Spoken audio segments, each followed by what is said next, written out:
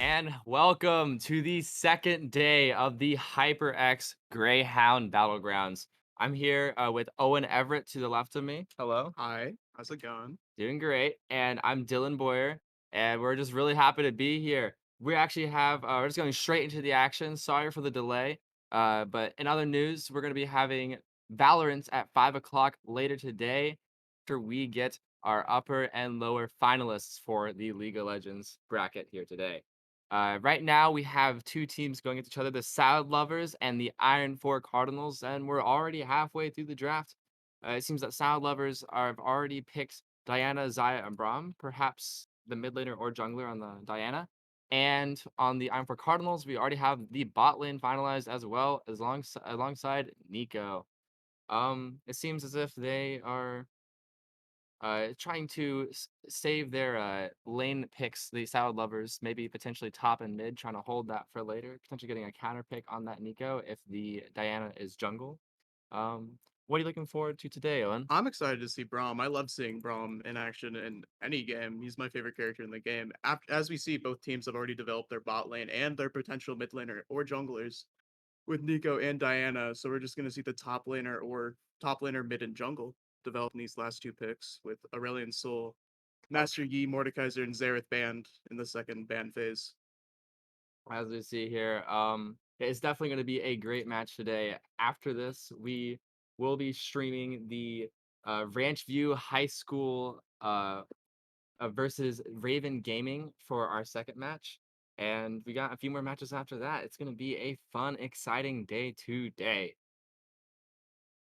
All right, but I do want to go over a brief overview of the Salad Lovers and the Iron 4 Cardinals OPGGs for their teams. And when it comes to the Salad Lovers, it seems as if they have a platinum ADC here, the Xayah, alongside just a gold 2 jungler and a silver 1 mid laner. So it's gonna be very interesting. There seems to be a bit of a rank disparity here, but I'm sure that they'll make do as a team. And then when it comes to the Iron 4 Cardinals from Franklin Pierce High School, we have a gold bot laner alongside a bronze support and a bronze jungler. So it's definitely going to be a bit of a. It's going to be very difficult in the bot lane for a gold and plat player to go hand to hand. But as we've seen from the previous day of Battlegrounds, anything can happen. I mean, it's anyone's game today. Yeah, and now back to the lock-in screen. We have Ornn and Cinder locked in for the Salad Lovers. They're top and mid laners, which means Diana is going to be in the jungle. Same with Nico, who is also mid lane. Shyvana for the jungle and Set for the top lane. I'm excited to see this game. Oh, for sure. So with the draft here finalized, it seems as if it's going to be a rather battle of the brutes in top lane, a tank versus set matchup here. Um, it's gonna be a very interesting match here. I do want to say that for those watching right now, later in the night, we are gonna have some challenger and grandmaster players on teams duking it out. It's definitely gonna be a very interesting tournament too so far. Yeah, a lot of different skill levels going into this. I'm excited to see how that works out for each team. That is for sure. And as you see here, it seems as if it seems that the OPGG ranks are relatively accurate here. We got at least when it comes to who's playing what role. It's going to be definitely very difficult for the Iron 4 Cardinals bot lane to try and keep up with the Xayah here. It's going to be Mm, very difficult. However, I think that this game has potential to be close. yeah, no, Xayah Braum can be very scary in the bot lane. That's for sure. The- Continue. yeah, And especially with the Brahms stun, and Xayah yeah. should be able to quickly Braum. proc that. Yeah, Braum's passive and Zaya's passive work very well together to get quick stuns and easy kills early into the game, which Yumi can help prevent with her heal and slow and just overall utility, but it's still going to be very threatening early. Anyways, that being said, we are gonna have to have a 3 minute delay to get into the game for the spectator delay. And in the meantime, we are going to just go into a quick ad break. Thank you all for watching so far, and we'll be back shortly. Thank you.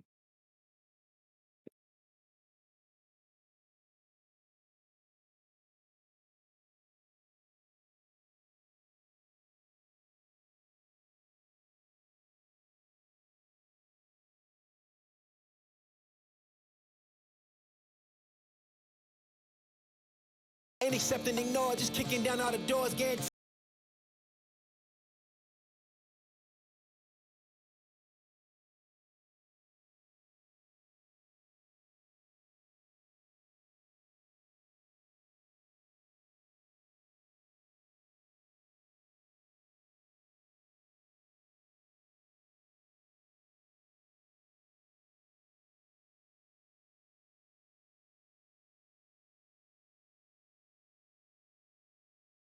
Ain't accept and ignore, just kicking down all the doors. Guarantee you, boy, if I ask for it, it's gotta be real big. I gotta make it just for my kids and for their kids' as kids. That's wealth years and years. Promise my brother soon as he out and finish this bid, we finna do it bigger than anybody ever did. The odds is real big, jobs that's real big. Satan trying a little, my God is real big. Stayed up on the grind on the cards is real big. I gotta do it big, the only way that I can live.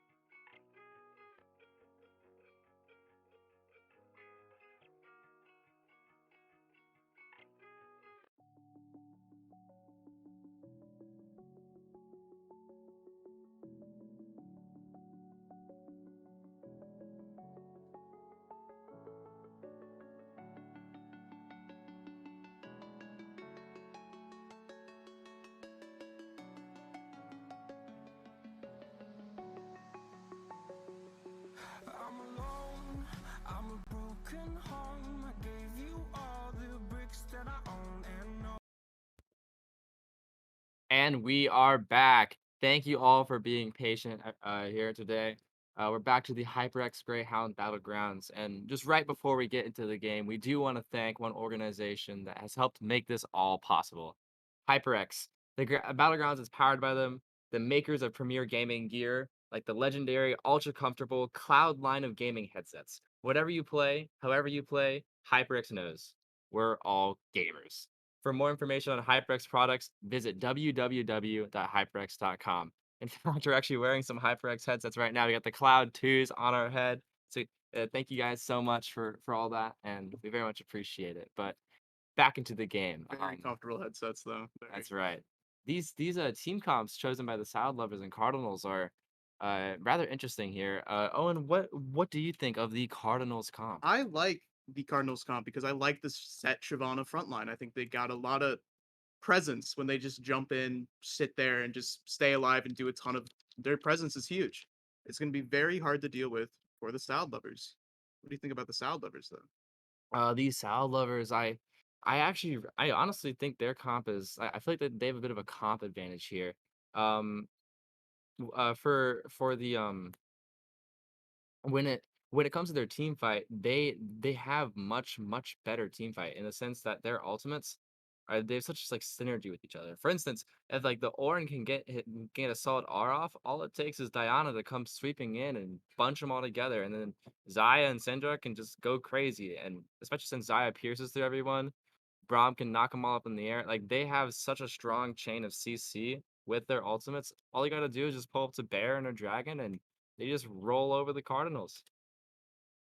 It's going to be a very fun game once it gets to that team fight stage where they're all just 5v5 going head to head. It's going to get very. That's where the game's really going to evolve. Not really in the lanes, more so when they fight for dragons and Drake and dragons and Baron. Sorry, and just going to be very intense. That being said, although the Sound Lovers, I feel, have a bit of an advantage when it comes to their team composition. As we see, the Jin Yumi combo in the bot lane is looking to dominate the bot lane. That is going to be a scary combo to deal with, especially with the frontline appeal that the Iron 4 Cardinals have here. Um, Especially with the a bit of a rank gap in the bot lane. I feel like the Cardinals are trying to play a bit of a more bot side heavy offense here to try and offset that strong team fight comp that Solid Lovers has. Um, that being said, we were having some spectator delay in the League of Legends client, so sorry about that, guys. But we will definitely be back very shortly. In the meantime, though, I feel as if the Sound Lovers are just aiming to sort of just elongate the game, get that just scale up. Especially with the Syndra Zaya combo here. All it takes is just Diana to come sweeping in, and if as long as Zaya's like has a few items, they'll just sweep the floor with them. So Yeah, but if Jin gets ahead early, he's going to be a very scary threat to the entire game. So I think it's Braum Zaya's goal is to just stay alive as long as possible, not die, try to go even, and then they will win in the long run. It's just going to be very hard to do. of course. I do want to say though that while we are waiting on getting back into the game, we do want to thank another one of the organizations that have helped make this tournament possible as well. OneBridge.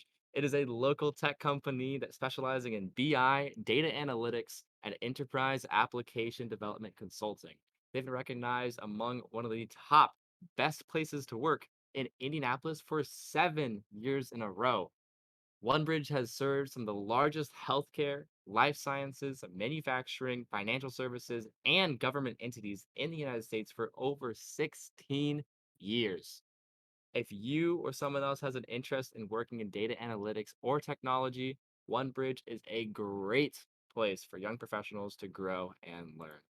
Thank you, OneBridge. We definitely appreciate it. Both HyperX and OneBridge have been amazing organizations that have helped make this event possible. Thank you. Yeah, thank you. Wonderful, wonderful team of people. That being said, it seems as if the Cardinals are wanting to have sort of aggressive play style, just trying to rely on that Jin Yumi combo, getting ahead, pushing lanes for the Shyvana just to potentially just power farm and perhaps even invade the Diana early.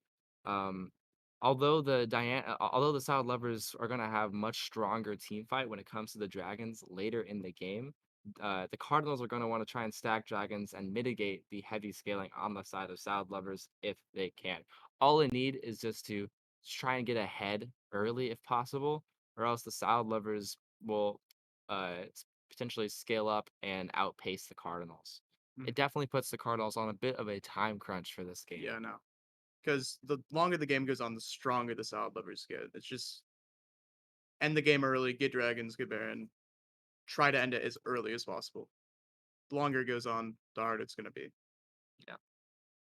Um, that being said, one thing to note is that this is only a best of one, so it's going to be it's going to be the fact that it's a single game is going to put a lot of pressure on the Cardinals to try and get ahead early to stop that scaling. That being said, though, I hate to do this again, but we are working on trying to get back into the lobby, and in the meantime, we're going to go on a short break. Don't go anywhere. Sorry, sorry to start this off this way, but we will be back. Thank you all for tuning into the HyperX Greyhound Battlegrounds. Stick with us. We'll be back. Thank you.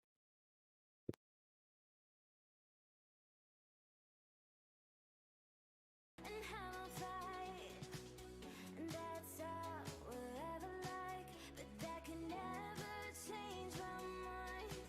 When it's good, it's amazing. When it's bad, it's uneasy. I wouldn't have it another way. There's no other way. When it hurts like this, ever like, beat it, ever like, ever like, ever like, ever like, beat it, ever like, when it hurts like this, ever like, ever like, ever like, ever like, when it hurts like this. We hold each other high, but we fall 1,000 times. But I'd never say goodbye or ever leave this stuff behind. When it's good, it's amazing. When it's bad, it's uneasy. I wouldn't have it another way. There's no other way. When it hurts like this, ever like, beat it, ever like, ever like, ever like, ever like, beat it, ever like, when it hurts like this, ever like, ever like, ever like, ever like, ever like, when it hurts like this. I just can't let you go. Lord knows that I've tried to. You said I was the only one. No one likes being lied to. You made this mess and left me with the pieces. Now I wanna burn all the bridges between us. I can't focus, I can't forget. I've been thinking too much lately. I just need to clear my head. I just need to clear my head.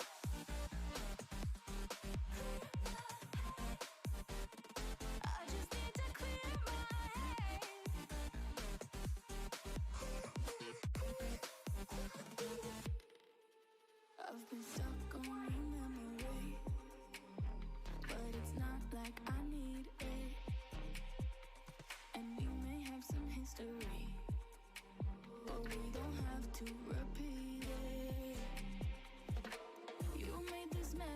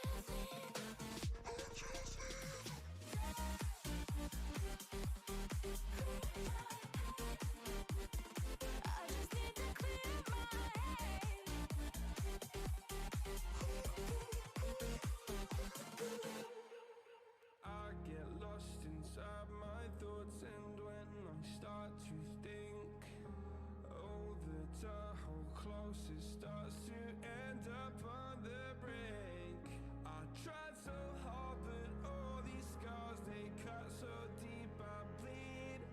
I fell so fast from heaven, it's like someone clipped my wings. Now I'm falling, and I can't see the ground. Can we stop this gravity?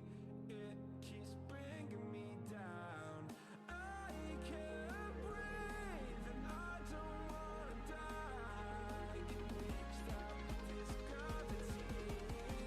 'Cause I don't wanna say goodbye.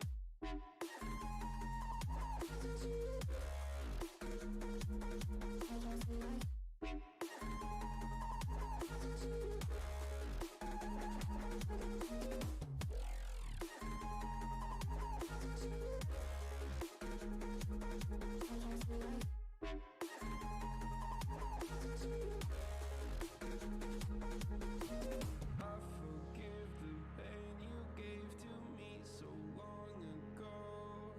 Sleepless nights I laid awake just begging to let go.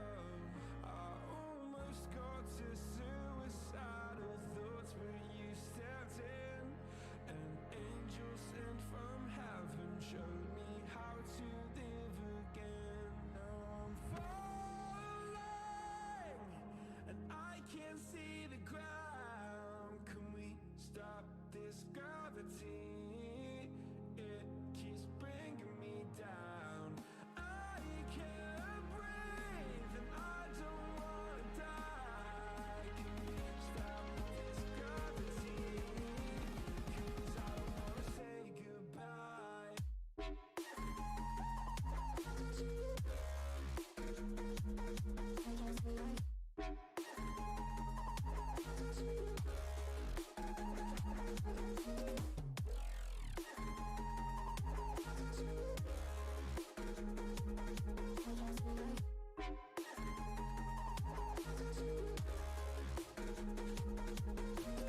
My love, I'm gone. I need to be strong. The darkness had tried to swallow me.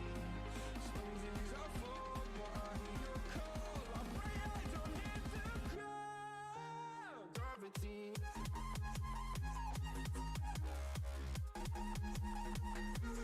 Gravity.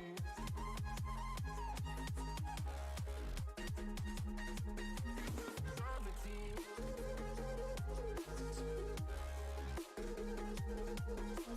Gravity.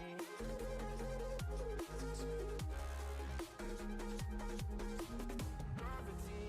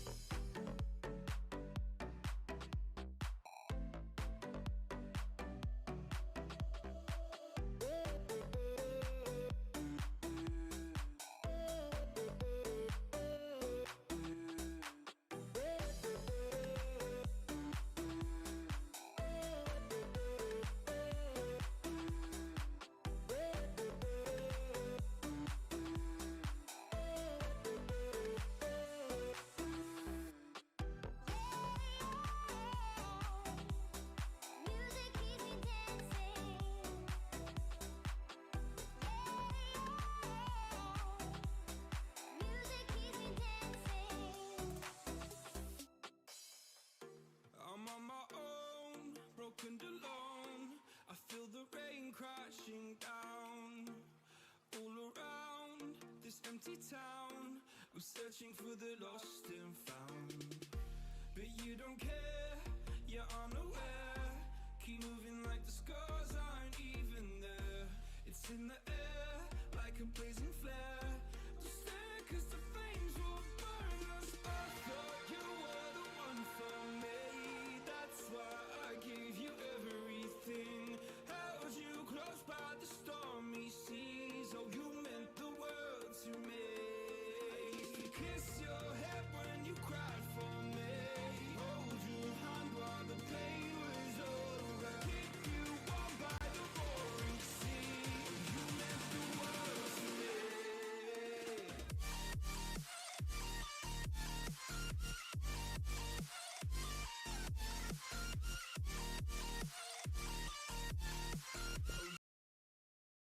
And we are back. Thank you all for waiting. We have had some technical difficulties. We're so sorry about that. We had some spectator issues, and if you've been reading the chat, you all know that we didn't want to make anyone reset the game. So the game that we were streaming earlier is just they're just gonna play through, and we're just gonna move on to the next one. Upcoming match though, we're moving on to Ranchview High School's Mug Maniacs from versus Raven Gaming from Canyon Crest Academy at 12:45 EST. Ranchview is led by their bot laner, Diamond 3 Korean Finesse. He plays a lot of Kaisa, Vagar, and Jin. He is very What a beast. he's a very big threat in the bot lane. He's going to lead his team to hopefully a victory for them. On the other side, Um, top laner, Plat 1. oh, wow. While looking at their OPGGs, I do want to recognize Raven Gaming's team here from Canyon Crest Academy. They do have a solid Platinum 1 top laner, like you said. Seems to be a Fiora and Gangplank main with a pretty solid win rates on both. And it seems as if they have what it looks like to be an Iron 1 support. So it's going to be a once again, it seems like there might be a bit of a rank disparity in the bot lane. It's going to potentially pose some problems for Raven Gaming here. But yeah. In the meanwhile, we got some carries on top lane for Raven, and it seems as if for the other, they're trying to win through potentially bot lane, perhaps. Um, but yeah, that match is going to be in a few minutes while we get into our draft once more. Once again, later in the tournament, looking ahead on the bracket, we have the Sunny Hills Lancers Gold team, who are actually defending champions of this tournament and also former NASEF champions. They have a rather formidable team. We do know that they have a D4 mid laner, D3 bot laner, P3 top laner, P3 support, and a P4 jungler. They have a solid team all around. They're definitely going to be some formidable foes in this tournament. Yeah, some of the best players in the nation going up. I'm excited to see them play again. They played very good last Greyhound Battlegrounds and in NASEF. And even later in the match, Santiago High School, who's actually going to be playing the winner of the Northwest High School and the CSG LoL team, will be playing Santiago High School, who actually has a challenger jungler on their team, alongside a P1, other platinum players, and even a D4 mid laner is what it looks like. So we actually have some formidable talent on all fronts later in this tourney. I'm very much looking forward to it. Mhm. Um, We will see. Oh, sorry. the Sunny Hills team will be playing against the winner of the Sound Lovers versus Sunny Hills match. Will be playing against whoever wins the Cromwell Esports versus INDLS team, and which will be on stream next. And yeah, as we're waiting to get into the draft, what are you looking forward to for today's match, Owen? I'm just excited. I love seeing bot lane. Bot lane is my favorite lane in the game, and seeing a good bot laner play, a good ADC take control of the bot lane is it's always fun to see. Just a bot laner just who knows what they're doing and can dominate it very well. Top lane is my second favorite lane though, and I love it's just pure 1v1, pure clashing, pure just fighting all the time, and it's good top laner. It's gonna be it's opposite side of the maps. It's who can stay alive the longest versus their, I guess, team, the best player on each team. I 100% agree. As a top laner myself, top is most definitely my favorite role in the game to watch, just because of that 1v1 style lane that the players have. But on the flip side, it seems as if the Salad Lovers match that we were looking at earlier actually ended in a victory for Salad Lovers. That team fight snowball comp that they had in the previous draft, it was a relatively clean victory for the Salad Lovers. But at least when it comes to this meta, there's gonna be looking for, it seems like we're gonna have a lot of team fight comps with beefy bruises and tank in the top and hyper carries in the bot lane, alongside some accommodating mid laners and junglers uh, in this sort of meta. So I'm looking I feel as if we're gonna have a lot of teams like that in this tournament today and tomorrow. Hmm. All right. And transitioning into the draft, I think we are starting that up shortly. Uh, so just looking back into what Raven Gaming and the Ranch View High School Mug Maniacs play, it's looking as if the bot laner for the Mug Maniacs is also a Jin main, who we might actually see that a Jin for a second game in a row here. Um, that being said, with the focus of the Mug Maniacs being on the uh Let's get right into the bans. Rangeview oh, starts early off with hovering Fiora, thinking about Fiora, maybe banning out that top lane early. Very, very interesting. Get rid of his carries, his mains, his best people. it's right with the Raven Gaming's top laner, Humbler Thanu, who's a Fiora main. Getting that band right out of the way will definitely put a thorn in Raven Gaming's side. Mhm. Looks as if the Pike is getting banned first. Pike trying to lessen the aggressiveness of that bot lane by getting rid of one of the most aggressive bot supports in the game. Maybe they're trying to stay alive longer, trying to make their tank, make their top laner as strong as possible, just as even as possible. So, oh, Kiana, I got a Kiana ban as well. Kiana. The ban from Raven Gaming, I actually kind of like that because the Mug Maniacs actually have a Pike main support, and it seems as if they are trying to target people's mains and carries and spreading out the bans rather than just pincering one player, which I think is rather interesting. Mm. I mean, if you just banned only top laners, they could get it still a really good team comp. Kiana's really good right now. Kiana gets strong. It doesn't matter if their top laner's their best player. They're not the only person on the team. It can just and there's Kaisa. Kaisa's gone. Of course. That was to be expected though. They're trying to dampen that bot lane as much as possible, and he is a Kaisa man. Additionally, the jungler, who I presume to be the man named Bassist, actually is a Twitch main in the jungle. However, if you look at the recent match history, they've been playing Kiana relatively consistently. In fact, looks like half of their most recent 10 games have actually been Kiana. It seems as if they've been practicing for this tournament. After they banned that Fiora, they seem to focus more on the mid laner, maybe trying to get their mid laner more comfortable in their lane. Maybe they're trying to. I think they only think he can play Fiora. He's a Fiora one trick. They get banned Fiora, they don't have to care about him anymore, which may bite them later on in the game. Potentially, because as we see, the top laner from Raven Gaming actually has pretty much the same amount of games on Fiora as he does on Gangplank. So it seems as if they're leaving that pick open potentially for Ranchview High School, the Mug Maniacs, of Mm. course. What an interesting name, the What a Mug Maniacs. fun name! I love the root beer. Never had it.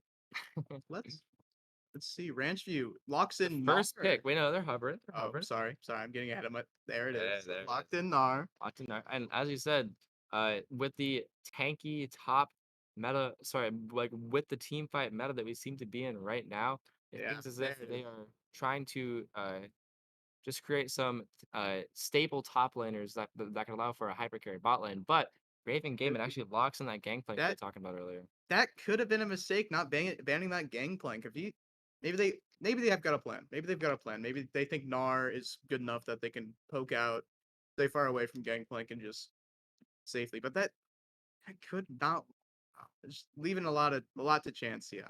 Twitch. Very interesting. So it looks like Raven Gaming, their top ranked player still had one of his mains left, and same with the jungler. The jungler got his uh main character, even though they were practicing that Kiana. Twitch is still their the champ with their most games played. So it seems as if Raven Gaming is playing a bit for comfort here instead of opting for potentially a carry in the top and jungler side this time around. And Jin, Jin. like I said, it's This been left open, this could be a very this bot lane. Bot lane is a very important lane for this game. So locking in especially in Jin. the current meta. So yeah. And a good Jin Karma. a The good bot lane karma has pick. been secured. Oh, Oh, sorry. Oh, sorry. Jumped the gun again. Sorry about that. but with 5 seconds left, they're running out of time. Seems like they Yeah. will It's opt Karma. for the Karma, a Jin relatively Karma. stable bot lane. Even though Jin has no mobility, Karma should be able to accommodate for that by speeding Jin up, granting him shields just to protect him. But Akali looking Mm, to just completely decimate that Jin, despite yeah. Karma's shields and utility. It's interesting three Interesting champs here. pick. Right now we're moving on to the next I think stage of banning. leaves the bot lane open on Raven Gaming. So maybe that might not end up as well because that leaves Ranch View enough time to. Oh, oh, Banning the Yone out. Interesting. So it seems as if the Raven Gaming is trying to ban out the remaining picks. They still have the jungler and mid laner still unpicked. So uh perhaps additionally the mid laner still has that Fizz pick available. I mean the gold 4 mid laner for the Mug Maniacs still have some options here in the mid lane.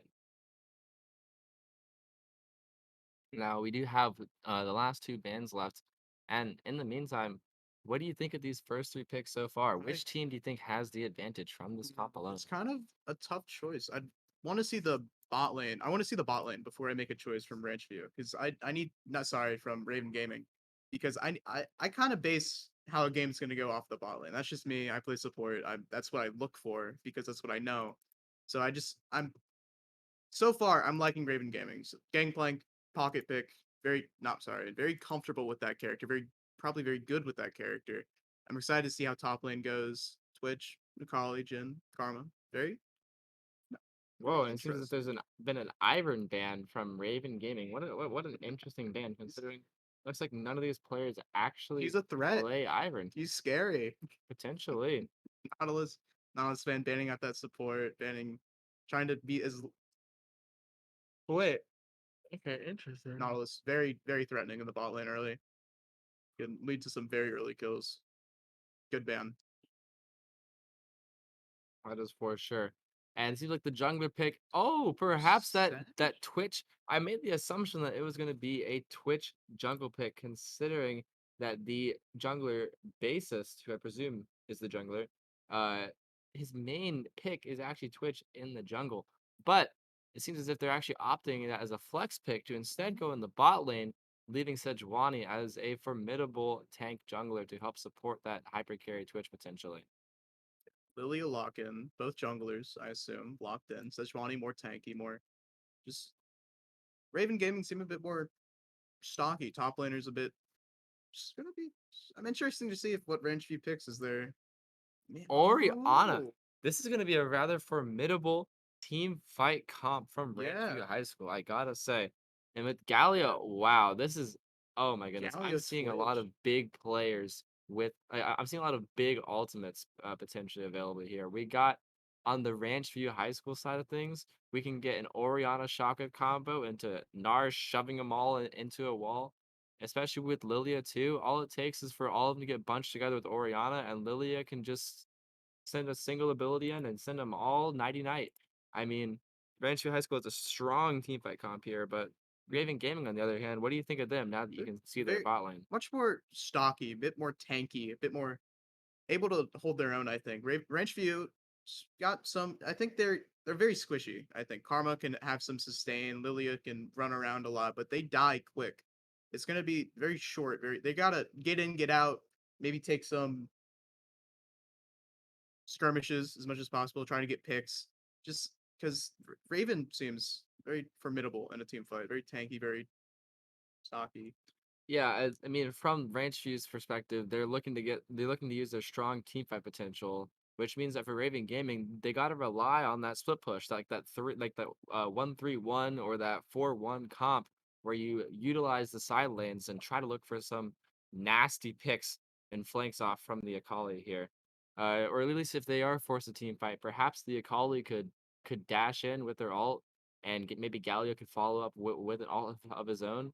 It's going to be very tricky here because there's not really much, I'd say, synergy between Raven Gaming's comp besides the Galio. Mhm. Whereas in Ranchview High School, the Oriana Ultimate's going to be a huge playmaker for Ranchview High School. Very excited to see how this game plays out. It can go either way.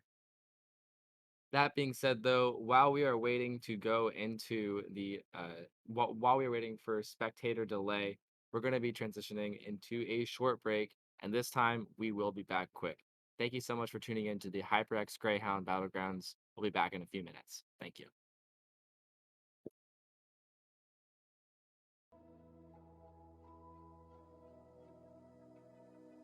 So why is it so hard to let you go? To let you go. So why is it so hard to let you go?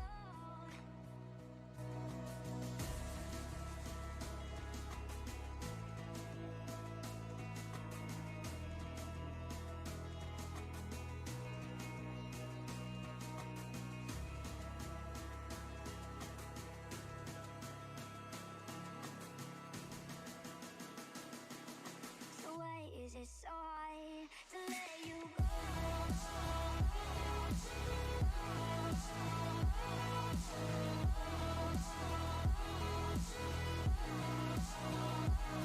Let you go.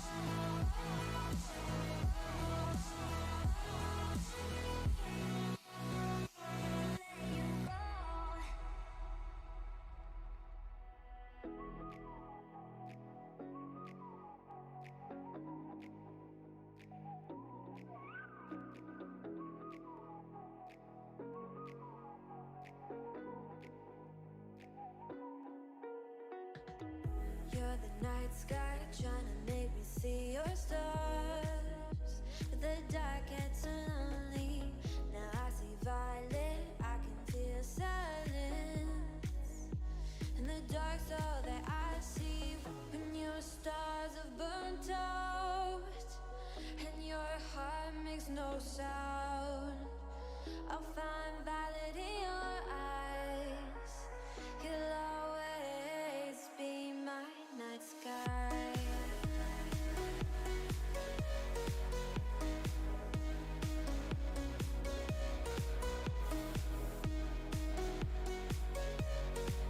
You'll always be my night sky.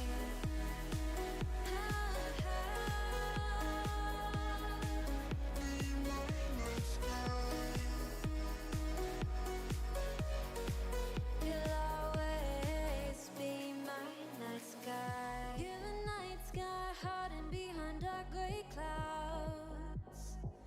I can't figure you out now. I see your blue. There is so much cold in you, and the silence is so loud when you go. I just stay dancing with my shadow all day. Watch the tide. I can't find the point where our two paths align. But you're the night sky. I'm trying to see your stars, but I've always feared the dark. Now I see violet. I can feel your silence. You always feel so far when your stars have burnt out and your heart makes no sound. I'll find valid in your eyes. You'll always be my night sky.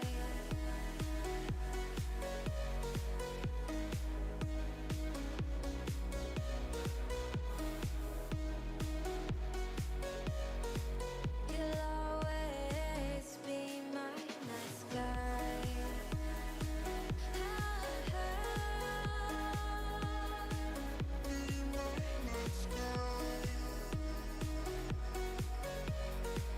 You'll always be my night sky.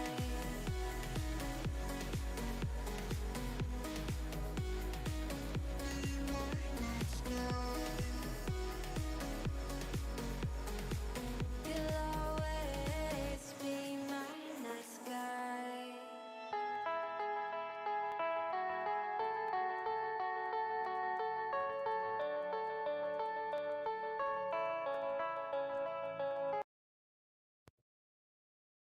Welcome back. And fortunately, we are back after that delay. We are current everyone's currently loading into the game, and we're going to be starting up very shortly. On the blue side, it looks like we have the Ranchview High School Mug Maniacs of sorts. And on the blue side, they got Raven Gaming. Sorry, the red side, Raven Gaming. Um, Little love to see that in the game. Love to see love. ooh. Like, you too? And at least Friendships. Oh, I'm not sure if everyone's able to see the game currently. However, it seems as if Raven Gaming was slightly opting for a bit of an invade.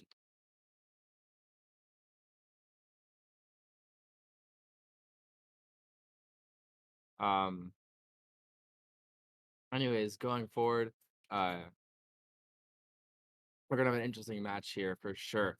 On the blue side of Rancho High School, it looks like we got Gangplank going for TP. Oh, and also something I found very interesting, more so the bot lane, the Twitch, uh, getting ignite and flash as their sums instead of heal, with the Galio opting for exhaust instead. That is very aggressive. very, very interesting. Very, very aggressive lane. They're trying to go for kills, opposed to the heal and exhaust from Jin and Karma, respectively. They're going to try and stay alive as long as possible. This is going to be Twitch, Galio diving, Twitch being invisible in lane, trying to get cheeky little, like, just autos off, trying to get damage off, and then the other people just trying to stay alive. Karma with the poke early, Jin just trying to farm up, get his fourth shot off, farm. Going to be very interesting bot lane. And both teams opting to start bot side here. Interesting. So, currently, as you see, we got the bot lane just farming out, keeping it short and simple, while the top lane is having a little bit of trading, Scuffle. Little little scuffle. scuffle. Yeah, yeah, yeah. Fighting. Yeah. Now Galio walking up, taking control of that middle bush. Oh, walking away. Actually, sorry, he's gave up control of the middle bush. Just walking up, warding River early. Good to do. Good to do. This this is exactly how I thought. Twitch Galio pushing the wave as much as possible, trying to push it underneath their tower, trying to get kills, push in.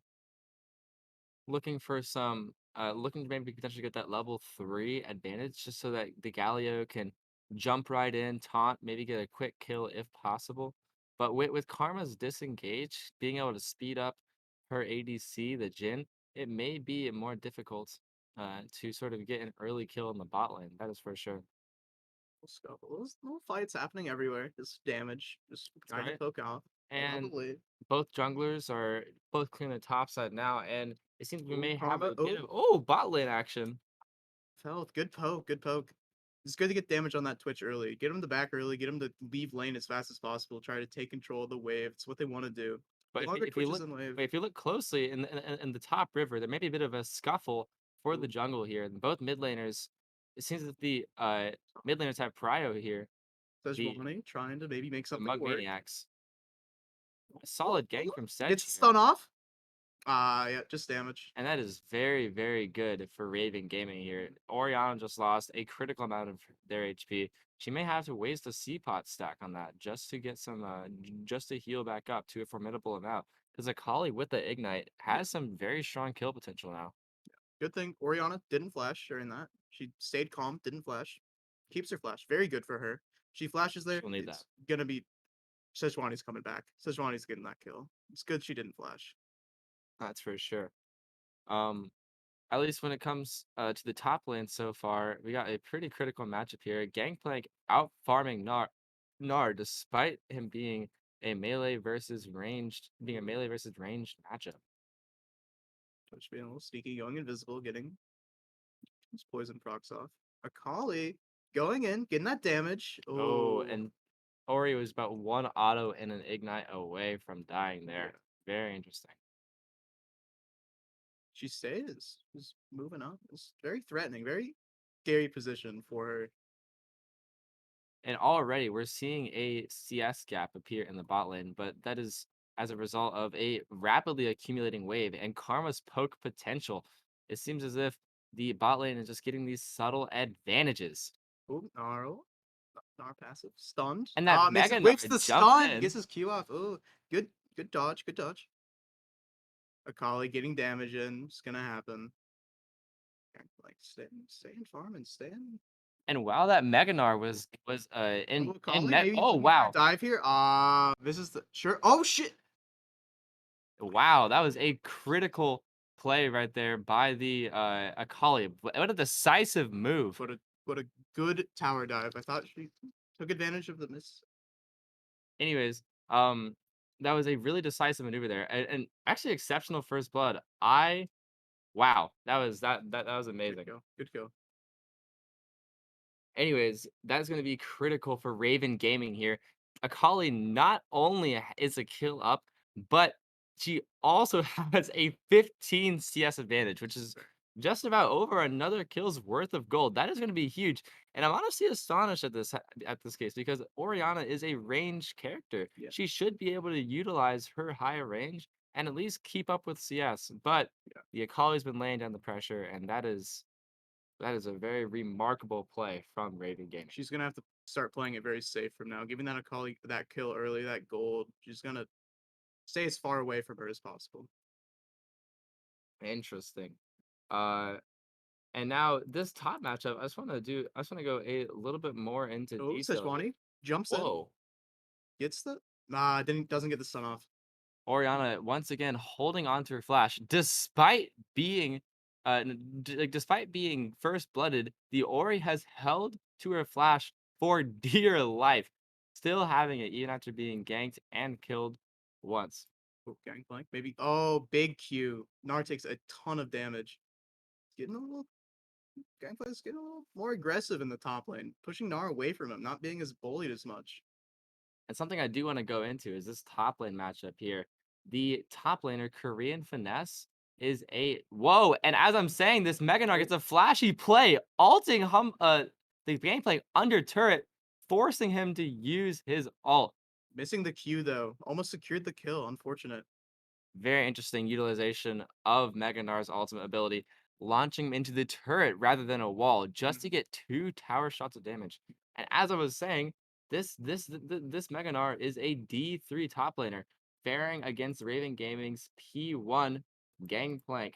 This is going to be a critical matchup. And despite this, despite being outranked by the Meganar, Gangplank is actually securing a short CS advantage amounting to about half a kill.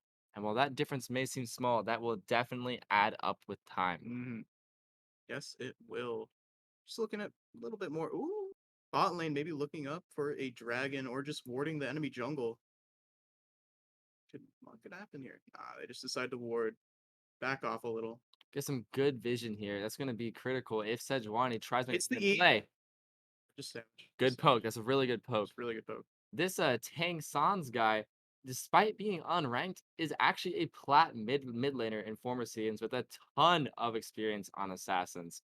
This player is surmounting to a nearly double CS gap over this Oriana, just completely decimating him when it comes to the CS department here. That CS lead surmounting him to about 2 kills worth of gold, Yeah, despite only being a kill up. it's very good. Very getting that Akali money early is very good. Just make Oriana have way less fun in lane. Just sitting under tower, unable to do anything. Because she walks up at all, hits that E, goes in, half her health gone. Maybe even dies. I bet Oriana is betting taking Ignite at the moment. If she had TP or perhaps Barrier or something that gave her more survivability in lane, she would definitely be in a better spot. And Mega Gnar, sorry, the Gnar is looking to Goes up. get some poke Oh, here and potentially a kill going despite ult. being in Hits the the minute sun. wave. Whoa. That was a Very near like what was initially an all in for the Mega Gnar quickly turned sour as the Gangplank just completely decimated him. And honestly, I think that minion wave did way more damage than the Gnar was expecting. Yeah, very good orange. He ate that orange, got rid of the stun by Nar's stun, and just lived, walked out of the queue, lived, got his damage off on Nar, even trade. Nar uses ult, Gameplay doesn't have to do anything. Works out very well. And with that, the red team has slain the dragon. By that, I mean Raven Gaming. And this is looking like a potential early lead for them. Even though there's only been 1 kill so far, 10 minutes into the match, that mid lane presence that the Akali has allowed Sejuani to get that dragon while the bot lane was just chilling on their merry way. Yeah, maybe jump bot lane, just been farming, just been not little And skirmishes here keeping and it there. classy. Yeah, just really waiting for that Galio, E in, Wow. get his taunt off. That Hextech alternator damage just it did like a fifth of her health bar before that C pot went through. It's looking like Akali's all in potential is Oh, rapidly increasing, but a quick Galio, scuffle in the maybe getting jungle, this. a potential pick as well, using that ultimate to not. Oh, Oh, the Galley ult Galio. saves him. Should Wow, have communicated a little bit more. Maybe Twitch didn't need the flash there. Maybe they could have turned it, but potentially. still good. Put him off with the ult. That was an exceptionally good Lilia play there. Just being Mhm. patient, waiting Just in that bush. And it almost even resulted in a pick when that Twitch was roaming alone with mhm, no vision. mhm. Taking advantage of plays like that is what Ranchview High School's mug maniacs need in the moment. And I do gotta say though, with the Oriana, I have noticed that. Oh wait, as I was saying this, we have a Herald scuffle going on. Little It seems as if 2v2. Oh, Raven wants to get Kali both. walking in from the Oh, Gnar taking half his health instantly. Lilia, oh, quickly turning into a 3v3. The shockwave brings the mid laner and jungler together, forcing Oriana to finally flash. And this is looking bad for Ranchu High School. They just Raven Gaming just got 2 objectives within the span of a few minutes. But mhm. despite how things look for Ranchu at the moment, if they can just hold on for at least 15 minutes or so and contest with Drake and contest at Drake with 5, their team fight capabilities they could be, whoa, as I'm saying this, Oriana, they failed the dive, potentially getting a pick, but that Ooh, tower shot doesn't follow Akali through. goes back in, gets the Oriana, gets out easy with her smoke. Ooh. It's that aggressiveness that Oriana keeps going a little too far. Get that damage off. Back off. You don't. If you go for that kill there, jumps over the wall, kills you. It's easy to get blinded by if an almost dead person, then Akali just jumps on you. It's very unfortunate. As I was saying earlier, though, with the late game team fight advantage that Ranchu High School's comp has, they should be able to potentially contest with Drake later in the game if they fight as five. That being said, Korean Finesse, the diamond player, is actually being off-rolled into top lane, but he needs to make something happen for his team this game if they want a chance at going forward. It the going even is not an option here with how things are looking for Ranchu High School. This Gnar Lilia setup, if they can get it to happen, can be very huge. Gnar, Ori, Lilia, they just huge damage, huge. They're still in this. They can still make this work. 100%. All it takes is an Orianna or a Gnar to bunch them all together, and then Lilia can just send them all to sleep. And they all die. It's if they can land their ults, it can be very, very good.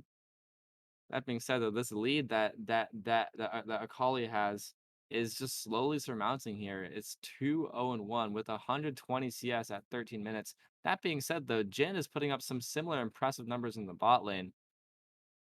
And even though the bot lane seems to be even in kills, the Jhin CS lead puts them about a kill up, and that is critical for the Mug Maniacs here. I was expected. Their bot lane, very good, plat 1. It's Twitch, Galio done a very good job at holding their own, just staying alive. Oh, And oh, Meganar, jumps in. they're jumping on Meganar here. It's going to be a 1-on-2 situation. Can he get out? Will he doesn't have his jump, and he gets Good triple ult. teamed, and Lilia Oh, saves the day. still dies though. Unfortunate. It seems as if Lilia is desperately trying to make things happen, but they do not have the damage. In this Akali 1v3 jumps in. situation, Akali potentially agrees for it, but she gets out. Wow. Bro, these skirmishes keep happening, and it's not gonna end well for. Is see with Ranchu High School's team composition, they need to just hold tight. They need to just do the best they can to try and make this lead stay consistent as it is, and just hope that the team fight advantage that they'll have and team advantage that they'll have will give them the upper edge later in the game. That being said, the Twitch and Galio setup has done more have more than done the job in the game. They're just basically holding their own while the rest of the map opts to try and carry the game. They're playing for topside essentially. I gotta say this Gangplank is doing a rather remarkable job here at actually uh, winning lanes against a higher ranked player by a pretty significant margin. But they cannot, Ranchi cannot afford to fall behind anymore, especially with the gold deficit they Yeah, have no. here. If it's they're riding the edge a little bit. If they can still pull it back a little bit, but if they go even farther, it's gonna snowball. But they're still here. They're still farming up. They're still splitting. They're still getting money. I would say that the Jin is the primary way that Ranchu can get back into this game, but especially considering that the lead that the Jin has with CS. But as I'm thinking about it, the power that the Akali has to just completely decimate the backline, one shot that Jin even through Gale Force, it may not be possible for Jin to be the carry of this game. Oh, Kali goes in. Looking for a pick here. Oriana It's a ult gets them 1v2. off of Lilia. Lilia Perhaps the Ignite gets it. dies the burn. And Tang San's gonna opt for a triple kill here potentially, and he gets it. He gets a double. Single-handedly creates a play in a no. 1v4 situation. Gets a triple. Oh, Wow. shut down by Jin though, which could worst person to get that shut down on. That yeah, I gotta say, even though Raven Gaming just completely obliterated the entirety of Ranch View's squishy teammates, I gotta say, this honestly could be Being a little sneaky, getting it. Twitch was unable to get him in time. I do want to say though, that 1 for 3 was actually a 1,000 gold for 900 gold trade. I think with the shutdown, it seems as if that is actually a misplay by Tang Sans, considering that just put 1,000 gold in the pocket of the one person that could bring Ranch View to win this game. Ranchview took a massive gamble putting Ichimonji on a control rage mage rather than an assassin, and it looks like it's not paying off. they're falling behind. They're uncomfortable on who they're playing. It's don't try to be something. Just play safe. Play who you know. Play who you want. Playing for comfort is a wildly underrated tactic, especially in tournaments like these, whereas you have less flexibility on the pro scene. But in a high school tournament like this, like people aren't perfect. Playing for comfort is what will allow you to reach your highest in games like these. Just a little bit more farming. We're in a chill period of the game right now. Maybe Snar splitting top, trying to stay alive. Twitch Galio just sitting there waiting for their opportunity to go in. Just And looks like a collie's just waiting in the jungle, waiting for a Lilia to try and farm. And but it's coming in. It's walks. gonna be a Galio 1v2. collapses from the top, misses his E. Seems like Lilia, with Misses her his taunt too. mobility, Lilia gets she is out. out. Wow. Good escape. I thought Lilia was just dead meat there, but Mhm. that passive that just allows her to just briskly walk past them all without even using Ghost and Phase Rush. That is a rather remarkable escape. Securing their second Rift Herald of the game, trying to. They're getting these objectives. It's very, very tough. It's been very tough for Ranchio, especially with the vision pushing up on Raven Gaming's side here. Oh, sorry, Raven Gaming pushing up on Ranchio's side here. That is what's going to allow the Akali to get these picks. It looks like the Twitch trying to go for a solo kill, flashes into the shockwave. Base has just wasted so many resources. Galio overcommitted, gets Lily tanks the E, can't get out. Oh, turns it. That's not That is a there was it's very disaster. Oh, unfortunate. and the Galio Gangplank is going for a 1v2 to here. gets the Can he get it? get this He has the HP. Can he afford it? But oh, no. dies to The karma turn ends up on top. mhm. In the meantime, Nar just got a double kill while we weren't even able to see it. Splitting top down, getting to their inhib turret. They've been letting him just go. Completely lighting them up. All right, it looks like the Akali is pretty forward here, but Raven Gaming's vision is just incredibly remarkable. They've been pushing it up, making it very difficult for Ranch Feud to do the one thing that they need in this game, farm. They can't do that if they don't have the vision. They can't farm their camps. They can't get dragons. They can't get anything right now because of the just completely decimating vision that Raven Gaming has Mhm. all over Ranchi's jungle. Yeah, no, they're crawling their way back. They've gotten kills. They're still farming. They're still building their momentum up. We're just waiting for this big team fight that hasn't happened yet. There's not been a true 5v5. It's just been skirmishes, 3v2, 1v4 once, which was very impressive, but no true 5v5s, which may be happening at this Drake. I gotta say that this isn't Soul, so Ranchu can try to play for the fourth Drake here, trying to vie for Soul instead of a team fight here. But perhaps they're going for a steal, Looks like they're gonna fight. and that Stand dragon's channel pops HP up. is slowly going down. They de-aggroed the dragon, and Lilia's ult shot two people to sleep, and it's gonna be a Oh, Lily out of 5v5. position, dumped on by the entire team. Huge shockwave Oh, getting three people, but it is not enough as the Akali just gets a quadra. makes it to the back line. They're very squishy team. They let Akali run free. They don't CC her. They don't do anything to her. She kills everybody. That's right. She just completely obliterated the entirety of their team. In fact, the only tanky person on Ranchi's team here is the Gnar, and half the time he's not even Mega. In that case, Akali can just completely obliterate the majority of Ranchi's team here. That assassin being fed is just, it spells absolute doom for Ranchview. Easy Baron take here. This is looking very tough for Ranchview. It's a lot to come back from. That's for sure. But that gold gap cementing itself at 12,000 gold. That is huge. So with this, it seems as if Ranchview's victory is slowly going out of sight, but Oh, there's a chance. Akali. Opts to run away. Just Seems that the Akali is a overextending little here, skirmish. perhaps. She testing the waters a little bit with how much she can get away with. That's right. And it's really good of her to try to not go back in there, not greeting for that 1v5 play, perhaps. A lot to come. If Raven Gaming there's a lot.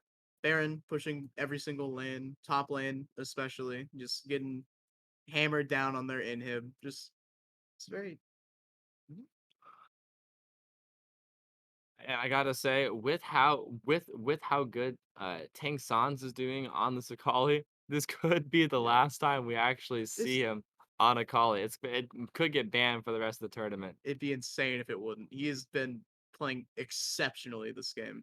And the top laner too, being put against a diamond player, he's doing remarkably well.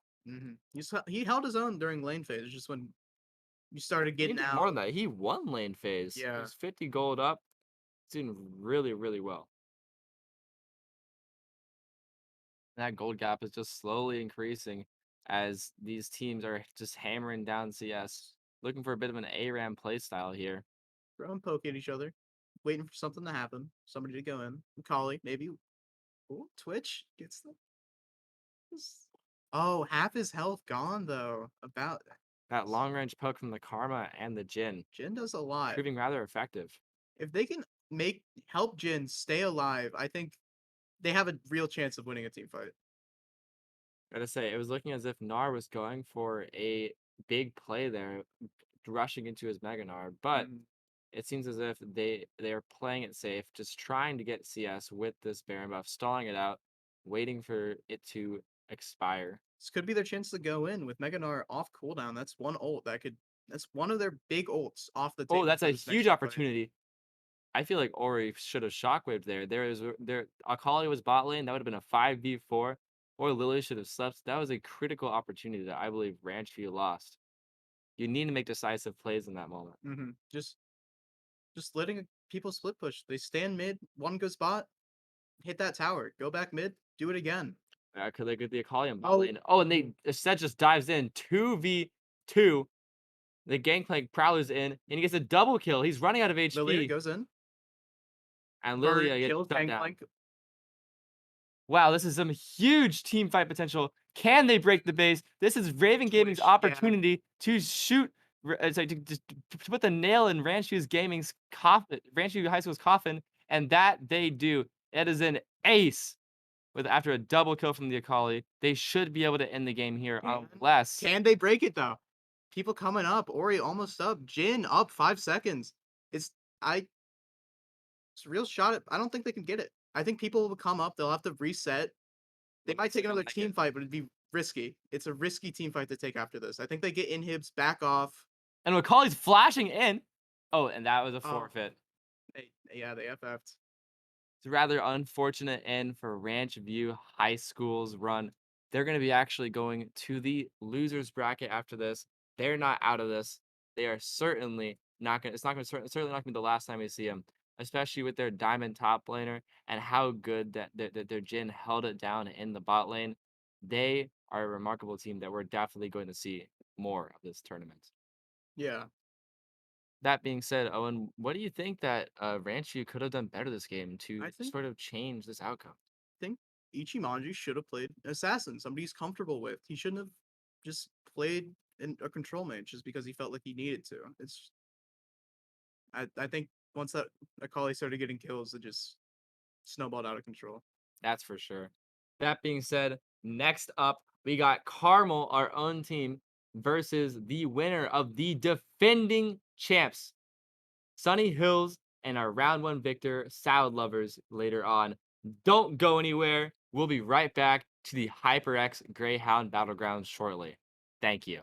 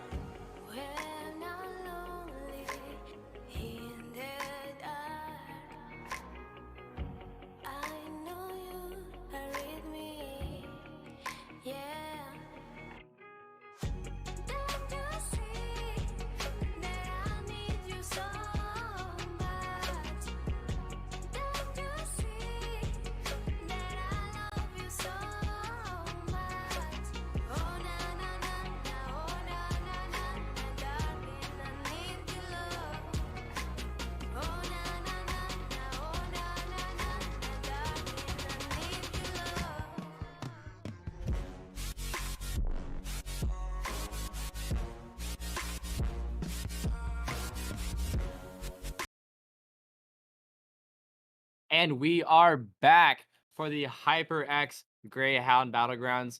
We are in game number 3, second one of ours being streamed, and this time around it's going to be Carmel's own League of Legends team versus the Sunny Hills team, the defending Greyhound Battlegrounds champions from last HyperX Battlegrounds.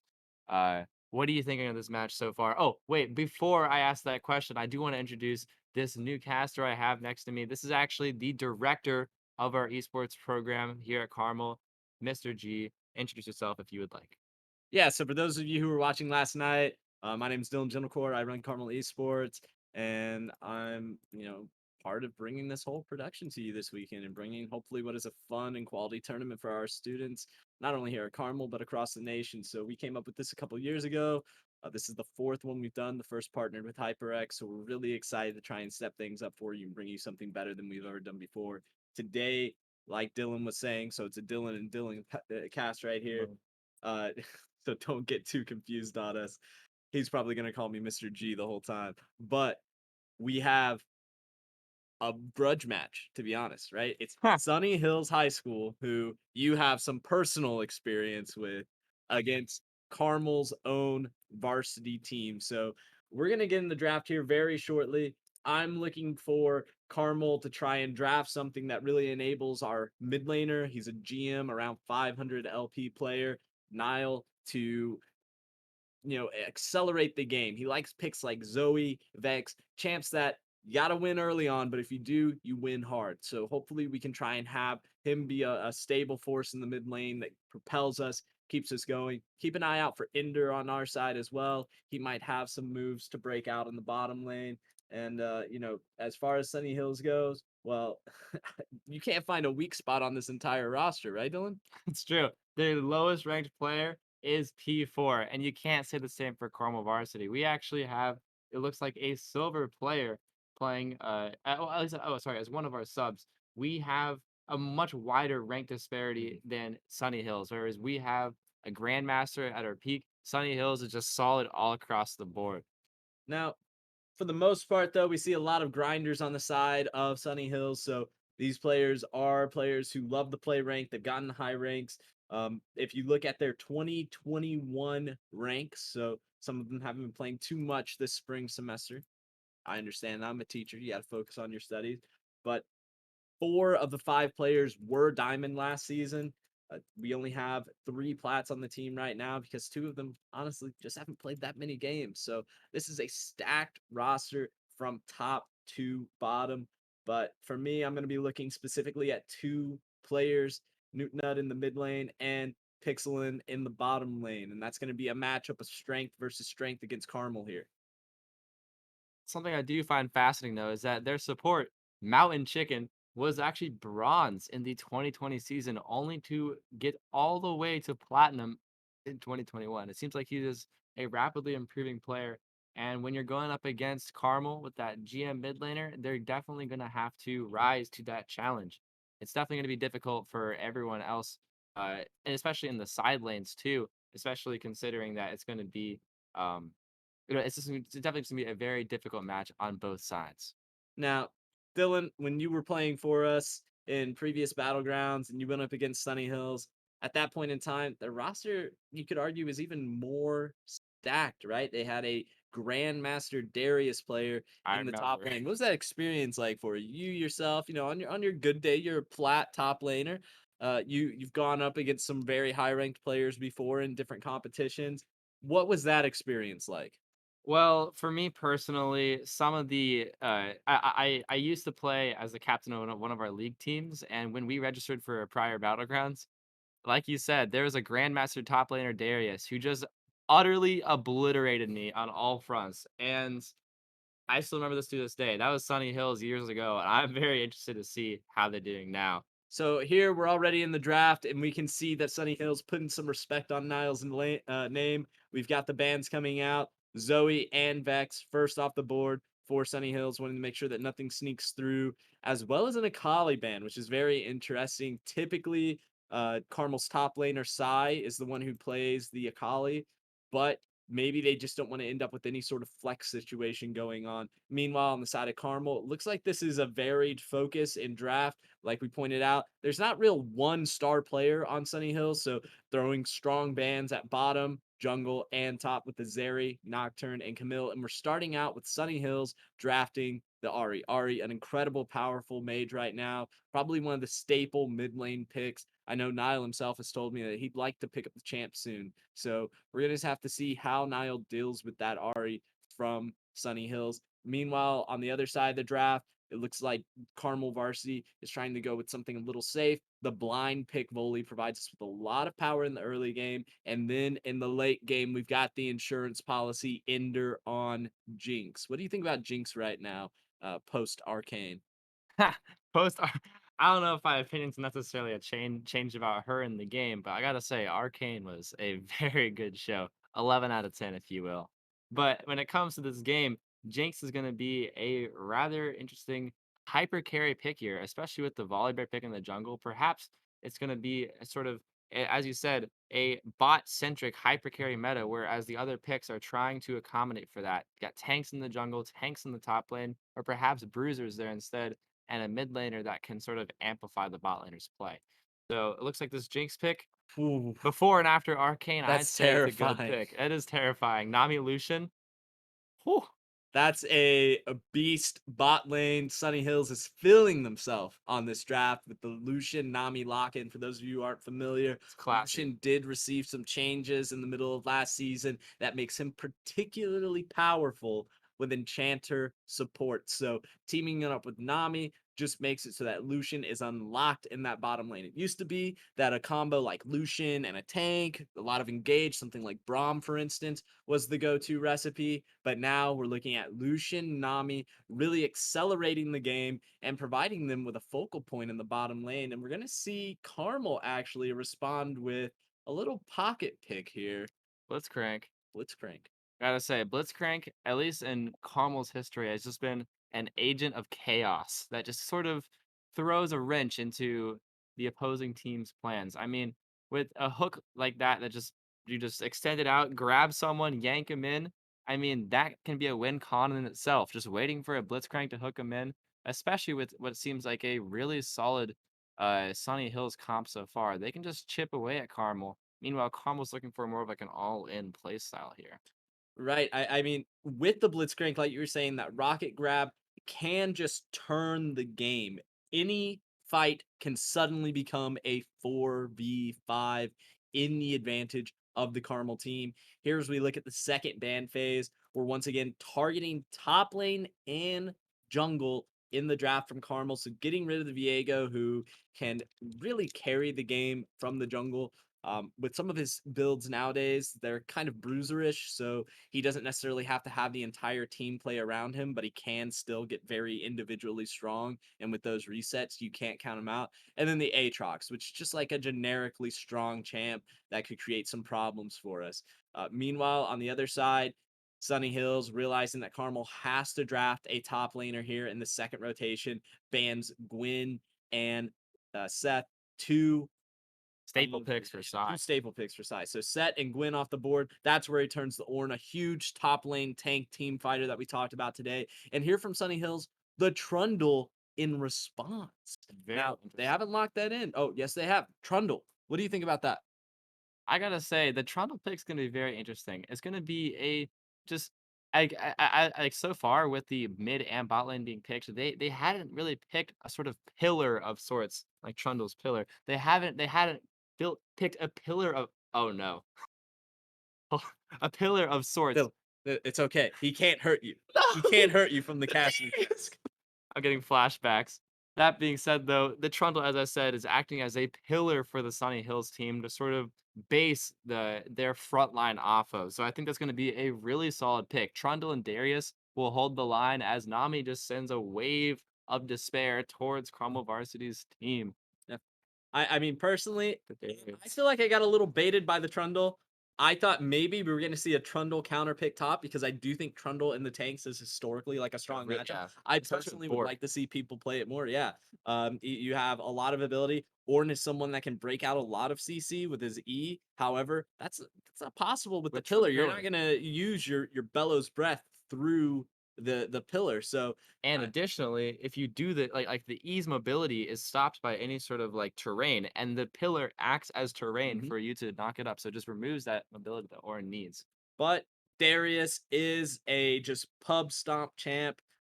You were seeing flashbacks to yourself, and I think Shaken. we're going to see Sunny Hills here with just winning lanes across the board. They're going to try and accelerate this game, push in, get some dominance, get priority.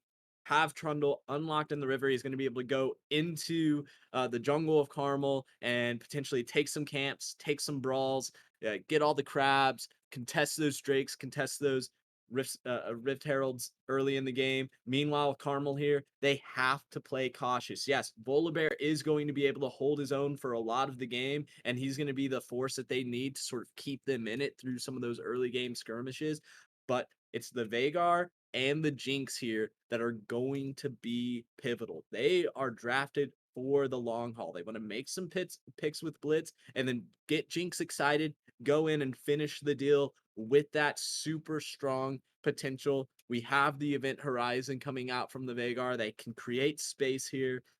It's going to be interesting. There's definitely a lot of clash in this draft. Looking at what we see here, who do you take? Put your bias aside. Take off your Carmel Esports hat. We'll cover up the jersey a little bit. What do you think happens here between Sunny Hills and Carmel Varsity? So personally, I actually am opting a bit for Sunny Hills here. Mhm. Honestly, with that consistently, they don't have much of a rank disparity amongst their team. They're all similar in skill, so they're going to be able to pick at Carmel's weak points. I mean, with the bot and tops, like pretty much in the side lanes, they have solid players in everywhere. So I think what they're opting for here is a rather safe pick with Ari, who has some strong team fight potential, and instead looking to get those side lanes ahead, and I think they did just that with that Lucian Nami pick. Disgusting pick. Darius, disgusting pick. Both of them have some really strong potential to just completely sweep through them early game if they get ahead.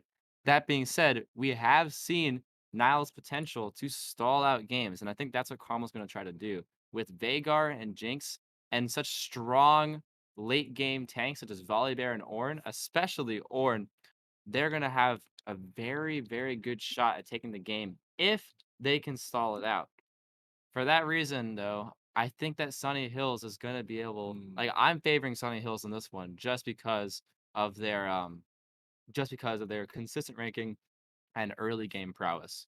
Okay, so there you have it. One of our casters has abandoned his own. Dylan is siding with Sunny Hills, and just to Yes, sir. create some balance in this, I'm going to err on the side of Carmel. I believe in the draft genius that is Niall. I think that this late game team fighting comp will prevail as long as they stretch this past that 25-30 minute mark. They start making it to those soul fights, elder fights, baron fights. If they can get in the river, get the setup, I think they've got a real shot here. As you were saying, Sunny Hills with the disgusting draft, they can snowball heavily. If they end up with an early gold lead, something that we saw in previous games, right? They come out 5K up at 15 minutes. Even just like early advantageous trades leading up to 1 or 2K gold leads before 10 minutes, then yes, this could definitely spell doom for Carmel. But I think if we can just keep it as even as possible, stabilize at around a 2 or 3K gold difference by the time we hit those 2 and 3 item spikes, Carmel can pull it out in the team fights. 100%. I do also want to say that Vagar is a relatively safe pick here too. I think that as long as they can stall it out, I completely agree. Carmel could get it. But as we're waiting for spectator delay, I do want to thank HyperX for helping run this event. And in the meantime, we're gonna wait for spectator delay and everything. So we'll be back very shortly. Don't go anywhere. This is gonna be probably one of the closest matches of the tournament. And honestly, I wouldn't be surprised if I see them both going again in grand finals. Thank you all. We'll be back soon. I just need to clear my head.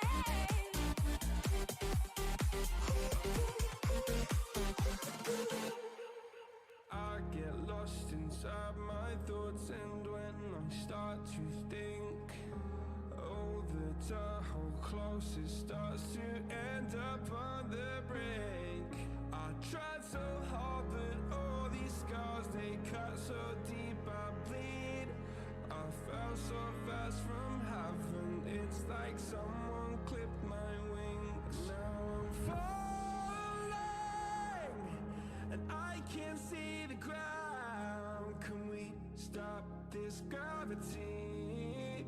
It keeps bringing me down. I can't breathe, and I don't wanna die. Can we stop this gravity? 'Cause I wanna say goodbye.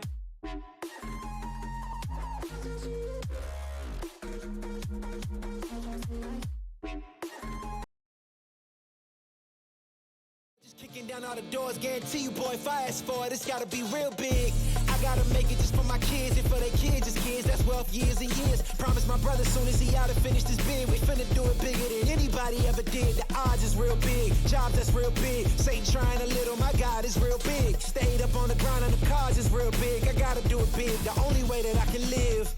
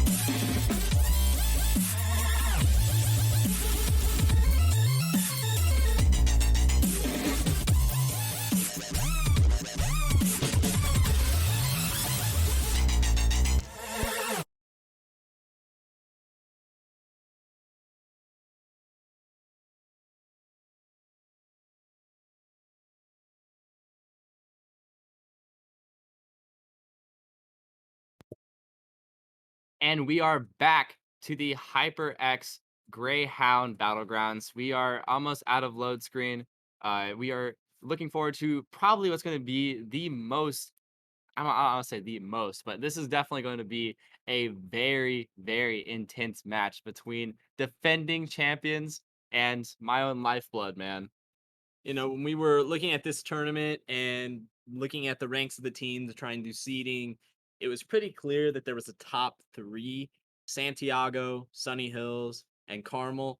Obviously, I'm not trying to jinx anyone here, but I think those three stand out a little bit above the rest of the pack. I wouldn't be surprised if those are the teams we end up seeing on Sunday in one way, shape, or form. But hey, you never know. We'll keep an eye out for this, see how things go, and just watch what these teams have to offer. These are excellent players, and that's what I love about competition, particularly in esports, right? You never know who's going to win. It can always vary. There are times where you think, oh, wow, well, one team just automatically so much better in draft that it's GG.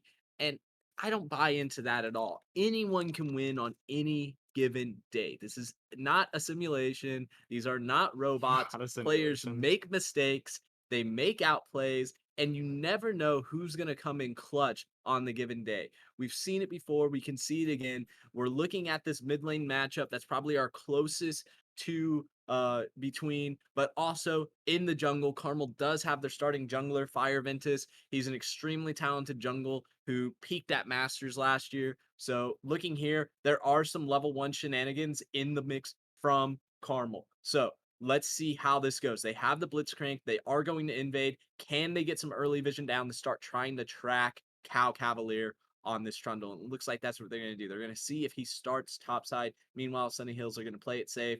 They preempt a bottom side invade, and then they're just planning to potentially reset or at least send the Darius up top.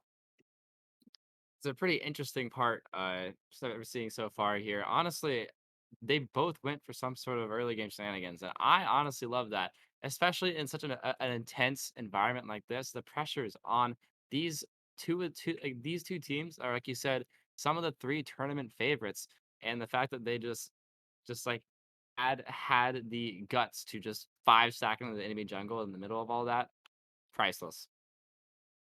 Yeah, and I think what we see here is a clear execution of the game plan. We have Cal Cavalier starting on his red buff, potentially full clearing up to the top lane because he is moving on those Krugs second, and then Fire Ventus probably going to do maybe like a 3 or 4 camp clear into some sort of gank mid or bottom because that's where his bread is going to be buttered this game. Sai is going to have to be careful. He needs to look out for that timer, maybe around 3:15, 3:30. Trundle coming up top and causing chaos for him. And yeah, with the ward that Karma was able to get early on, they'll actually be able to see the Trundle full clear and see which side that he started. Um, but yeah, currently at the moment we just have Nile, the mid laner, trying to farm up, getting those stacks, just trying to keep perfect CS if possible. And in the meantime, Barrick, not Barrick, oh my goodness, I just see Darius and I just think Barrick. Whew.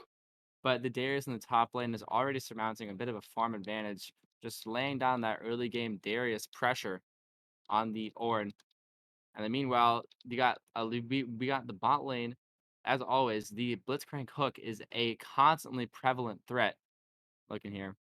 So the Blitzcrank is really interesting here. We have Stway B, who some of you watching the broadcast yesterday may have remembered. He was one of our casters with Dylan here taking this seat.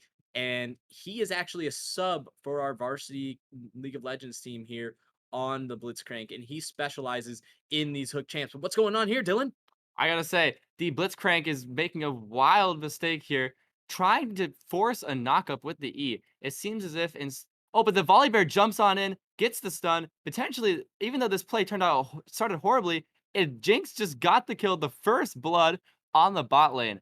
That misplay from Stwabe turned out to be a miraculous bait that somehow worked in Carmel's favor, thanks to Fire Ventus, the jungler.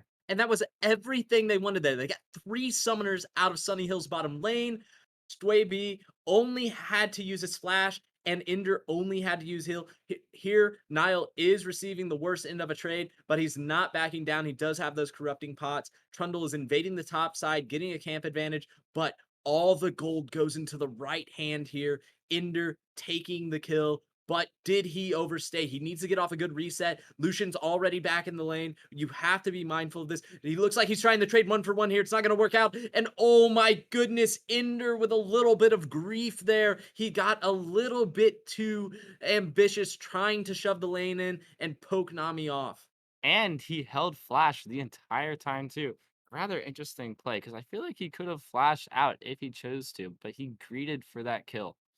Yeah, it looks like that he didn't really keep track of the summoners on the side of Sunny Hills. Potentially, he thought that Lucian had held Flash in the last encounter, or he just thought, Nami with the Tide Blessers calling on the Lucian autos, it was game over either way, and he wanted to hold that Flash later on. But either way, we see that Sunny Hills is pinging out the Cloud Drake and looking for that. It could be that they want to also match bottom side to bottom side here. Trundle's about to get a reset off and walk to the bottom lane. Additionally, the Darius has a remarkable farm lead here at 42 CS at 5 minutes in the game. Um, wow, it's a really solid start here for both Carmel and Sunny Hills. Yeah, That being said, though, we're sorry. dead even. They are dead even. And honestly, that's pretty solid for Carmel because, like we said, Carmel has the late game advantage. Sunny Hills needs to press some sort of advantage, whether it's through Darius in the top lane, getting a pick, trying to get that solo lane victory, or that bot lane needs to get it together, get a kill despite being a flash down in the Lucian. It's possible, but Carmel just needs to stall out. And here we can see a little bit of the way that this match is playing out just naturally from the draft into the game. Darius taking a significant CS lead top. That's what we expected. We're seeing some of the vision on the side of Sunny Hills right now. A lot of darkness on the map in general, but when it comes to this river play, Nile trying to keep them out of the river so that they can secure the early Drake. Fire Ventus sneaks one out there. That's exactly what you want to see. The Volder able to keep them in this early game while Nile and Ender just farm it up. And that was a beautiful, just a actually a relatively clean dragon. I mean, they got out of it unscathed, and honestly, that's really bad for Sunny Hills because with these early dragons, they Sunny Hills are not taking that early lead that they need to get if they want to keep up with Carmel's scaling. That gives Carmel a potential win con here, right? We got lucky that it wasn't going to be a Cloud Soul, so that means that the possibilities for them to get a better soul later in the game is still there. The next soul up is going to be Infernal, so we're looking at a number of Drakes that it could be, but on the bright side, avoiding the dud that is Cloud Soul, or as we like to refer to it, Clown Soul. Clown Soul, I love it. And as you just saw in the top lane, the Ornn and Darius had a relatively heavy trade, evened out. But we have a skirmish in the jungle with Darius has prio. Darius is going to come in with Fire Ventus, the jungler. Is it a smite battle? But no, neither of them actually have smite. And the Trundle steals the buff from him and is collapsing. It's a 3v3 scenario or an ult, but it's just going to be a 1-4. Sorry, it's just going to be complete domination on Sunny Hills there. That's 2 picks in the jungle. Disastrous for Carmel. That was a clear mistake. The moment the Darius had prio, it was game over for Carmel. Yeah, and I can say as a jungler myself, oh my goodness, Ender here just getting destroyed. Stwaby has to block. He has to hold on here.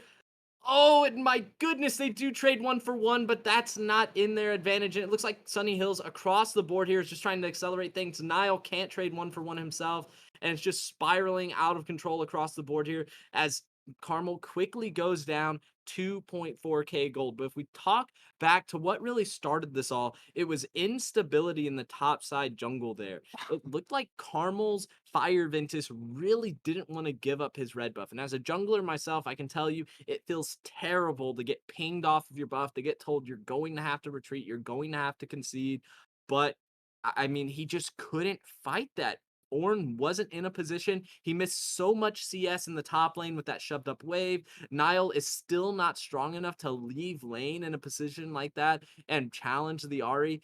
And I think that's one of those situations in which Fire Ventus just has to suck it up, say, hey, I'll get this next time around. We'll have this warded up. We'll preempt another invade and we'll go from there. But in the bottom lane, it just seems like they didn't respect the XP advantage that Sunny Hills has. Ender, it's possible, did not realize that after getting that early death, he actually got behind in XP and that they were going to be at risk for getting all in there. So as you see right now, there's a potential skirmish in the bot lane. Swabe in a position to get an aggressive hook, and he flash hooks, knocks him up. The Jinx is looking for the pick. The Volibear's coming in. It's a 4v2 situation. The tower dive, the turret's disabled. It could be a 2-pick situation, but no, they back out of the turret and get the 1 pick. That 4-person play in the bot lane turned out amazing for Carmel, but it's leaving Ahri to get that turret plate completely unscathed. And look on the top side of the map. We have Trundle at the Rift Herald with Darius. So they are cross-mapping this. Carmel's going to try and get a couple of plates here to equalize, but it's Ahri getting plates mid. It's the Rift Herald going the way of Sunny Hills on the top side. Carmel expended so many ultimates to try and pick up that one singular kill on the O2 Nami. They really needed to secure the shutdown on the Lucian. And it seems like we have a 2-on-1 here. Nile within ignite range could get killed by minions, and he just barely makes it out alive. But Ari still has all she still has her R. She still has 1 charge left. And it looks like there's a turret diving. It's a 2-on-1 in the top lane. Herald's gonna take down top, and this could spell doom for the Ornn. That charge is going to almost obliterate that turret. And Niall with the turnaround kill in mid lane. Ari stayed too long. They gave up too soon on this tower. I think Sai should have ulted the wave there instead of ulting the Trundle, but it seems like he's going to be able to hold on, and Carmel claws their way back in a little bit closer. This is around that 2,000 gold mark that I was telling you about. If they can keep it between 2 and 3,000 gold for the next 15 minutes, they have a good shot here of scaling into a position to be able to fight evenly at a gold advantage. Fire Ventus, though, not walking carefully enough through his jungle. Look, that thing's lit up like the 4th of July. We have all of these control wards in his brushes. He's going to see this one, but look for that Trundle to come back in about 70 seconds and try to take that topside red buff. Will Fire Ventus make the same mistake of overcommitting? I don't know, but Carmel is trying to accelerate this game through the Drakes. They know that they have one Drake. If they can get this stacking, they're in a good position, but Darius not going to let up on the top side. and Nile nearly gets picked off. He is one hit away from being killed. It's a Drake v Drake fight. Ari's almost getting the pick on Jinx. Firevid is going for the dragon, but he runs out of HP, and that dragon was stolen by Sunny Hills. Thanks for the leash in all chat. Carvel just got absolutely obliterated. That RAQ single-handedly got a double kill for Sunny Hills. This is looking disastrous. But, like you said, the gold gap is still within that 3K range, but it's gradually increasing. It's not over for Carmel. It's still 1-for-1 in drags. There is not there is still hope on both sides. It's a bit of an overreach there by Karma. I think if you look at the way the lanes are positioned, they didn't really have bottom and mid pushed out as much as possible. They started the Drake at a time where Sunny Hills had clear vision of Fire Ventus, so they knew the Volibear wasn't there. Um, I I just think that they need to understand that those kind of cheeky drakes that they're trying to get off of this aren't going to fly. However, we are going to see Fire Ventus be able to pick up his next red buff and Carmel attempt to stabilize here over the next few minutes. They have to like get a control of things. They're losing first tower, but will they be able to get a trade? It's going to be a 1-on-2 situation. Darius looking to potentially get 5 stacks and get the 1v2, forcing the ult to come out of the volley bear. It's close, and Darius can't get the ult in time. The 2-on-1 play from Carmel allows for a quick and easy pick for the Darius at the cost of Darius getting that first turret. A rather even trade in terms of gold, but still, it was at the mistake and the cost of the Darius's life.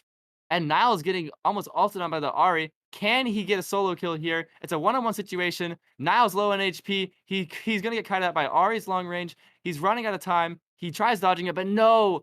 Ahri just takes Niall a solo kill. But he gets picked by the Blitzcrank and the Jinx. It's forcing her to flash. The Ignite's coming through, and the Jinx R gets the Ahri pick. Once again, it is these trades that come at the cost of Carmel's. It's coming at the cost of lives, but that's a 1-for-1 in the top and bot lane. But Lucian's coming in, and at the same time, they're looking for a pick potentially on the Ornn. Sunny Hills is. It's a 2-on-2 in the bot lane. The bot lane has no resources, but they have their sums, but no ultimates. And that Nami R just completely misses Carmel. Well, that was That was a lot. terrifying set of circumstances there for Carmel. First, we see Nile overextend. It's hard to just put Vhagar in these side lanes and expect for him to be okay, especially against the superior mobility presented by Ari on Newtnut. He does have over 100 stacks on his passive, so that's more AP going into his pocket. He is going to be scary eventually, but just leaving him alone, push up in that side lane, isn't going to work wonders for Carmel here. But unfortunately, it's hard for them to get good lane assignments in the current state of the game.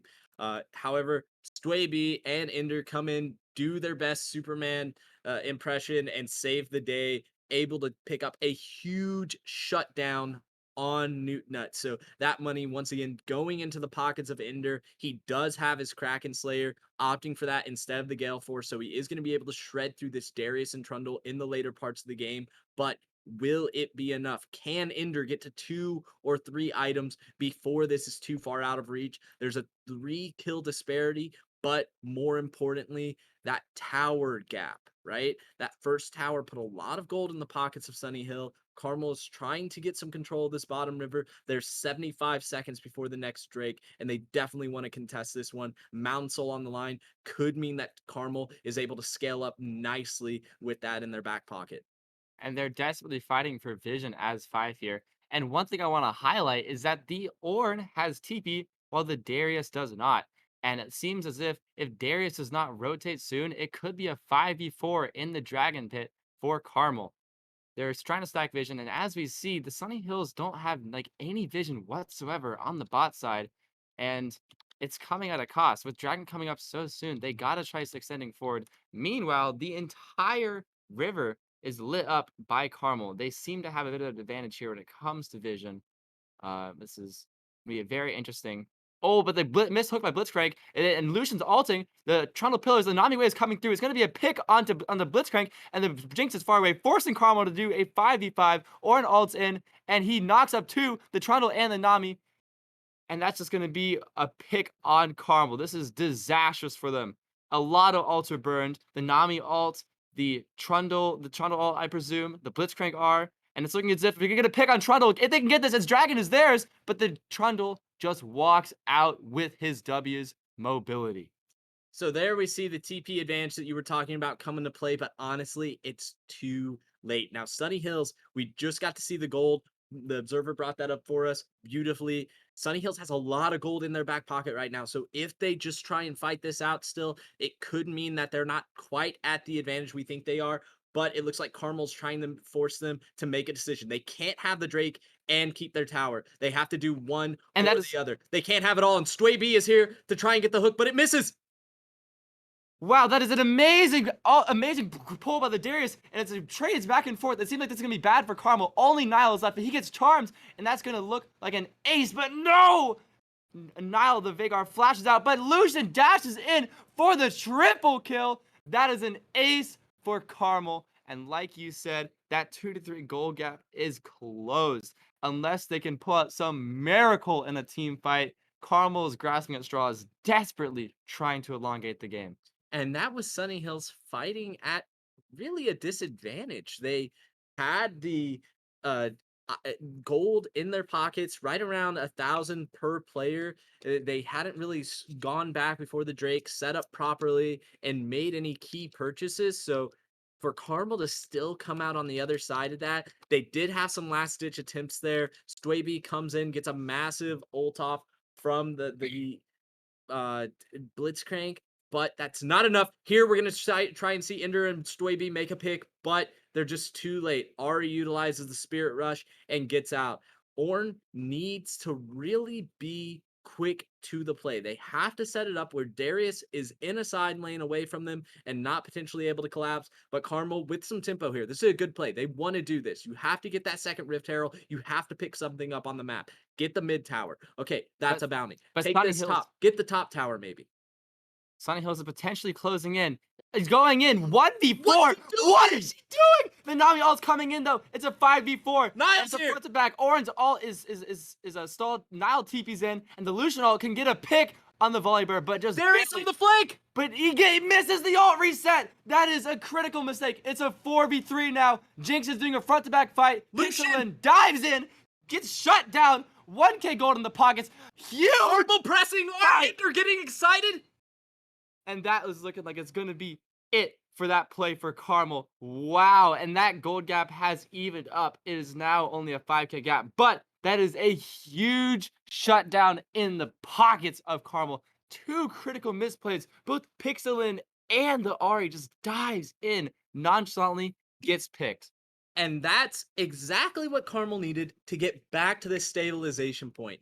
They have the Rift Herald still, so they can go knock down bottom. They were able to get everything they wanted there. They got shutdowns. They got a team fight win. They went 4 for 1. They were able to get the top tower without using the Herald. If they can just go bottom with someone, get this last tower, knock down all the tier 1s, they're in a great spot to stabilize now. Because that's what the name of the game is. I'm going to keep repeating this. Stabilize. As long as Carmel can stay in the game by the time we start more of these large team fights, not skirmishes, but 5-on-5 encounters around the Drakes, around the Barons, around the Inhibitors, then they have a real shot of pulling it out just due to the pure scaling they have on their side. Ender picks up the rapid fire cannon, so he's going to be able to stay a little bit further back out of harm's reach. And now is looking for a solo kill here. The entirety of Karma's collapsing, and Pixelin gets picked once more. This is exactly what Carmel needs. They can potentially get Baron with this. This is huge for Carmel. But Sunny Hills knows, okay? They're too good to let Carmel just try and bait this Baron. They've Yeah, got they're a walking over ward in the wards. pixel brush. They pinged it out. They know that Carmel does have a deceptively fast Baron clear, but And Fire Fit is going in! he flashes in, and the Blitzcrank hook, the Agent of Chaos, rips him from his last remnants of hopes and dreams. Cow Cavalier, the jungler is gone, the Lucian is gone, respawning soon, but this could potentially be a Baron play, and the hook nearly gets Ari too. Okay, they get the bottom tower. They drop the Herald mid. It's still only a 4v5 advantage because Lucian is back up. They're going to try and make another pick here. It's going to be the Ari if Sway can land it, but it looks like they're backing off and they're just going to cut their losses and move toward that mid lane to get pressure. Sai still has the teleport. Can he get something meaningful off of that? They're going to get some heavy damage on this tower, try and get Jinx excited. If you look at this though, the gold gap is slowly closing. We're only about 1k away, and a nearly equal amount of dragons here too. This game is closing up in its gold gap. That is huge for Carmel. Like we said, Sunny Hills needs to maintain that lead. They need to snowball, but the momentum seems to be changing in Carmel's favor. And with the scaling comp, that's not looking good for Sunny Hills. And the reason scaling comps are so powerful right now is that you don't have to be the most coordinated team here. It's been pretty clear from the get go that Sunny Hills is a better coordinated squad. Carmel always sort of struggles with that side of things. We have a lot of good individual players. They don't always mesh as well as we would like. So, with the scaling comp, they sort of just have this built in initiative. Go. Someone presses the go button. You land a hook. Fire Ventus flashes in, stun someone. We have the ability to just say, hey, kill this target and accelerate from there. The coordination burden goes down immensely. And here we have Swabe out, but he flashes out just in time, and he dodges absolutely everything. The Darius hook, the Ari charm, that is nothing short of a miracle for Carmel. He put on the dancing shoes. It looks like Darius is going around trying to get a huge flank, but the engage power of the Ornn coming through, and Darius is in no man's land. If Carmel can still start this fight, they're in a great spot, but Darius coming in, Fire Ventus down. They need the turn on the Darius. They have to get something here. They can no longer fight this 5v5. And now it's looking as if Carmel is down, and so they're going to have to potentially disengage soon. Are they going to get stuck out? They're walking away as fast as they can, but Ari has the ult. But now they decide to just settle for the dragon, and Carmel walks away, one man down. Unfortunately, they kind of left Sway B high and dry there. They had him in the pit by himself. They weren't able to provide him the support that he needed. They didn't Yeah. have wards in their jungle, so they couldn't see that Darius was completely isolated, and they didn't land the abilities that they need to. The Call, the Forge God, not able to have that high impact engagement that we were hoping for. Nile with the Predator Vagar. Oh my goodness, they're on a collision Ornn. course here, though. Oh wow, this is huge. There's a ton of pings going on, and the Ornn is out alone. Is he gonna get picked? But the ult reset on the Darius, that is terrifying. Darius can flash in and just demolish the entire team, but no, the Darius gets ulted by Nile. It's just Ender. It is a one-man army. Can he kite out? No, he cannot. But Fire Ventus is back. He's back, and Nile is the last man standing. He's almost out of mana, but no! Ari flashes away, and it's just Fire Ventus left. It's a 1-on-2. Fire Ventus just desperately walking away with his water walking. Great rune choice, by the way. But no, he gets charmed again while he's resetting in a greedy spot. But no, that's going to be it. Just a 3 for 4 for And that's not Carmel. nearly as bad as that could have been. It looked like Sunny Hills had a great angle on Carmel. Fire Ventus just walking up. What is he doing? I'm not sure. That control ward in your inventory, sir, if you did not have it before that death, it might have been really nice to put that down. I guess he just assumed Newt Nut and Mountain Chicken were recalling and abandoning that mid wave. I have no clue, but that was really awkward on the end of Fire Ventus, and it's gonna stall Carmel's ability to get some tempo out on the map as we see Sunny Hills walking toward that Baron to establish more vision. Oh, definitely. That is disastrous too, because they are getting it's going to look like a Baron from this potentially. That one misplay could have actually sealed the fate for Carmel if they cannot take this Baron back. Oh, it's a 4v5 though. Ari's on the flank, gets the pick on Jinx. Oh, it's a front to back line, and Niles picked. Oh, this is not looking good for Carmel. Strabe's down. It's just Sai left. It's a 1v5 scenario, and Fire Ventus is just left to watch. As that pick, as the time he got picked, was the single determinant of that play. So, and this is why we talk about vision being so important of League of Legends there, right? At no point does Carmel have vision on Newtnut, and at no point does anyone on Carmel really ask themselves, where is Ari? Where is Where's the the Darius? fed mid lane assassin on the other team right now? They sort of take it for granted that Newtnut could literally be right behind them, and that's exactly where it is. Their jungle is completely exposed here. They should not be walking through that choke at all. They need to be pushing up through mid lane and approaching through the river. Otherwise, things are doomed. Sway it's a little too late here to be walking through the jungle and establishing this vision control.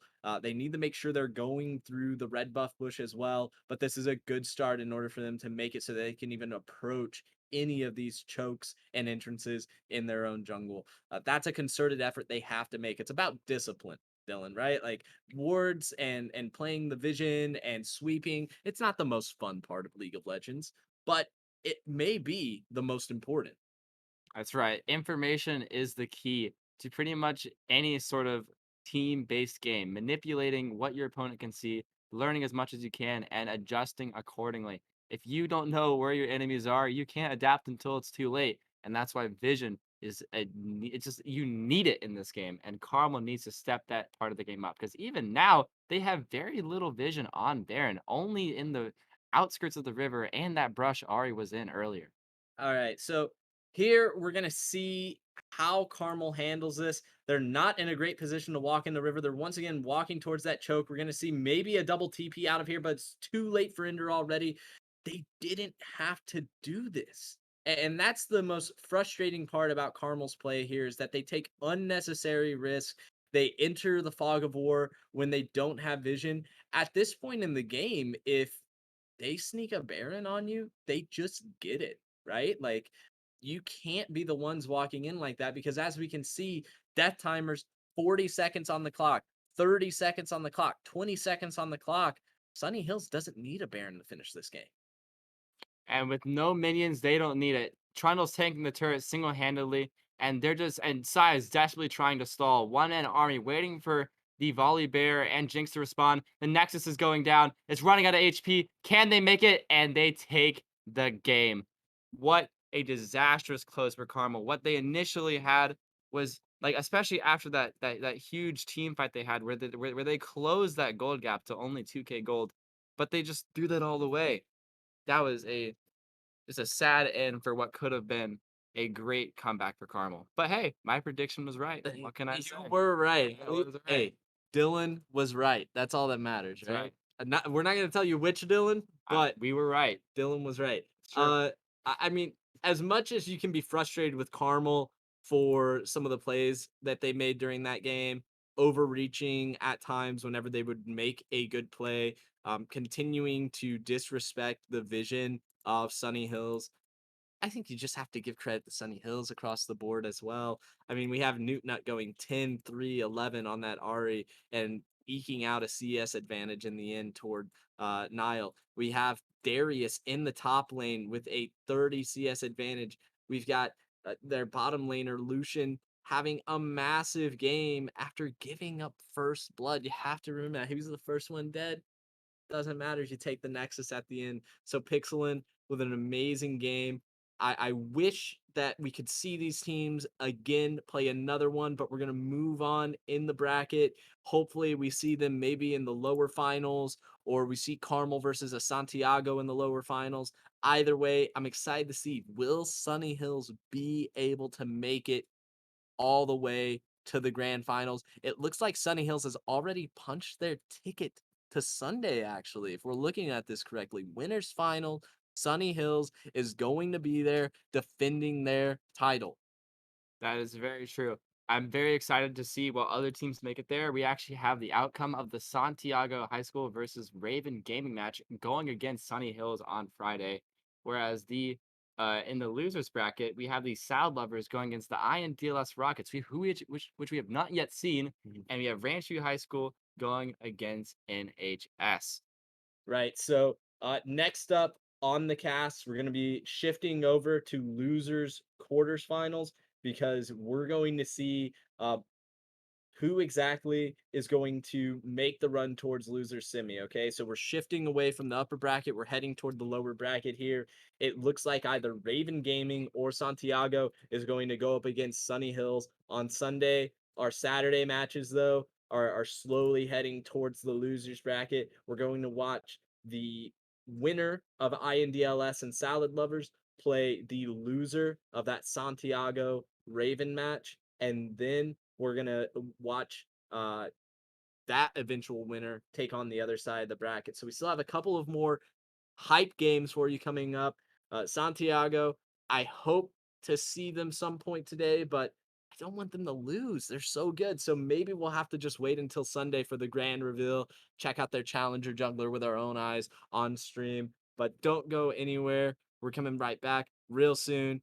Dylan, before we leave though, what's the name of this tournament? Oh, did you say the HyperX Greyhound Battlegrounds? That's By right. the which of the headsets that we are currently wearing, the Cloud 2s, top of the line uh, products for any esports or gaming needs. In fact, this entire tournament is powered by HyperX, makers of premier gaming gear like these headsets you see. Whatever you play, however you play, HyperX knows that we're all gamers. For more information on HyperX products, or if you just want to check them out, visit www.hyperx.com. Thank you all for tuning in to the HyperX Greyhound Battlegrounds. I'll be with you shortly. Thank you.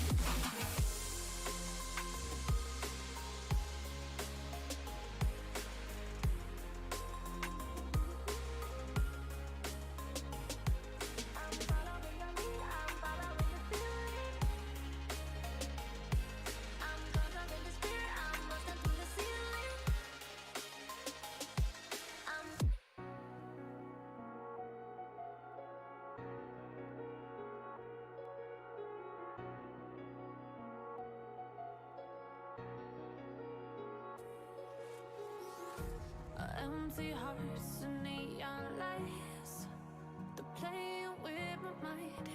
Gotta get out of here tonight. Oh, I wanna run off and fly.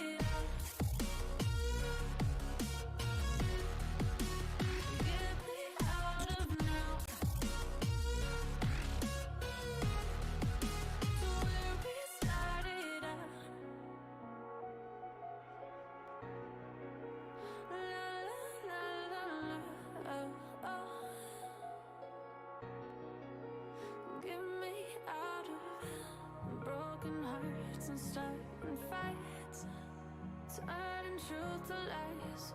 Gotta get up, stop wasting time. Yeah, I wanna run off and fly.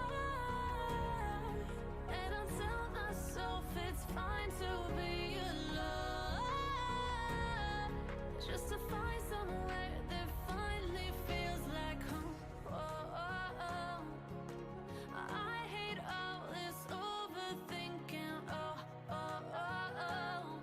The more I swim, the more I'm sinking. Take me to a world of silver, no more heartbreaks, tears.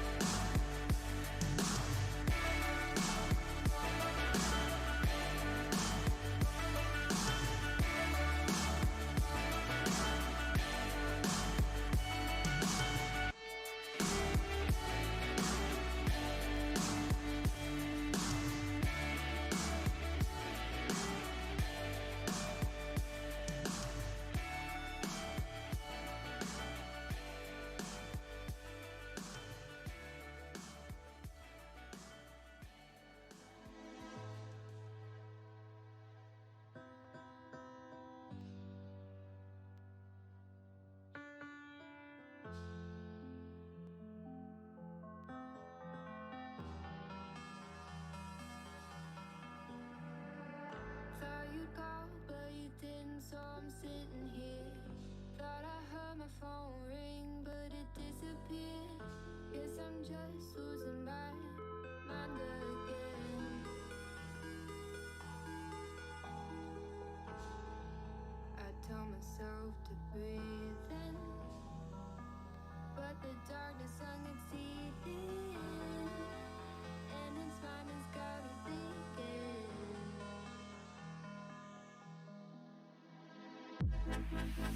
Sick and tired of feeling, so sick and tired of dreaming. 'Cause I always wake up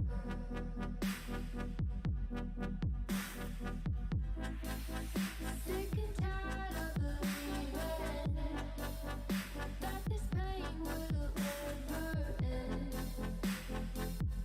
Oh, I've had enough.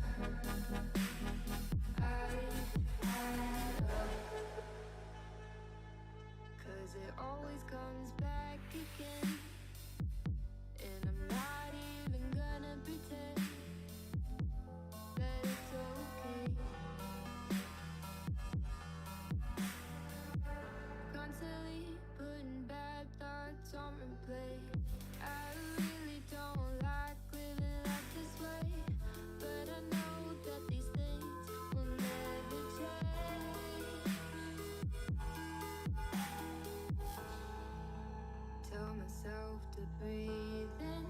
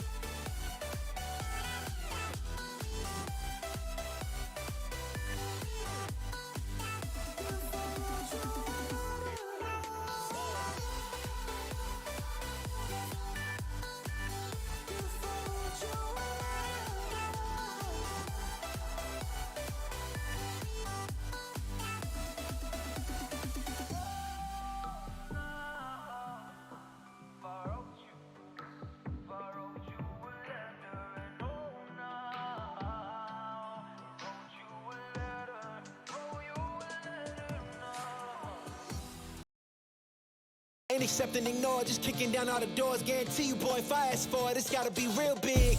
I gotta make it just for my kids and for their kids, just kids. That's wealth years and years. Promise my brother soon as he out and finished his bid, we finna do it bigger than anybody ever did. The odds is real big, jobs that's real big. Satan trying a little, my God is real big. Stayed up on the grind on the cars is real big. I gotta do it big, the only way that I can live.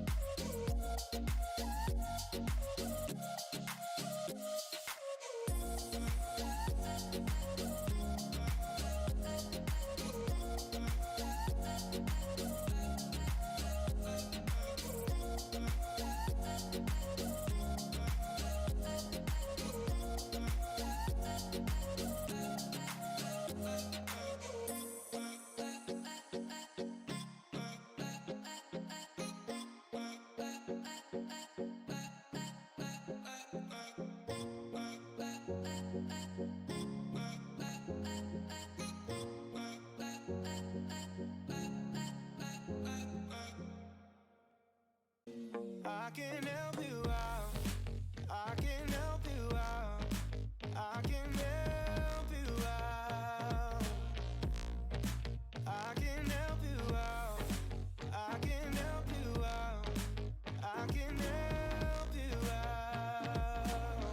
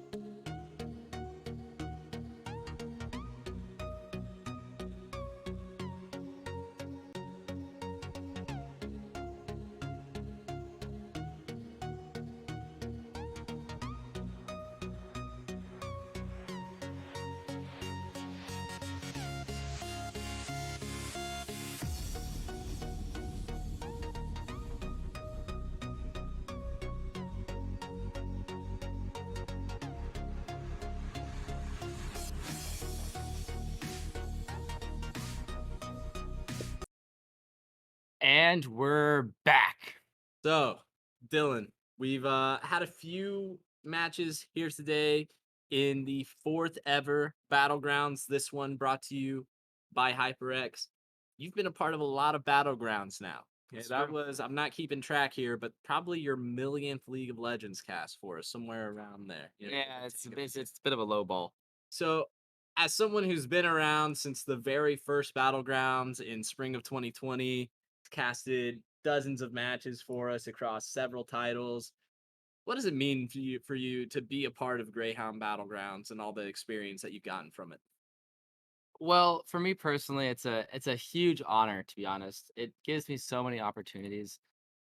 Here at Carmel, I'm one of the social media heads, and we basically run the social media. And just being like having that role in the club allows me to be here today. It's so much fun. We basically just come out here and pretty much just give away our entire weekend to a good old fun stream. I kind of feel bad for you too because you had to be here literally the entire time.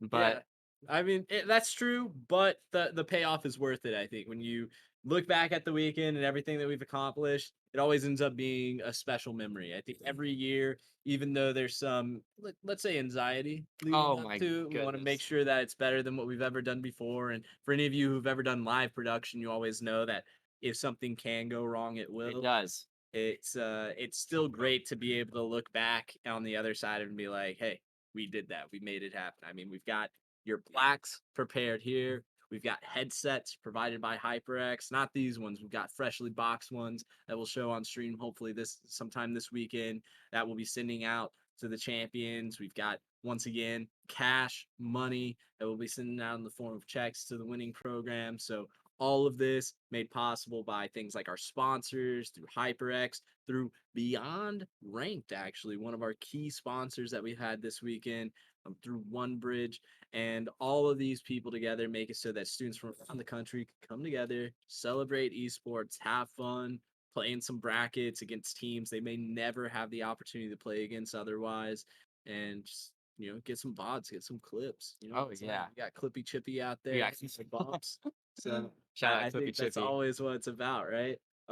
Looking at the rest of the weekend, we've got Valorant tonight. We know in this next match we're gonna have Carmel Esports Varsity, who we just saw lose to Sunny Hills. Our winners final is going to be Sunny Hills versus Santiago. We got a lot of exciting matches left. What's your favorite part of the Battlegrounds weekend? Are you just looking forward to Sunday, or is there some sort of little nugget in between there that really keeps you going?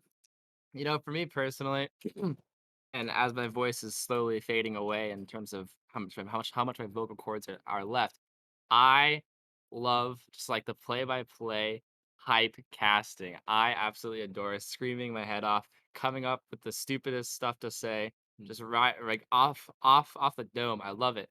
And I also just love like I don't know. They're just so like while I'm casting, like there's a space behind the camera, and there are people there like running things behind the scenes, and there are just so many things that just happen, but like off camera that are it's so funny to me. Like earlier this weekend, my director, Mr. G, he wanted to encourage me to promote our sponsors more, so he handed me a headset from the floor. One of these, the Cloud 2s, by the way, HyperX sponsored, and he crawled across the floor out of the side of the camera, or so we thought, and just handed this to me from the abyss. So moments like that, I just really enjoy because I don't get that anywhere else, and I'm thankful that the Battlegrounds can provide that for me. So I think what's funny about that, right, is those are the types of like backstage moments people never see, but You never are get it so unless you're extremely part of it. common. You've done theater before. Tech I have a theater. background in theater as well, and I think if people just look behind the curtains, they'd be surprised about what they see. It's so Obviously, we fun. try and make everything that you see on camera look as good as possible because we want to show off HyperX, we want to show off our program, but at the end of the day, it's us doing little things and trying to make weird stuff happen that ultimately ends up looking like a good, well-oiled machine once we're on broadcast here. Um, real fast, I just want to remind you all we're waiting for the winner of Ranch View versus Northwest High School. That game has absolutely turned into a barn burner, it seems like. So the winner of that, unfortunately, is going to have to take on Carmel High School for their tournament life. The winner of that will eventually make their way to play INDLS Rockets in the loser semifinals. So that's going to be the penultimate losers match that ends up taking us to Sunday, right? The winner of INDLS versus their eventual opponent gets to say, I placed top 3 at this tournament with some of the best League of Legends teams in the nation. Unfortunately, they'll walk away empty handed, but I mean, it's about the friends It's a and the national tournament. enemies you make on the way, right? That's The right. journey. It is part of the journey. And one thing that I'm not I used to play in the battlegrounds as well in previous years as a League of Legends player, but and as a player, I really appreciated just being able to play in a national high school esports tournament like this because oftentimes, or at least for in our team, we participate in our state leagues, and we don't really get many opportunities to play with teams from all the way across the country. So the battleground provides us an opportunity to meet some of the big names, play against them, try and show what we got to the world around us. I really appreciated that as a player, and I really hope that the players and viewers participating get a similar sense of feel as well.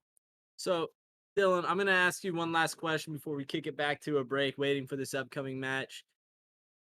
People may not realize this, but you do your best to be an unbiased caster. You have a lot of friends that compete across all of these teams. What's it like for you when you're casting games and you're seeing your friends, Ender, Niles, Stwaby out there putting forth their best efforts, coming up short? I mean, you made a prediction against them, right? What is that like? That experience of seeing your friends on stream, you casting their games, trying to hype them up, but also realizing like, hey, I have to give credit to their opponents, right?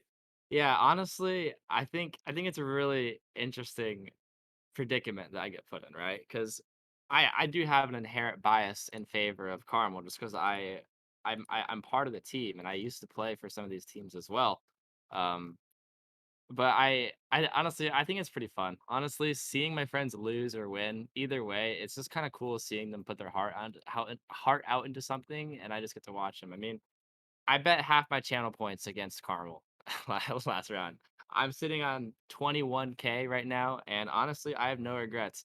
I I have my unbiased opinions in the sense of what I think is going to happen, but I do admit that I do have a feeling of like who I want to win and stuff like that. But I try not to let it affect my casting. But ultimately, it just makes it more fun to me because I can like if one of our teams loses, I can just flame them afterwards, or I can just be like, "Ah, good job," or it's whatever I want it to be, and it's great. It's a lot of fun, and it's pretty cool knowing that I used to play alongside these people too. Yeah, I think with esports, you see this in traditional sports as well, but there's always banter. It's always fun Oh my to goodness. rag on your teammates a little. They come up a bit short, give them some grief afterwards. But at the end of the day, it's all love. You got to have their back. And, That's right. you're still going to have hope in your heart that, for instance, Carmel Esports can make the lower bracket run here. But I don't know. I'm excited to see Santiago on Sunday. I think they're I'm going to so be excited. I'm so incredible. hyped. I think Sunny Hills versus Santiago is going to be like a heavyweight boxing match, I right? think it's the And first challenger we've had at the battlegrounds ever. yeah, and I think whoever ends up having to play them in the lower finals is in for it, right? I know we were talking to Niall before this next series, and he was saying, I'm really excited. He's fired up because tomorrow they're gonna have the starting support back, which no offense to Stway B, little bit of a skill difference there. Tiny bit. We're gonna put in Jaster tomorrow, and Niall thinks that's gonna increase their odds. Some of those vision mistakes, engagement mistakes that they had, the lack of coordination at times that was evident with Stwaby. He's hoping that gets shored up with a roster change, Jaster jumping back into the starting lineup. But you never know. Sunny Hills, Santiago, they're so darn good, but we'll have to see. I'm excited to watch DHS come back tonight. Dakota High School Gaming, That's right. they've been back to back Runner second ups. place finish. First losers is what we like to call them So sometimes. sad. And I think this year they're going to do everything they can to walk away I think with the they, trophy. I think they definitely have a shot. But we're going to go into a short break before we get back into our next match. Thank you all for tuning in to the HyperX Greyhound Battlegrounds. Don't go anywhere. We only got a few more matches left until we're signing off for Valorant, 5 o'clock ET. We'll see you soon. Thank you for watching.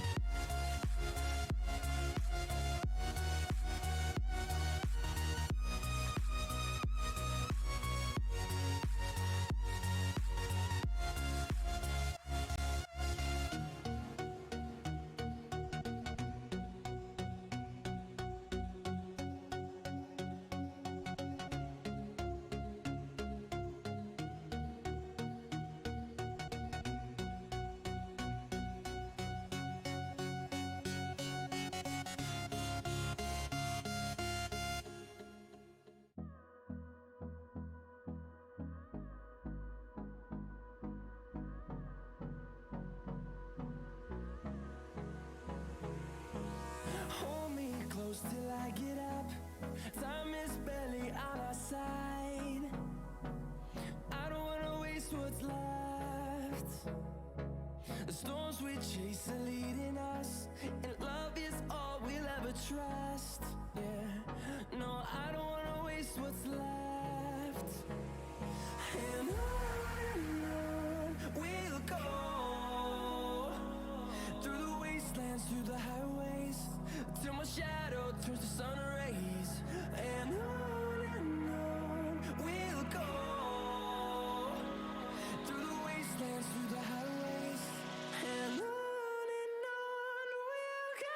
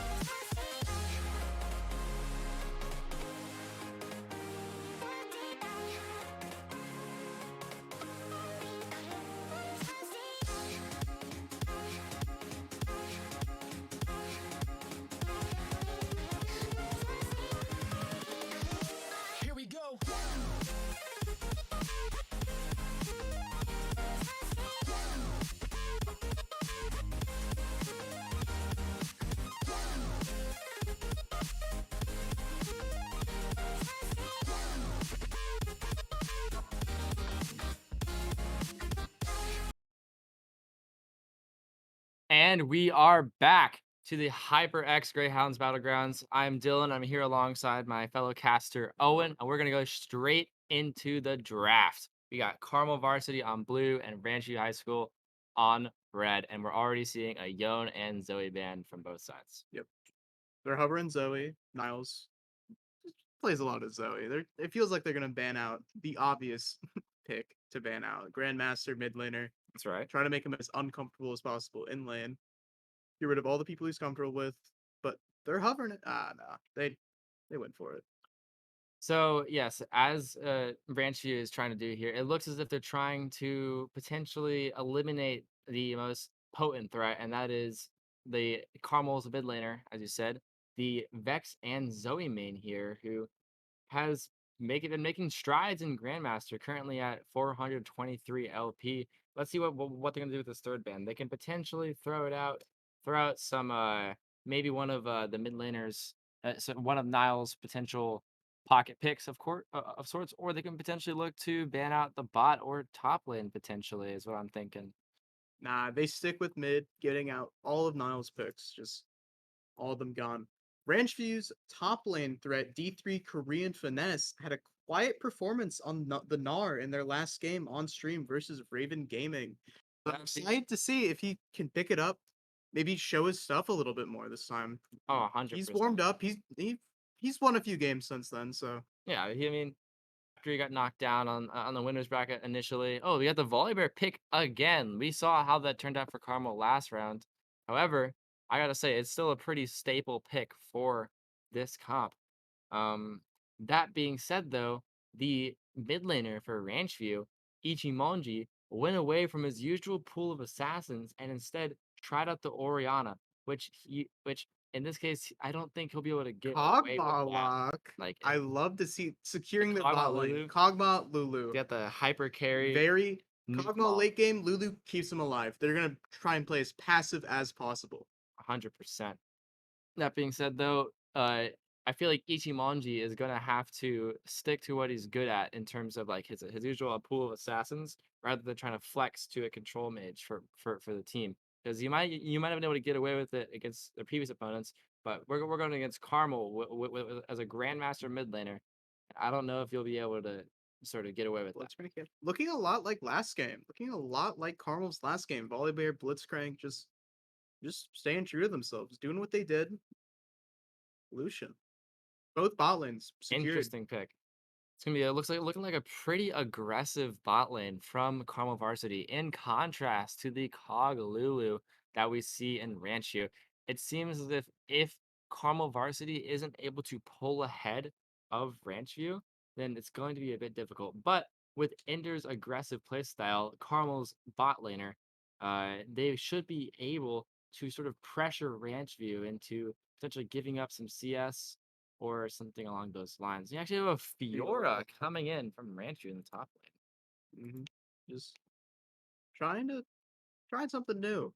Yeah, no, the bot lane has to be aggressive. If they're not, and they let Kog'Maw even just start getting stronger, it's gonna be really bad later in the game. So aggressive, Blitzcrank Lucian, just try and stay on top of them, not let them do anything, get kills early, get kills a lot, stop them from snowballing. I do want to say that Ranchview might have run out of time with that Fiora pick, and it could have auto picked for them. But assuming that it is a Fiora, that's going to be a very interesting pick from the Diamond 3 top laner. You see, Ranchview, um, the highest ranked player is their top laner, despite him being off rolled. So it's going to be interesting to see what they can do by putting that top laner in more of a carrying position rather than last game. Bans, Yasuo, Mundo, mid lane, top lane, just trying to lessen what they can pick more. Those are the two rules that are left. 100%.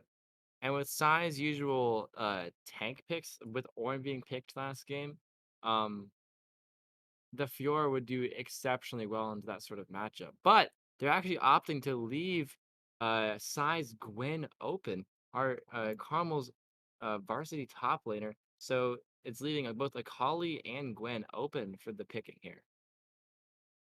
Two of Sai's staple picks. Looks like Ranch View is saving counter pick mid, just waiting, just trying to see what Carmel does to retaliate because you can't you gotta make it as uncomfortable as possible for Niall because if he is comfortable in the slightest, he will run away with it. Exactly. I do want to recognize that since Ranchi does have that last pick, that counter pick is seeming like what is going to happen here. But I'm very interested to see what Nile is going to play. His three main picks, both Zoe, Vex, and Ooh, Oriana. Oh, Ichimonji back on the assassin on something he's comfortable with. No, he's given up on trying to play a control mage. He is that's good. back to what Sticking he to his plays. roots. It's good. He couldn't do that again. We saw somebody who got crushed, and Niall is It's hovering that over. Ari pick that Already we were picked. talking about earlier, the one that he wanted to add to his kit. It's gonna be a very interesting pick. We actually have some strong AP damage here, both the Ari and Gwen. Going to be a very strong threat, leaving Lucian as the sole AD damage maker of the Carmel varsity team. Ari pick huge here. Her mini rework has changed her in a miniature way, but it is It just huge. makes her so much more deadly, especially Yeah, with those alt changes. And with Zach, wow, that is going to be a rather formidable comp. It's looking like Ranch View has a comp that tries to have those frontline threats, such as Fiora and Akali potentially looking to dive on that Lucian if possible. But in reality, Kog'Maw and Lulu seem to be the main damage dealers of this comp. It's a classic. The two is like the Kog'Maw is just gonna classic. Yeah. just completely all over Carmel Varsity's team unless Carmel can somehow get the dive. They don't really seem to have much of a dive per se, but they do have some really solid pick potential with both Ari, Blitzcrank, and Volibear. Looking to, Carmel's gonna try and be as aggressive as possible here. Early game, aggressive, win early, win. And if they can pull that off, it's gonna be very hard for Ranchview to try and slowly pull it back. Kog'Maw dies a lot, Akali dies a lot, Fiora dies a lot. Those people need to get kills or at least stay even early, or they will fall off quick. 100%, but it's going to be very difficult for Kog'Maw to do that, considering how passive that Ranchu comp is in the bot lane. You just got Kog'Maw with no mobility and Lulu, who only can shield up her allies and polymorph. It seems as if they're having a more defensive front, Yeah. trying to scale Ranchu. This will come down to Stwabe's hook. If he hits a really good hook early, it's gonna be rough. 100%. And they don't have a Morgana, they don't have a Sivir, they don't have any spell shields, anything like that to sort of prevent that hook. No mobility in the bot lane. So all it takes is a flash or a hex flash hook, and it's game over. That being said, though, who do you think's gonna win? I want to hear your thoughts. I think I'm liking Carmel's. I mean, I'm a little biased, obviously, but I'm liking Carmel's comp. I think if they can get that snowball bot going quickly and fast, it. I don't know what Ranchi's gonna do about that. I think it's gonna be an early win, early snowball, or early sub 30, Sub 30, sub interesting. 30. I agree with that. It will probably be a Carmel W. However, I think that it won't be necessarily be as close as you think. With the Fiora pick in the top lane, it's going to be a pretty skill intense matchup. And since that Fiora is a Diamond 3 player, it could easily be a top gap for Ranchview Yeah, here. I mean, especially with Kog'Maw Lulu, if Fiora can get ahead, they can buy time for that Kog'Maw Lulu combo and they can just run away with the game. But I do think Carmel will run it out on top, especially with the strength of their picks, but it'll be a much more close victory than I think you'd expect. mhm. That being said, though, before we go into a break while we wait for the spectator delay, I want to thank some of our sponsors. We got Beyond Ranked, which is a platform for managing casting, talent, and production. Thank you so much. And once again, thank you, HyperX, for sending us some amazing equipment and helping us get these plaques, everything, running the tournament. We appreciate you all. We're going to be right back. Stay where you're at. It's going to be a few minutes. Thank you for waiting.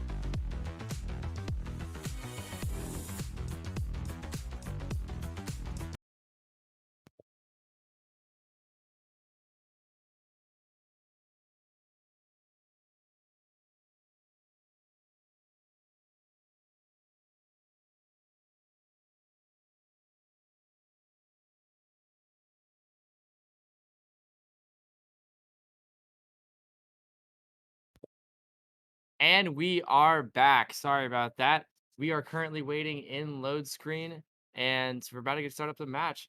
For those just now joining, I am Dylan, one of our casters for today, I'm and Owen. Yeah. that's right. We both have had some experience on the Carmel League of Legends varsity team. Not varsity Not team. varsity. Not No, varsity. definitely not varsity. I was once We played. a member of the junior varsity team, I and was. I think you're a sub. I don't think I was. I think I was on. It doesn't matter. I've You played were the game on before. a I've League of played League. Legends I've team. played the game sometime in this club. So Well, we both are very honored to be here today for those just now joining, and we're currently just waiting for the match to get started. We're currently waiting for Carmel versus Ranch View High School's team to load in currently. On the blue side, we got Carmel, and on the red side, we got RHS. You know, these team comps are looking pretty good for both sides, honestly. I was never actually expecting that Fiora pick on Ranch View's side, especially because they don't really play the champ too much. But I mean, if you have a if you have a diamond top player and they're the highest ranked person on your team, you just you gotta play top side. You gotta play to win. That's just what you gotta do. and Fiora versus Gwen going to be very active, very fun to watch lane. Not really just kind of tank smacking each other. It's going to be more outplays, playing well, just fun to look at, fun to watch. 100%. Something I do want to point out though is that the Kog'Maw actually opted to run cleanse this game. The CC removing summoner spell and I guess hopes of stopping the Ari charm or Blitzcrank hook. the Blitzcrank. Can cleanse do that mid hook? Cleanse heal though, very passive. They're gonna be as passive as possible That's versus what it's this looking like. Lucian Blitzcrank. Perhaps they're saving it for a volley bear charge and that's done. Oh, It's he's looking like flipped. we're having a bit of an invade here from Carmel, Looking for opting something. for swape hook, and that's a flash hook, Oh, and both flash. immediately So reacts to that. What is that very reaction close. speed? Flash for flash supports both miss. Better for Blitzcrank since he has Hex Flash, but still very close. That is actually disastrous, I'd say. Not disastrous, but that is not good for RHS. In a passive lane like the one that RHS is opting for, you need your flash, especially since Lulu and Kog'Maw have zero mobility. That is going to be a struggle. Yeah, it's gonna be rough. Hex Flash is out everywhere from Blitzcrank, just jumping from the mid bush, just everywhere. Getting those hooks off, not a good start. That being said, um, it I gotta say, the decisiveness of Stwave there, just immediately throwing out that hook, and honestly, the reaction speed to boat was just so good. They were That paying attention. very close. Lulu could have died, flashed perfectly. Blitzcrank, very close hook. He knew what he was doing. He wasn't second guessing. He just jumped in. So one thing I do want to point out though is that the jungler Fire Ventus is heading bot again off this start, just like last game, looking for a top to bot clear. Meanwhile, the Zac is starting on the opposite side of the map, perhaps indicating how RHS is looking to play a sort of top-sided approach. Perhaps if Zac can path to say Wolves and then red buff after clearing Raptors, it'll be just in time for a gank on Fiora against Carmel. Mhm. Mid lane, just poking each other, getting hits off. Electrocute does a lot of damage early. And there's some early trades in coming from Psy, actually going for Ignite TP and a common pick for a majority of Gwen players. Instead, going for that aggressive Ignite to potentially address Fiora's strong healing power with her vital procs. You just see Blitzcrank hanging around that bush, waiting for him to walk up even a little bit, forcing them to be under the tower, pretty much. Good poke. And a very solid E from a colleague. Good self control there, not jumping straight back in, especially with all the minion damage they would have taken.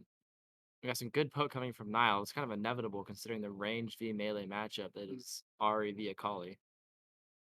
It's going to be very rough for a little while for that Akali. Unless she can make something happen. Maybe something might happen, but it's going to be really rough.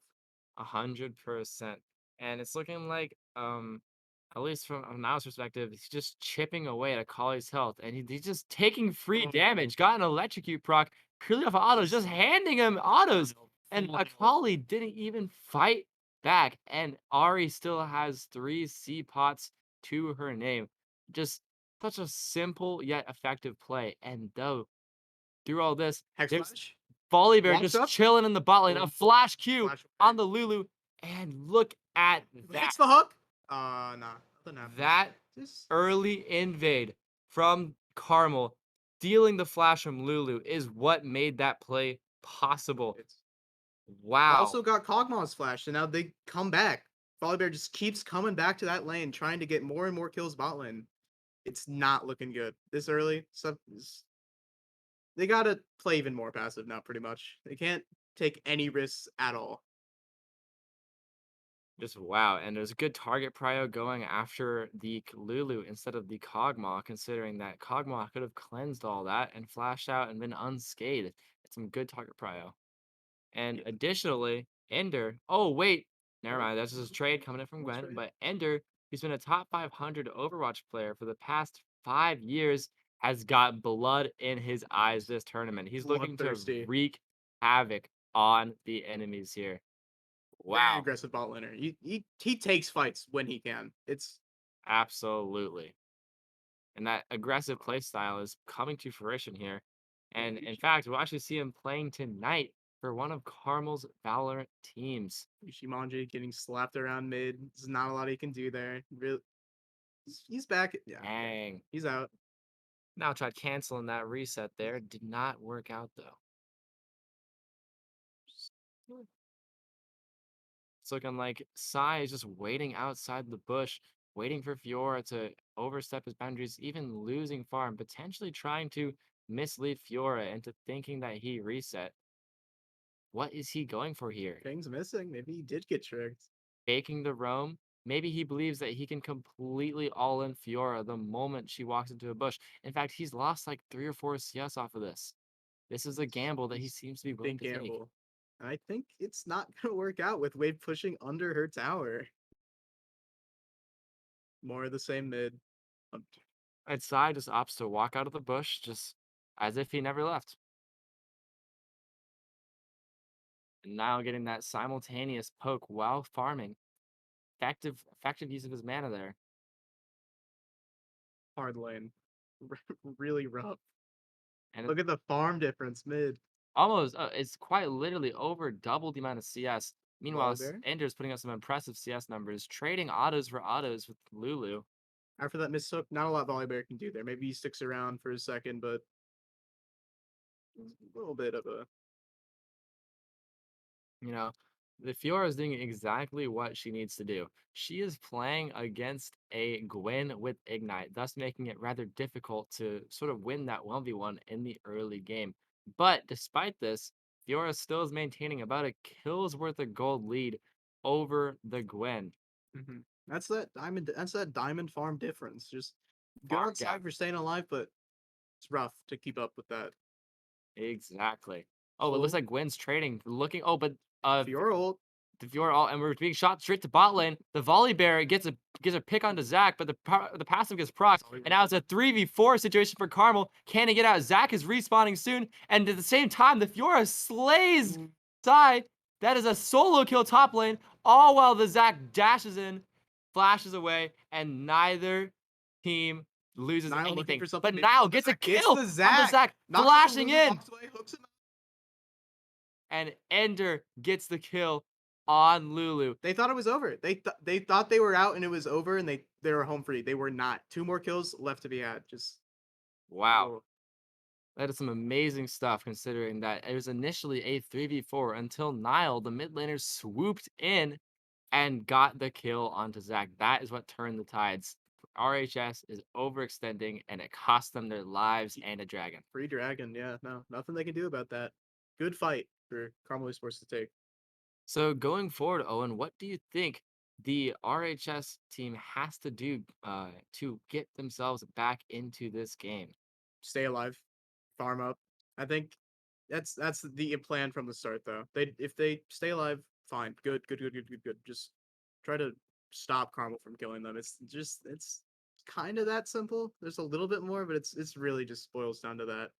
I definitely agree with you. I mean, with RHS having such a strong scaling comp here, I believe that as long as they can try and avoid any deaths on Kog'Maw this game, I think that there is some potential to be had here, especially with how strong Fiora is late game, especially in the split push.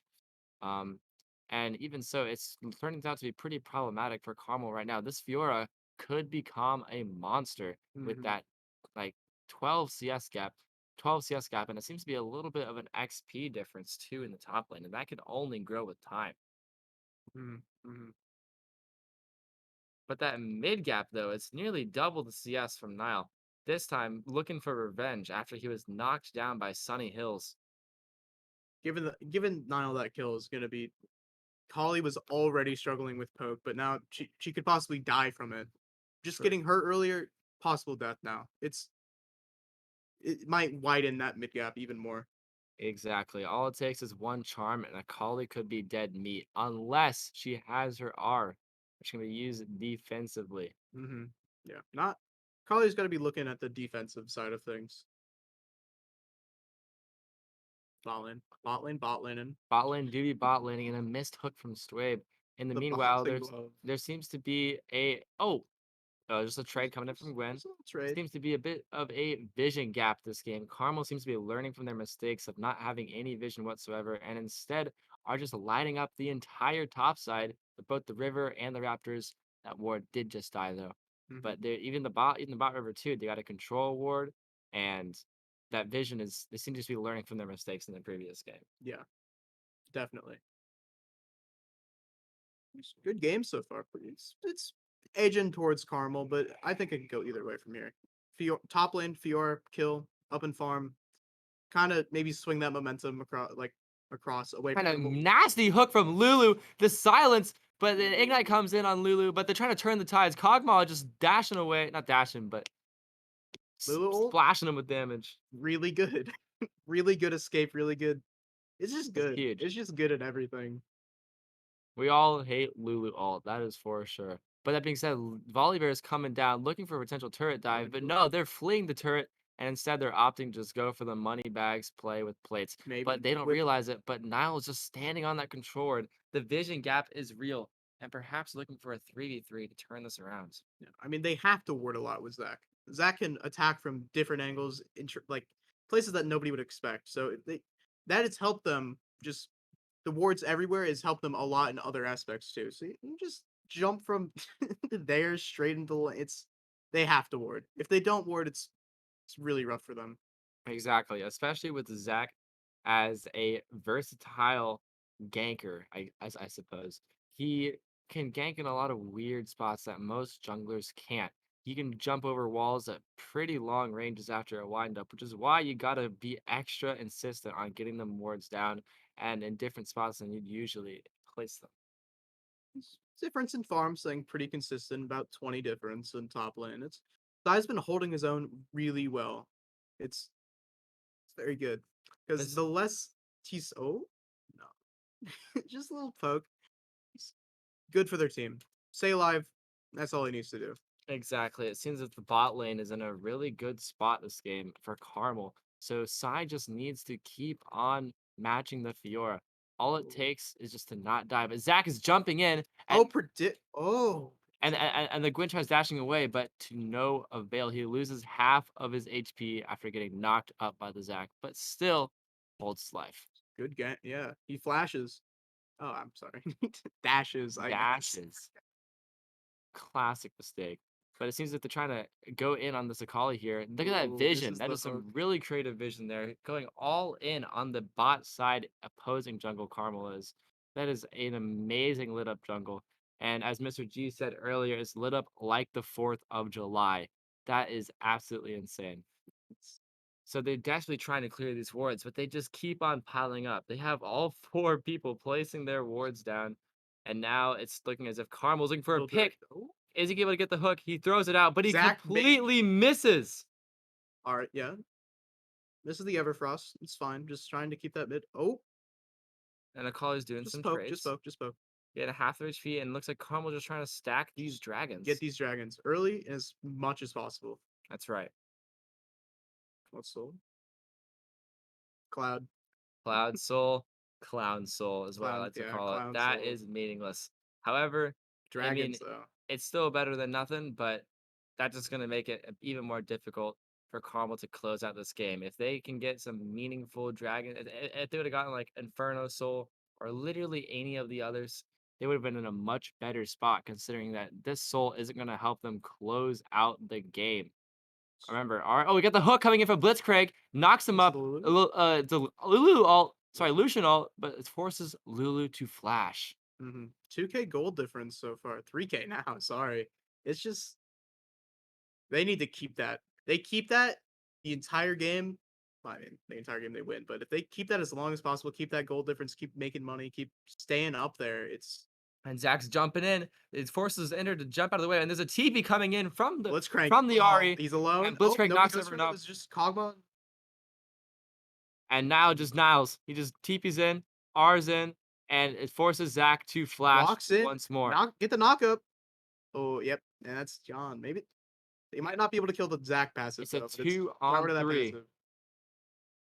And Nile nearly kills the Kog'Maw, but his greed is gonna get him Lucian. killed. Akali gets the shutdown on Nile, Lucian double, maybe. Nah. and Lucian double. Akali A lot gets happening in the bot the lane. cleanup. And at the same time, Sai may even get solo killed here. It's a one-on-one, but no, Volibear Fire walks Vengeance is up. coming. Quits Herald, Fiora is so fast. He is out. Flash. and that is some crazy mobility Oh, coming should in. have saved the ult for tower. It's a little. What is Fire Ventus doing? Almost dead to tower. Wow, that Fiora just made an absolutely Insane escape. insane play. She Wait, am I? saved the parry for the very last moment. She may even get the outplay here, but no, the triumph is just too Very, big. very close. Very well played, but not a lot you can do there with the minion wave pushing into the tower and your minions all the way back. That was some great cross map play. At the same time that RHS all stacked bot lane, CHS went straight to the top lane. They answered with it with a Herald play that they quit and tried to get that Fiora kill, which they did. Now that was a rather remarkable save from the Fiora there, Yeah. saving the parry till the very last moment. That was an equal and opposite reaction, if you will. You put a blow bot lane, the other team's gonna strike back top. That's exactly what we want to see at the A Battlegrounds. lot happening. Very fun game to watch. This has been a very. It's not the closest game, but it is close enough that is interesting and fun to watch. With Swabe he can't get that close to Kog'Maw this late in the And game. Kog'Maw just He dude, started running to him power up. down. He started to get stronger. Walks in the alcove. Not a ton he can do there. Misses the. Ooh, he might be out. And he's out. He got the happy feet. Is he out? And he No. hooks her in. Wait, Will this kill Lulu? Lulu ult comes off. That's really bad to use there. Kind of a waste of an ult. And then Sai TP's in. Sai is trying to do a 1v4. It's going to be a 4v4 situation for bot. It's a huge team fight. This close into the game. Akali R's in, and they're just dashing all back and forth. The Fiora's trying to get the cleanup, and the parry might save her life, but no! Nile gets the Fiora, and Fire Vengeance is just waiting and stalling out this Kog'Maw, earning him a double kill. A lot has been happening bot lane. Bot lane has been the hot spot this game. Everybody goes there. Everybody wants to be there because that's where Kog'Maw is. That's where Lucian is, who's now 5-1. It's just it is the hot spot. This game revolves around bot lane with Drake coming up in 70 seconds. They have to start setting up for that. It's good. It's Drake may be a little free now. RHS is gonna have their respawn timers back up. They could fight at 5-on-5. I mean, Fiora has no TP, Sai has no TP, so I got the feeling it just could just be a brawl in the Dragon Pit. Or they can just concede it, stall for time, try to get that Kog'Maw to scale. I mean, the gold gap is only 5K. Yeah, they that team fight. They get vision off that. Not a lot of other stuff they can get a vision like off of that team fight. There wasn't a dragon up. Baron doesn't exist yet, but they get that vision for that dragon. Its dragon is very very easy to take now. That team fight gave him the vision. Oh, hook on the Akali. And Yeah. the Akali is nearly out of Oh, misses HP. the jump over the wall, but it wouldn't have mattered with Fire Ventus right there. Wow, that is just a pick that they could not afford to have had. There was a 3-0 Akali. That is not what Ranch View needed. Well, obviously not, but that was the Yeah. one person on their team holding it all together. The 3-0 Akali had the potential to one-shot the Lucian, one-shot the Akali, get the carries down, but no, that it could not afford that. And with And that now Dragon's Soul Point has come 5 minutes closer. that vision, they know exactly where Lulu and Kog'Maw were, so they know they were safe to take that dragon, and now they can just collapse on them if Swabe can hit this hook. Nah, a little late. Ran away really fast, but it's, that's why vision's so important. It lets you know exactly what you can do to win. I mean, look at that bot side warding on Carmel. It is literally the entire jungle is visible except for around the wolves area. That is huge. It gives them all the information they need to make a turnaround here if need be. Hmm. But instead, it looks like they're just looking for a potential skirmish around Gromp or maybe a death bush of sorts. But it looks like they're all just going to opt to recall, reset, then whatever gold they have. A possible soul in 4 minutes is really good. Just Baron spawning Really good for soon too, 30 Carmel. seconds away. It's it's just they gave up that dragon to farm pretty much. They thought farm was more important than that dragon, which may come back to bite them. I mean, they could have fought. They had people up that could have maybe tried something, but it's still I think it ultimately came down to the Akali pick that the Carmel varsity team got uh on that 4-1 around River. I think that's what really allowed them to get that dragon there. And because they have Soul Point now, because they can get Baron, which just spawned, and because they have so many people ahead, they have so many options to close out this game. mm, just yeah, bot lane, mid lane now. Just That being said, though, you can't really discount RHS yet.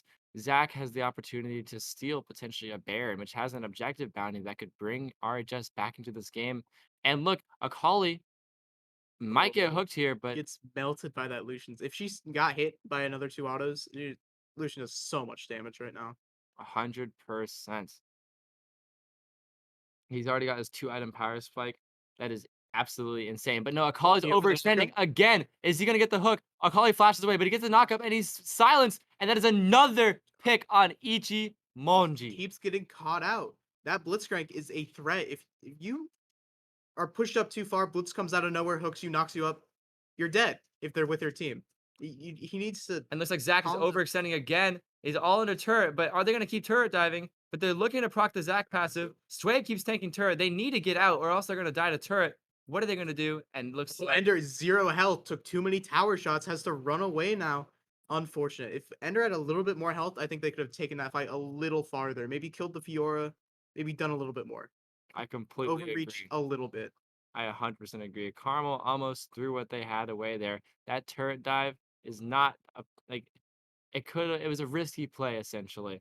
They needed to just stick to their roots, keep stacking dragons, and that honestly gives the RHS team just a brief moment to try and recuperate, farm up a little bit, get to their next items, and try and survive. Yeah.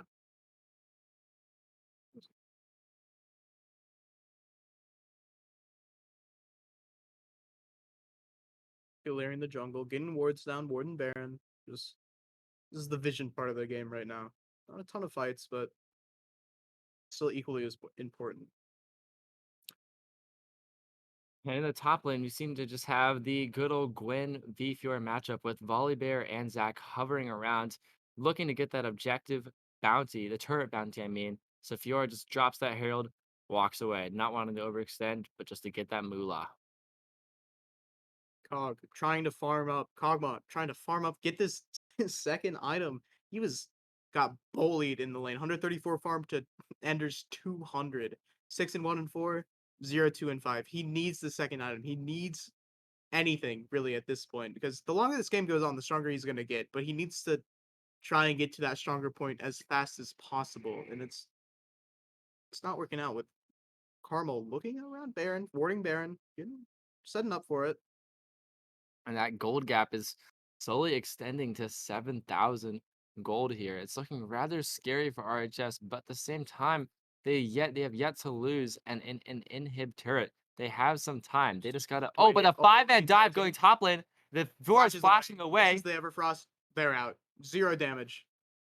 completely full health. They're out. 5-on-1, Fiora makes the escape. What a remarkable play by the Fiora. After overextending, she manages to recover at the cost of her flash. Meanwhile, Carmel does not expend any resources except walks them, but that was a critical misplay of sorts by Carmel, Baron for kind Drake. of. They just threw away Dragon. They could have gotten Soul, I think Baron's a little bit more but impactful right yep. here, but giving Ranchu that bounty is still really bad for them. That gave them the money to Kog'Maw. I get a second item now.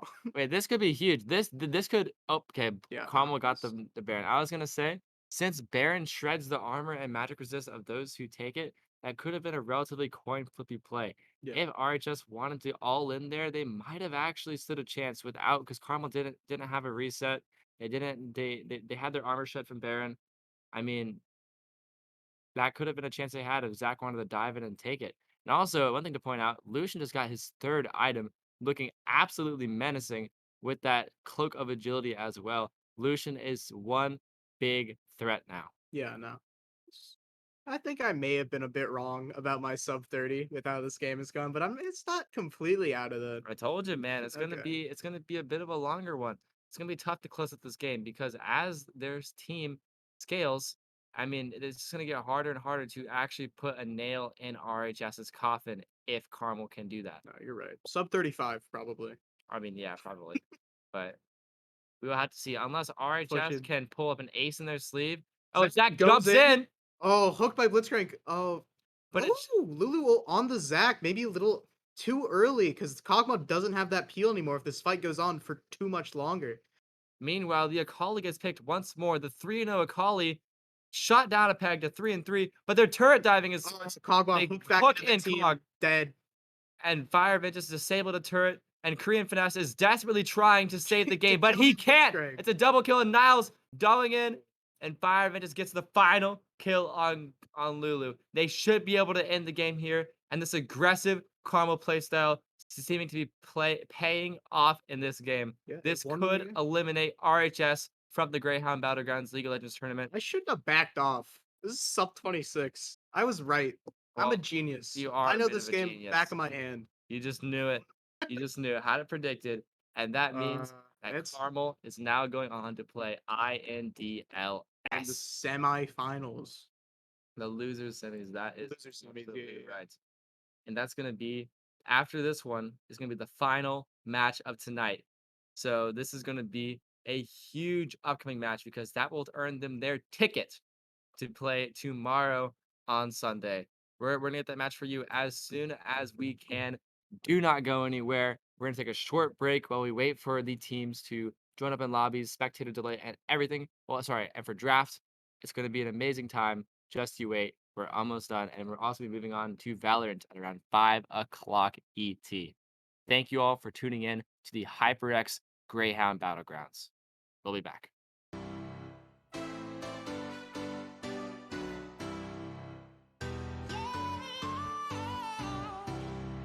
Music keeps me dancing.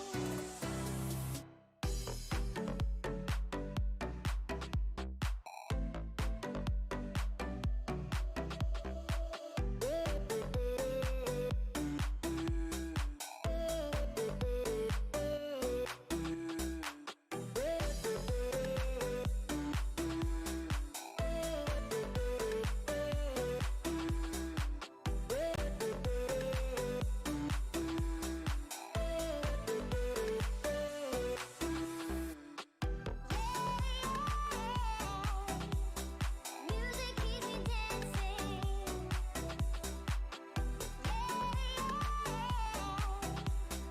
Music keeps me dancing. I'm on my own, broken alone. I feel the rain crashing down all around this empty town. I'm searching for the lost and found, but you don't care, you're unaware. Keep moving like the scars aren't even there. It's in the air like a blazing flare. Just stare 'cause the flames will burn us. I thought you were the one for me. That's why I gave you everything. Held you close by the stormy seas. Oh, you meant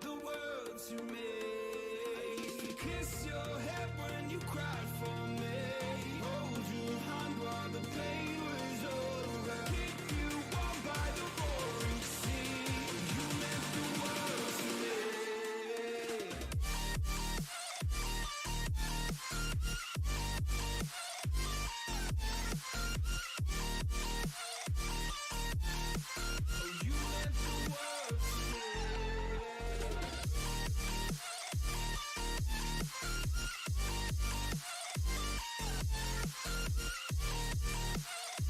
Oh, you meant the world to My darling dear, you're never here. When I'm in pain, you hide and disappear. Like shadows in the atmosphere, charting the stratosphere.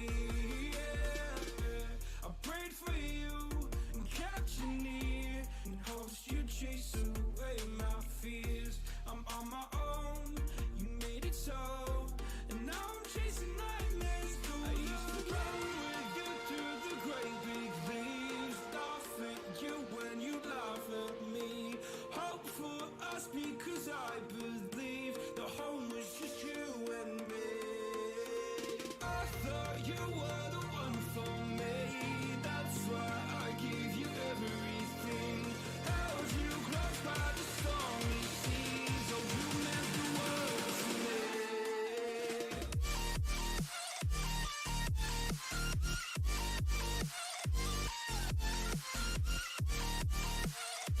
Oh, you meant the world to me.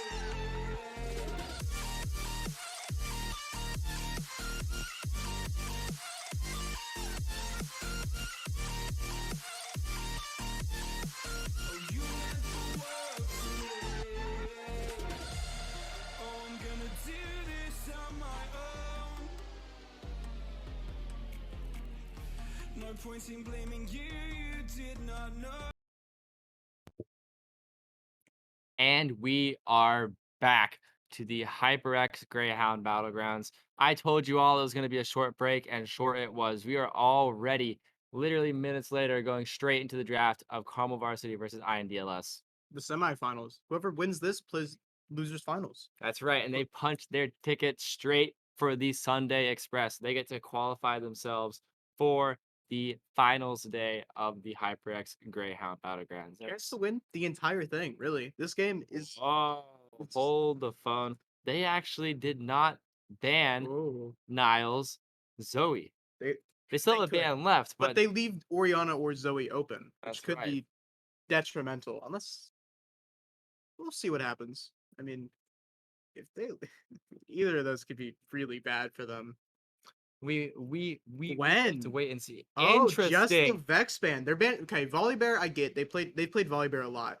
I get that. Gwen. Hold on. They just kept Zoe open and they're leaving Carmel with first pick. Wow. Hold on. I am and they don't pick Zoe first? Okay, well, Interesting. they've got Interesting. picks. They can't. Jinx is good. James is comfortable on Ender. Sorry, is comfortable on Jinx. Good pick. Aggressive. Get that bot lane sorted. And as you've seen, Jinx is a relatively strong pick for Ender here. He does a pretty solid job off of just snowballing on these hyper carry type champions. As an aggressive player, he really knows how to put the pedal to the metal of sorts in the Sejuani bot getting lane. that jungler out instantly. So I'm kind of liking how this might be shaping up. It could be interesting. Giving Nile one of his champs is going to be Mord. Oh, That being said, we can't be putting all the spotlight on Carmel Varsity here. INDLS actually has a P2 jungle Viego main, but he also plays champions like Hecarim, Graves, Kha'Zix, these carry junglers, which is interesting because opting for a Sejuani pick right here is very interesting. It goes against what he usually plays, but if we're looking for a team-oriented comp here, Armstrong Boys is making a relatively strong choice. yeah, no, this is gonna be very top lane centric. I think maybe Sejuani starts bot, hovers top a lot, trying to get that kill early. Maybe that's why they banned Gwen. Of Focusing more course. than on that top And lane. Niall actually leaves the Zoe unpicked, not even using his main. He feels on fire with Ari probably. Last game went very well for him. Maybe he just wants to keep that going. Maybe not. He feels comfortable on Ari. Keep that going. He's not bad with Ari. It's not like I mean, he's a grandmaster mid laner. I yeah, no, mean, he's gonna be all right at not the everybody. most But comfortable. It's still gonna be pretty solid. But INDLS does have a star player of their own. Megabytes 2, a D4 top laner. getting put on one of his mains. He gets to play. He likes Tom Kench, Kale, Nasus, Mordekaiser, champions of the likes. Those bruisers in the top lane that really know how to lay the hammer down on Down and top dirty, laners. baby. I love seeing Mordekaiser. I'm just excited to see how Carmel answers that. It's gonna be interesting to see who they pick, because if they pick wrong, it could Mordekaiser could be a bit of a problem in laning phase. I do gotta admit, one of my favorite picks into Mordekaiser is actually Olaf. And Oh, it's not necessarily for the late game at all, because Mordekaiser definitely outscales Olaf. But Olaf can just literally run at Mordekaiser, and Olaf's R just makes Mordekaiser's ult completely null and void on really? him. Yeah, I so didn't know that. Yeah, yeah. no, that would He be. becomes unstoppable, can't be sent to his domain. One of my favorite picks. I don't know if they'll actually whip it out, but Oh, they banned. Sorry, I didn't notice that they banned Slave's Blitzcrank. He might have to play somebody he's a little more uncomfortable with. I mean, I think that's just I think they're just begging to see Stwave's Pike here. Hey, though, I've seen his crazy Pike. he's, He be going flash and hex flash, just they going didn't want to crazy. make him angry. He's just gonna be a little bit of a threat in the bot lane now. Nautilus, they might be trying to go for just as an aggressive lane as Carmel. Depends on who they pick as their ADC, but Nautilus is very aggressive. Can be very aggressive, can not be, but usually is very aggressive. So this very aggressive team so far. Very 100%. And with that AP Mordekaiser pick in the top lane, that allow see what I mean? It's the Pike that I was talking about. That's that yeah, comfort pick locked on in. Stwave. That being said, the Okay. Mordekaiser AP pick in the top lane allows for a relatively safe AD pick in mid. Oftentimes, teams have to adjust around picking that AD mid laner, throwing an AP character in Yeah, the mix. But there no, it is. Mordekaiser with a 58% win rate on that for Armstrong, sorry, for Megabytes 2 is going to be a definite focal point for his team. Just wow. Jin Nautilus versus Jinx Pike. It's gonna be very aggressive. This is gonna be.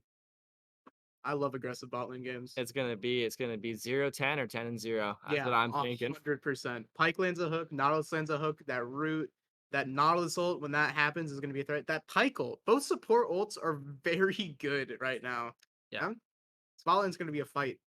And honestly, the bot lane too, the Jinx and Jin, both sides of the ADCs have no mobility. And Pike and Nautilus, they both have some mobility. So it's going to be just about as hectic of a bot lane as you Pike like possibly can the get. most mobile, I think, AD support in the game. Probably.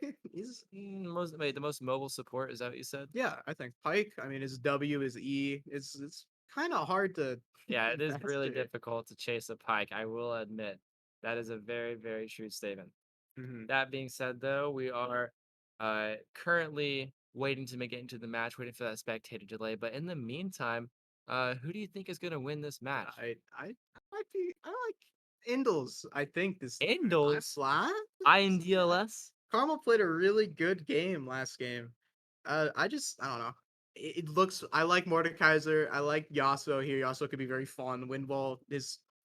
Hey man, if you think gonna win just because the champs are fun, I respect it. They might be playing for I comfort. like fun Who knows? Who games. knows? No, I respect it. And also for those listening in chat, make a prediction. I want to hear what you guys have to say. I mean, we're gonna be throwing in a betting channel points polls shortly after we get into the game. But yeah, I'm curious what you guys think. I mean, personally, I think Carmel Varsity has got this in the bag. I mean, Carmel's varsity and JV teams for Rocket League got shafted out of the tournament yesterday. However, today may be the day that Carmel maybe will qualify Yeah, themselves for their own tournament. not their team is very well oiled. Stwabe, that is he's a fill-in. Yeah, Their he's a support sub. He's a couldn't sub. play, but he's shown that he knows what he's doing in the bot lane. Alrighty.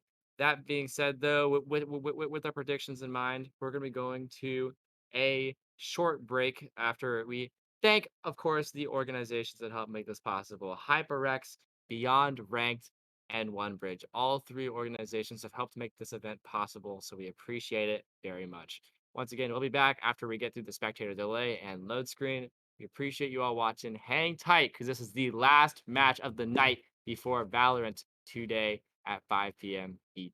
Shaping up to be a good match. That's right. We'll see you soon. Thank you. I can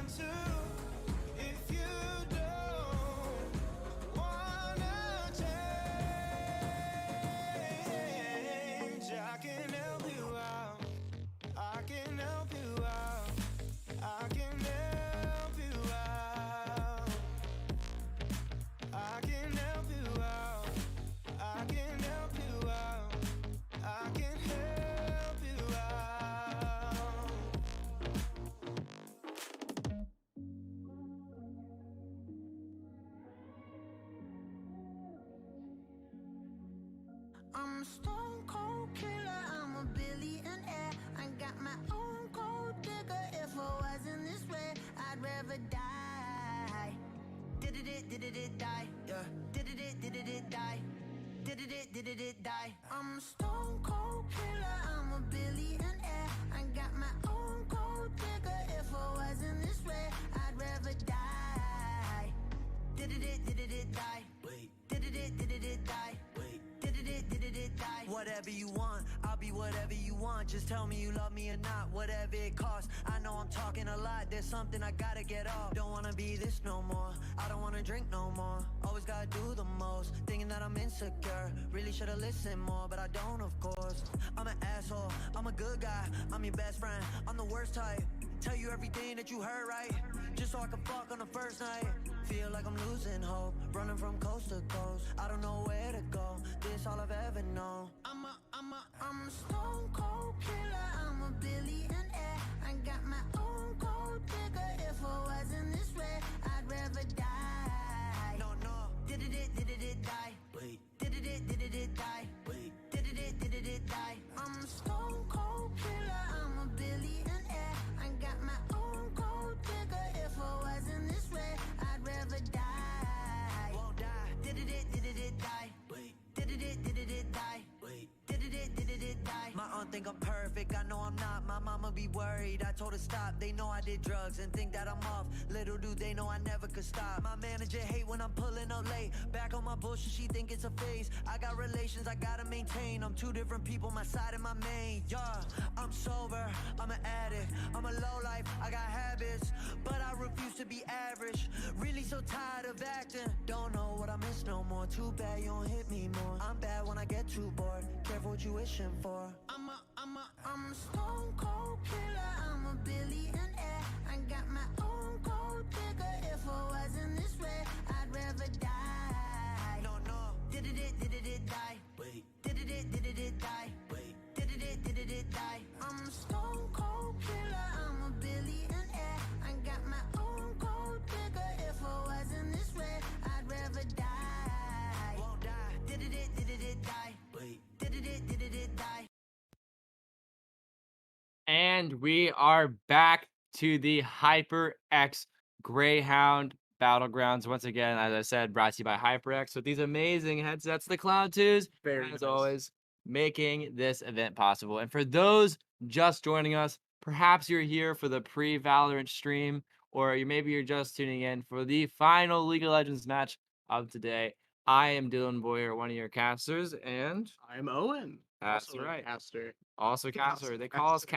casters because we be casting sometimes. That's how we do. We do be casting. We don't stop casting. That's right. We nonstop casting, but this is gonna be the last game of the day today, and it's just this is the climax of everything we've been waiting for. All these teams, like these teams, have played the most games out of anyone else. In fact, if you look at I and DLS, they Right. they sorry, but like both teams have just been playing all day. It's been about 4 hours of consecutive playing for both teams here. Really remarkable. Um, that being said, it's looking like the all teams are walking in at 5. Perhaps they're looking for an early invade. INDLS.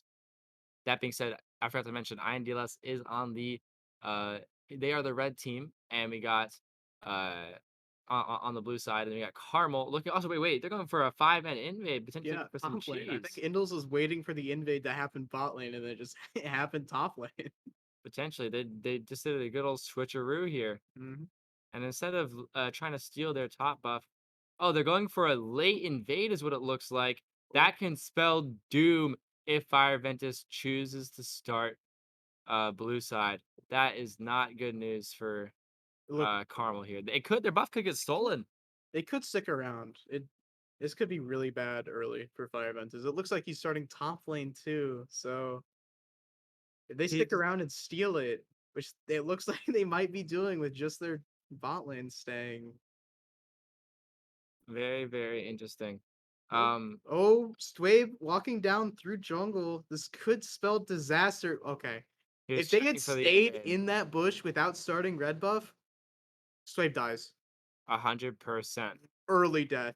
but now they know that they stole it. So for the now first blood. James should back off a little. He's under tower. He's not farming. He's waiting for, he's waiting. It could have been really bad. And it looks like Sedge is looking for an early gank, perhaps on the Jinx while she's alone. Swave is just missing a lot of XP here, forcing to go all the way around, forced to go all the way around the buff instead of going straight through the jungle. At least it wasn't his life, right? That's Feel like very true. it's fine. They gave up something, but it's fine. Oh, It looks like instead of going for the red buff, the Lee Sin from Carmel is looking to oh, gank top early pull by Mordekaiser just stands there with his passive, ticks him down.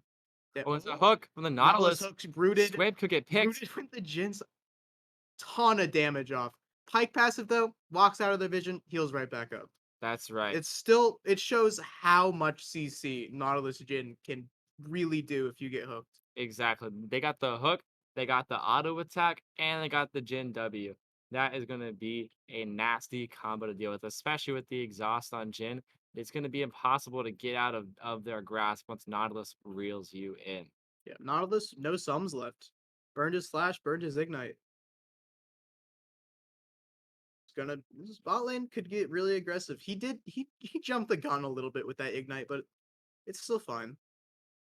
And it's looking as if the junglers are splitting the map, going for a vertical jungle strategy.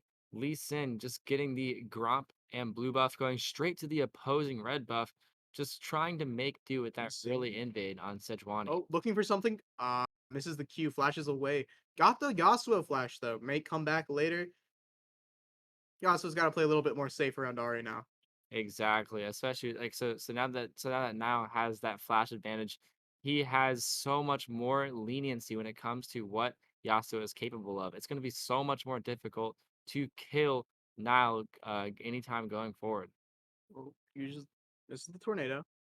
Maybe overcommitting with the Sejuani in the top river buff. But now sorry, Flash. Nile's put on his Flashes in. toes. He flashes out. Flashes out. Lee Sin getting a Q off, walking to Yasuo, but kills him. But this 2v2 is going to go in favor of Carmel. A double kill looking potentially for the Lee Sin. He's just going to throw his Q. Can he get it? And he does. That is a double for Carmel. That's good for Lee Sin. It's iffy for Nile. Giving Yasuo that kill could spell disaster early, but up and farm, it'll be fine. It'll be fine. It's not that I gotta say, even though the Yasuo got a kill, that just seals Ari's current CS advantage. What initially oh wait, and Sai could get solo killed Sai here, walked but up. the wave breaker, I think I forget the name of the ability, but sets W saves his life. Misses the center, but he stays alive, so it's fine. Hooks the Nautilus. He's away a little. Maybe dodging the hook, maybe not knowing where his E was. It's So there's a fine. gank coming in from Sejuani. She The dashes gank in, forces the Jinx to Forces flash. Jinx doesn't flash there. Stun dies. Because that Nautilus walks up, roots her after the Sejuani stun is over. Jin W's her. A lot of CC if anybody gets hit in that lane. Looking like an Ari forcing the Yasuo's wind wall to come out. Wow. All right, so looks like both bot laners have a pretty even amount of farm, but Sai could get the Fight solo the kill top here, lane. holding the W W comes to the up. very moment. Both top laners having shields, but at the same time, the bot laners are going in. Pyke gets the stun on the Nautilus, Lee Sin and Jinx trying to go for that kill. Jinx is going to get excited. Can he get the Jin 2? It's all up to whether Pyke has the CC. Can he do it? And Jin is out scot-free, but Sai desperately trying to get the solo kill, and he goes down. Turned Out of too the early. I guess he- one for Carmel. He had to turn there. Nautilus gets a pull off. I guess turning there's a little iffy, actually, now that I think about it, but it's a lot of fighting. A lot of fighting everywhere that only turns. A lot of fighting for kind of very little. Good gank by Lisa in bot lane. 100%. And Sai just seems to have tried too hard to get that kill. But the cost of that gank on INDLS is that Carmel gets the dragon. Infernal Soul's gone now. Maybe I don't want to jinx it, but maybe another And clown soul. no clown soul action here. No clown soul for anyone. It's just looking like they're going to shove the CS into turret while Jin is walking back to lane, trying to get that CS lead as large as possible. Gave that Jinx a kill. Gave Ender a kill. Monty can do with that. Still gonna be a very aggressive lane though. With Nautilus, Jhin, I love bot lane. You're a big bot laner. I'm a big bot laner, I think. I I mean, I love it. know I am. I but mean, you are a support main, so yeah. Yeah, I am. I'm glad I've seen very little mage supports, I guess, except for Lulu, but I like seeing the big guys go at it. like I said, in this current meta, it's pretty important to get those hyper carry bot lanes that have tanks that can peel for you. Oh, But now it's Pike looking like a walking in 2-on-2. again, Pike gets the stun stuns the off. Yasuo, and Yasuo seems to get out scot free. Shane But just no, whiffs it, but makes him walk away from it. Yasuo might be out with Sejuani walking in from top bush. Oh, 2-on-3 now. Lee Sin coming in, Q's in, gets to Sejuani, and he tries desperately to get now. He's low HP. whiffs. Can he get out? But Sejuani gets him. It's a 2-on-2. It's anyone's game. Sejuani gets killed by the Pike, and now they're going for Yasuo too. But Yasuo has the R. Swabe's staying around the outside of that fight, kind of just ducking in, ducking out, getting damage in when he can. He very well played by Carmel, but unfortunately turned into something that could have been great. Didn't it could have gone way better. Going forward, though, what do you think INDLS needs to do to win this game? Stay with they're playing pretty well. I think if they keep going the way they're going, it could snowball. Mordekaiser's got to kill, Yasuo's got to kill. They're very even. They're top mid and jungle. Just keep that up. Keep those people keep getting kills, keep farming. They're gonna be threats. Mordekaiser could be really huge. He's been farming well. He's got a kill. He's really hard to deal with if he's strong. We got some heavy trades coming in the top lane between the Set and the Mordekaiser, and that CS gap between the Mordekaiser and Set seems to keep growing. Psy and Megabytes, once again, that rank gap in the top lane is coming back into fruition. Got about like a kill's worth of gold No, between Yasuo the may be two. looking for something to happen. Fire now, Ventus the Lee Sin- duking it out with the cancels the Mordekaiser ult. No, he doesn't cancel it. He's still in it. He's just Oh, he's fighting it. And he gets shut down by the Mordekaiser. Can the Mordekaiser break through this? And he might actually get out. Gets No, but the Set- end of the side. settle back into the Ari. May have That actually was an amazing play for INDLS. Mordekaiser single-handedly got that pick on Lee Sin. Wow, that was a 1-4-3, and now the gold gap has evened up. This is an even game with a mid gap. Look at that. The mid laner just being 3-1 for INDLS, while the Grandmaster combo mid laner 0-3. What is going through his mind? What is he doing? We don't know. Talking about the Mordekaiser, I'm just so used to the loud noise and the big circle that spawns. I wasn't really used to it. Just It's interesting seeing it from the spectators' Yeah. perspective. Now, after that disastrous play, what do you think Carmel needs to do to retake this lead? they're still pretty close in gold, but they do need to. I think they need to hover around dragons. Dragons, I think, are their win con unless it's cloud. Well, I 100% agree. The Oh, whoa, jumps in, a sweep gets a double stun, Nautilus. flash, Oh, pulls Jin into the alcove. He's dead. Yeah. and that's a pike all onto the Jin. Meatloaf Monday is taken down. His remains were chopped into meatloaf, and now they're just smithereens. His That name. is a disastrous demise for the Jin. But still, Carmel's only up about half a K gold. It's still even. They were down about 100 gold a second ago. They turned that around. 100%. They're close enough that a kill changes everything. They're up a K now, though. That was a big kill. Swabe went in deep and got in there. Meanwhile, Yasuo is really looking for an R here, but now he's gonna make a play. He has charge of his ult stuff still. He has the charm, but he misses Jin ult out comes of in, range, gonna just hit barely. Fire Ventus till he And dies. Fire Ventus may get taken down, Ha- but now tanks last shot. But the cost is life. It's a 3v3 situation. Can Pike get it? Indra's coming in. It's a shutdown on the Yasuo, and this skirmish ain't over yet. The traps are leaving the Nautilus in place, but Carmel make it shut down. It's just Pike and Indra left, and now that was a 2-for-2, even for both. What do you think that was good for, Carmel or INDLS? I think that was pretty even. I guess with Dragon coming up right now, killing their mid laner and killing their support is very good, but like Carmel lost their jungler there. That could cost them Dragon. Exactly. And it's coming up relatively shortly too. Looks- 2 minutes. They could use that time setting up vision too. Ion DLs chose to push down mid with Herald. Also, another good play. They're gonna get that tower almost assuredly. And guess what? The gold gap has evened itself back up, back within 500 gold. Wow. Really close game so far. And Ion DLS looking for Dragon, maybe clearing out Vision. Oh, they need this Dragon.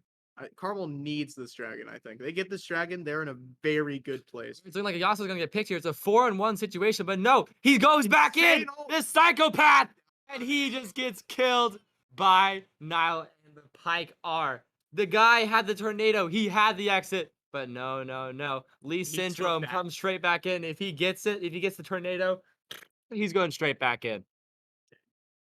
It's hard to resist when you get 3 people up, but That triple knockup was pretty nice, but it was. it wasn't worth it. It The wasn't worth mountains it. rise. No more Clown Soul. Mountain Drake's a good soul to have for this. It's gonna be mode. very, very good they for need Carmel. the tankiness. Very good for Carmel, but pretty bad for INDLS. Yeah, that's what I meant. Yeah. Getting that mid turret. Oh, Carmel kept their mid turret. I didn't even notice that. The Rift Herald did not get it. They still got. The thing is, all these plays were happening, and we're only 13 minutes in the game. In other games, I noticed that we only had 1 kill in 10 minutes. But in this game, oh, Ender! Ender out of position gets. Lee Sin walked in with the shield. Dies to ignite. But a crazy insect coming in for the Lee Sin shoots him into turret, and it could be a 2v3, maybe a triple kill. Can he get it? Does he get it? And Pike gets the last auto. Autos. Just tanks for him. They're out. Just Really easy good. as that. 1 for 3. Easy Really as cool. that. They turned Ender overcommitting, overextending into something that worked out very well for them. And a beautiful play from the Ari. She is Oh. 1 and 4. But Nile, holds it what a off. beautiful play! And the Mordekaiser and Sai are just Dude. going back and forth. Big shields. Just massive shields in the top lane. Dude, I don't know if you saw that, but Nile purposefully waited for the Pike R just so that the team can get double the gold. And at the same time, even though Ari was 1 and 4, they still had the confidence Fair. to make the decisive play, to ult over that wall and get the Jin out of position. The game has blown up. It's a 4K gold lead for Carmel. INDLS is not in the best spot. And now might get another pick, but the win wall, though. Winwall. You also may be looking for something with this tornado. He lands. It gets ult the R! from Nile flashes away. Oh, Nile. He hits the charm. Misses tornado. But the He's out. minions He's out. and the Yasuo Incredible escape by him. wasted flash. Wow. That bait where he like walked up and that was good. Anyways, but Owen, what do you think INDLS needs to do to get back into this game? I stop. I mean, I know what they can do to stop Carmel from winning. I don't know what they can do to. So based on the comps, who do you think outscales the other? I think. I mean, the longer this game goes on, the tankier and bigger that Mordekaiser is gonna get, and the more of a threat. He just stands in the middle of their team, ults somebody, comes out. He's huge if he ults the right person, gets the kill. So Mordekaiser, you'd say, is the win con for I INDLS here? think so. I mean, Jin is he's still there, but Yasuo is also huge. He hits a tornado, he ults in. But I think Mordekaiser walking in there, doing the damage, getting his passive off, is just gonna be really good. Stwabe though, he's been playing this game very well as a sub for the varsity team. He's He hasn't really 5-0 played with this 4. team, but he's He's tearing it up. his pike's crazy. You called it. I didn't I really told believe you. you, but you called it. He's been doing 5-0 and 4. That's a very impressive turn of events for Carmel here, especially given that they're playing with the sub. I'm very excited to see how they'll fare tomorrow, potentially, if they can pull through this game Yeah. against either Santiago or Sunny Hills. Still possible. They get Rift Herald. But see, while Carmel's just clowning around bot lane, no objectives, looking for a pick, the entirety of INDLS is getting Herald, but that comes at the cost Of two of turrets. a turret, potentially even more. Maybe They're actually trading They're staying. mid turrets Oh, for wait, this inhib is bot turrets. Rift Herald's up, pushing in. I think one of them. They need a couple of them need to back. Is They it need a to take base race? Oh no. No way. Okay, I Yeah, called it a no. bit too That's early. not you can't base race a Rift Herald. That's just not gonna end well. Well, I'm just Maybe saying, looking at the Mordekaiser, potentially the this could Mordekaiser be a spawn, game-ending play. looking for Pike to ult him. It's Psy versus Oh, INDLS. big W. And Niall's holding Destroys the that fort. Sejuani. Nautilus overcommitting. Then Yasuo comes back in. Niall gets a double kill. They hold him down. Jinx, 2v3. big rockets flashes destroying in. that Yasuo. Went back in, had no other choice. Jinx too fast, too much damage, has to find a way to turn. And Ender going insane. Maybe Getting even ending excited. the game here. I think they're going for it. Niall and Psy held the fort 2 Jin- versus 3, or maybe 2 versus Not a 4. lot you can do with Jin ult there, just trying to take those minions out. They back off. They're backing off. Oh, but he gets a pick on the Jin! Deleted! Oh my Max God. rank. Max Sejuani rank ult Q. hits. He pays the price for that. He's out! I lied! He's out! Look at that. I guess it was Sejuani Nautilus. Not a ton of damage they can just do to him. He keeps can't getting get- away. gets They call him away with it. Houdini. Fire Ventus. Fire Ventus Houdini. He's been playing a really good Lee Sin. He's doing Oh wait, really it could be a skirmish here, but they're not going to go for that. I do want to say though that They take Draenei? Fire Ventus has been playing tanks every single game this tournament so far, but now that he's whipped out the bruiser pick that has more damage and carry potential, he has shown up. They banned his Volibear and he's gone like even crazier on Lee Sin. They should have just kept the volleybar They up, man. coulda- They they should have kept should've. it up. They call Banned him the Ari. early Ari game was more playmaker. impactful than Volibear, I think, in the last couple of games. That's whatever. but- Wow. Pushing in, getting a Nexus turret off that push, that was really, really bad for INDLS, but they're not completely out of this. I think they're into their base. Their mid inhib turret is almost dead. They get a favorable fight, they get a couple kills. I think they can push in, get an inhib, maybe even get a Nexus turret. Like Oh, Karma. 100%. I mean, But- they only have one Nexus turret remaining, so that's true. It's just they're not really pushed in. Both bot and top turrets on blue side, all there. It's just mid lane that's got pushed in. So it's gonna be a little tough to split through that. and honestly, this game isn't over yet. If INDLS can potentially steal a Baron or get this Oh, pick onto Mordekaiser. Psy potentially, is he gonna ult him? Can he No, do it? He ult him. He's sitting there. Settle comes out. Honestly, this is not Flashes looking the- good for Carmel. If Does he? He dies though. But the rest of the team is there. Picks him up, kills him. Good trade. Oh, and Nautilus- Overcommits. oh, Maybe he's trying to make something overextended. happen there with the Mordekaiser. Not really expecting him to die that fast, but And meanwhile, the Ari Unfortunate. is getting that mid turret while no one's there to watch. All the pressure's on the inhib minions bot lane and the top lane push. It's the immediate threat. But they could potentially even lose 2 inhib turrets if Ari is not dealt with. It's Sejuani's staying in that bush. She walks out a little bit. She decides to leave. She All the stays there. She meanwhile, gets collapsed. Ari's just chipping away at the inhib turrets. It could Pike jump. hook coming out, hit it close on the Sejuani. They're just spreading INDLS thin. Wow. No, they split push. They let Nile get mid inhib turret, just focusing top lane. Nile pushes in mid. There's not a lot they can do. They can't if they have to choose. They chose mid lane to go away because there's more people top. Maybe trying to make a fight happen, but I mean, with Nautilus back I up, think they're just desperately trying to stay in it. with 4 top, they might be trying to make something happen with Nautilus. Good engage. Yasuo tornado. Nah, Carmel backs off. Maybe. Maybe wrong. They're staying. They're staying in that top jungle. In the meanwhile, I'm surprised Carmel has not placed that many wards in the top jungle. They need to be establishing vision. But Sejuani goes in big Yasuo! But he gets the Jinx shut down. Instantly at the beginning of the fight. That's But now gets a huge Everfrost and a huge Pike R2. Psy's clutching up. Ari's clutching up. Fireman just comes in, and that's gonna be a near ace for Carmel. Jin is the only man standing, and Niall is out, looking to end the game. Everyone's TPing in. That could be it. it looks for so good IDLS. for IDLS there, but you can't get over that much of a goal difference and kill difference and just level difference. That's gonna be game. That's game. Carmel Esports has qualified themselves for the finals day tomorrow. They're going to be playing the lower finals. They have earned their spot, and they'll be playing against whoever loses Santiago High School and Sunny Hills Lancers Gold. I mean, I was 1 for 2. I said Carmel. I lost faith. I don't know Oh, why I man. lost faith. They did I- insane this I game. all-in all my channel points on Carmel. That's right. We are betting on our own games. Insider trading. Insider trading. That's right. I'm doubling my money, man. What can I say? What a remarkable turn of events. That has been just a beautiful, beautiful run by Carmel. They made their way through the losers bracket. Wow.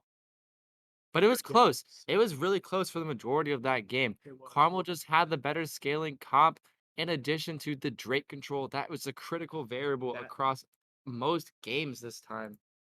They Wow. kept losing team fights. They kept going in. Yasuo dying there, taking that tornado and losing dragon might have been the It was a beginning of pretty the cool end. tornado, though. I got triple. It was a really good tornado that did no damage and he died instantly. So I don't know. I mean, it was cool. Yeah. Yeah, no, you're right. It was sick. It was That cool being said, tornado. though, that is the last of our League of Legends games today. We have some more tomorrow.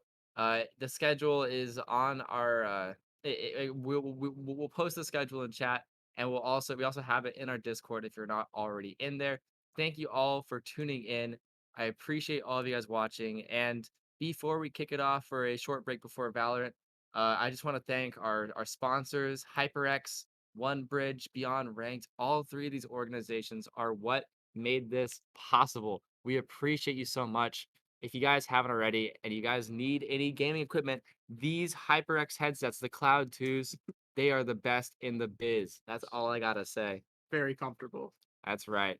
We appreciate all of you guys watching. Thanks for everyone. I hope Carmel or whoever didn't steal all your channel points, because I just got rich off channel points. Yeah, no. It's a little But suspicious, but that's fine. anyways, this is gonna be the last of Owen and I today. We're actually having a new set of casters for Valorant in about 13 minutes at 5 o'clock ET. We're gonna be having the Stwave and Pike- Fountain. That's the right. Pike Blitzcrank The himself. Pike who is playing in this game is going to be casting this tournament shortly. Spencer and Andrew are going to be here later, as I just said. We appreciate you all watching. Thank you, HyperX. I've been Dylan. I've been Owen. That's right. Stick around for Valorant. That's Valorant's great. right. We The got a lot of good HyperX teams. Greyhound Battlegrounds aren't over yet. We're going tonight, and we'll be getting our Valorant lower and upper finalists. Thank you all for watching. We'll be back. Stick tight. In your eyes, you'll always be my night sky.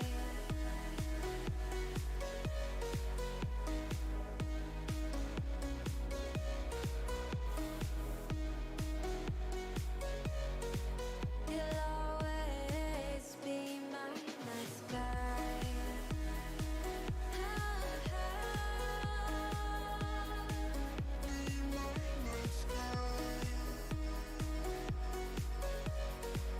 You'll always be my night sky. You're the night sky hiding behind dark gray clouds. I can't figure you out now. I see your blue. There is so much cold in you, and the silence is so loud when you go. I just stay dancing with my shadow all day. Watch the tide. I can't find the point where our two paths align. But you're the night sky. I'm trying to see your stars, but I've always feared the dark. Now I see violet. I can feel your silence. You always feel so far when your stars have burnt out and your heart makes no sound. I'll find valid in your eyes. You'll always be my night sky.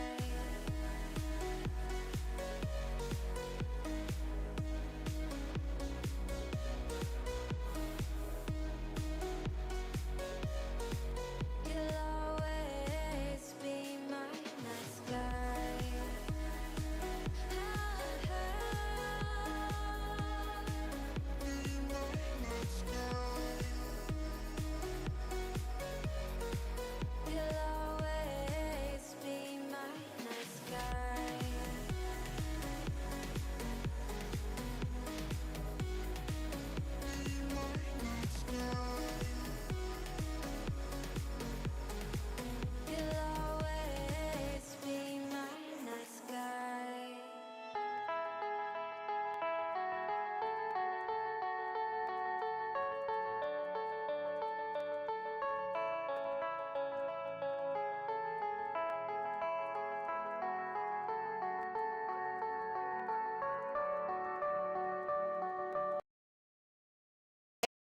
ain't accept and ignore, just kicking down all the doors. Guarantee you, boy, if I ask for it, it's gotta be real big.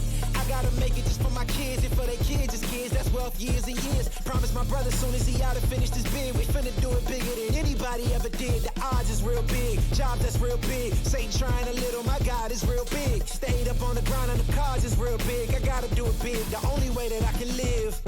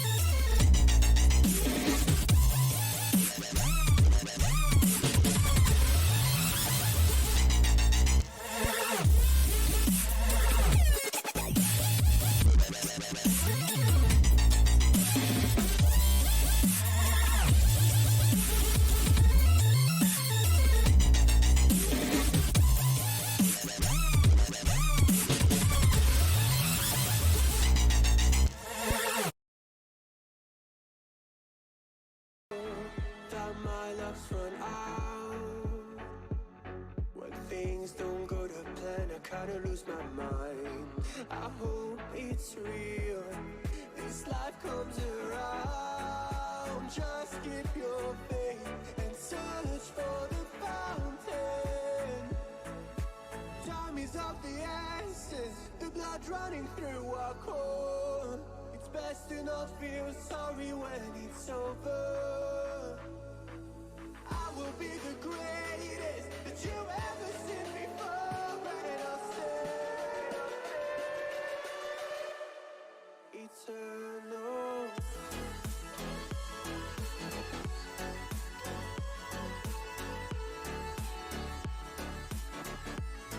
Eternal.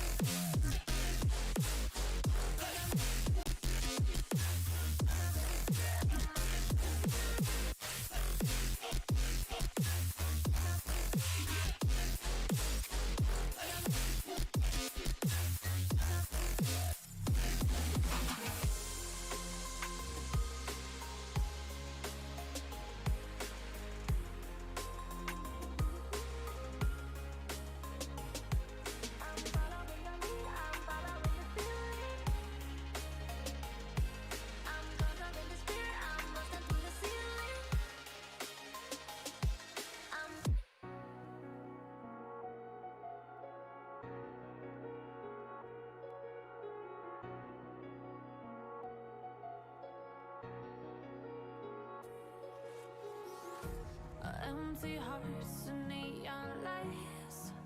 They're playing with my mind. Gotta get out of here tonight. Oh, I wanna run off and fly. And I'll tell myself it's fine to be alone.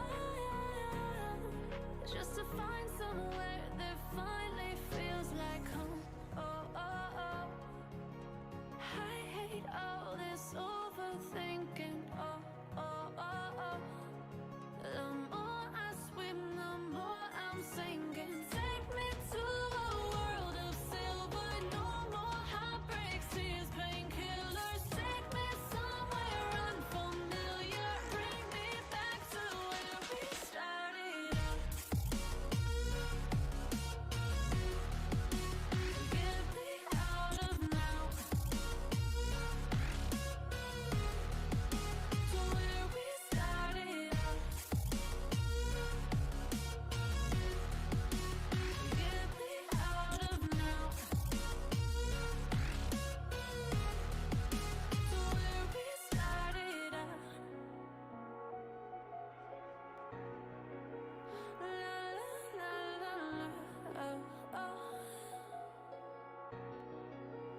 Get me out of broken hearts and starting fights. Turning truth to lies. Gotta get up, stop wasting time. Yeah, I wanna run off and fly. And I'll tell myself it's fine to be alone. Just to find somewhere that finally feels like home. Oh, oh, oh. I hate all this overthinking. Oh, oh, oh, oh.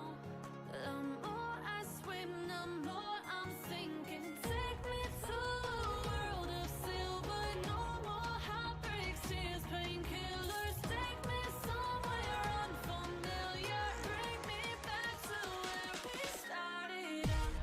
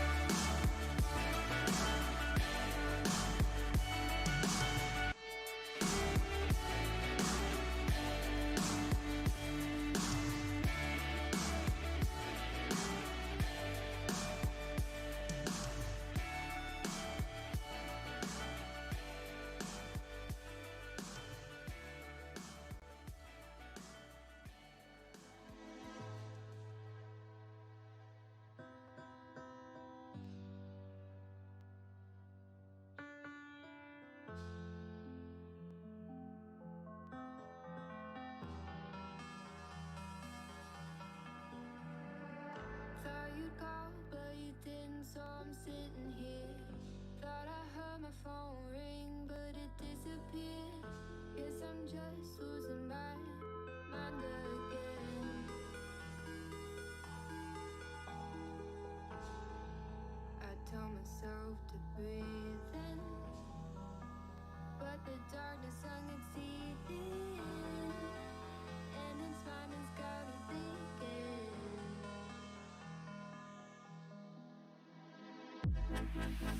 Sick and tired of feeling, so sick and tired of dreaming. 'Cause I always wake up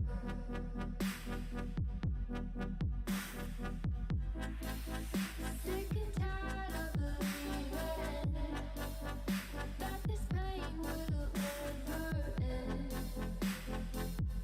Oh, I've had enough. I've had enough. 'Cause it always comes back again, and I'm not even gonna pretend that it's okay.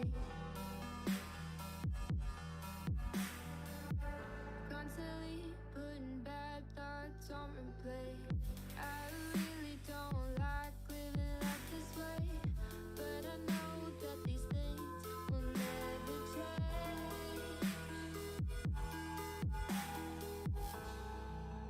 Tell myself to breathe in, but the darkness sun gets sleeping in, and its mind has got me thinking.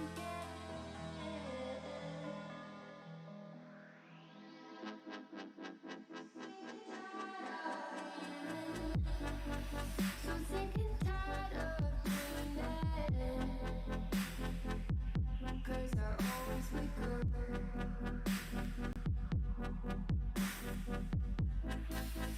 sick and tired of believing that this pain will ever end. Oh, I've had enough. I've had enough. Here we go again. You're not here, you're not here.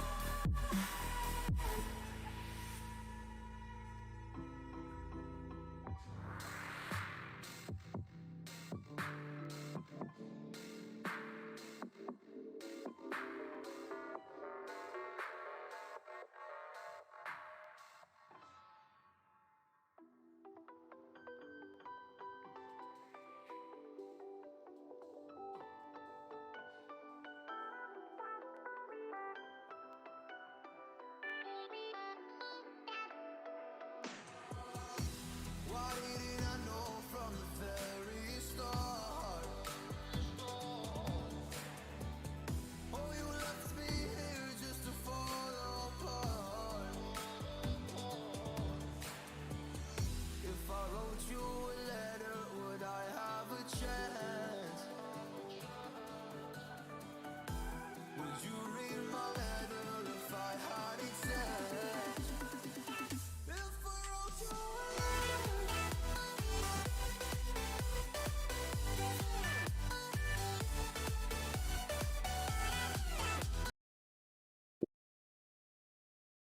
And welcome to HyperX Greyhound Battlegrounds Valorant tournament, the first match so far today. My name's Andrew, alongside me is Spencer, and of course, always excited to be casting esports for Greyhound Battlegrounds. It's going to be a fun night of Valorant. Oh yeah, I'm very looking forward to this, seeing our own teams play. I believe we have 2 in this tournament, as well as all the teams, other high schools that have signed up. Very excited to see how people do. Our first matchup of the day is going to be INDLS versus Capital City, but of course, none of these matches could happen without the generous support of HyperX. Thank you, HyperX, so much. Of course, the headsets we're wearing, a lot of the equipment we have around this lab is all HyperX gear, and we love it a ton. So if you're needing any sort of gaming gear, any headset, mouse, keyboard, mousepad, any of that stuff, head to hyperx.com and you can buy anything you want from there. I'm ready to get into this game. I am as well. I mean, I think a lot of this, I mean, these are two great schools. A lot of firepower, star power. In this tournament, of course, two of Carmel's own teams, and then one of the teams we want to highlight is DHS, 2-time in a row Battlegrounds runner-up. So, I mean, there'll be a team to watch, but our first map today is going to be Bind. Ion DLS will be on defense. Looks like Asuna's going to lock in the sky. We'll see, or no, we're going to see Lighthawes on the Sova. Of course, the classic Jet pick. And of course, Jet, a very versatile character. I mean, a lot of times you see Jets getting all into the site, doing everything themselves. And I'm liking the comp that Capital City is going to have here with the Cypher. Cypher's always a good character on Bind. I am not looking forward to the Astra, though. As you probably know, Astra's not really picked too often anymore. I'm curious to see how they'll play her out. I feel like Omen over on Red Panda's side, I feel like that's a much stronger pick for either team here. You know, maybe you might be right, but of course, I mean, some of these teams, relatively unknown, INDLS, a school we've seen do pretty well so far in other games so far in Battlegrounds in League, and then yesterday in Rocket League. So I'm excited to see how this match is going to turn out. Yeah. Looks like Ven is going to lock in the Reyna. So we'll have, of course, starting, we'll have INDLS on defense, Bind. Bind is a unique map, of course, because there is no mid. There's only B site, A site. Of course, its unique gimmick is those teleporters. So I think it'll be interesting to see how each team starts. Will Capital City start with the default, maybe go 3 on B, 2 on A, or vice versa? Or will they just try to hard rush a site, maybe go B up hookah, and then just rush into site? They do have a Sage, so I could easily see them doing some heavy A pushes, maybe going out of showers, getting the wall up, planting bomb, then playing for post plant, or going right in front of the truck, cutting site in half, and also just playing for plant there. It looks like they might be doing just that. Yeah, it looks like they are going to be pushing into A site this time. Of course, Red Panda is going to be holding the classic angle, and you see a bit of team bonding happening there between Xylo and Capital City's Reyna player Ven. I mean, it's just a little bit of fun before the games really start. 7 seconds to go here, and we are ready to get going for the action. This first pistol round on Bind between Capital City on attack and INDLS. We'll see Capital City just move into A. We'll see the Reyna flash come out, but it's going to be blocked by the Owen smoke. Now Yakimura is going to move into Cubby. Sovadart comes out. No one's spotted by it. Lighthall is just holding behind boxes. He's going to use a bit more util. Toss a shock dart in there. Not much is going to come from that. And looks like Capital City is just going to want to play this slow, wait for their util, and now they're going to start pushing. An opening pick from Red Panda. He gets two. He takes down the Jet and the Sage. It's still a 2v2, and Coke gets another. So this is a fast-moving round so far, and INDLS has a one-player advantage. Although, of course, Coke is very low, sitting behind boxes with the Sheriff. Is he going to try to peek Dom? He is, but he'll get blocked off by his own team's smoke. Now coming through U-Haul is the Sky, and that'll be the round over. 1-0 for INDLS. So yeah, I don't know. As you saw there, the Omen getting those two huge frags on both the Jet and the Sage, not allowing the attackers to get that wall up that they needed to secure site. And they just kind of crumbled apart from there. The defenders just playing slow, peeking angles, getting those picks when they needed to, hitting their shots. Sky worried me for a second there when she flashed into Hookah. I mean, not Hookah. She flashed and told one of the attackers where she was, but they just weren't able to capitalize on it. Right, that flash into U-Haul there. I mean, could have been dangerous, but unfortunately for INDLS, they got the job done, and now they have a 1-0 lead. Looks like, oh, look at this, Asuna Yuki. Oh, he gets the Cypher. That's a nice pushing pick. Catches off the rotator. Now they're going to push even further up. Yuki has to reload. Jet's going to peek him. They get the Reyna down. Now they'll take the Jet as well. Oh my goodness. It's just all crumbling right now, and that's a flawless round to start off this game for INDLS. They just look like they're in completely control.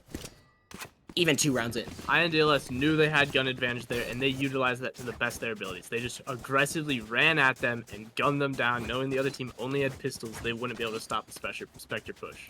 Now it's going to be Spectres for, looks like, no, they're going to be able to save here after last round. Xylo and the rest of his Capital City team is going to be able to buy here. So now this is our first real, I mean, even round with rifles for both teams. So I think this is always crucial. INDLS It doesn't look like INDLS bought a lot. They maybe want to save and get a defensive op or something going. We'll see what they decide to do, but still all Spectres for INDLS. bit of a bonus there for them. They're going to trying to take this round if they can, but really their goal here should just be to take down as many Vandals as they can, not really to win the round. Winning the round would be good, but it's not like what will usually happen. Now we'll see Xylo walking up hookah. Capital City's Reyna still walking down long, so a 2-split push. It's like Tsunayuki wants to push in. Wants to peek behind. The smoke's going to come down. Get a bit confused there. Here comes the peek from Ven. From B Long. Takes a couple of pot shots and the Viper wall goes back up, so that's blocked. Yakimura took a bit of damage here, but not too much. Now they're just waiting. Looks like a couple people flashed, and they're just playing the waiting game until something opens. Sitting in hookah. Shots fired along B Long, and now we get an opening. Red Panda takes down Xylo. That's absolutely huge on defense. Ven shooting. He's gonna get stunned. There's no doubt they're gonna push him here. And Ven gets taken down by Armstrong boys. Nice push there, and Dom gets a return pick on Lighthawk, so there's the info down. And looks like, yeah, they're just gonna rotate, but they have to move quickly here as there's only 15 seconds left in this round. They gotta just rush in. I mean, you see, 10 seconds Coke left. is over there holding down sight. See how many he can get. I do not think they'll be able to make this happen here, but we will see. Oh, that's a nice headshot. One enemy remaining. Oh, yeah, it just lines them up. I mean, not much you can do if you're Capital City right there. Coke just has on top of boxes. And he just guns you all down, one taps you, 1, 2, 3, and he's got 7 kills already. That is not what Capital City wanted to see there. They needed that round. They're out of money now. They have to save yet again, and now all of their guns are in the hands of INDLS. It's not looking very good for them here. Certainly isn't, but 3-0, I mean, it's always the attack or the defensive team, they have to stay stagnant. No mistakes are allowed, and especially, I mean, if they get a couple of weapons down, especially on pistols, when they have to full save here, I mean, that could be absolutely crucial. Oh, but Lighthawk and Coke each combined for 2 picks, and now it's another 5v3. Lighthawk gets another. He takes down the spike carrier in showers, so I don't really understand that pick from Dom there. Enemy remaining. Or the push from Dom there into showers alone. Dizzy's just gonna try to get a pick, but he can't take down Lighthawk, who gets 3 that round with the Spectre all on his own. And this is just complete domination. You can't say it enough. I mean, INDLS taking control of this game. Coke really showing he's the MVP of that team so far. 8-0, 4 rounds in, just really pulling his own weight for his team. And one thing, when that person was pushing in the showers there slowly, if they were to hug that left wall, they might have gave out a little cheeky like right click with the classic there, maybe get a gun, turn the round around, but instead they tried to swing wide, knowing he didn't have gun advantage, which is gonna get you killed. Lighthawk is just gonna look for a pick with his longer range weapon, of course, the Sheriff. Now his recon dart goes up. Ooh, he almost wide peeked it through the smoke, but couldn't get it done there. That's just a shot that you take at the start of round. Okay, if you get one crazy, it's a nice clip, but there's no harm in not rotating. So now, looks like Capital City are gonna go on to B site, where there's Viper and Sky down there. Oh, that's a 1-tap from Asuna Yuki. He takes down Yakimura, and that's already stifled the attack. Oh, and another 1-tap from Asuna. Very Looking good. like his professional counterpart, 100 Thieves Asuna, but he is going to be taken down. Coke gets another. Coke takes down Dom. Xylo gets double peeked, and it's going to be another round win. 5 in a row for INDLS. Castle right now, well, just going in one by one in this site, not what they need to be doing. They need to be pushing together as a team, use their teamwork, use the Astro, get the smokes down, use the Reyna, go off her Lear, pushing off that, like jet dash into her smoke, make space for their team. They just aren't doing that. They're just not getting any space. They're not pushing. They're not able to get on site. It's not working. Now, granted, I mean, of course, Bind is a tough map to attack on, but still, you gotta think, I mean, when you go up a team like you go up against a team like INDLS, you need to have some sort of set play or set execute onto site that you've practiced time and time and again, because you make one little mistake, this team will punish you. Ben gets flashed, as does Xylo. That'll still re-peek. He's not going to catch anything. Look at Armstrong, boys. Just taking it into elbow. He's just going to hold that angle there. It's such a hard site to push into if you don't have a lot of util. Toxins going up. Up goes the Viper Wall from Armstrong, boys. And, of course, Capital City, they're just playing slow, but I think they need to change their strategy and start just running in for entry frags and trade for their other teammates. Now they'll get a push into Hookah. Oh my goodness, Yaki just runs them down. He'll get tagged, and he will get killed by Dizzy, so it's a 1-for-1. Coke just playing underneath. I don't think they see him just yet. Oh, now the Sage comes down. That spike carrier down. I don't know if Dizzy remembered he had the spike, but Armstrong Boy is taken down, so it's a 3v3. Coke gets another kill. Coke gets 2. He's just going to try to close this one out. Doesn't know where the Astra is. Oh, now he does. He's going to have to take a bit to reload, but Lighthawes will toss the shock bolt in there, and that'll be another round. It's a quick one so far. 6-0 in favor of INDLS. Yeah, after that, they are able to buy one more round here on INDLS's side, but I don't know if they will really be able to do anything with it unless they change up the strategy here. They keep just either playing insanely slow, not actually doing anything for their team, or just running in blind and getting picked off instantly. And they need to just do something right in the middle. Maybe default, send a couple of people both sides, go for some picks, wait for the defenders to get jumped, like, get greedy, go for, like, a push-up. See what happens here. Coke's going to play a longer range angle. He's maybe going to... Oh, Lighthouse, look at this. Maybe gonna look for a pick already. Oh, he gets one, but he doesn't. Oh, Ven, missed opportunity there. But now he knows. Oh, that's a nice flick from Lighthouse right there on the Sova. Gets 2 in showers. Coke now. Holding at elbow. Hey. Looks like they're still gonna push this, but now the Sova ult's gonna come through. Xylo getting very low, and I think they know Dom. Here comes the, Skyle. Yuki will take down Yakamura, and it'll be one enemy left. That's going to be Xylo sitting around TP, but now he's going to know where he is. I think they're just going to wide peek him here. Long flash coming in, and he is flashed, but Coke gets very, very low. Get the Sky Heal from his teammate. They don't need to push too hard for this right now, but look at Lighthawes going through his domain where he's dominated all game right through showers. And there's the kill coming in from Red Panda. 7-0 now. And it's just been a constant cycle of, oh, we gotta buy this round. Ah, we've lost this one.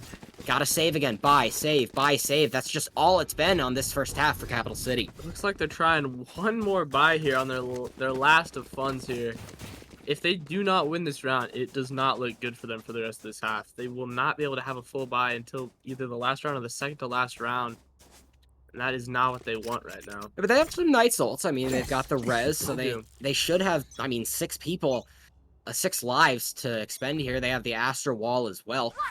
They've been sitting on that Jet ult for a little while now. I feel like they should have saved some money, brought that out earlier, trying to save their economy. There's Coke. He does not like to set on his ult.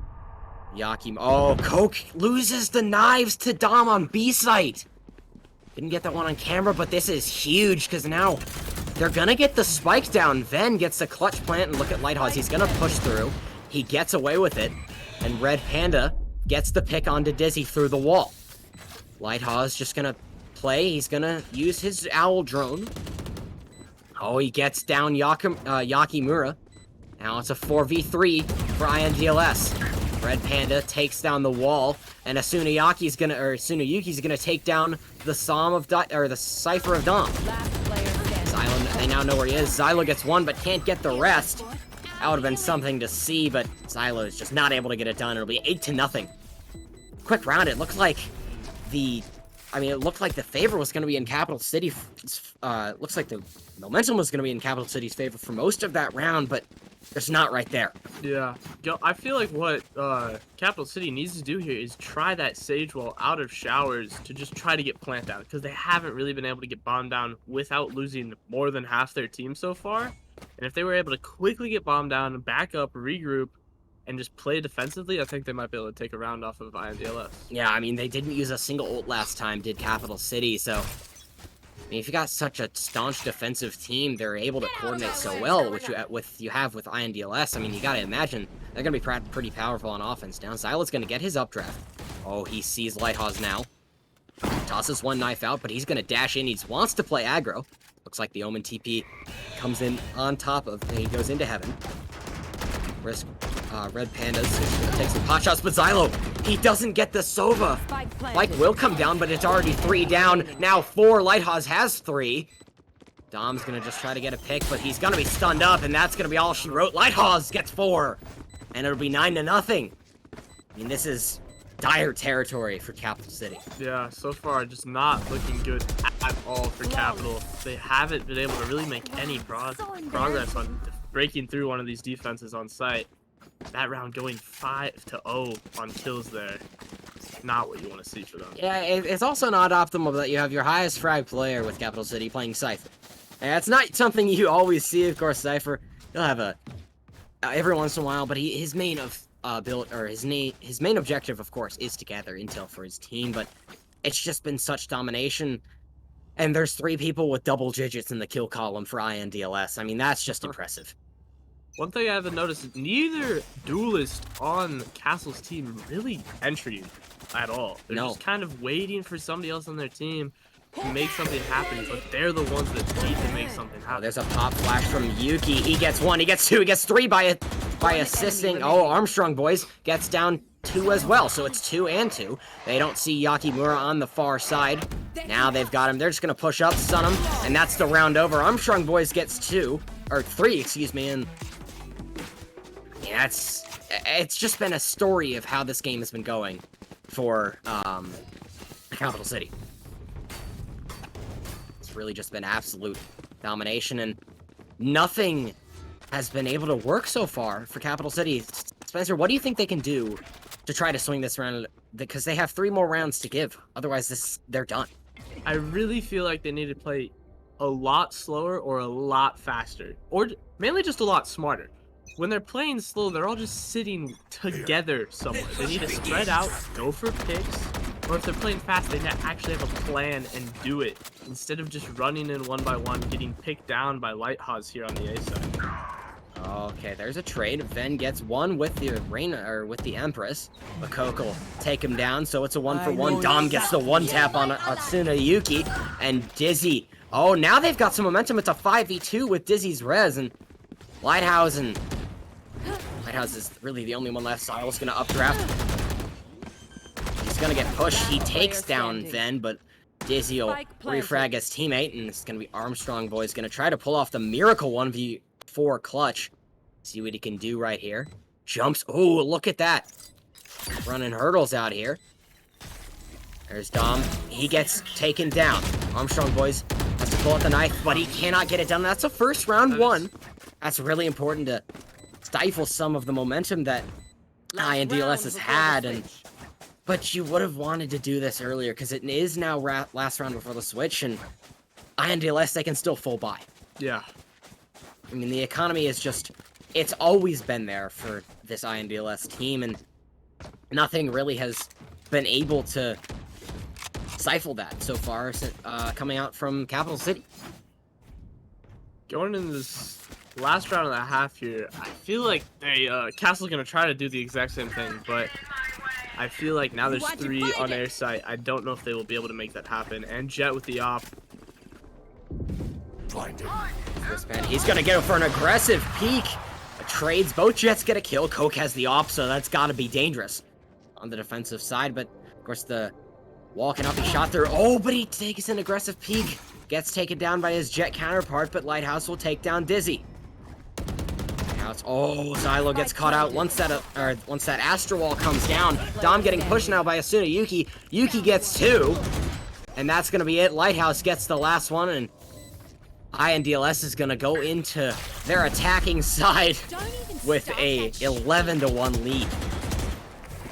Yeah, it's not looking good here. I feel like this match is nearly guaranteed for INDLS here.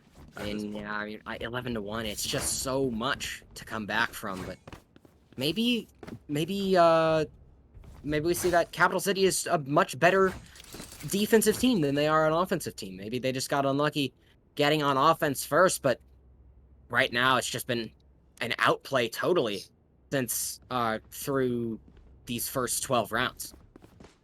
I think that they're just gonna set 3 players up on A site, 2 on B. Of course, Cypher is able to almost hold down B by himself. They have both of their sentinels over on B site for Capital City. Now here comes the Owl Drone. He's going to tag Xylo with it, and he's going to even get some more information. Lighthouse, look at the usage of this. He's gotten so much information now, and Armstrong Boys is going to make the entry. They don't know. Oh, Wrist Red Panda takes down Xylo. Ooh. Oh, Coke almost got Shorty to death there. Dizzy gets 2 pot shots. He's going to have to reload, and having 2 shots in that weapon is not going to be very, very helpful. Dom's going to have to regroup with the rest of his team. Not ready for this peak, I don't think. Dom gets 1. Takes down Lighthouse.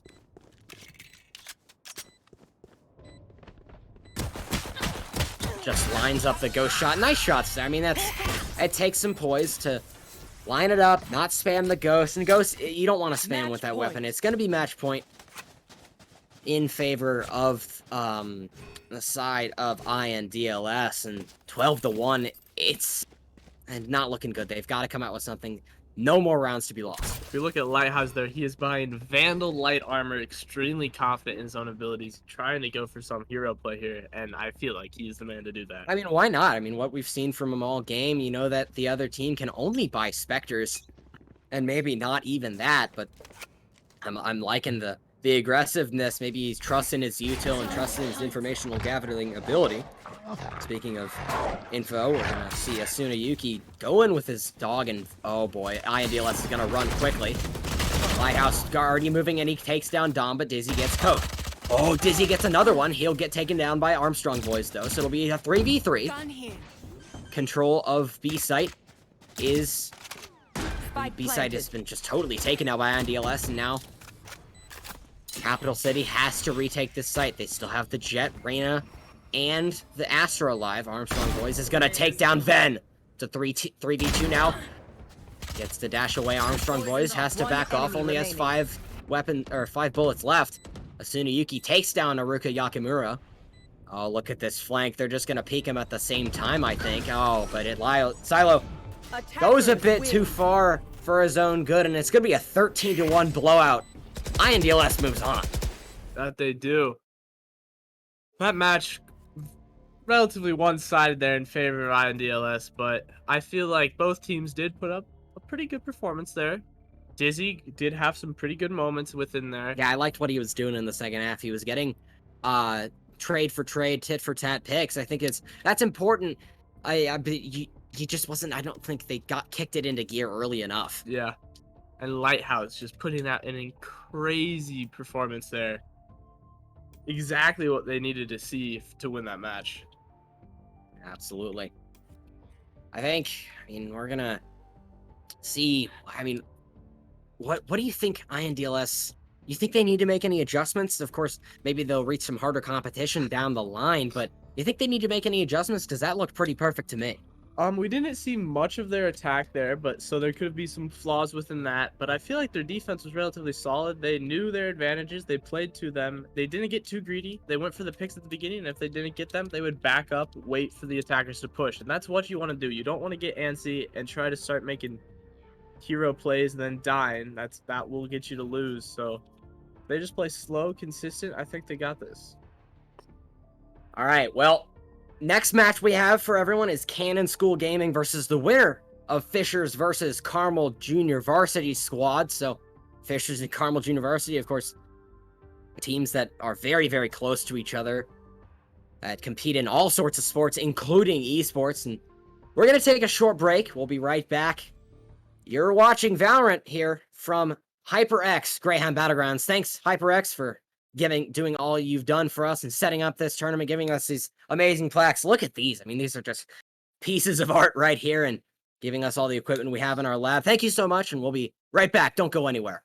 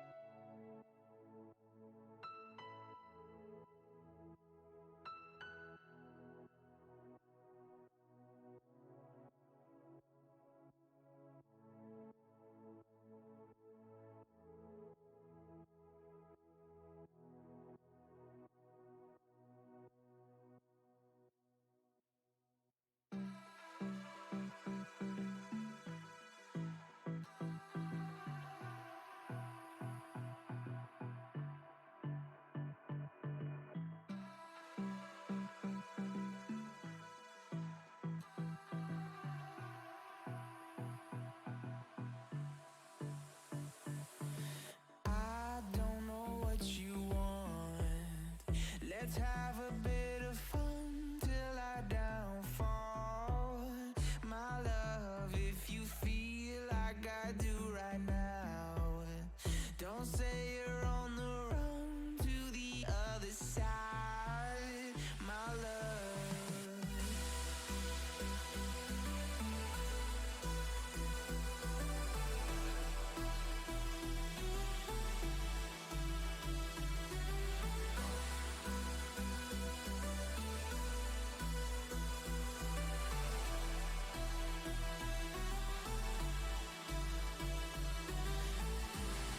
You say you wanna try, but you never do. Sugar, there's a reason why we lose. You say you wanna cry, but you never do. Welcome back to HyperX Greyhound Battlegrounds. Of course, once again, my name is Andrew alongside Spencer. Our next game up is going to be Cannon School Gaming versus Fishers High School, and it's going to be an exciting one. Of course, the Battlegrounds tournament is powered by HyperX, makers of premier gaming gear like the legendary Ultra Comfortable. You know, these cloud line of gaming headsets, of course, super comfortable. We can both attest to it. Whatever you play, however you play, HyperX knows we're all gamers. For more information on the HyperX products, visit hyperx.com. Spencer, this looks like it's going to be a solid game. I've already seen one of the players. I mean, we've got some high-ranked players in this lobby. Yeah. I don't exactly know their ranks, but I know Fisher's known to be a pretty good team in Valorant, and Icebox is the map this time, a relatively aggressive map. So excited to see some maybe flashy plays out here in this match. Always excited to see flashy plays, and then I mean, when I play Icebox, I think a lot of times, of course, sometimes I am guilty of the insta-lock jet. I do that on occasion, not every game, but on occasion. And I really do like playing jet there. I think there's a lot of flexibility with what you can do. But again, someone like Viper is a very good character on Icebox with her wall. It's hard to get around, but I think whatever these two teams decide to do, there's both pretty solid teams from what I can tell. So it'll be interesting to see how they both approach it. What do you think each team needs to do to take this win? Of course, we're gonna have Cannon School Gaming attacking first, and then we'll have Fishers on defense for the first half. As you said, I do think both teams probably should take a Viper. Viper's an extremely strong agent on Icebox, just allowing on B site, just walling across the whole site, giving you so much space to push up. And very good on defense for A site as well. I'd also like to see Jet, as you said, and I hope we don't see like a Neon would be very bad pick here. Astra also not a hugely great pick here, but we'll see here in a second what they end up choosing. All right, well, we will be going into game. Of course, best of one. So this winner takes all. Anyone who moves on. I like the chamber pick here. I think that's a solid choice from Eltran. I mean, and then of course Bully McGuire's gonna pick the jet. Both teams already hovering a Viper. We'll see if they lock that in, but I would assume they will. We're gonna see a KO coming out from Fishers, and I like that pick. I think KO's a pretty underrated agent. I think I believe he's pretty strong on Icebox, especially. There's a dart you can do into B that gets both B and mid, which is huge intel for your team. And yeah, so we are going to see a Jet, Chamber, Sage, KO, and Viper from Fishers on defense to start this first half. And for this map, looks like Slark's going to start on the Sova. Maybe Doc, he's just talking it over with his team. Do you want to go Viper? Do you want to go something else? Do you want to know maybe another Initiator or another Sentinel? You already have 3, so maybe a Duelist. But maybe they don't want to run a Duelist here. They are going to go the Viper. So interesting to see that there is no Duelist in this comp for Cannon School Game. Yeah, what I'm seeing is they won't really have much of a way to get on sites other than a Sova dart. They will Viper wall and just have to run up to it and hope they win the trades coming out of it. Because they don't have the flash from KO, they don't have the dash in from Jet. It's going to be very hard for them to get a good attack going here. Gonna remind everyone that the winner of this match, so it's a pretty high stakes match where this match goes to the semifinals of the winner's bracket versus the winner of INDLS, which is, I mean, who we just saw 3-0 or 13-0, 13-1 against Capital City, an absolute blowout in the last game we just brought to you, and then DBTI will be INDLS's opponent for the next match. But whoever wins this match is gonna face the winner of those, and we're getting to some of the top competition in this tournament. Yeah, KO, as I said he would, lining up for that dart, and the Killjoy turret to cover both the mid and B flank here, and while they push A, looks like the Viper's going to go against the wall, cutting off the front right side of sight for them to be able to plant and play defensively there. And the defender's looking like going relatively default 2-1-2 here. One mid, Sage mid. She did not wall tube, so they could push up that. Doesn't look like they are going to this round, but I would assume she's going to start walling that from here on out. Now we begin the crucial pistol round, of course. It can set the entire tone of a half. It's very important to get a win here, but... Oh, look at Bully McGuire already taking down Cannon's chamber, and Eltrain's going to have to back off as he gets tagged with the Owl Drone arrow, and there looks like Cannon is going to get the spike down pretty early, and that's a nice execute onto sight, but they're just going to back off a little bit. They have the wall right in front of the spike. Bully McGuire is already pushing up. Not a lot of space left for either team to move around. Look at Bully McGuire. He's already moving up. He takes down Lux, but he's going to be removed from the fight by Doc. Doc gets 2. He's going to get traded out by Pyfie. 3v3 now. They're trying to stick the spike. Looks like they might get to it, and they will get to it. That's a nice spike stick there from... Yeah, it's just... It takes some guts to go in and just hold 4 on that spike and get that round 1. That'll be the first round in favor of Fishers.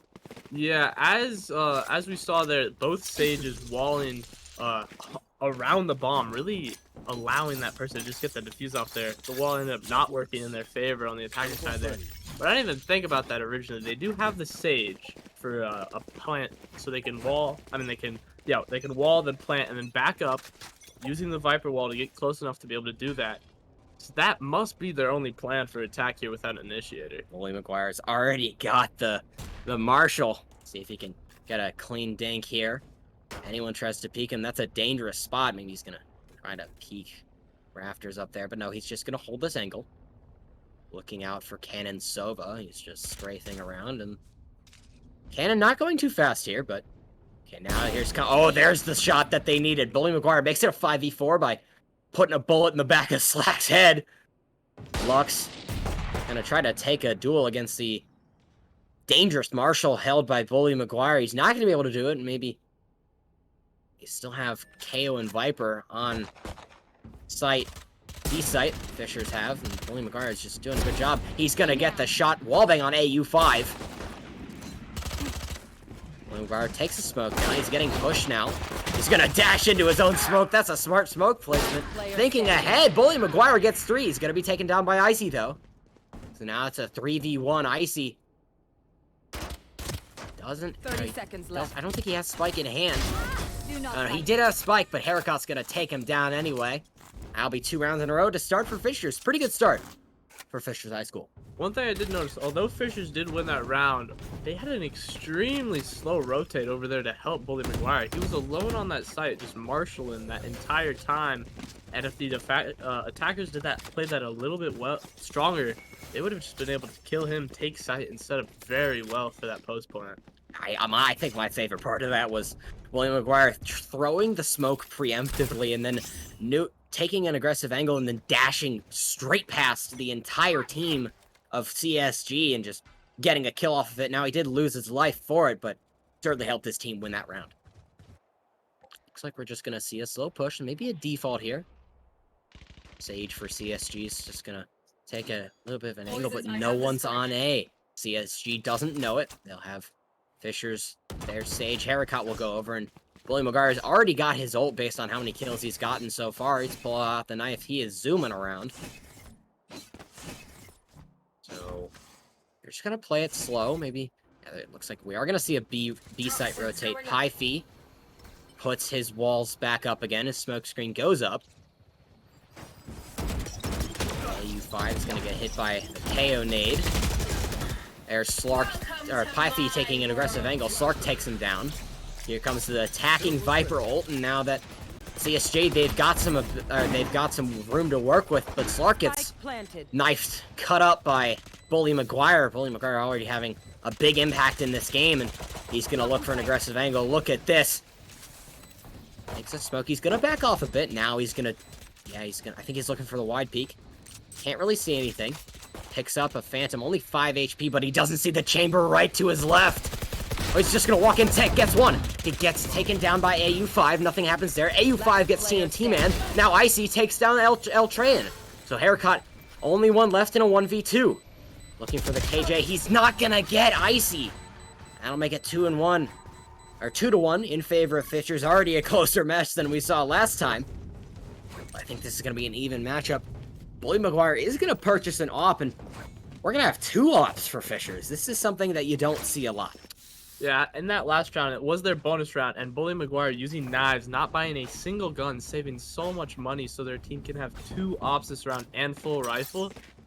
Very good for them looking here, but the other team does now have guns and a fairly strong economy after winning that last round, so this really could go either way. See El Train peeking mid. He's not. No one's going to contest him just yet. It's like most of the action this half is going to be on A. You see Pyfy putting up his toxic screen. Sparks, of course, the initiator for his team. He looks like he wants to walk in there, but he can't do it without getting his head taken off. Oh, there's an opening pick. Icy gets 2. Pyfy and Bully McGuire both down. Doc gets another one, and now it's a 5v2. Not looking good. El Tran, oh, he just unscopes at the wrong time. Tran gonna have to back off a bit. Maybe I think they're just gonna save the weapons they have right now. I think that's the smart decision. You don't want to lose, especially that AWP that you have in the hands of your chamber. And looks like, unless they change their minds and go for a recontest here, it doesn't look like they'll be able to stretch their lead any further. I think the round score is gonna go to 2-2. So an even match so far that we have on Icebox.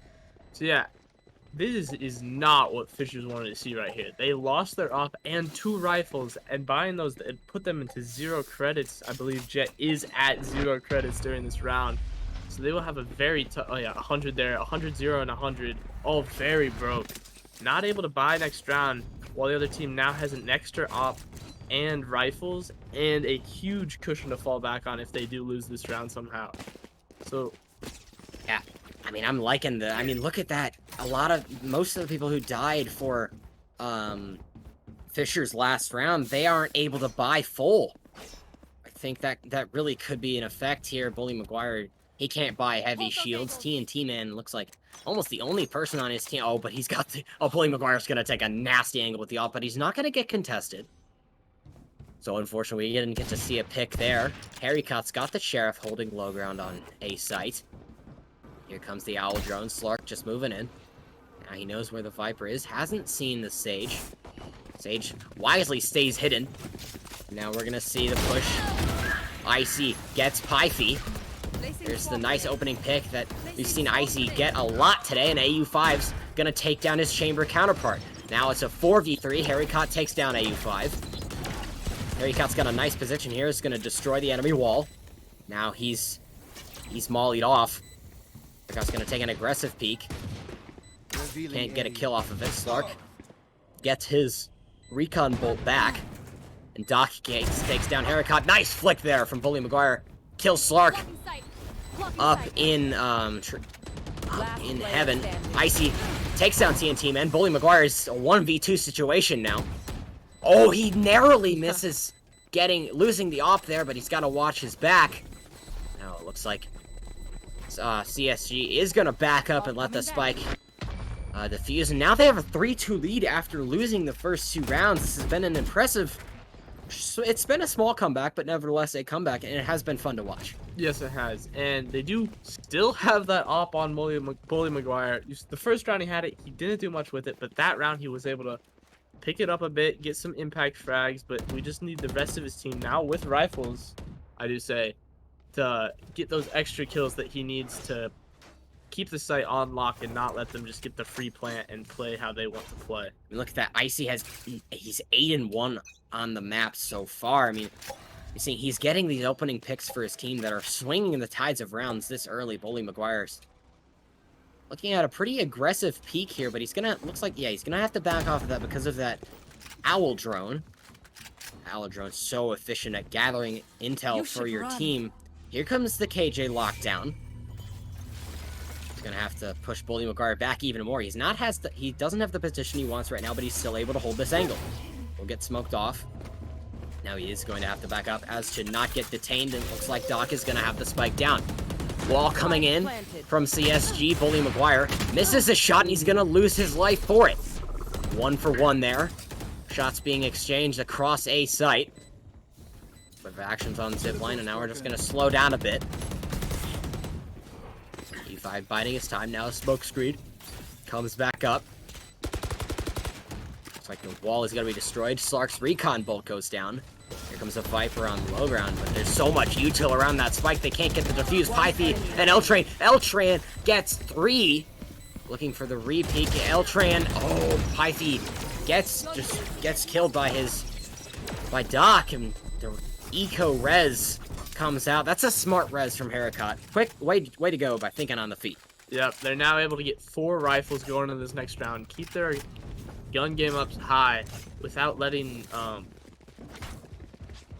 Cannon really just snowball their lead even further, because they had such a huge cushion of money to fall back on after losing that round. They're a much more even playing field after that. Looks like we might see another split push here. Maybe put one up mid. No, it looks like all of CSG is going to be going on B side. I think that's smart. They haven't. It just gets so cluttered. There's a lot of work to be done to get into A side. It's very hard to break into if a team's defending it well, and there's 5 people suppressed, so that they know it's a full B push. Nice knife there from TNT, man. Look at the jet flank coming in from Fishers. He's just gonna wait. Now he will take the rotate. It does have that turret that did spot the jet there, so they do know she is behind them. Looks like they're not gonna elect to push B. Maybe have just one watch behind and play this slow. Minute left in the 7th round. Icy just waiting for Bully Maguire to peek around a corner. Doesn't see him. Now he'll come around.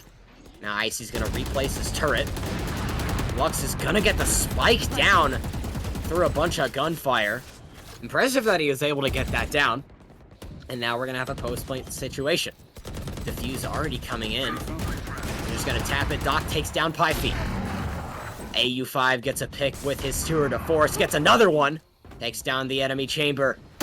Now Bully Maguire dashes backwards. Doesn't want to play that fight. He doesn't see. Oh, that's a nice flick from AU5. Gets 3 with the tour de force. And it's going to be a 4-3 lead now for CSG. This match insanely close compared to last one. Both teams just playing to their fortes here. Cannon with a really strong attack. I didn't think they would be able to do it, but they're able to just get on site, get the bomb down, and play how they want to play. And Fishers just hasn't found a way yet to consistently stop them from doing that. Right, and consistency is key. And now looks like they're gonna have an eco around our Fishers. I think that's a smart pick. All right, I think that's a smart choice. Bully Maguire is gonna take an aggressive position. Just gonna wait for that majority play, but this is basically the first mid push we've seen all game from Cannon. Doc just getting up. Oh, Haricot can't get the kill with the shorty, and that's why that gun is just a high risk, high reward weapon. AU5 gets Bully Maguire, and now it's a 5v3 in favor of Cannon. Bully Maguire shows his appreciation of that. Nice shot there. Always good to see the sportsmanship coming in. That's what it's all about, of course. Can't have a good competition without good sportsmanship. Icy gets another pick, 5v2. And the turret's just holding that angle so no other member of Fishers has to. Pythie is going to lose his life. Gets domed by Lux. Lux misses the spray. Just gonna, and he will take down TNT, so flawless round there. And that save, or the eco round didn't, I mean, with the flawless, no kills on the eco round, not what Fishers wanted to have. Yeah, Cannon now having max money on 2 of their players. not looking very good for Fishers here because Valorant is such a momentum-based game. Absolutely. I mean, Cannon will be able to buy for likely the rest of the half here, and that is not what you want to see if you're a player on Fishers right now, because they have to find a way to somehow break through this relentless attack going on A site here. they do have the Viper wall. Viper is sitting on B for Fishers, so be interesting to see. Here comes the dart from Slark, or the recon arrow from Slark, but it's gonna get suppressed. KO, of course, is able to just stop you basically from playing the game, except for gunplay. Oh, Bully Maguire takes an aggressive angle, but it doesn't pay off for him. AU5 gets the kill. Icy gets another one. Kills TNT, man. Haircut's gonna trade for Icy. That's a 4v3. Attacking side team Cannon. Waiting, and under the minute mark, they're just gonna wait. Still the Viper on B site. They're just having a bit of a crouch fest there, but Lux, if he wants to rotate and he's the one who has Spike, he's gonna have to use some util to get over. Fisher's not really knowing if Cannon is still on A site. They don't have anybody behind them. They don't have any way to gather intel. So for all they know, they might be fully rotating to B, and that is exactly looks like what they thought there. 2 defenders now not on site, so all 4 of the attacking players will just walk right in. Eltrayan takes down Doc after Doc kills Haircut, and that's an even 3v2, but there's a res coming in. Slark takes down Hyphy, and there's the last kill from Slark.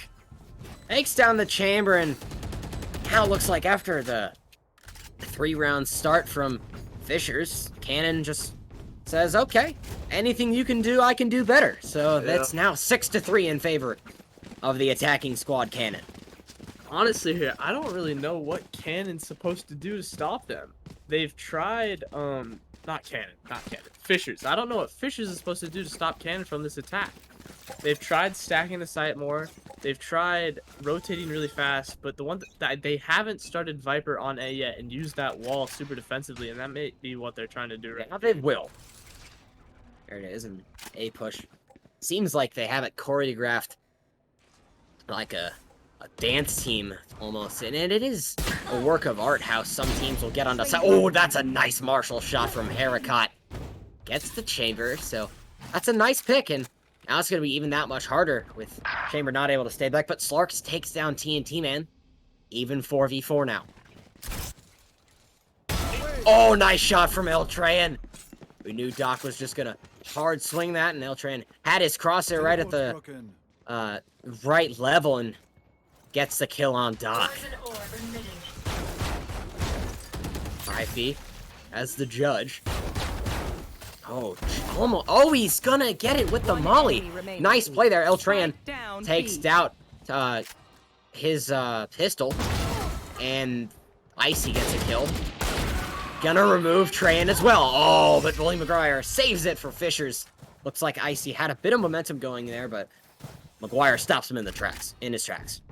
Yeah, with that Viper there at the beginning of the round on A, they were able to stall out and force a rotate over to B, where they had their, I believe it was, I forget who it was exactly. I think it was TNT Man waiting with the Marshall there, who was able to just pick off the Viper, who was not expecting anybody to still be on B based off their fast rotates the rounds previous. And with that, they were already 2 players up, and they were able to just coast on from there. All right, Eltrayan, after his Marshall performance last round, he's gonna upgrade him. Oh wait, no, he is going to buy a rifle. He debated going AWP and light shields, but his team's like, nah, we don't need you doing that just yet. It's like he should be almost to his tour de force back up. Drone is gonna be taken down. Haircut gets the shots, and here comes the Killjoy lockdown from Icy. Ify might be trying to look for a quick pick. But no, excuse me. He's gonna have to back off. Icy. 2 players detained. That's really important now. Oh, but there's the solo coming in. Almost catches Icy. Slark is gonna get Haircut. So now it's a 5v4, and Cannon has Spike down. McGuire just playing the waiting aim. They're gonna destroy the wall. Cannon's players on left, but Bully McGuire peeks the wrong angle. AU5 takes him down. Eltrayan's gonna try to stick a defuse here. He's got it half. Hyphy, he looks like he's gonna stick it. They do stick it. That's an impressive play, and look at that. I mean, it's just all of the chaos of that round. Last round. Bullets until the game didn't let him shoot anymore, and I'm loving what TNT Man is doing in the support role. He doesn't have a lot of kills, only one, but he's got 10 assists so far. He's the unsung hero of this Fisher squad as they've got themselves back within one. TNT Man does seem to always be where he needs to be, gathering intel consistently for his team. Although he isn't getting the kills like you said, he lets his teammates know where they are, where they need to be, so they can get those early rotates off and defend better. Now let's check on Bully Maguire with the op. What's he going to do with it? Just going to hold his angle. They know he's there. He kills the drone. We have also the tour de force sitting mid for Fishers. Here comes Maguire. He's going to put down his op in favor of the knives. So both ults that Fishers had before this round have just been used. Maybe a rotate coming through. Not really sure. I think Cannon are going to get some turret shots so that they have a little bit of intel. But look at TNT Man trying to maybe flank here a bit. No. Tran still has his tour de force, and Bully Maguire is going to put away the knives. He'll go back to his op. I do not know if the knives were the smartest idea there. Usually you would save knives for when you absolutely need them or on an eco, but he did it before a fight had even started here. Here comes the push. Heavy up. Bully Maguire takes down the Sage, but AU5 is going to kill Haricot. TNT Man gets the headshot frag on Icy. 30 seconds left. Now looks like they're going to have side control. Cannon's got it. Here comes the knives. AU5 gets one, gets another one tap on Bully Maguire. Now it's a 3v2. This is going to be a tough play. If Tran and TNT Man want to take this one back. There's the tour de force coming out from Cannon. Tran's going to look for a peek now.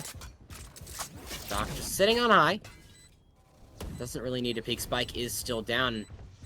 They're running out of time if they want to make a play. Oh, there's the kill. AU5, he's got 4. He's looking for the 5th. On Spike now. Going for defuse. Got it to Hath, but Slark is going to get the headshot onto TNT Man. Ooh, a little bit of spice there, and Slark, at the end of this half, gives his team a 7-5 lead, and this is a close game. Two rounds is not a ton, especially if Fishers can win the pistol round here. I do feel like Fisher's attack should be stronger here because they do have the KO. Right. They do have the Viper. They have the Jet to get the entries. So they should have a very strong take on B here, and we will see how that plays out in this round. Certainly will. Gonna be very crucial, but I like the new aspect. I mean, Chamber's been in the game for a decent amount of time now, but I do like the aspect where on pistol rounds he can either elect to buy a regular gun or spend some of his credits on his Headhunter pistol.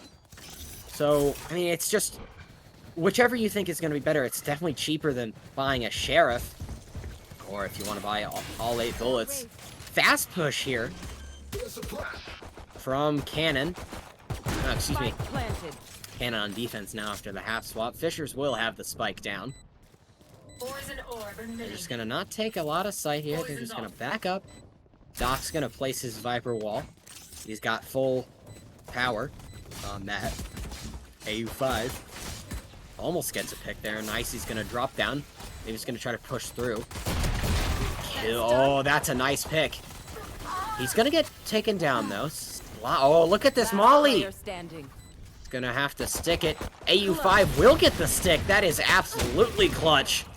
Haricot gets the knife, but it's too late. That's a 3-round advantage for Cannon. Although AU5 was able to get the defuse off there, I feel like the attacker should have won that round. And if they keep up stuff like that, I feel like they might be able to take a significant amount of rounds off of Cannon here. Because they were able to just instantly get off site, force the defenders off the site with the wall, the flash. They didn't want to risk their life, so they just backed off, and all 5 of them were able to plant the bomb, back up, set up how they wanted to, and play from there. Look like Fishers is going to go back to A. Tried B They're going to go to A for their first time attempting a push, and they like to attack fast, don't they? Eltran not going to be able to get his spike down. He's going to get taken down by Icy, but Bully Maguire will trade. Look at the push there coming in. Pyfie takes down Lux, but AU5 gets the Guardian kill onto Bully Maguire. So we're looking at a 3v3 on the A side. Slark takes down Pyfie. Oh, looks like a bit of missed shots there. AU5 shook his camera at the end like, oh, I can't be missing those. But nevertheless, that's a nice round. Clean round. Yep. And it stops Fishers in their tracks. It almost looked like Fishers was going to be able to take that round, but not going to be able to do it. 5-9 in favor of CSG. Fishers is able to buy here, though. Full buy, all rifles, 1 light shield, but that's okay. And I think they are going to, they're going back to B here. They're going to try to do the same thing they did the first round, push this Viper off his site, get bombed down, and play from there. And I think that will work from here right now. Now, they are going to push B. They don't like, this is not a team that likes to default very much, it looks like so far. Boulevard is checking his angles and gives the attacking team, or the defending team, a lot of time to reposition. Pythie's going to try to plant the spike now. Decay will put him at 1 HP. He'll come out of it. AU5 gets a headshot onto Bully Maguire. Guardian, if you get hit in the head with that one, you're not going to... Yeah, Bully Maguire looks like, oh, just a bit lucky. Through the Viper smoke screen. AU5 pushing up now. Spike is still down. Doc taps the spike. Looks like he's going to push through right side. Oh, there's a kill from Haricott on AU5. Doc takes down TNT Man. Doc gets another. But it's even now, 2v2. Doc gets his 3rd kill of the round with a wallbang. Slark at 8 HP. They're going to have to re-peek it. Eltrain gets both in a clutch. 3K from Eltrain gets 2 with the Vandal in the closing seconds. He will lose his life due to the spike detonation, but that's important for Fishers to get their momentum back. Yes, with that, they do have gun advantage now because all 5 players on both teams did die. Even though they won the round, they lost all of their rifles, all of their money they had spent. And now, some of them just with sheriffs and pistols going into this next round here. Yeah, it's going to be interesting. But, I mean, you got to think if CSG can get a pick or two, it'll be crucial for...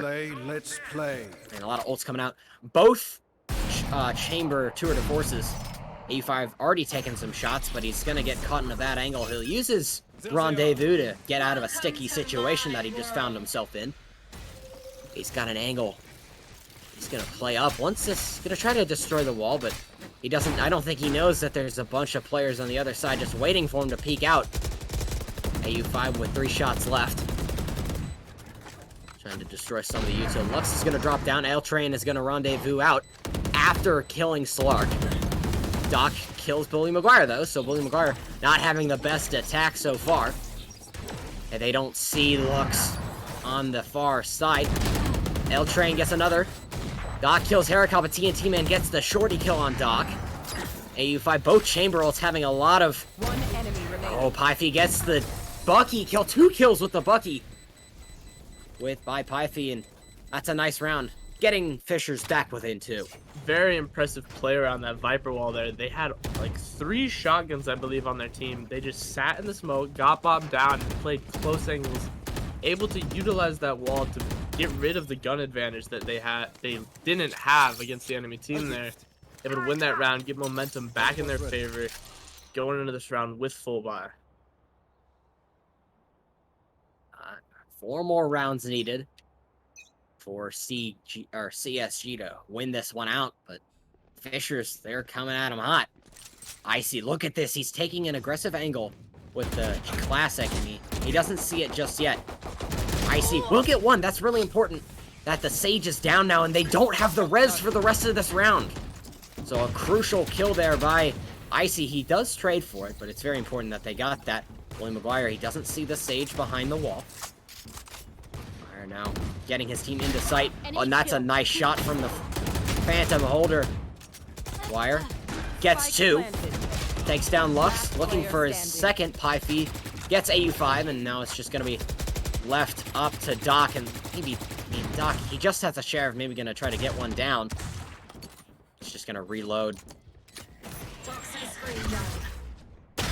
Oh, there's a nice one tap on TNT Man, but nonetheless, Pfeiffe will take down her Viper counterpart, and that'll be in the end of round 8-9 now. The attackers are having a joy of a time on Icebox. I think at the very beginning of that round, that Killjoy did take the zip, hiding in, getting that sneaky spot. I think that was a good idea, but just not for Killjoy. She had all we needed to see that lockdown used to push the attackers back off of site to try to win that eco round in favor of the attacker and defenders there, because now they do still have it now though, so they could win. But now that the attackers have won so many rounds in a row, they have such a huge cushion of money that it doesn't really matter if they lose anymore. U5. It's like a one going up mid for Cannon. So just sitting on B are two members of Fishers, and now they're gonna have to rotate because Cannon's pushing in hard. Or Fishers is pushing in hard. It's like they don't know that it's all on A. Lux and Icy, the only two ones holding down the fort against 5 pushing players for Fishers.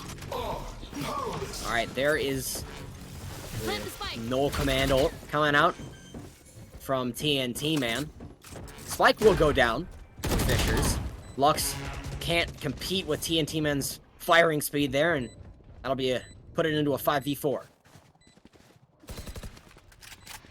Now, there comes the Killjoy ult. That lockdown, pretty crucial and very helpful for retaking sites. AU5's gonna peek out onto Catwalk. He'll take down Bully Maguire after Maguire kills Doc. AU5, they have the space they need. Pfeiffel's gonna get taken down. AU5 trades him away. TNT Man gets a nice shot on Icy there. And TNT Man will get 3. TNT Man warming up on that KO, and now this match is tied. Yeah, we saw in the first half there, TNT Man not really getting many frags, but after that round, he is a force to be reckoned with, getting 3 kills, securing that round for his team there with the null command ult.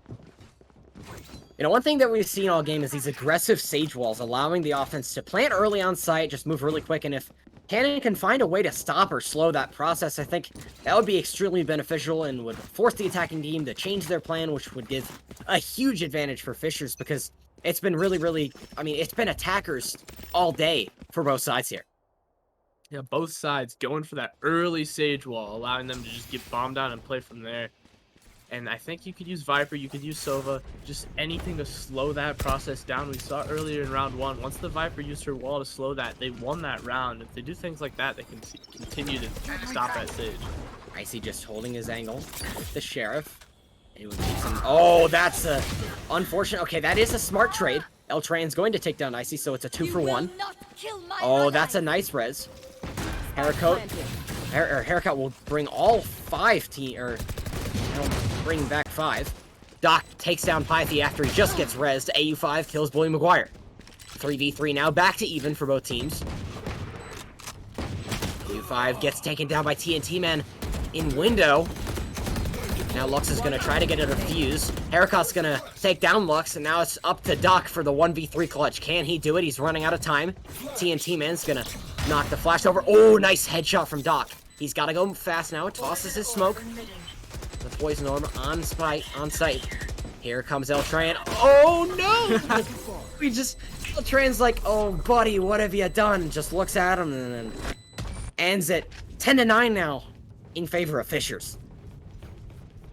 Yeah, both teams still extremely even, 10-9. As you said, the defenders just need to find a way to stop this attack. 5 rounds in a row now, they've just been able to win by getting onto site with the Sage Wall, as you said, and just getting bombed down and playing from there. And if they just find a way to stall these rounds out, make them take longer, I think they have a better chance of winning. It's been 5 rounds in a row, won by Fishers, and we'll see if a full buy by CSG will change that here. It looks like we're gonna see a B push. Some sprays coming out there from Bully McGuire. He'll just float over from box to box. Jet has the agility to do that, of course, and maybe an ult's gonna be committed here, or maybe just waiting. Both teams can play fast or slow. It's what I like about both these teams. They have the ability to adapt, but that's a nice opening pick. Icy gets caught out, and Eltran on the flank now. He'll rendezvous into his spawn, and here comes the plant coming down from TNT Man. AU5 kills Pyfy. Now it's a 44. Nice ult there. TNT Man gets taken down by Slark. Doc gets 2. And now it's all up to Eltran. Eltran on the flank. He'll take down Doc. But the defuse still coming in. Up to half. It doesn't see the peek coming in from Slark. Nice round there. Especially from Slark. I think that was a nice Sova ult. And finishes it off by taking down Eltran. Now, we are tied. Each team only needs 3 more rounds, and we could see some overtime action coming up here in just a couple of rounds. They're able to stop that attacker's momentum, lower their morale at it, because they were on a roll. They were definitely thinking, oh, we got this. We've already won 5 in a row. We just need to win 4 more to close this out. But after that round, they're now doubting themselves a little bit. They might try something new. They might try something different. And if they do that, they might crumble from within, you know? Certainly a possibility. Here comes the tour de force for AU5 on the side of Cannon. Oh, he just misses there. Misses another shot. They've got 2 past now, and he will rendezvous out. Oh, but he can't use his weapon anymore. He only has a classic because out comes the no command from TNT Man, and that's a clutch ult there. Gets rid of the tour de force as long as he stays alive. We've been in this situation so many times before. The wall up, 2 to 3 players playing behind yellow. The rest back in B B main. That's what it's called. But they just don't have the strength to hold the site. Usually, we'll see how this plays out. There's 2 kills coming in for Fishers. Doc will answer by taking down Bully McGuire. Eltran takes Doc in return. Eltran's getting a bit lost there. Not really sure what's going on. Is he? But Stark takes down Pyfy, gets TNT Man as well, just trying to spray down Haricot, but Haricot's just... He will get taken down by Slark, and Slark's gonna lose his life for it, but that's okay. He gets 3 and... Oh no, but he couldn't get the spike. There's too much util down there, but 11 to 10 now. This is impressive. Both teams have just gone 1 round for 1 round. It's going back and forth, and this is what we like to see, close competition. We see the attackers here playing around that Viper extremely well, using that wall to constantly keep the defenders from wondering, are they going to be able to defuse, are they not going to be able to defuse, and when they go for it, they shoot 1 snake bite and then play off of it. They don't just let the snake bite tick out. They peek off of it, shoot them while they're distracted, and keep whittling those defenders down. It's like they're all going to go through mid, over to B. So a fast push here. Not what... Oh, nice shot there from Lux. Stops TNT Man in his tracks. Spiked. It's like, yeah, Pyfy's gonna get this plant down. And Icy kills Haricot with the Spectre. He gets another. Eltran gets Slark before he goes down. Last player remaining is Pyfy. Pyfy takes 2 down, and now it's a 1v2. He gets another 1 tap. 3 kills. Just 1 to go. Another 1 now. Pyfy versus Doc taps the spike. Doc on the right side now. Pyfy doesn't see him come across. There it is. Pyfy gets 4! Clutches out the round, and now it's 12-10 match point. Beautiful stuff by Pyfy there. Very impressive play. He was able to back up with that new plant spot. The defenders didn't really know how they were going to play that. Pyfy was able to just dance back and forth left and right, getting 1 pick. Very clean headshots, as you said. And it takes a lot of focus to be able to clutch those situations out. You have to have the ice water in your veins, so to speak, to be able to get the... I mean, he got 4 kills. What was that, a 1v3 that he just solo clutched and almost basically carried that round for his team. He's going to look to capitalize on the momentum and win the match for his team. As I mean, Cannon, they're on their last legs. Not having that great of an economy going in this round. No. A couple Spectres, a Guardian. I don't know if they even have a rifle on their team. Pyfy doing his classic push. Haricot is going to take an aggressive angle. Here comes AU5 with the Marshall. Up top. Oh, they're going to plant spike up top there. Pyfy's gonna get 2. He's continuing his momentum, keeps the hot hand, but Icy finally cools it off. Icy puts down his ult in the same spot we've seen him do multiple times this game. Now we've got a 4v3 Fisher's in a good spot here, AU5. Here. No Tran. Both chambers still alive, and Icy's gonna try to get this half. But they don't know where the spike is. Slark gets 2. Oh, that was so close, but no, the attackers are gonna win it anyway. Nice comeback there, and that's really important there. Nice job there by, Fishers. They take that one. Very impressive. That was a close game. Very, very nice. Yes, it was.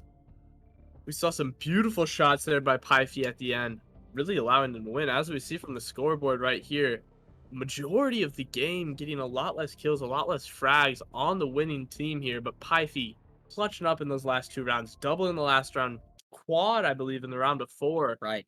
Crazy stuff by him. That was an incredibly impressive round.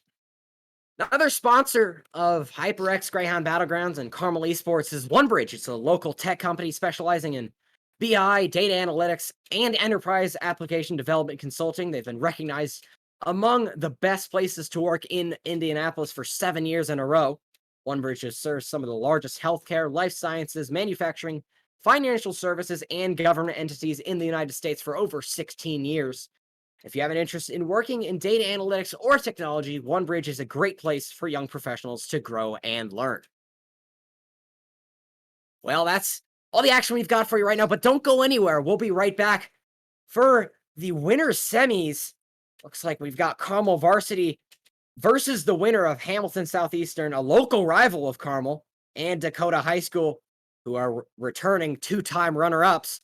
We'll be right back here for more Valorant action. You've been watching Greyhound Battlegrounds, sponsored by HyperX. We'll be right back.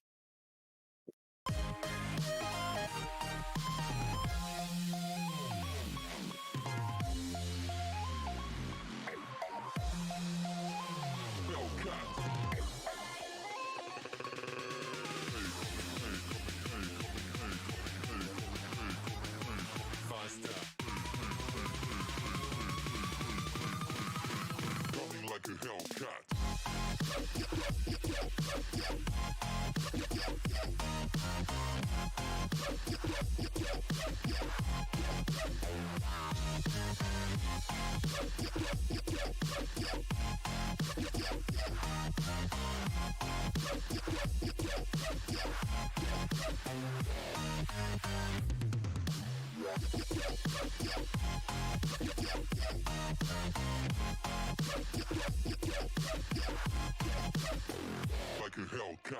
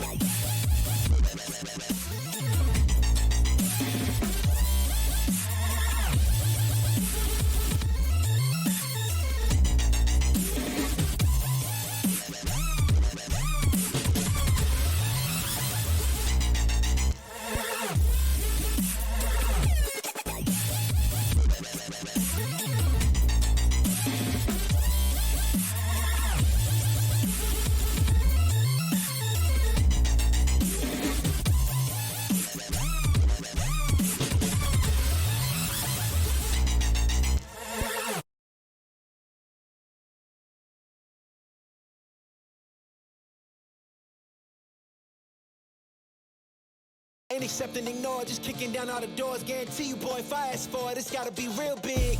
I gotta make it just for my kids and for their kids' kids. That's wealth years and years. Promise my brother soon as he out and finish this bid, we finna do it bigger than anybody ever did. The odds is real big, jobs that's real big. Satan trying a little, my God is real big. Stayed up on the ground and the cars is real big. I gotta do it big, the only way that I can live.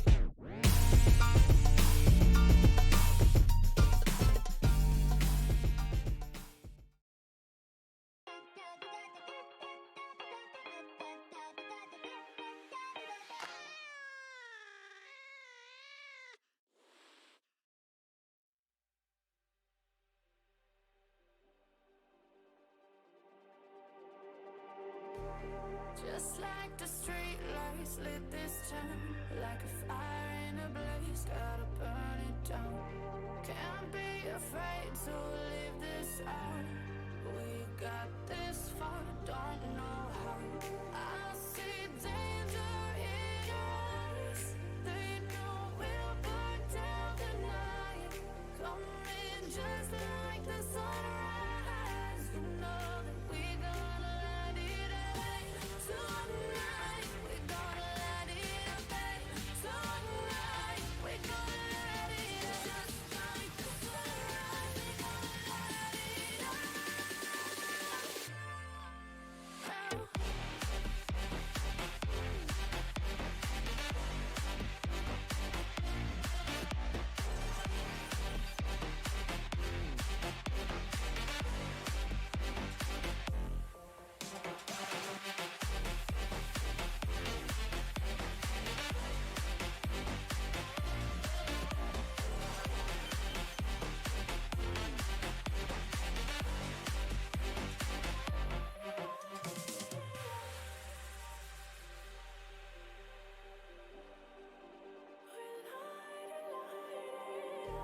Just like a spark that's breaking out.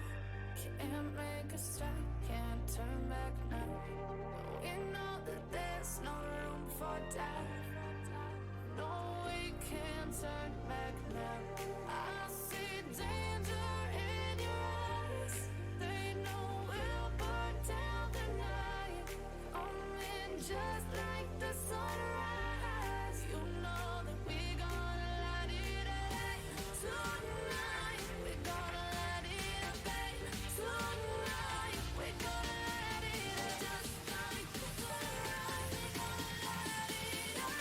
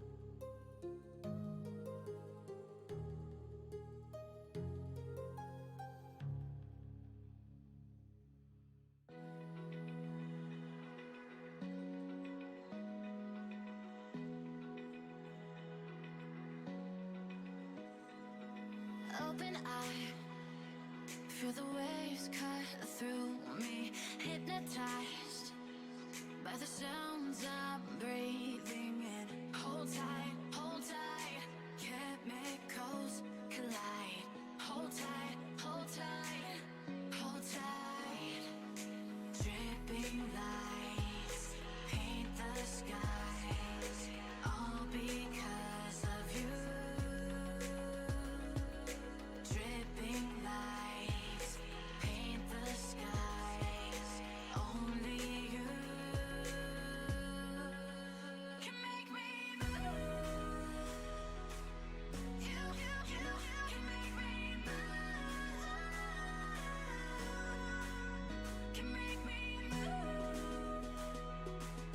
You can make me move. Can make me.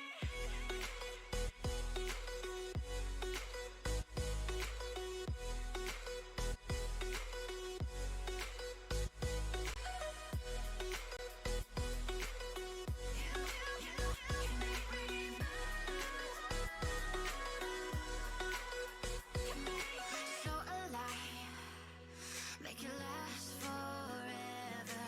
Stop in time, yeah, I'm surrendering. Hold tight, chemicals collide. Hold tight, hold tight, hold tight.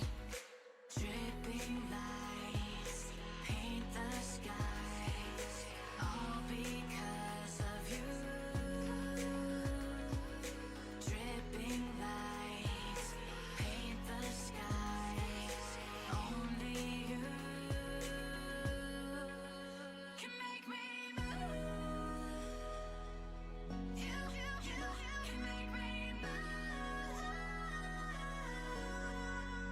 Can make me move. Can make me move.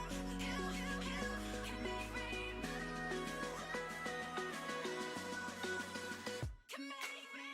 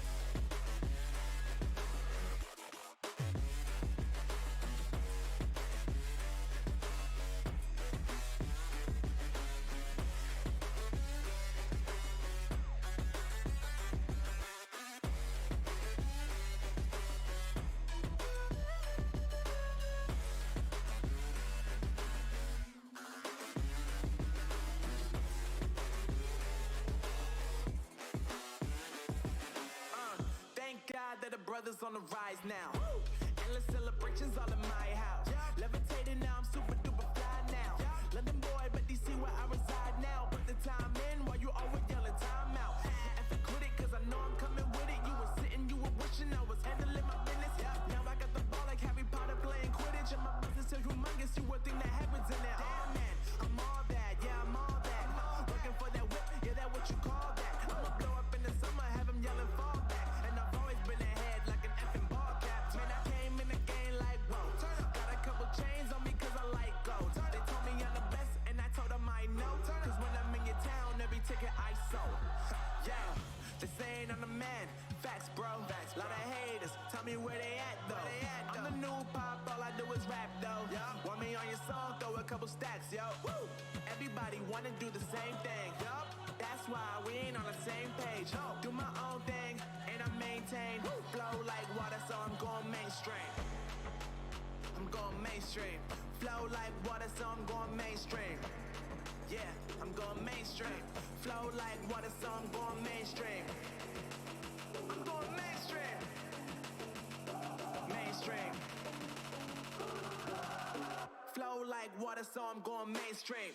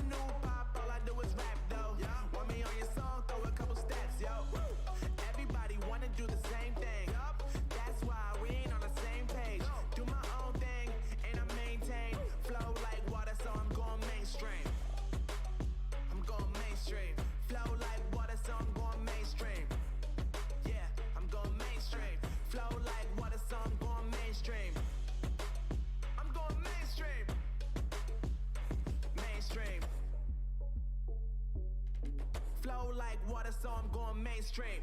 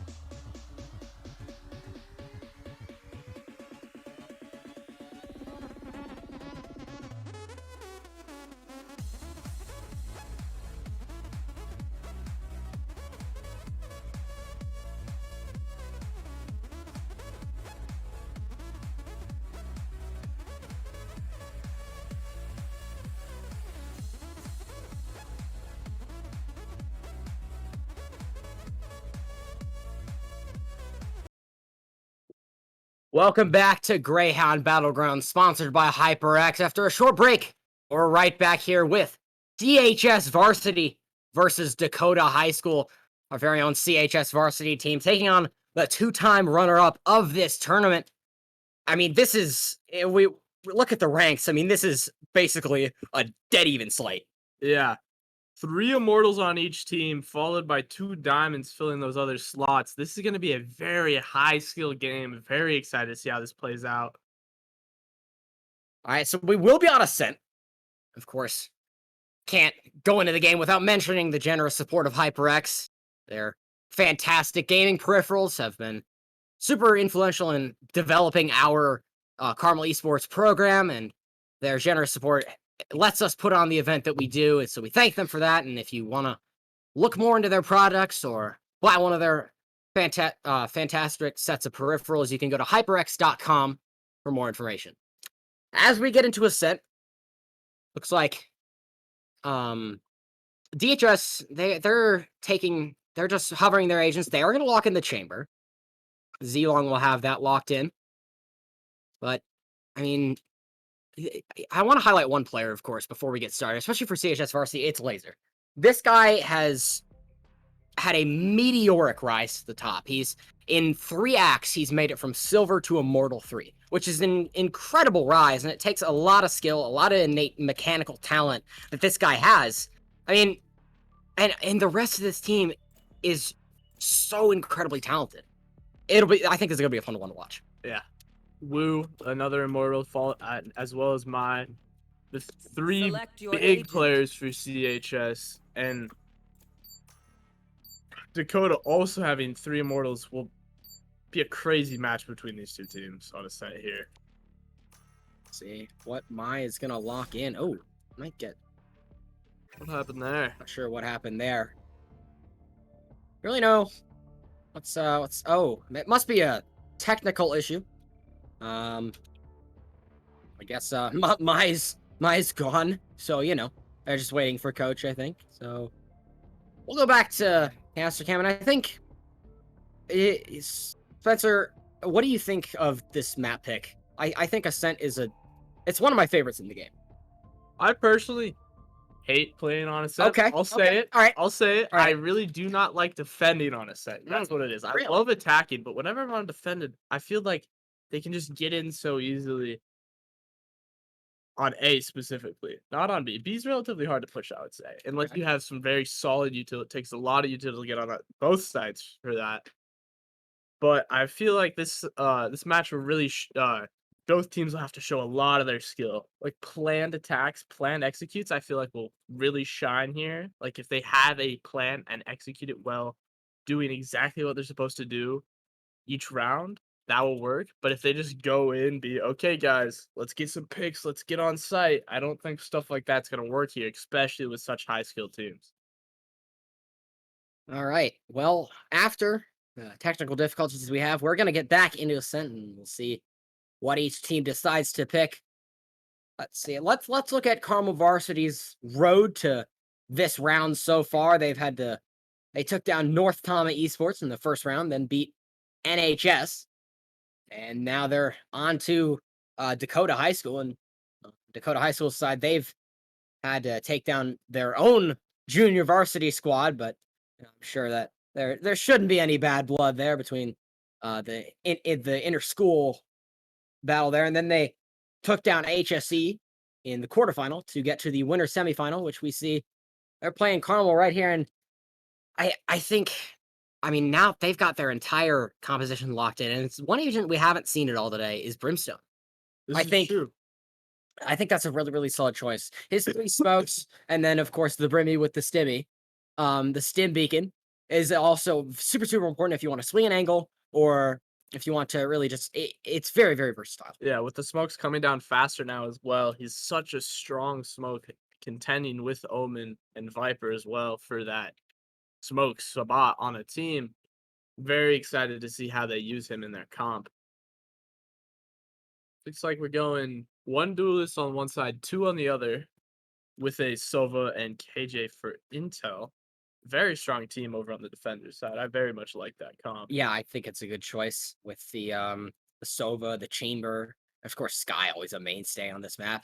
Interesting that Carmel has elected not to choose the Sky here, and they put Mai on the Reyna. I think maybe they've practiced this, they've gotten ready, and they've decided, well, okay, this works best for us. This is what we're gonna run with, regardless of what the other team plays. I do think they are relatively going for comfort picks here instead of going for a perfectly crafted comp. Because I do know Mai likes playing his Reyna, likes playing his Jet. Mai, of course, a very solid player, as is the rest. I mean, every single player in this lobby is such a high level player, so much further ahead than an average Valorant player, like myself. Because again, I'm like Silver 1. I'm not great. These guys are so much better than most of the people who play this game. And oh, okay. Laser goes for an aggressive peek off of main, and now Dakota can just go in through rafters and go straight onto A site. 5v4 now. As we get into this game, we see Wu trying to get a pick. Oh, there's a nice pick for Mai. Mai gets 2. Spike down A. Oh, he misses the shot on Karma, but you see Riptide takes down Dragon. Karma. Now it's a 2v1. Zilong has the site, or has the spike. He's not going to plant just yet because he knows Edster's just waiting there for him. Now he will elect to go plant. Wonder if Wu and Edster are going to push fast here. Oh, Wu, or Zilong expected the short peek there, but no, Wu came out further, and that's a nice play there by Carmel. And they take the first round of Ascent. It's 1-0. Yeah, one thing with this match compared to the last two on stream here, whenever a player makes a mistake, the other team will capitalize Absolutely, with the right. skill levels. The There other will be ones, a punishment. There was a little bit of room for error, but in these, the moment you make a mistake, the enemy team will kill you, will punish you, and start to win the round off of that. Right now, Carmel, they have the economy advantage, and looks like, of course, due to that, Dakota High School is going to have to save. Zilong is the only one buying shields, so I think that's a solid choice. I think maybe forcing is just not something they're super comfortable with, especially on attack. It's a bit tough. Yeah. Looks like they are going to try and push A at the start here. Oh, look at Mai. He takes an aggressive angle and uses the dismiss to get out of the way. It's almost functions the same as a jet dash. You can just get out of the way quick, get your pick, and hop on out of there. Nice. Wu's trying to get a Marshall pick in A main. He's gonna get flashed. Dodge the flash. Nice shot there on Frothy Philly. So now it's 5v3. Wu just holding very close with the Marshall. Not something you see a lot. Usually see Marshalls, users, and Jet holding Heaven or somewhere maybe underneath. Still electing the push there, I think. Maybe Karma might stay back. They might beta rotate. No, looks like Karma is going. No, he's not going to. We do have the Killjoy coming up flank here very slowly, very silently, and it doesn't look like the attackers have a... They do have the Jet watching it, but now that she's rotated off, I think this Killjoy might be able to make something crazy out there. Oh, Wu just misses a shot, but Mai just runs around the corner, gets 4! What a dirty play that was. He just Ferrari peeked him and sprayed him down. Impressive play there from Mai, and it puts Carmel up 2-0 with nice 6 kills and only 1 death so far. I did not see that coming. Yeah, Mai playing really to Reyna's strengths at the beginning of the round, getting the first fragged and dismissing out of there because she can for free. And going off of that, just playing close angles, constantly spraying, constantly getting any damage she can out onto the enemy team, allowing them to get those 3 kills at the end there. It looks like he wants to take this angle again. Even with the Spectre, he doesn't even need to buy. Very interesting choice to... Looks like he's just gonna jiggle peek this a little bit. Frothy Philly droning down mid. Well, they've got the op, but Wu gets taken down with the wallbang. Laser's not gonna elect to pick that up. It's too far out. Oh, Dragon gets 2. Now over to Esther. Esther takes him down with the Ares, but Mai goes for an aggressive peek. Karma takes him down. Now here comes AZ and here comes Riptide. Riptide takes down 1, and now Spike's gonna come down for DHS. Riptide comes out the smoke, gets another one. Here comes the Seekers for Sky. And it's an even 2v2. Karma now has to go for their close plant. Oh, look at Karma. He's taking a close angle, not ready Now the Sova knows he's there. He's gonna lose the duel. Edster now, a 2v1. It's just the Brim left on site. AZN, he didn't know where he was. Going on there with AZN, it looked like his mouse may have died or something like that. He was just staring at the wall with his knife out. Could have been. Looked like Edster, he might stick this, not really sure. He is gonna stick this. Edster's gonna get away with it. And Carmel are gonna win their 3rd in a row round. This is, I mean, that's just lucky. I think, it might have been some lag there, for Riptide, but nevertheless, the team picked it up and got it done. It's impressive play, really, to have the guts to stick that defuse. Yeah. But I think he knew the person was all the way in main and didn't really have the time to run out and stop him. So he knew he was safe, so he just sat there and defused, knowing he would win the round. And now Carmel here with a relative gun advantage here. We may see the Reyna ult this round to secure it, but... Oh, here comes the... Oh, boy. Oh, almost. So the chamber does get very low, but I always like that play when you buy a heavy penetration weapon and toss the dart up there, get a kill. Oh, that's a nice pick. Wisp peeks Riptide and takes him down. So now it's a 5v4. And DHS has some room to work with. Frothy Philly just moving mid with the rest of his team. He's got Spike. We'll see what he elects to do. Laser coming back from CT spawn. I'm going to take a angle mid. He'll get smoked off, so we'll see if DHS pushes here. A lot of util being used, but they don't see Laser. They don't check the smoke. They're coming out. He's just going to wait until it... he's gonna wait. Oh, Laser gets one. Edster gets 3 off camera. Hey, over there. And Laser cleans it up. Nice job from Edster and Laser combining for all 5 kills that round. I did not see that coming. Edster with the Odin just wipes him out. Yeah, we do not know exactly what happened there, but I would assume he just played that angle. They didn't expect him to be on site there, and he was able to just get 3 clean headshots on the enemy team there, killing the entire push, stopping them in their tracks. Yeah, something that higher ranked players also are much better at than the average player is patience. They're able to just sit there, relax, and just wait until the time is right to strike, rather than just shooting at the first person they see and giving up their position. Ed's just gonna try this Odin wallbang again. He's not gonna get anything with it this time, as Zilong avoids the shots coming through as Edster reloads. Now, I don't think he sees Zilong just yet. Zilong does not get caught by the recon bolt, and now we'll rotate off. Oh, Zilong catches Edster on the rotate. I don't think Edster expected the chamber to be peeking that angle at that time. Thought it was safe. It certainly wasn't, and now it's a 5v4. Pulling them in. Flash coming in. Laser just anchoring mid. Now it looks like DHS. Oh, that's a lucky headshot through the smoke. As it comes down, Zilong has 2 this round already. Now they're pushing up. Mai's gonna... Oh, Mai gets 1, but Zilong taps him in the head for the 3rd. Ace is in play here. Riptide's still sitting in tree. Riptide's gonna try to push up.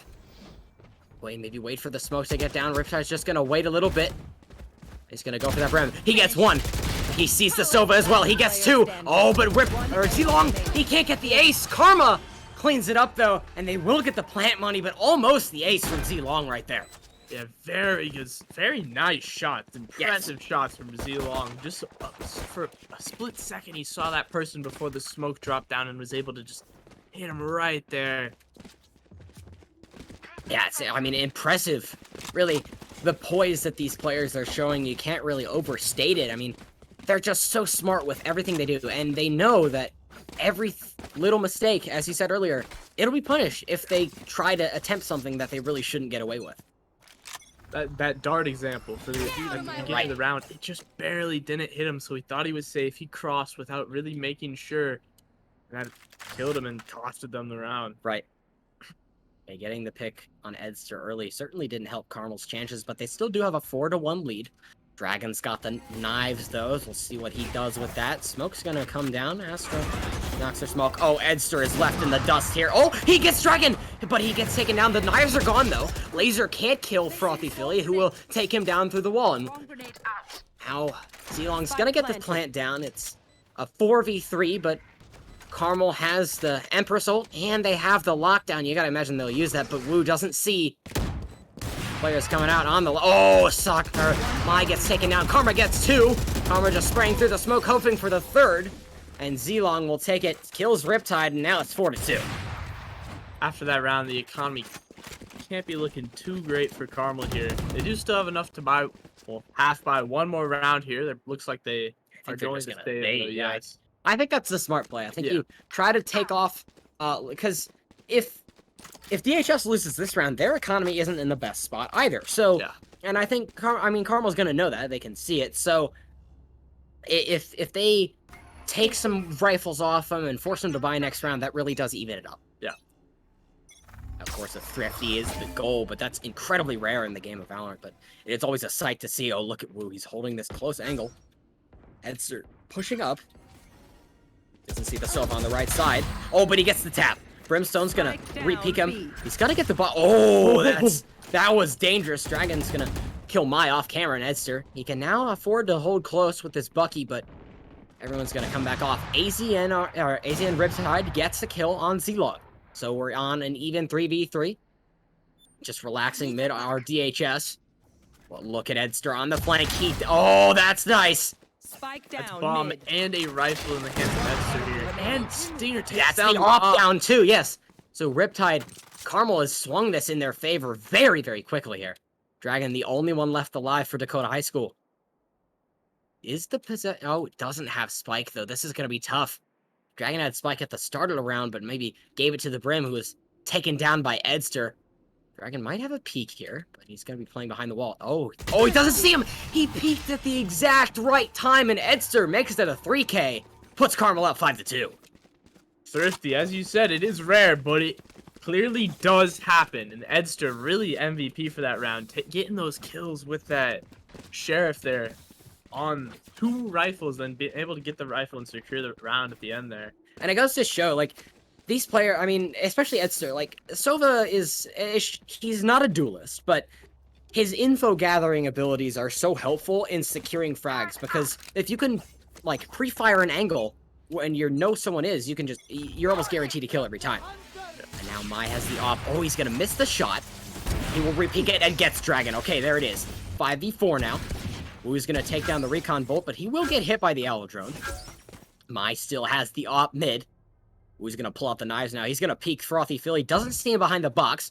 We're watching that in the silhouette camera. Oh, look at this standoff between Mai and Whip, excuse me. Wu still doesn't see him. Frothy Philly's gonna come back out. Oh, he wastes all the knives. Wu has to dash out. It's a smart play to have the reflexes to dash out there. Oh no. Oh boy. Okay, he has a dart out, but oh, he's gonna get spotted. That's a huge dart by Frothy Philly, because now Mai cannot peek it. He's gonna peek it anyway. He'll toss a dart up in there. Oh, that's a nice shot by Mai. He's still waiting on the sky to come through. Gonna pull out the shorty and see if he can get the shotgun kill. Now we'll look at Edster, who takes... okay, so Wu will trade Edster, but Karma will kill Edster before he gets traded. Look at Laser now coming through CT. Wisp looks like he's gonna get bombed down, yes. But we still have... Carmel still has Spike Laser planted. coming through CT. Zlong is waiting for Wu patiently there. Now it's a 3v2. Still in favor of Carmel. Let's see if Mai elects to use the Empress, but with an op, it might not be the best idea. Laser puts down his smoke. Now he's ready to push. Nice shot. He gets the flick on Zlong. Now it's just the Brim behind sight. In Boathouse, they're gonna peek it at the same time. Here comes the ult. Laser can just wait that one out. Goes into Astral Form, plays down. Oh! Okay, there's my... Oh, no! Okay, but there it is. Riptide. I kind of forgot about Riptide. He was just waiting back. It's a smart play to wait back and not push it with the rest of your team, because he got almost all of those kills and clutched it up, but Karma will have a 6-2 lead. I do not know exactly how Reyna died there. It looked like he was out of it, but then somehow ended up back in the ult at the end there. Losing them a couple of guns, but they do have the economy to take that. On my way. They On sure my do. way. So Wisp Caution here.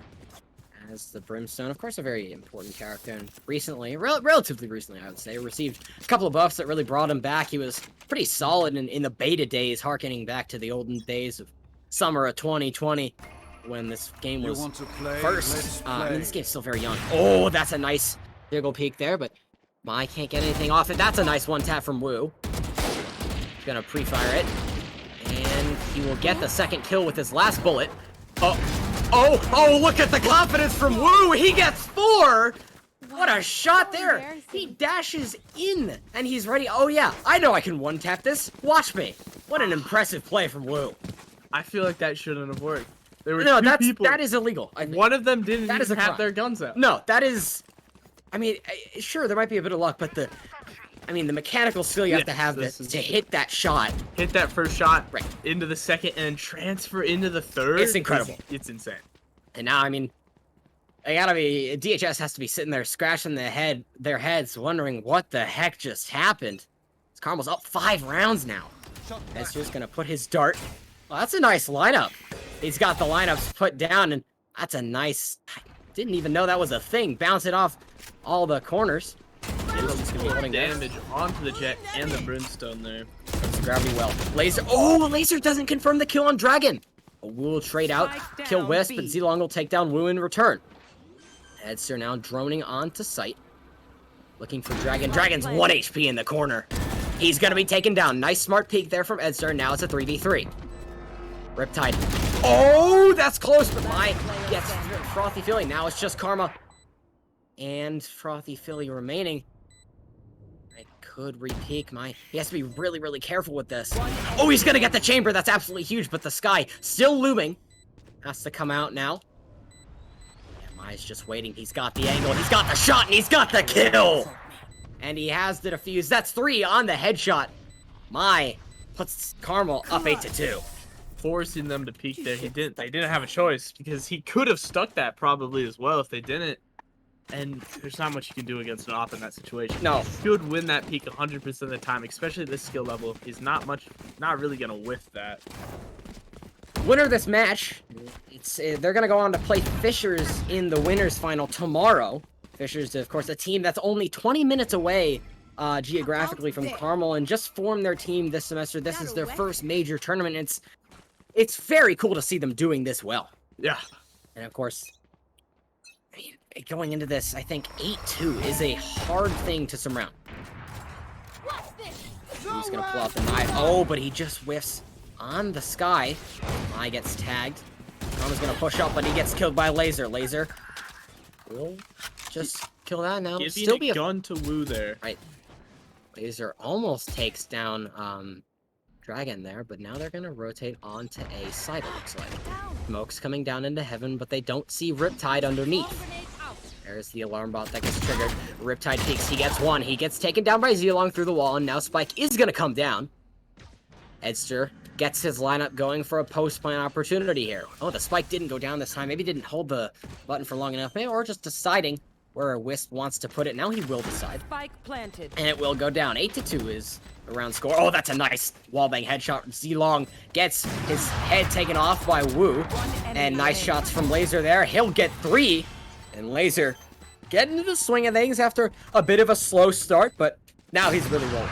Laser not even seeing Dragon with the op there, but it looked like Dragon actually legged him when he got caught off guard, which gave him the time to turn back and take the op out of their hands there. Yeah, it was a nice plan. I mean, you expected to see it at some point. Look at Mai at the top of the leaderboards on the Reyna. It's a feast or famine character, and Mai's feasted today. He is.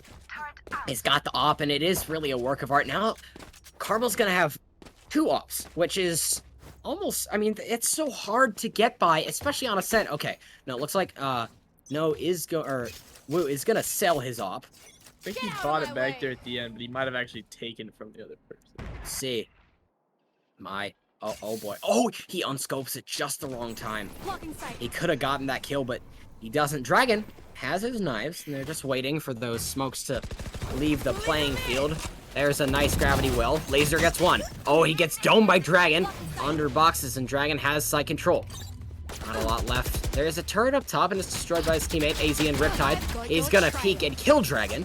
That's a nice peek there. Nice spray control by Riptide, and he is going to not get anyone with the lockdown there. A bit unfortunate, but oh, this is gonna be close. Wisp takes down Riptide on the other side of the map, maybe looking for a flank kill, and they're rotating, but they don't know that DHS is just waiting and biding their time. Here comes a quick peek, and Mai can't do anything about it. Zilong hits the nice headshot. Ooh, now they know where Edster is. DHS, they're gonna get spiked down yet again. Planted. But Carmel's post play has just been so good so far.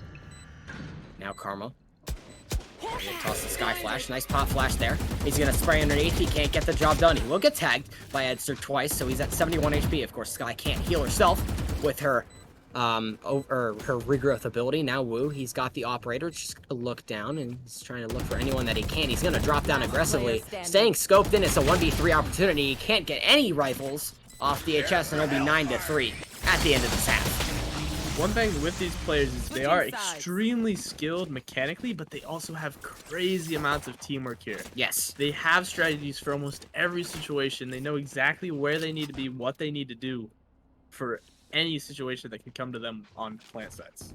So now there is a curse in the game of Valorant. And I'm not saying it's going to come true, but it is a thing that's, I guess, a cult belief, or something that always lurks in the shadows of your ranked games. It's the 9-3 curse, of course, that I'm talking about, and that's the situation Carmel finds himself here. They really need to focus up. The game is not won yet. They still have quite a few rounds left to win before they can call themselves victors here. So they've got a lot of work to do yet, but they do have a 6-round lead. So you got to take some comfort in that. Now we'll get started on the second half, 1:35 left on this first round. 13th round, actually. Oh, that's a nice opening pick on Wu from Dragon. Dragon buys the Sheriff on the opening round, and Wisp is gonna toss down some more smokes. There's Laser. He gets the spike right down. We don't know that Karma is waiting around the corner. Laser's trying to maybe look for a peek. Oh, there's someone right behind him. Okay, Laser does get down Karma.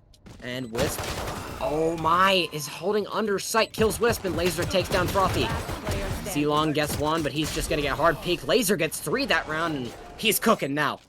It'll be 10-3 for Carmel.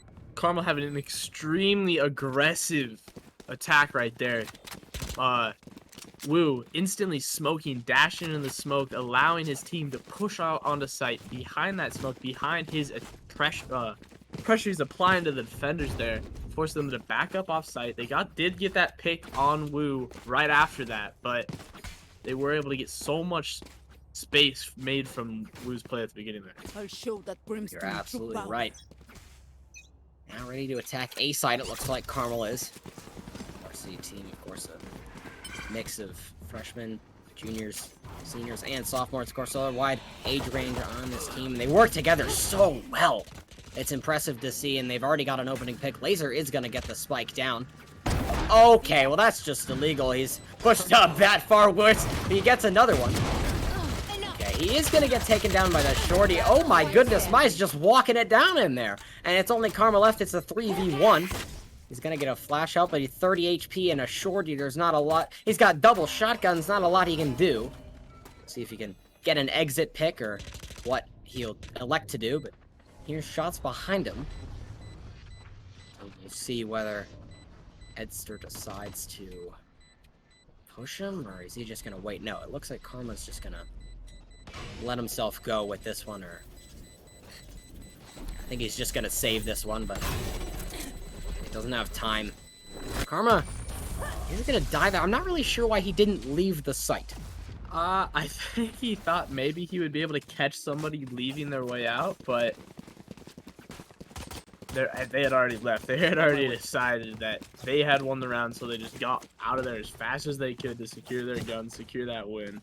Right. I mean, I guess it's not really worth saving a judge and a shorty, but I mean, I don't know. I think it's just a bit odd, and I find it actually kind of comedic that he's just, nope, I accept my death. I'm running in. I don't care about these guns. I'll just buy next round. And that's exactly what he'll do. DHS here on defense. Karma's been pretty good at holding down the... Oh, he's going to sit in the smoke. This is a brilliant play.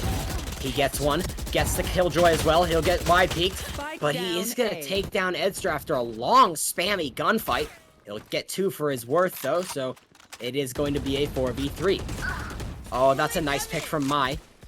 Mai takes down Dragon. Laser gets another one. Wisp. There's the Brimstone down. Now it's a 3v2.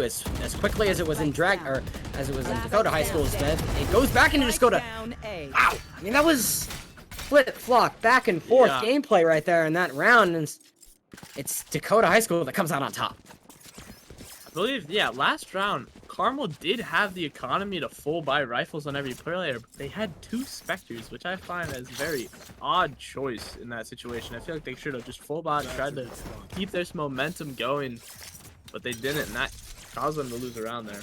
So everyone will have rifles except for Laser or Carmel, and then everyone will have some sort of rifle or machine gun on the side of DHS, so we'll see. No ops just yet, and Carmel has only 2 rounds left to go. Look at Karma playing a close angle. He'll get peeked. But he just doesn't have the firepower to get anything down. He wasn't really sure who to shoot at, and now Carmel's already up 2 picks. They're going to rush hard here. Gets updrafting into sight. He's going to get taken down by Zilong, who's just chilling in trees with that angle, and now looks like Carmel's going to be forced to rotate off, which is a smart play. But look at that. They have Mai just kind of chilling in main, and that should cover off any potential rotate.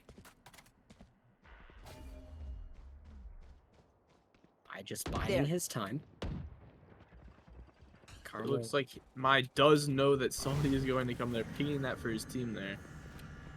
Karma has a lot of options here. Oh, that's an... Oh, I thought he was going to win that duel, but Frothy comes out on top. Reloads Zeoden, and Carmel, nevertheless, they will have the spike down. Riptide places his util on the spike, of course. Gets close enough. Wisp destroys the alarm bot. They don't see in there. Laser 1 HP. Lasers will get taken down by that. That's a nice shock dart. 3v1 now, and it's just all up to Edster in the back of Boathouse. Okay, well, he's just peeking the wrong angle. Zilong comes in. Okay, thank you very much. And now it's going to be 11-5 in favor of Carmel, but there's a lot of ground to make up for DHS. There is. DHS is on a little bit of a roll here. 2 rounds in a row. They have a pretty strong economy here. Carmel not able to full buy this round. I don't know how this is going to go from here on out.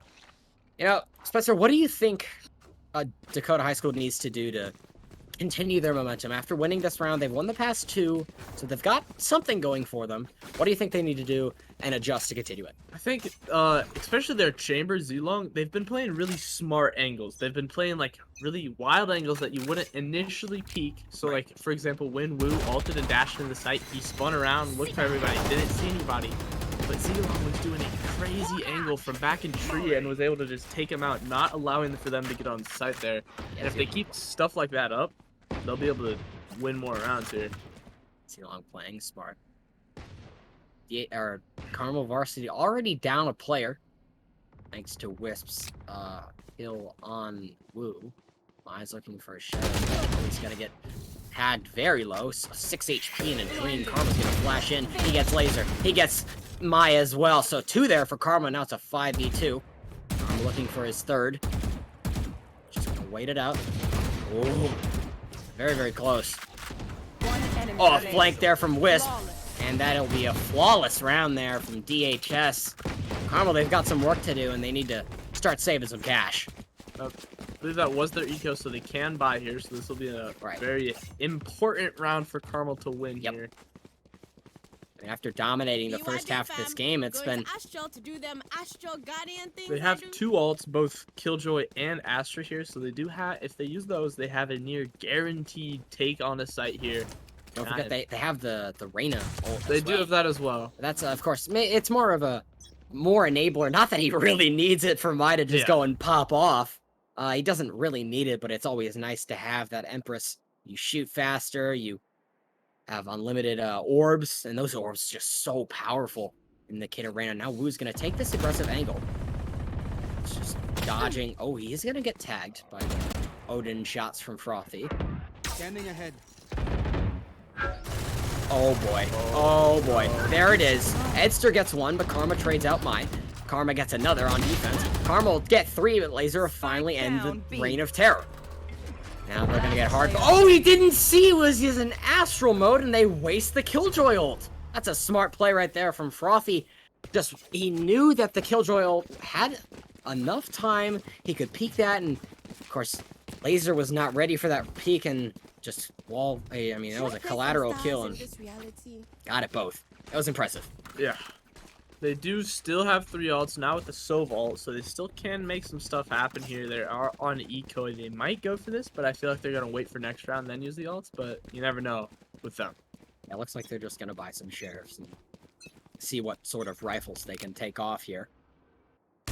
Oh, Dragon has the op main. It's gonna be tough for Wu to contest here, but we'll see what he can do about it.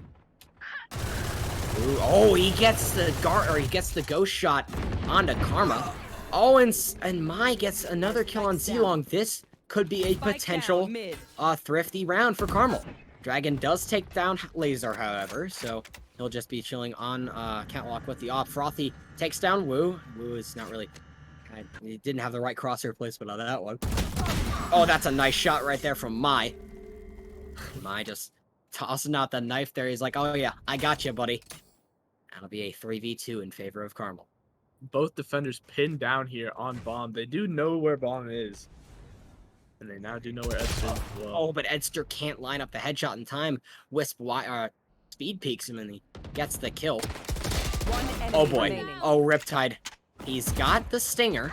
Thrifty. And oh, that's a thrifty. That's the second one of the game for Carmel. And now it's match point. Izzy and Riptide Match point. silently, as the door closed, he waited for it to close, snuck all the way around through window, getting behind them, able to line up that stinger shot. Huge for Carmel. Yeah, the ingenuity and the flanks that these players take is something that I think every player out there can learn from, unless you're already signed to a Valorant Champions Tour team. But, I mean, it's really, really interesting to watch how they think and what they think. It's just such on a higher level than a lot of than we see in our ranked games, for example. Now we'll see a lot of ults online for Dakota High School. It's like Dragon's gonna peek mid, and Zilong will get a tap onto Mai. Dragon will kill Wu as well, so already not started too great for Carmel. Laser's gonna be pushing up Catwalk here. Let's see what he can get. He's not gonna get anyone off the peak here, but I think he's gonna continue to push up. Laser just waiting, biding his time. Our spike's down. Oh no, that's not good for Spike Carmel. down A. Riptide taken down as well. One There enemy goes remaining. Laser too. This could be a flawless. This is gonna be really suboptimal if Edster can't take down any of these. And they've got him cornered now. He's just crouching in that corner. He will get Wisp, but then he'll be taken down by Karma. Carmel, again, still need one round to close this one out, but I think DHS, they're making the surge. They are. Carmel not able to buy here, but Mai with the ult and full buy. He might be looking for some sort of hero play here with that. Laser, Edster with the utility ults as well. If they get bombed down, they do have a relatively secure round as long as Edster's still alive with the Sova ult here.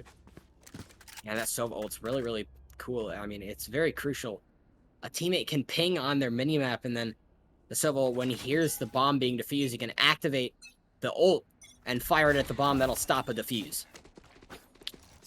See, Frothy still rocking that Odin like he's been doing this entire half so far. I like it. It's not a lot that you see a guy rock with an Odin. Usually it's just a one-time round. Oh, that's a nice flash there. And the info that the Sky Flash gives you is absolutely insane. He almost gets the Jet as well. Dragon gets another.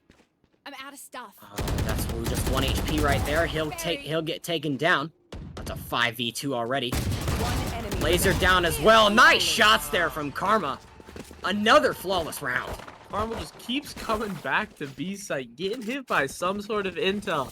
And then Frothy able to just gun them down with that Odin, as you were saying there. I feel like they need to try to take it A. I think an A or a mid push could be in order here, because DHS, they haven't really shown interest in using the op at all this game, or this defensive half so far. They've had the money to do it, but they just are not terribly interested in doing so. But they are just gonna keep pushing at being with the Odin. I don't know if it's the best choice. Zilong, he's got his tour de force pulled out. It looks like the defenders here were fully expecting an A push. 4 of them on A. Only the chamber here left on B. They might be able to make this happen. Mai's just waiting. Get out of my way. Now Zilong is gonna have to. Oh, that's an interesting place to put the rendezvous. Dashing in now. Oh no, he right click and he missed. Zilong gets 2. Mai will flank and take him down though, so it's a 2 for 1. Now it's a 4v3. DHS still has the advantage on defense. Riptide is going to get bombed down, so now it'll move into a post plant situation for Dakota High. Mai just waiting. Trying to get something done there. They don't see Laser right there. Laser is flashed. He's gonna get killed by Wisp. One enemy Wisp gets a remaining. wallbang in the back of sight, and that's gonna be all she wrote for Carmel. 12-10. Yeah, getting real close here. It is. I mean, this is not what Carmel thought of. I Even stop that talked about it at the start of the half. Didn't think it was gonna come true. Here. But there is a chance. Of course, 3 rounds in a row. We saw 4 rounds in a row last time for DHS before Carmel finally won one, and 1 round is all that Carmel needs. So there's still not a ton of room to work with for DHS. They have to play every single fight and every single round perfectly from here on out. What Carmel has been doing these last 2 rounds, they keep I am half with buying. you. Half their team is We are fully buying strong. Vandals and Armor. The other one has like Sheriffs or Stingers. I feel like they should have just waited 1 round and then bought together and used all the ults. Right, and they've shown the ability to get thrifty so far. I mean, they've gotten 2 in this game, true. so you can't rule it out. I think it's just going to be a default push. Now they're going to walk up mid a bit. They are going to have Mai stay back. Carmel just waiting for a pick, maybe. All right, Dragon, I don't know if he sees him on the left. Oh, he doesn't. He just walked right past him. That is dirty, and that gets Riptide a Vandal. That's impressive. Because, I mean, that could change the tide of this round. Wisp, excuse me, takes down Laser. So it's 4v4. But Riptide, he has the weapon that he took down from Dragon with the Stinger. Riptide's still looking for a kill mid. Look at Edster just sitting on those boxes, Right here. waiting for Wisp to push up here. Frothy just spraying through walls, as that Odin is so good at. Look at the sky for DHS on a little bit of a flank journey here. No one's really seeming to... Oh, that's a nice shot. Gets the spray in the back of Wu. No one's seeming to see it so far. Mai now has control of B, but there's 30 still seconds someone left. waiting in the back of sight. That's going to be the Chamber Spike Zilong. down B. Will get the kill. Mai will take One down enemy Frothy remaining. Philly, who will give up his weapon, and now it's a 3v1. Mai has a lot of work to do, and he will get flashed. He's going to get pushed. Spectre, he gets the kill, but Wisp is going to trade him out. So 12-11 now. Yeah, neck and neck here. They did take a couple of rifles out of the hands of the defenders, but yeah, they have so much money they can full buy. But Carmel here can as well. This is a beautiful lap. Well, there's no... I mean, yeah, this is set up perfectly, and I'm just loving what Frothy Philly. I can't say it enough. The Odin pick is just... It's hilarious. I love it. Right Looks here. like Carmel, they are going to go A now. I think that's smart. They have 2 ults. Going A. Right. Killjoy to get the space. Plant. here. Edster with the Sylph ult still. Oh, but look at the Sky ult. She can activate that right when the round starts. Doesn't look like she's going to. But that'll give you pretty decent info. You should They run. just used the dog. Here comes the Killjoy ult. Couple of Astra stars in there as well. 11, so both teams have full bought. No reason not to. His next round, it'll be overtime. Or it'll be game over for Carmel. Looks like they might just fake a rotate off and try split pushing, catch anyone mid. Wu's still gonna stick with it, as will Edster. Interesting slow play here. 2 defenders going back to B. Maybe the fake rotate working here. It just might be, because now it's... Oh, they secret though. They know they're still there. That's a really smart ult to just Yeah. hold it until that the fake rotate. Looks like Wu is gonna try to take an aggressive angle here. Let's see what he can get with it. No, he's gonna back off. Carmel, 45 seconds left for them to make a push. It's plenty of time. You only need to get the spike down in that amount of time. So Edster getting his lineup set. Here it comes. There's a flash coming in, and now comes the execute. Flash going in. Riptide gets one. 30 seconds Mai left. gets another laser now. Makes it a 5v2. This is huge for Carmel. They've got the Sova ult still remaining. Mai taking an aggressive peek, as he's able to do. He takes down the recon bolt. Now he's gonna have to back off. Oh, he doesn't get it through the wall. So Wisp takes Mai down. That's all right though. Looks like they are playing for the Sylph ult here. So Oh, that's a avoid dirty that. shot right there from Wisp. And now that gives DHS the sight pretty much. I mean, with that brim smoke and then it's like, yeah, Laser is going to pull them off of the site, or off the spike. It's like a push coming in from Frothy. Oh, Laser can't get the kill. Not really This is running out of time. Now they have to stick a defuse. Riptide pushing up. He'll get the kill. This could be all she wrote, and it will be all she wrote. Carmel takes this map. That's a Beautiful stuff by Carmelo in that last round with the flank from Killjoy there at the end, securing the round, even if the Sova didn't line up that last shot. I mean, that was probably a bit closer than Carmel would have liked it to be, but in the end of the day, a win is a win. Yeah. So I think a very impressive effort from both teams. And as we said, both teams so evenly matched, and that's exactly what we saw in this match. Yep. Mai showing his real killing potential in that game. It was many times left down to him, and even if he didn't win the round, he would always get 1, 2, 3 kills, taking the guns out of the enemy's hands, making sure they were never too far down in Eco. I mean, Eco was it was interesting, but it did work out for how it did work out for how Carmel managed the Eco.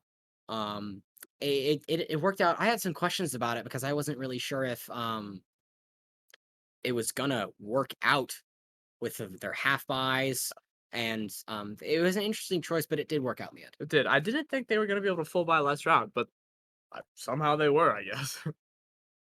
Well, I think we're gonna take a short break here. We'll be back with another match quite soon. But you're watching HyperX Greyhound Battlegrounds. Thanks to HyperX for sponsoring Carmel Esports and this amazing tournament that we can only have put on with their help. We'll be right back. Don't go anywhere. More action coming right up.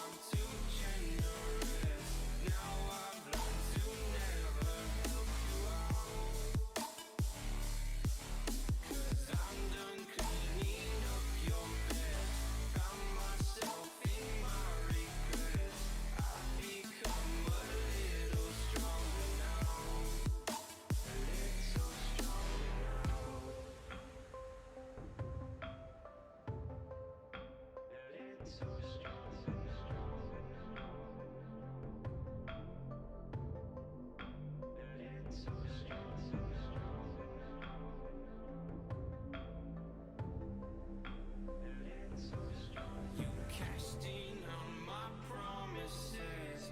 You know I'm too generous. Now I've learned to never help you out.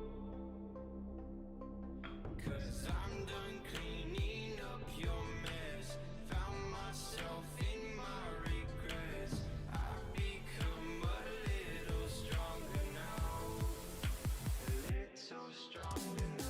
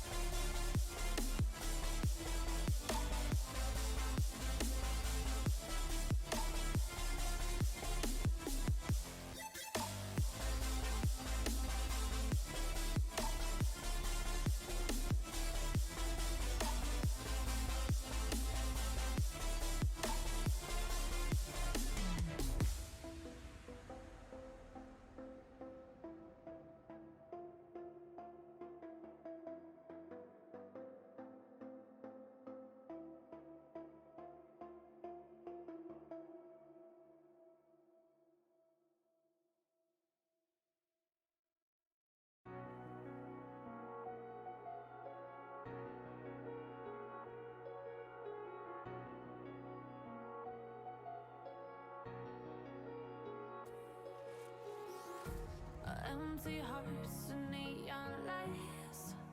They're playing with my mind. Gotta get out of here tonight. Oh, I wanna run off and fly. And God, I'll that was tell close. myself it's fine to be alone. Just to find somewhere that finally feels like home. Oh, oh, oh.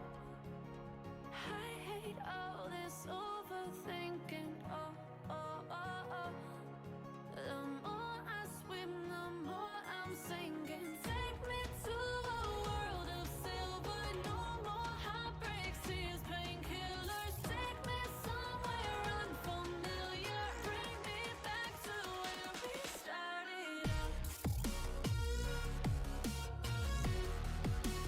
Get me out of now. To where we started out. Get me out of now. To where we started out.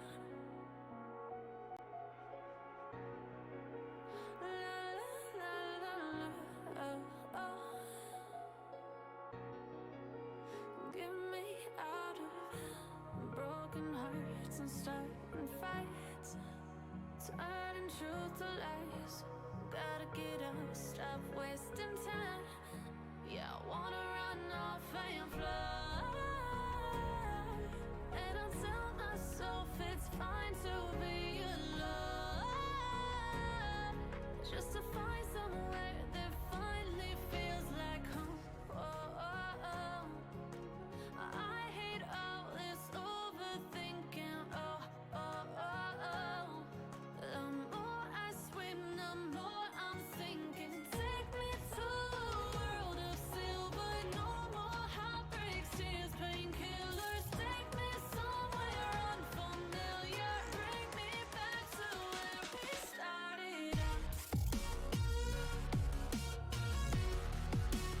Get me out of now. To where we started out. Get me out of now. To where we started out. Oh no.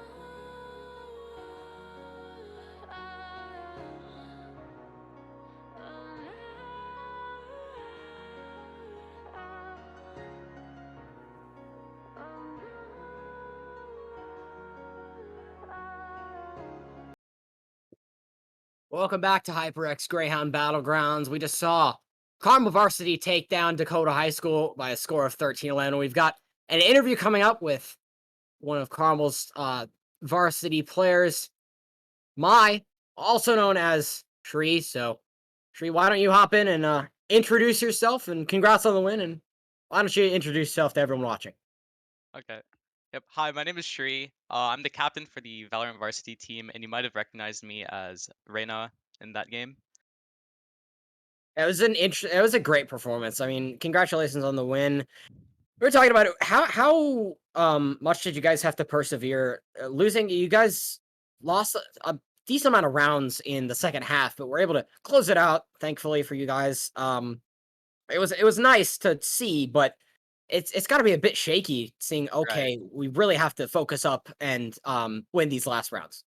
hmm Yeah. So the way we persevered, I think it mainly came through a mental standpoint. Uh, Towards the end of our game, a lot of our players started to tilt, including me, and we really just had to set up and focus. I think in that last round, we had a really coordinated strat that involved faking site, and then we were able to take site and fight post plant 5v2, and we were able to win the game. Mainly just a mental game. We were noticing, me and Spencer were noticing, I think you guys were on a lot of rounds, you were half buying, having some players buy rifles, and then some either sheriffs or just eco with or just full save. What was the thought process behind that? Of course, it ended up working, but I'm trying to pick your brain on what was the decision making behind that. Yeah, so some of it probably came off of looking at alts with Jet ult. Right, You wouldn't need to buy a gun, but right. also at one point I remember Chris did have a lot of money compared to the rest of our team, so we decided to have John hero buy a Vandal, which helped us get a few kills into the round. I do not believe we won that round, but yeah, we did have a few players hero buy, maybe give some hope into winning a save round. So, so in a lot of rounds, it was just you left alive at the end with like two or three other players on the enemy team. What's going through your head in those moments like that? How do you keep your cool? How do you keep winning those rounds? So a lot of that I would say is just taking plays one at a time. I believe I had one op crutch, or not crutch, clutch. But what I did was I went off of sound cues and I was able to pick players one by one. And then when it comes down to that 1v1, I think the most important part of it is just staying focused, not getting overstressed, because if you are overstressed, you're just gonna miss that shot, maybe even whiff. So you just have to focus up really and pay attention to any audio cues or even any yeah, any shots going off by the enemy team. You think that, I mean, of course, we talked about it a couple of times during the match that a lot of the plays we saw coming out from both sides, but we saw a lot of, I mean, just higher level thinking plays that require a level of game sense that most of the average players don't have. Like, how are you able to come up with those like creative Strategies. flanks or ingenious plays on the spot? Or are they planned out beforehand? A lot of the strats that we have are pre-planned. We do have some executes that we can go off of on A or B, but also a lot of the strategies are on the spot because you need to adapt to how the enemies are playing the game, and that just comes with experience through playing ranked or even just scrimming with their team. So yeah, through noticing what the enemy team does and their patterns, you can really adjust how you play. I believe we started to we started to just completely rush sites at the beginning of our attack phase, but then the enemy teams they decided to start playing aggro. So what we did is we slowed the game down to our pace, and we were able to win a few rounds that way, because they weren't used to our new way of playing the game or thinking. Well, thank you for joining us here, Shri. We're probably gonna have to wrap this interview up, going to the next match here. Very good match. Thank you for everything you've done. It was, I mean, it was Thank very you for entertaining having to me. watch. Yep. Congratulations on the win. Thanks for coming on for the interview. We'll let you go. Prepare for the next match. Good luck in your next one. And it's been a pleasure having you. Alrighty, thanks. All right. Well, we'll be right back on Greyhound Battlegrounds. You're watching Valorant competition here. Some of the best high schools from around the country. High school teams banded together and trying to fight for the prizes and peripherals that HyperX has given us for prize money and winnings. So thank you for them to providing some incentive for teams to join this tournament. And it's been a lot of fun so far, but there's a ton more action coming up, so you don't want to go anywhere. We'll be right back.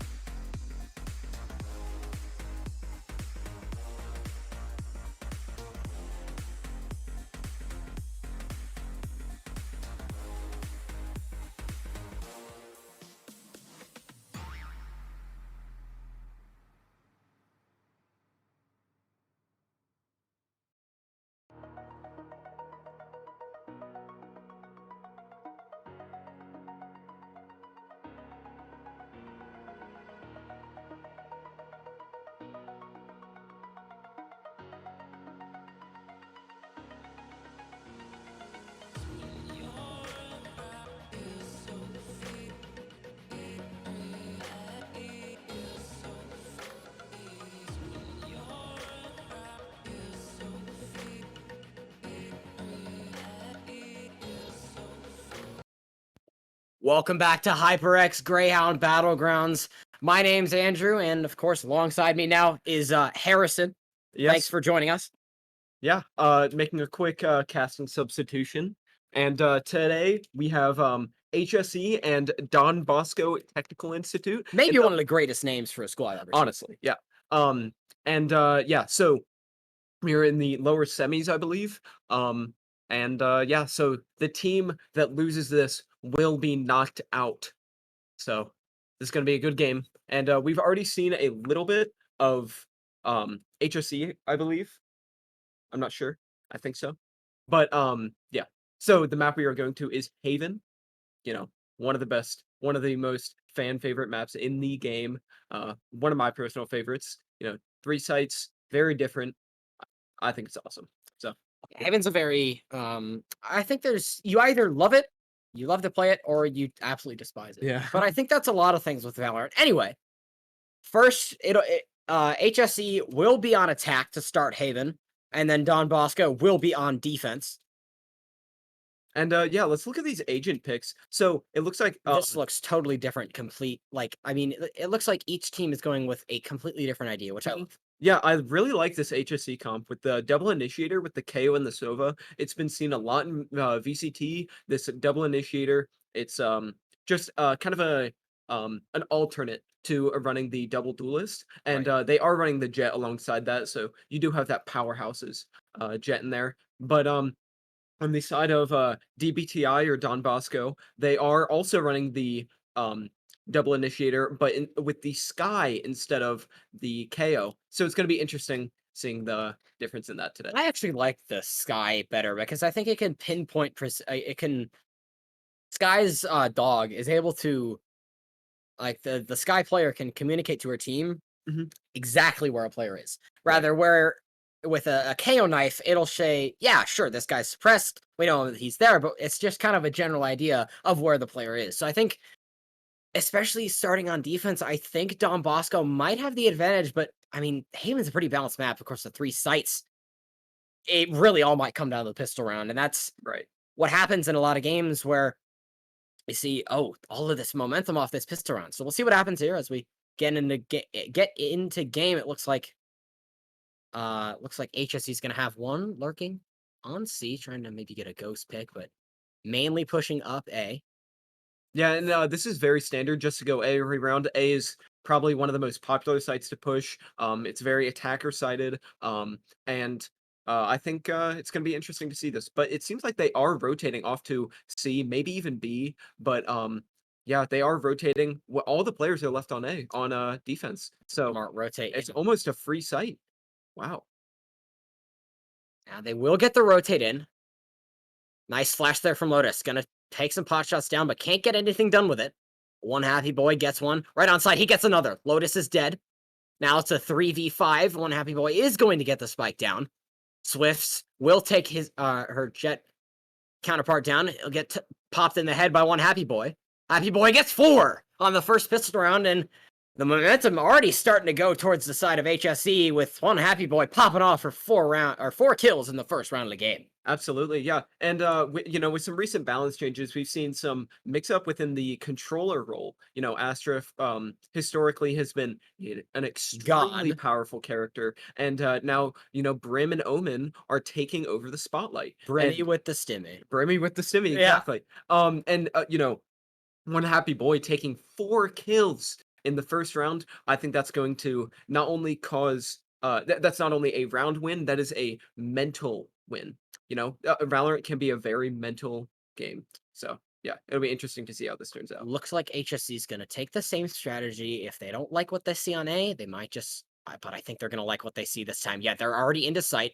Fixel already in, looking for a flank kill, and one happy boy already continuing from last round. He takes down the brimstone of B. Balenci. Swift Z. Oh, just lets Trax walk right by him.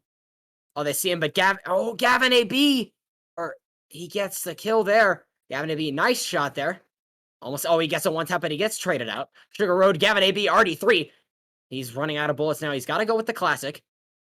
Against another classic. Oh, he's got the Spectre out. Fixel steals the kill from his teammate, but I can't imagine that Gavin AB is going to be too mad about that one, as HSC already up 2-0. Right, and I honestly think that was kind of a defensive blunder. Because there are 3 sites, you have to have you're stretched thinner across all sites, and so the rotation is a really crucial part of this map. And all of the defenders rotated in the attacker's flank. So this came up, and the one jet that was anchoring on site was just left alone, and it was just kind of a I think they should have rotated back through the back of site through the defender side a little quicker. I think that would have been a little bit better.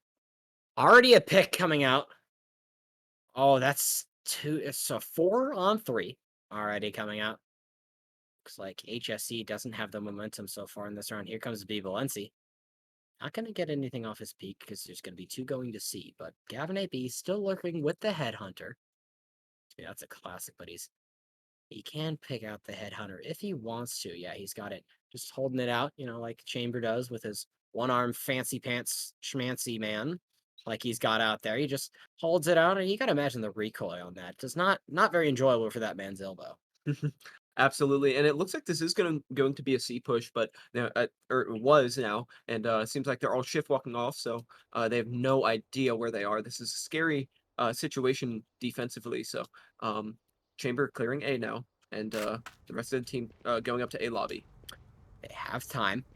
There's a nice shot. Now Sugar Road gets the kill from Heaven, but he'll get taken down with the Spectre by Fixel all the way from A main. So looks like Swift. Oh, that's a nice peek. Fixel's. Oh, Fixel gets the kill, so that's his start of the round. Ace is still in play here for Fixel. Excuse me, no. He could get 4, but Valenci's gonna... Looks like he wants to push this hard. He's already peeking out. They know where he is. Spraying him down. Valenci's gonna come out. That's a nice play there from B. Valenci. Right, and it seems like that they were kind of indecisive there. They decided to go C and then go back A, and by the time they were at A, they had already lost a majority of their team, so it was hard for them to control site and play post plant. So one thing that can help is if they play a bit more decisively, figure out what they're going to do and execute on it. I think that's going to be really really pivotal in this match. That's right. One happy boy still dominating the scoreboards. He's got to be happy like his name says right now. 5-1 for his team so far. HSC has a 2-1 lead. But Don Bosco, they've got some else coming in. Of course, the Tour de Force coming in now. UFC can't get a kill off spawn peak. It's like he is going to go for it. He might catch Potato out wide, but he doesn't get the wall bang. Potato will go down by the hand of Swiftsy, so that's now a 5v4 in favor of Don Bosco. Nice opening pick there, but it looks like they're still wanting to push through C. Valenci's going to spray through the smoke. He gets one player very low. The Jet almost... anything that hits him will kill him at this point. Now it looks like they might be forced off, or they're just going to wait a little bit, maybe try to have him make a mistake. Still the Jet sitting in cubby. They don't know just yet about that. Jet's peeking out. That's a nice shot, and off camera, Sugar Road takes down one happy boy with the Tour de Force. So now it's a 5v2. B. Valenci's going to get that kill. Another one coming up. He gets 3! And he gets the second one right there. 2 fast in a row, and that's a flawless round. Iced it up. Don Bosco. Absolutely. This is exactly what I was talking about with the controller game.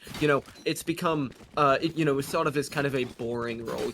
You're just smoking where you want, and that's all your utility. But now, with these, buffs to Brimstone, Omen, and the nerfs to Astra and Viper, it's allowed for a little more playmaking, right? With the speed boost from Brim, he can peek corners faster. Omen with his blind has always inherently been aggressive, right. just overshadowed. And these controller games, it's evolving very quickly, and it's happening in this match right now. One happy boy peeking window on B. They're just gonna default B. Just trying to get a pick, maybe, and then we'll go to that site, but not anything found just yet. Sugar Road just looking at A1. He's gonna get a kill right there. Nice kill. Takes down one happy boy. He's still looking for the Jet. Jet loses the knives. Fixel gets taken down off cam. Swift kills Trax. A lot of the action's happening off cam now. Gavin AB gets taken down by Lotus, and that's the end of the round. Nice play, and very, very clean from Don Bosco. I think that was a one-tap, too. Yeah, just swinging that corner as soon as you're blinded. It just walks him out, and he's like, bonk. Yeah. Out you go. Not much you can do there. No, there's really isn't. But both teams, they can buy rifles, but this might be the last time that HSC will be able to buy rifles if they lose this round, which is not ideal. And Swift's, he's pulling out the op. One of my favorite weapons, as you know. In our ranked Q adventures, I like to lock the jet and play and run the op as much as I can. But I'm sure, I mean, this guy's probably way better than I am. That's why I'm sitting here and not on a team. But you know, that's okay. Sugar Road already starts with a kill on Potato. That's a nice shot right there. And Taro just re-rotating. Smoke's gonna come down in B, or on A short, excuse me. And it looks like they're still wanting to drone through. Look at Swift. Oh, he knows where the jet is. I don't think he sees One Happy Boy just yet. One Happy Boy is going to TP out with the Shrouded Step. Swift's just looking for what he wants. Oh, look at the brim and the attacker's spawn. Omen, I don't think he knows. Oh, he doesn't see. He doesn't know. Oh, no. Okay, just wait. Wait a second. Yeah, there it is. That's the flank kill from... That's a huge pick. No, essentially. Oh. Oh my god. Oh! Swift C gets 2 with the op. That's just not legal, I don't think. That should not be allowed. Gavin AP does take down B. Balenci, but he has a ton of work to do. He's got to take down 3 more players, but he does have Spike in hand, so it's still a possibility for him to win this round. You know, I think his goal is just to try and get Spike down, get the money, right, and try and maybe trade 1 or 2 out, because it's honestly not very realistic he wins this round, but he can sure try. Let's see what we have here. He's going to try to come upstairs. He's gonna get dogged out. Oh, he is gonna be stunned. Oh no. Okay, they're gonna wait out the tour de force coming in. He's got to pull out the Vandal at this point. Too close range for that sniper to be effective. Oh, he is gonna use it. Oh, he gets the shot. He gets 3. Gavin AB. He might have plant. Still looking for the jet or the chamber over there. He doesn't see him. Oh, but Sugar Road gets it down. Almost the hero play there, but not to be. Don Bosco takes a 4-2 lead. Right, and you know, they had a really powerful eco starting, and they have, you know, won 2 rounds, and their eco is so good, and I think even if they lose 1 or 2 rounds, they're still gonna have a very large advantage. Because right, they have like 3 rounds to give it. Right, right.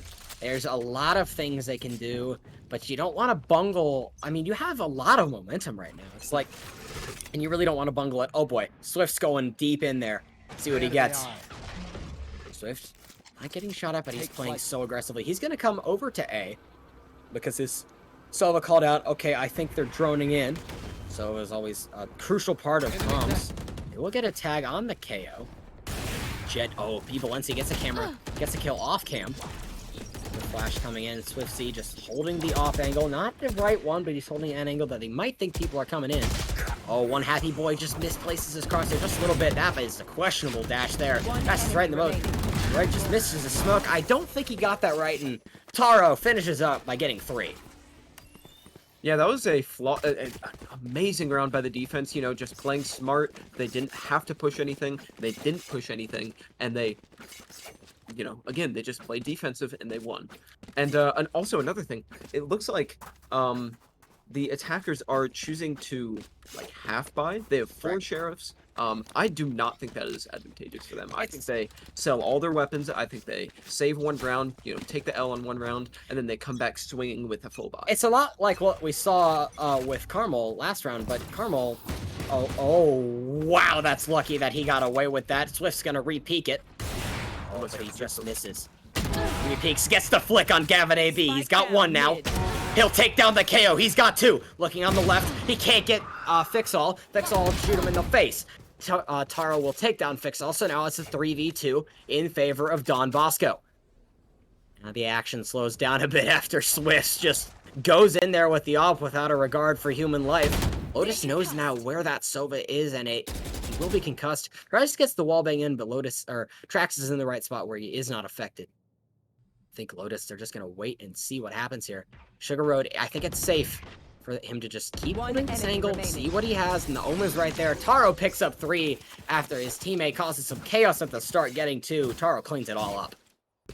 Yeah, absolutely. And Swift, he was extremely aggressive. He got 2 picks in B main after with that op, and you know, he could have gotten so many more, but he decided to swing too aggressively. So I think if, you know, they embrace the half a little bit more and kind of play a little more a little bit more defensive when they should, I think that will be huge, and that'll push the advantage even more for the defense. Well, now, I mean, Don Bosco has 4 ults online with 6 rounds in a row under their belt.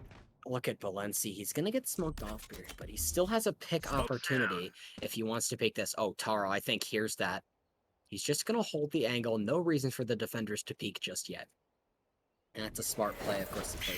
Oh, boy. Valenci did not expect that smoke to dissipate right there. He was caught just out in the middle of nowhere. Swifts gets a pick with the op. Trax takes down Taro. That's... Oh, Sugar Road almost has it, but he loses his life to Gavin AB, and now HSE has a 4-2 player advantage lead. I don't think Swift saw the rotate there. I do not think so. Not really sure. There's a lot of places that Don Bosco can go with this. Could go to B. Looks like their Sky's gonna push through B, but they...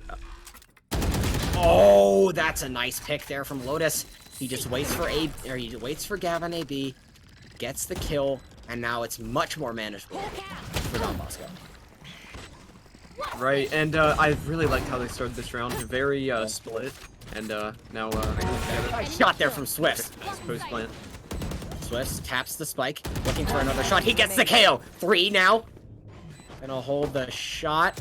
Going back to Swifts, maybe. He's gonna get another, maybe. He's looking for it. Yes, he will. He'll get 4. And Lotus will defuse. Swifts get 4, and it's 7-2 in favor of Don Bosco. Man, this guy's insane. He, his op play, crazy. Might be God. Yeah, exactly. Or a shaman, maybe.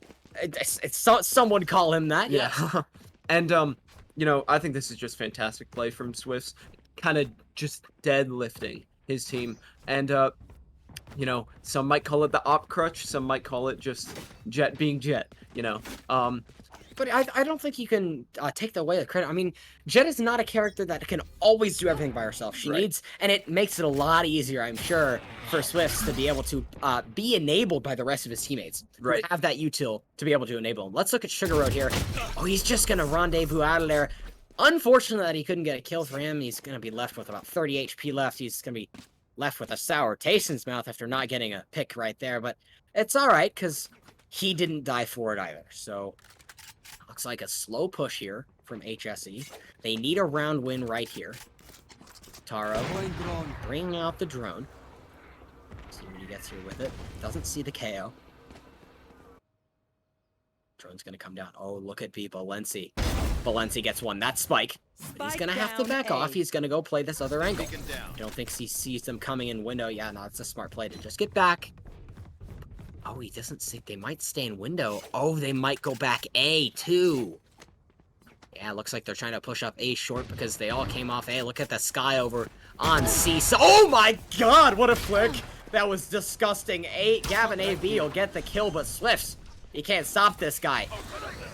Oh, there's a nice shock dart from Taro. He kills Gavin AB with it. Valenci takes down one Happy Boy. Puts the weapon away. Valenci gets 3, but... go back to that flick. That was crazy.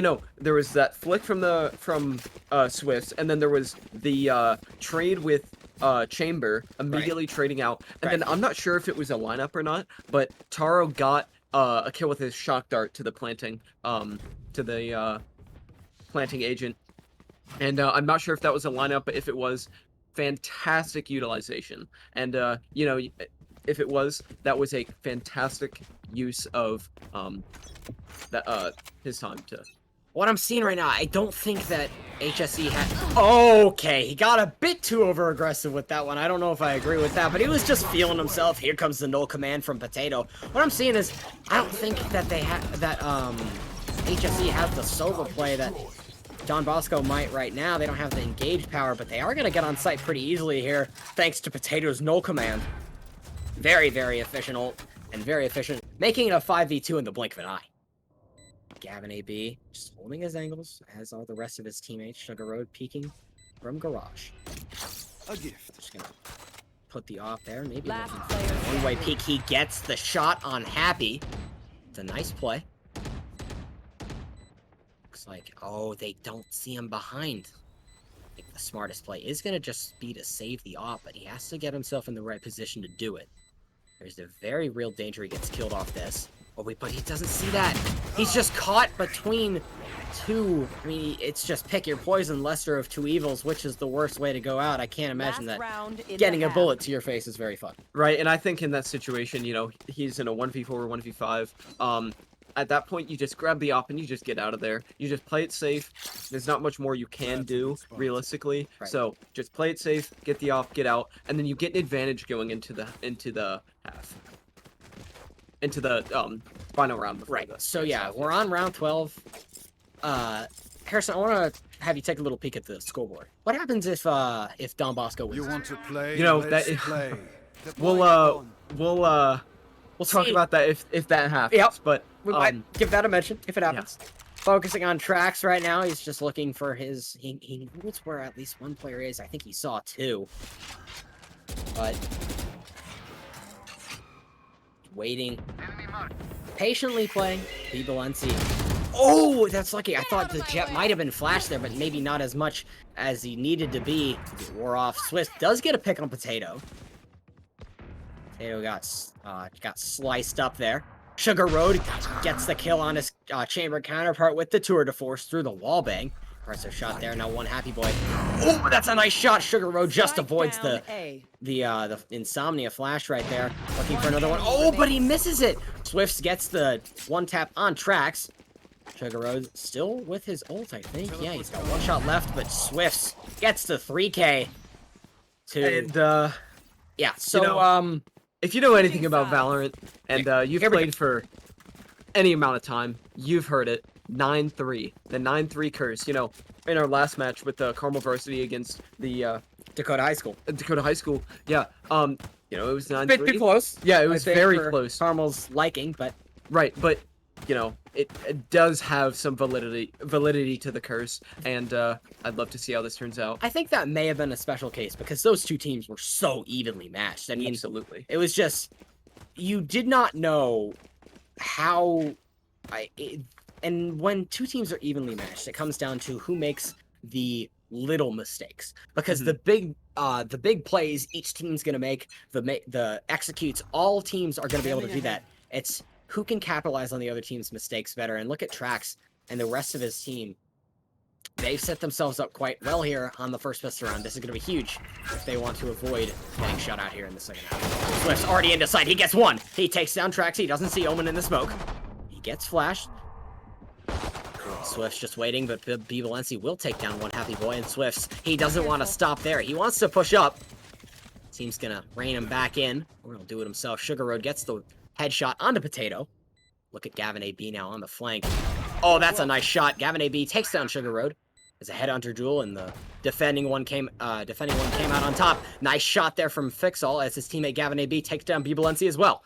Fixall, don't know. It's a 2v2 now. This is a tough play. Coming through boxes. That Sova is 1 HP. Now Gavin AB, he's got one person left to take down. He can't do so. Nice shot there. And that should, yep, he'll have enough time. That'll be 9-4. What a fantastic defense from HSC. Right. They were down, Don Bosco, they had a very fast engage on the site, but Great retake play. HSC was very calm, was very controlled, and they took back the site using, honestly, I think it just started from the chamber shared 1v1 in a garage. You know, that created a lot of positive pressure for HSC, so yeah, I think that was huge for them. It was absolutely huge. Now 9-4 in favor of HSE. Excuse me, in favor of Don Bosco on attack. Now they switch sides. Got me a slightly bit confused, but look at one happy boy. He sprays down the chamber. Can't get a lot done with it because that gun does not have a lot of range. Omen, he just gets away. But nevertheless, Don Bosco will have the sight. Oh, Swifts just doesn't stop anywhere. He wants every single kill that he can get. It gets him killed that time, but he does trade out for Happy Boy. Impressive play right there, but look at the... Oh, hello! Right in the smoke. Bibalensi gets another one. Bibalensi, he's going to push up for even more. Just hold the close angle with the shorty. Waiting for Trax to come out. Right there. If that comes in the smoke... Okay! Didn't have his crosshair in the right spot. Potato takes him down. Potato now, it's a 3v3. Very even. Now HSC coming back on the site. Trax has definitely spotted the sky here. Takes him down. Now two in long. This is gonna be certainly something to deal with. It's not a lot.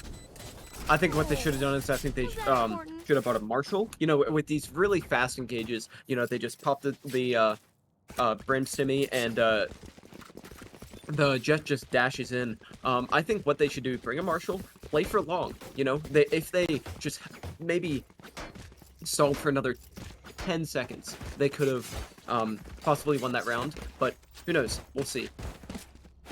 And you know, what is it? Don Bosco having a huge, or no, HSC having a big advantage out of the pistol round. You know, winning that crucial round, and now it's 5. 1-2 rounds in a row. The knife gets destroyed before it can suppress any of Don Bosco's players. Information is still there.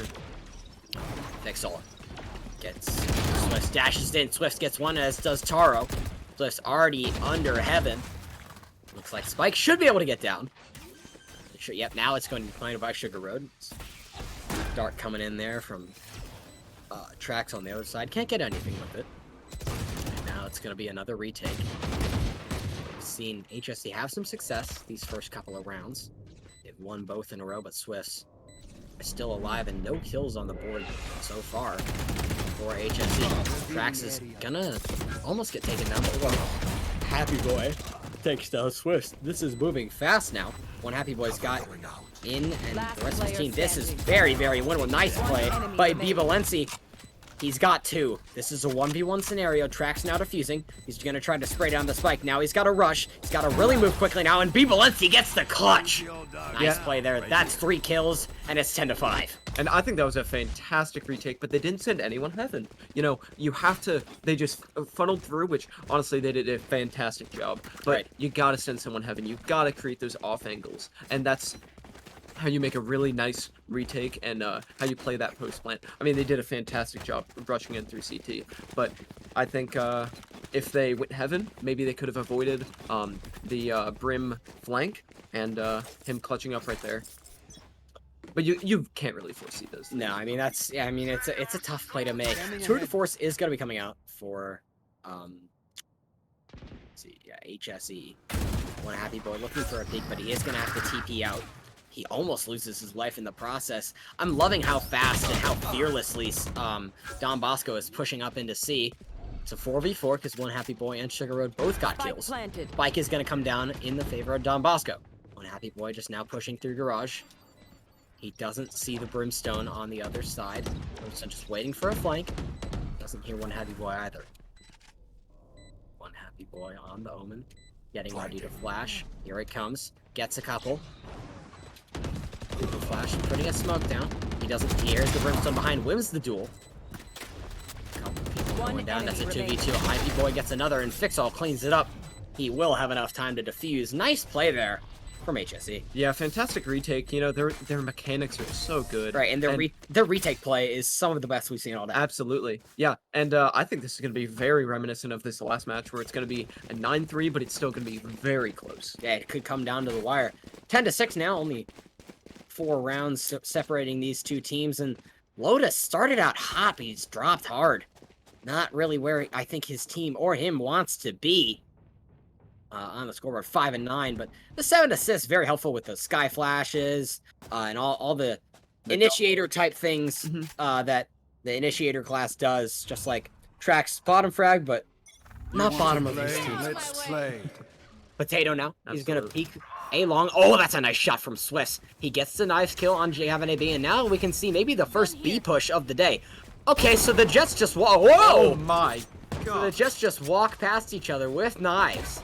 Fixall comes out the worst. Oh, hi there. Fixall gets taken down. Taro gets another kill on One Happy Boy with the the shock bolt. And look at the chamber. He's still got the Tour de Force. Sugar Road looking for another kill. Swift is just going to walk him down yet again, and Sugar Road will have to assist, but Swift's like, oh man, why didn't you just let me take that one? I wanted to walk someone down and Ferrari peek them again. The other one's like, nope, No, you've had enough of that. That works. He hasn't had enough. He's gonna go and do it again. We both know that. Right, and I love these fast takes. They just rush on a site, and because on this map everyone's stretched so thin, it's hard. It's basically a 1v4 or a 1v5. So if they can understand and learn how to play this post plant just a little better, this is going to be a huge win from Don Bosco. 11-6 now in the favor of Don Bosco. They're gonna push C hard again, as they have done all game, and they don't have what they need on C. They've got to stack some more players, I think. Do HSE. Swift's already almost on the other side of the map within 20 seconds of the round starting. Incredible aggressive play, and he's just gonna hold the angle that his Brim has smoked out for him. Really, really crucial that the Brim does smoke out that angle. Otherwise, he can't get there, and B. Balenci is just unspotted. Except for Gavin, maybe. He pops a bullet right in his face. Oh, wow. Nice shot there. Okay, it's a 1-for-1. Lots of players going down very quickly. Now it's just a 1-for-1. Potato versus versus Taro. Taro's gonna get the ult on the spike. I think he has to move. Yep, yeah, that's probably a good idea. Taro still has some time. Yep, he does. Oh, wow! And Potato gets the 3K, has the time to defuse, and it makes it 11-7 with the thrifty win. I think he was a little too aggressive there. He has those 2 shock darts. Right. He can just sit back, and the flash would have hit him because he hit him once with his ult. Right. But still a fantastic attack. There sometimes in ranked, sometimes or you're on C, something's not working. You get picked a few times. You try and swap. Right, but you don't communicate that properly, and you leave C open. Right, and that's exactly what happened. They got a free site, and yeah, they're very lucky that Don Bosco didn't convert that round, because I mean they were just able to waltz right into C. Now Potato knows that 4 of the 5 members are here coming into A site. Don Bosco just switching up their tactics a little bit. Let's see if Potato can get a kill. He's the jet. He gets one. Nice. They're the biggest threat. HSC Potato gets him. Okay. Taro evens it back up with the kill onto Potato. Here's another pick. Fix all dashes into 2 members of the enemy team. Now it's another 2 for 2. Sugar Road is going to be able to plant the spike. These fights are happening so quickly, and it just lights up the kill feed. We just have to say, okay, well, these people are dead. Not really sure what happened, but, now we're just back to even, and Last player standing. oh boy, Sugar Reed. One enemy Oh, that's a nice one tap. One happy boy has a lot of work to do, though. He's just got to kill Sugar Road.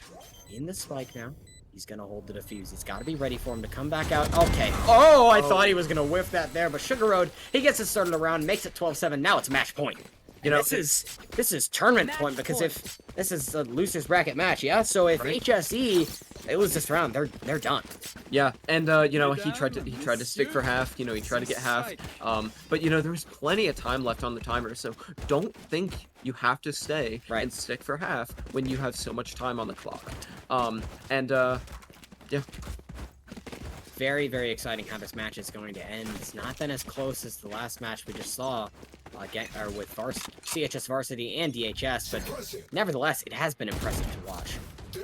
Potato gets all 5 with the knife, and now he's going to activate the null command. He's ready to go. Gets his flashes out in his hand, takes it, doesn't get anything. Swifts is going to take that duel any single day. He does get some shots. B. Balenci kills one happy boy off camera. That's absolutely huge. That's a 5v4 for the match point. Potato takes down Swift, but gets traded out by Taro. Taro now has his dart onto A site. That can just be a waltz onto A site for Don Bosco. Fixerall still there with the judge. He doesn't have a lot. He gets taken down by Taro. This could be the beginning of the end for HSC. 4v3. Here comes the tour de force for Don Bosco. Trax is just gonna think about tossing an arrow up there. He still has his ult. And Gavin AB is just gonna walk up.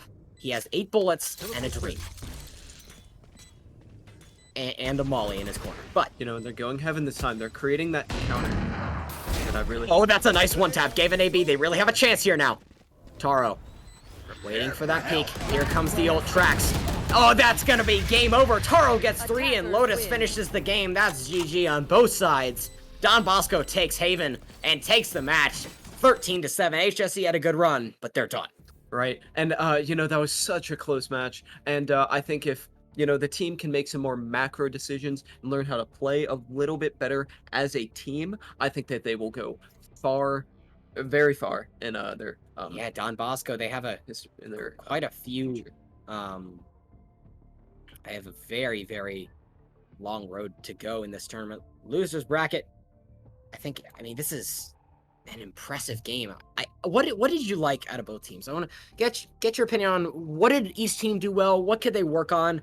HSE, of course, they've lost their last chance. They lost this match. It's got to be a bit crushing, but again, HSE is a relatively new esports program, so they've had a pretty good outing for their. I mean, I think the first time in competition. Yeah. One thing I really liked about Don Bosco was their willingness to be aggressive. Yes. But also at times they were willing to be defensive. And I don't think HSE had the experience to counteract this change in pace so frequently, and that's why I think they ultimately won the game. But honestly, a fantastic match by both of them. Absolutely. What do you think for HSE then?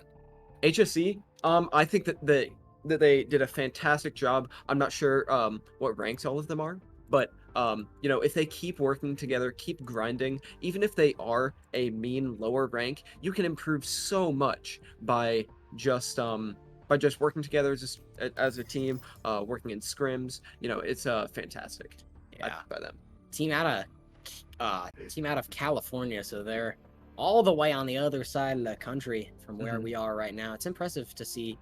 It's really, really cool to see how many teams from all over the United States we have who have joined Battlegrounds. Yeah, absolutely. And every year we have Battlegrounds. We are trying to extend our reach even further and even further. And we got some teams, I think, in Washington State, in some Oregon, and some other titles like League of Legends and Rocket League. But we always have these people coming back over and over, and it's just really nice to see how many people that Carmel Esports is influencing as we grow more and more as an esports club. I think the more we reach out, it's just going to be better opportunities for students, not only playing in these tournaments, but people like us casting and organizing these tournaments. I think it is a great thing to do because you are getting real world experience in management, in event organization, and I think a lot of kids can just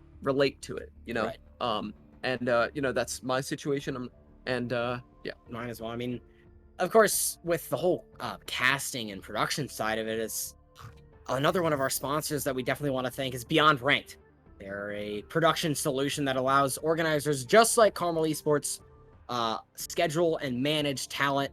It's been super helpful to have their methods and infrastructure on board for us to get everything organized and put on this amazing show that we have been doing so far. Of course, thanks to our other sponsors, but especially Beyond Ranked. If you throw tournaments like the HyperX Battlegrounds, you'll definitely want to check out Beyond Ranked.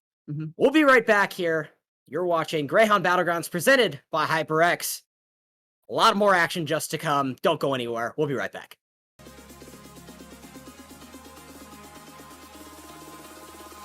Eyes in the sky, gazing far into the night. I raise my hand to the fire, but it's no use, 'cause you can't stop it from shining through.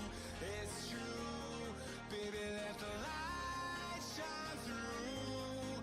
If you believe it's true, baby, won't you let the light shine through for you, for you, for you, for you, for you, for you,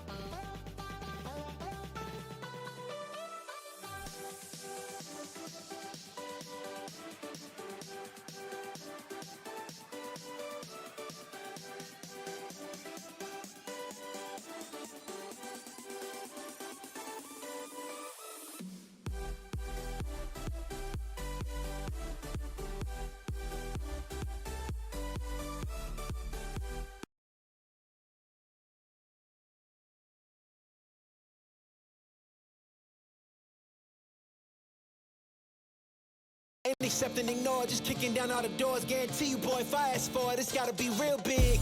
I gotta make it just for my kids and for their kids' kids. That's wealth years and years. Promise my brother soon as he out and finished his bid, we finna do it bigger than anybody ever did. The odds is real big, jobs that's real big. Satan trying a little, my God is real big. Stayed up on the ground on the cards is real big. I gotta do it big, the only way that I can live.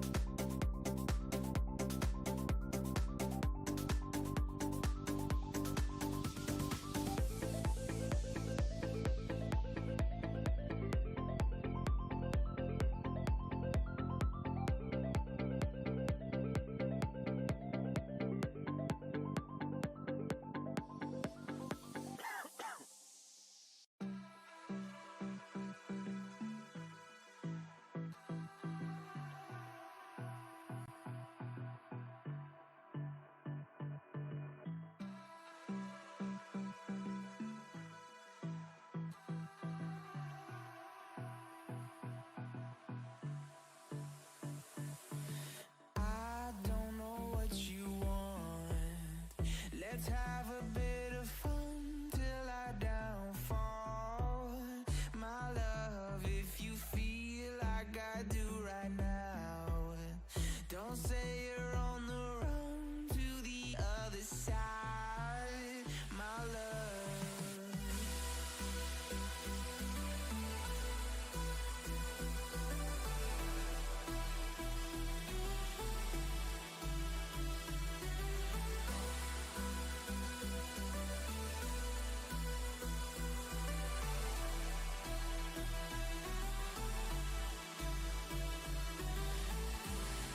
You say you wanna try, but you never do. Sugar, there's a reason why we lose. You say you wanna cry, but you never do. Sugar, there's a reason why we lose.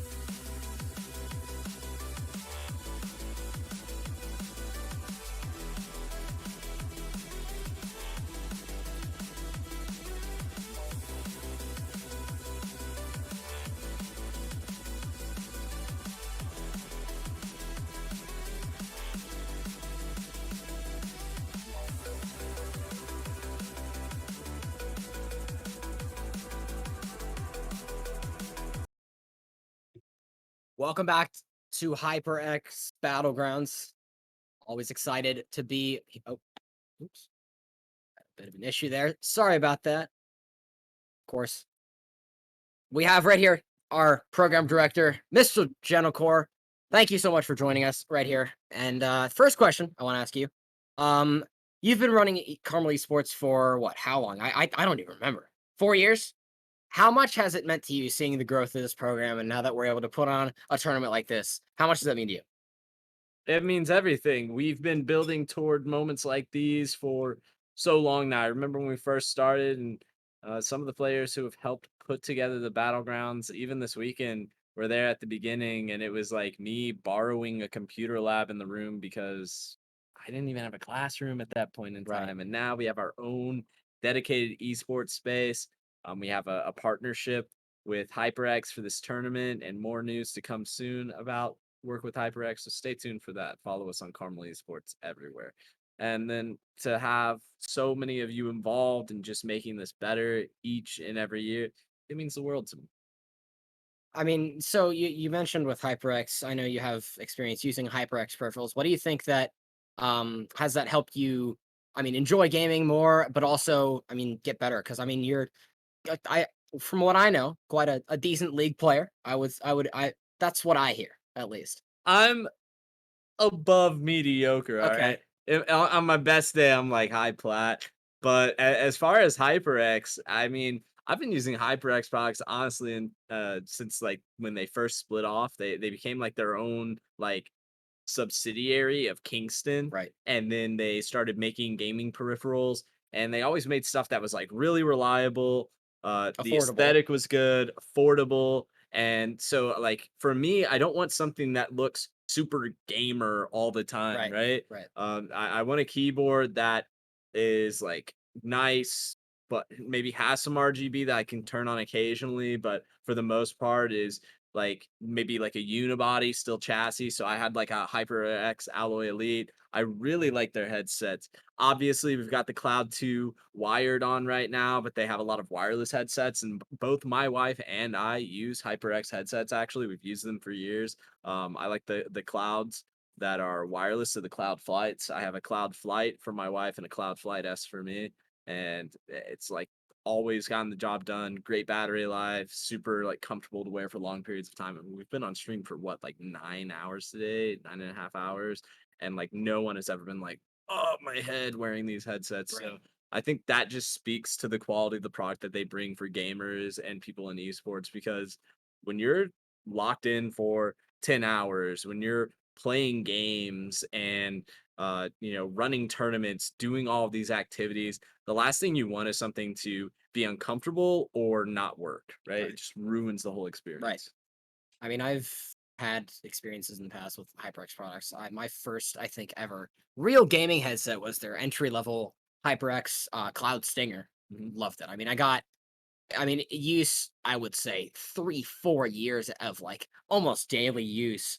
And I mean, it held up through, I mean, everything. I was bringing around places and stuff. And it was a great piece of product. And that got me into more higher level stuff. But I mean, just to get started with a piece of equipment that's high level, it's got good technology, pretty good mic for the price, Yep. and it's affordable. I mean, it's a $50 headset, and that's at max. You don't really find that a lot of places.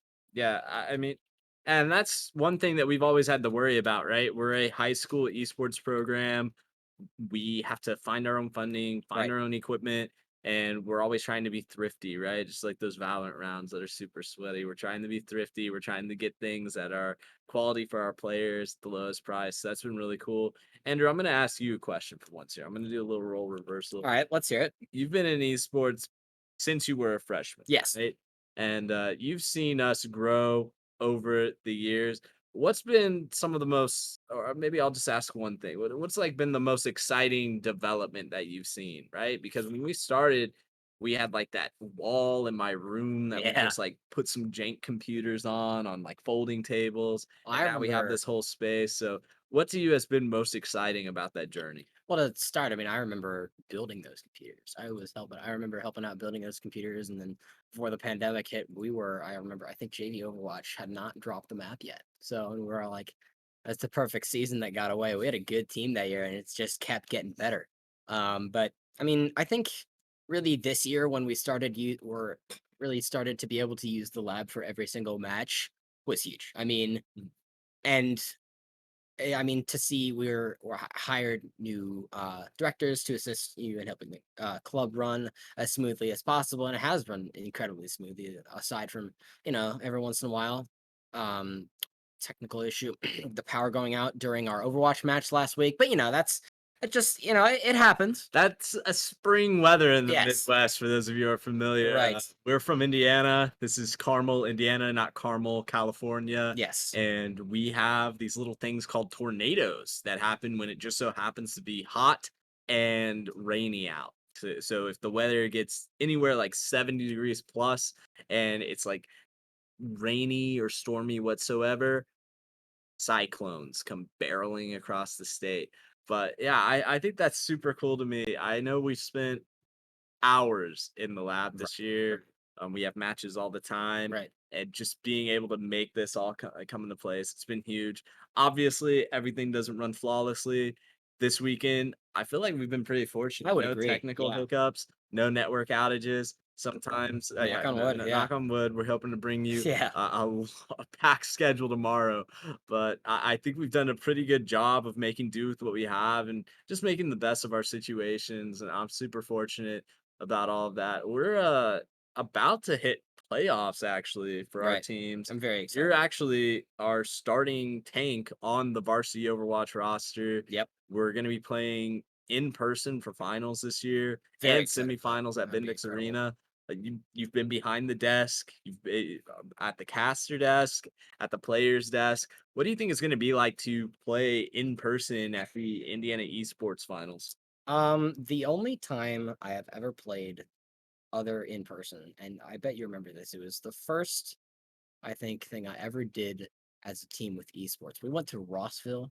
Yep. Do you remember that? Yep. At the start of like 3 years ago, we went to Rossville, and back when I was a lowly support player, Hmm. I started my journey on the role of support, and I was not very good, but I've grown a lot since then. Yeah. Switched over to main tank. Um, but that is the only time I've ever played, I think, on LAN in person, which like with another team in the room. So I think it'll be hopefully the nerves won't be too much, but I think not having nerves would be a bad side. Yeah, I mean, these opportunities are few and far between, just big tournaments in general. That's why we run the Right. battlegrounds. There's not a lot of them for high schoolers, No. especially ones that feel fair. A lot of times when high school tournaments happen, it's like, you can just play anyone under the age of 18 or like Right. amateur tournaments or people are forming like super teams with Right. scouts. It's very rarely like you and your classmates can represent your school, represent your community and go out and try and accomplish something together, especially for the low cost of free 99. I like to say what we have here at the HyperX Battlegrounds. We don't charge a dime for any of our competitors. And I really hope that when we keep going into the future, that we can have more online tournaments, more in-person tournaments. The tournament you're talking about happens May 14th. It's gonna be your second time ever in 3 years Yeah. playing in person with your teammates Right. against other people. Right. The program that you're talking about that we went to, Rossville, they're actually run by the same person who runs INDLS, and they've had a killer tournament. They've Yeah. been in all 3 titles. They were the Carmel Slayers Friday night. I don't know if you saw that, but last night, Oh, the against Rocket League in Rocket League? INDLS in the Yeah. dream lower bracket run, they knocked out our varsity and Wow. our junior varsity team. So there's a deep history Interesting. between I didn't us know and that. INDLS that, yeah, you guys might not even know about because my uncle-in-law has run both of those programs, INDLS and Rossville. Right now, I can tell you all, we're just waiting for the result of our other lower quarterfinal match between Dakota High School and Cannon School Gaming. Both of these teams have had amazing runs today. Dakota High School, we know they're itching to make the lower bracket run and compete on Sunday. You were really impressed with what you saw from Dakota High School, right? I mean, absolutely. I mean, I think the first ever Battlegrounds, I saw them go runner up. I was casting with, I think, Cole Bayer back then. That Yep. was a fun time. But That I was mean, all online in the right. middle of the pandemic, We made it and work.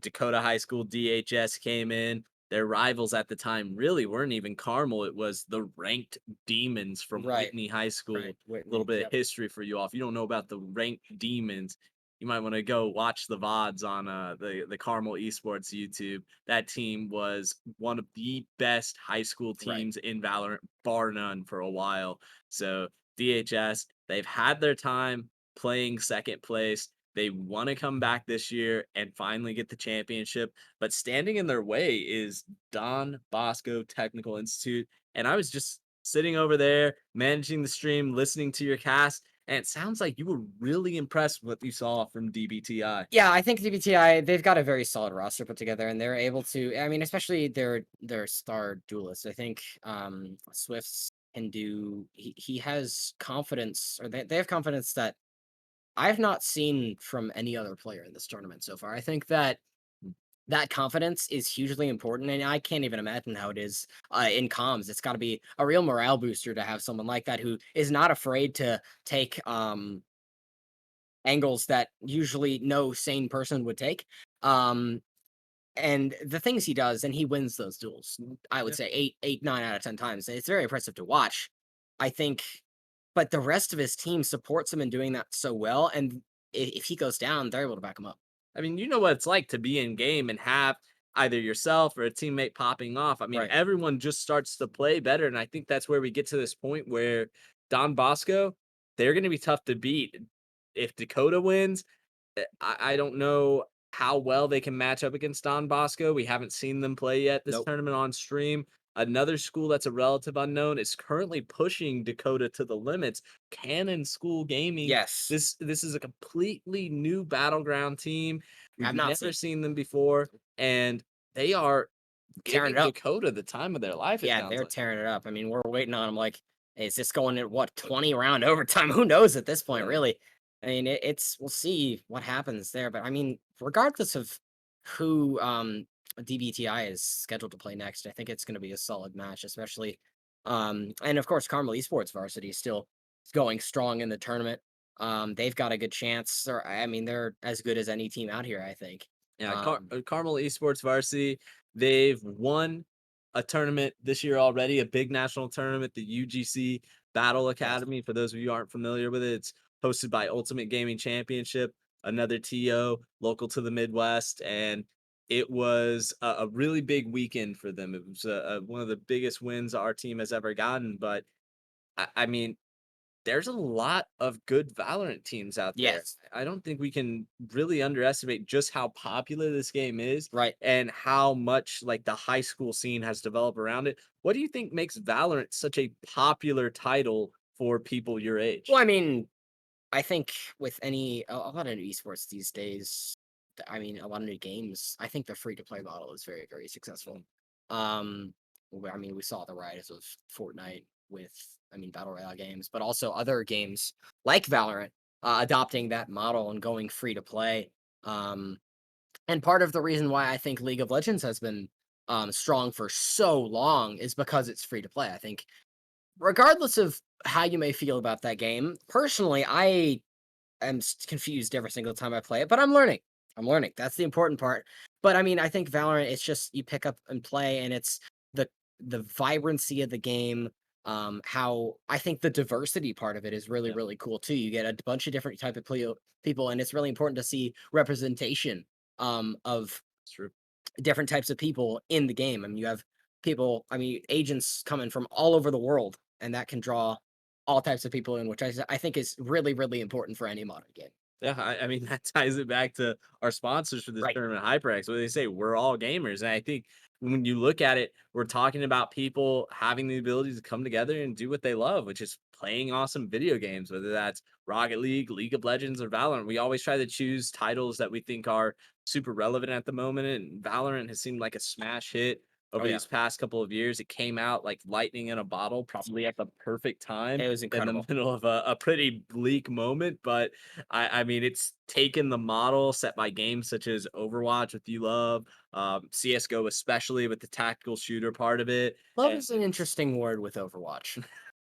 Very interesting. It's ambivalence, maybe. You know, it's a yeah, love hate. it's you always just want to get better. But I mean, at the end of the day, definitely, I still love it. It's given me a lot, and I'm excited for Overwatch too. We got 3 days until beta. Okay, well, maybe next Battlegrounds Hey, Overwatch 2. maybe we'll see. We'll It's a see. possibility. We're excited. It just depends if Blizzard's going to update the Right. game more than like every 2 years. So if we end up with a lot of community support around Overwatch 2, maybe that game will get slotted in as Right. well, since it's kind of a weird mix between It a is. MOBA and an FPS. You Yeah. know, we can't really say it's going to take Valorant's spot No. because it kind of exists somewhere in between League of Legends and Valorant. It Right. feels like for a lot of people, and it seems like Overwatch 2 is going to be faster paced than anything we've seen from Overwatch 1. Yeah, I think it's going to be interesting to see. I want to talk about your experience in your game of choice, League of Legends. Right? You've been playing since release, is it? No, Pretty much. okay. Or no, not Uh, quite. League of Legends had like an elongated kind of like release Right. alpha area. I started playing season 1, Okay. and So back that's in what, 2010, 2011? 2011. Gotcha. Regrettably, I'm not better. I will say you saw our mid laner today, Nile. Yeah. This is always how I know like I'm just a washed old man. When Nile and I were the same rank a couple of years ago, he went off, swapped roles real fast, hit diamond, and then swapped back to mid, hit GM, all in the span of like a year, year and a half. Meanwhile, I'm still chilling at like the same rank. We were both like low plat, literally similar LP, and ever since then, Niles just like grinded, committed himself. Meanwhile, I'm over here. What am I doing? Running this? What a joke. No, I'm just kidding. I think we've gone different paths. I'm happy with the growth we've been able to do here. I'm happy that Niles been able to grow. I'm happy with the journey you've taken, Yeah. going from, as you said, a lowly support player to this amazing main tank for us. But I'm happy right now that we get to see the next matchup. And it was a massive upset if you look at the storyline we were talking about coming into today. Dakota High School actually dropped to Cannon School Gaming. So I'm shocked, whoever man. is coming out of this lower finals is going to be an absolute juggernaut. We're going to see Dakota High School be beaten by Cannon. Cannon move on to play Don Bosco, and then the winner of that match will go on to Sunday's lower finals. I think we're in for a treat tonight and And tomorrow. tomorrow. Absolutely. I mean, there's nothing else. What else do you guys have to do this week other than watch some high schools around the country duke it out for some glory and fun? I mean, it's going to be an exciting last couple of matches, but this will be the final match of the night. Coming right up, we've got Cannon School Gaming versus, let's see, who is Don Bosco Technical Institute. Yeah, so Cannon School Gaming versus Don Bosco. Right after the break. Don't go anywhere. We'll be right back.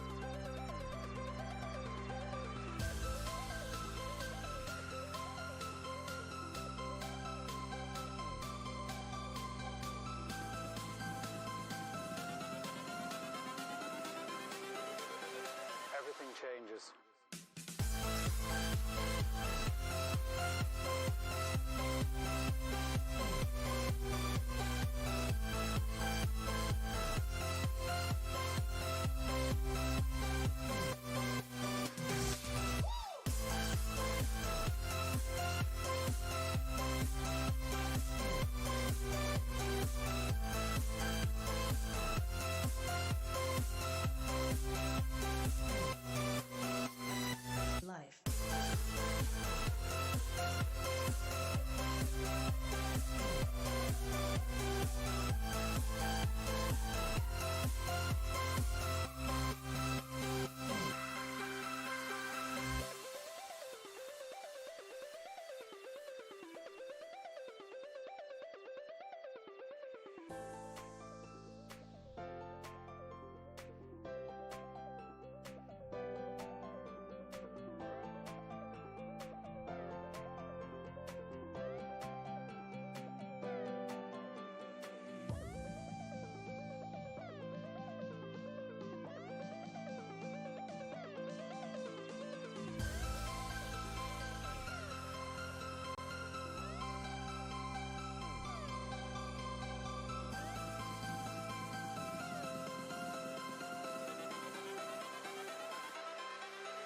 Life.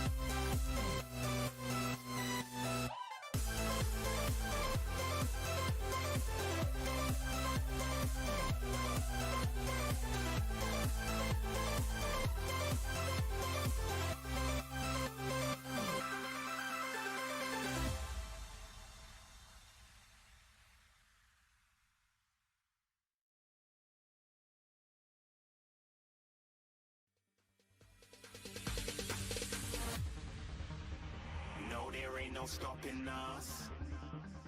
Fly without boarding pass. Couldn't catch me, I be moving fast. Call me a shooting star. Let 'em know who you are. Flying up in a bar. Wish on a star. Time to show 'em who's in charge. Call me a shooting star.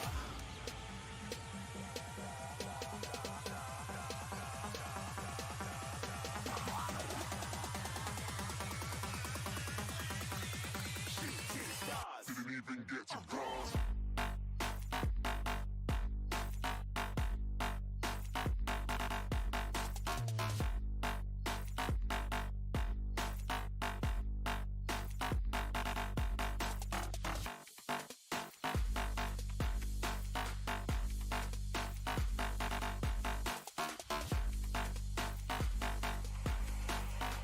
I said I'm moving too far.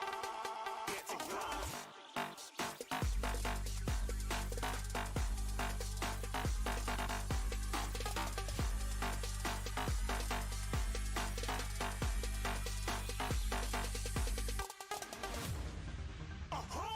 You're looking at a shooting star. Got more than a couple of people going mad. I swear they're rooting hard. Tell them I'd be big in the game like she went and got them breast implants. I said I'm moving too fast. Didn't even get to glance. I'm ready to eat up track like I'm seated in a restaurant. If you had swag like mine, you know it's best to flaunt. We aren't hating because you aren't. Shining like it's neon. Rock like kings of Leon. Shooting stars across the galaxy. I stand out, so don't be mad at me. Infiltrate, I'm with my strategy.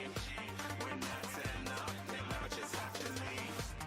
Shooting stars across the galaxy. I stand out, so don't be mad at me. Infiltrate, I'm with my strategy. When I turn up, then I just have to leave. Yeah, shooting. Yeah, shooting. Yeah, shooting.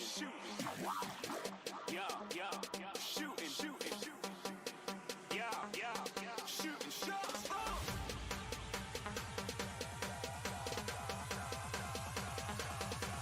Shooting stars.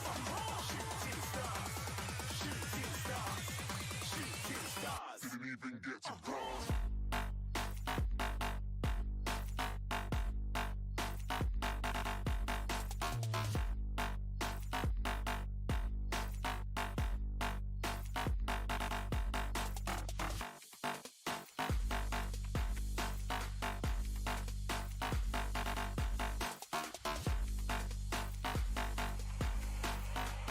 said I'm moving too far. Getting lost.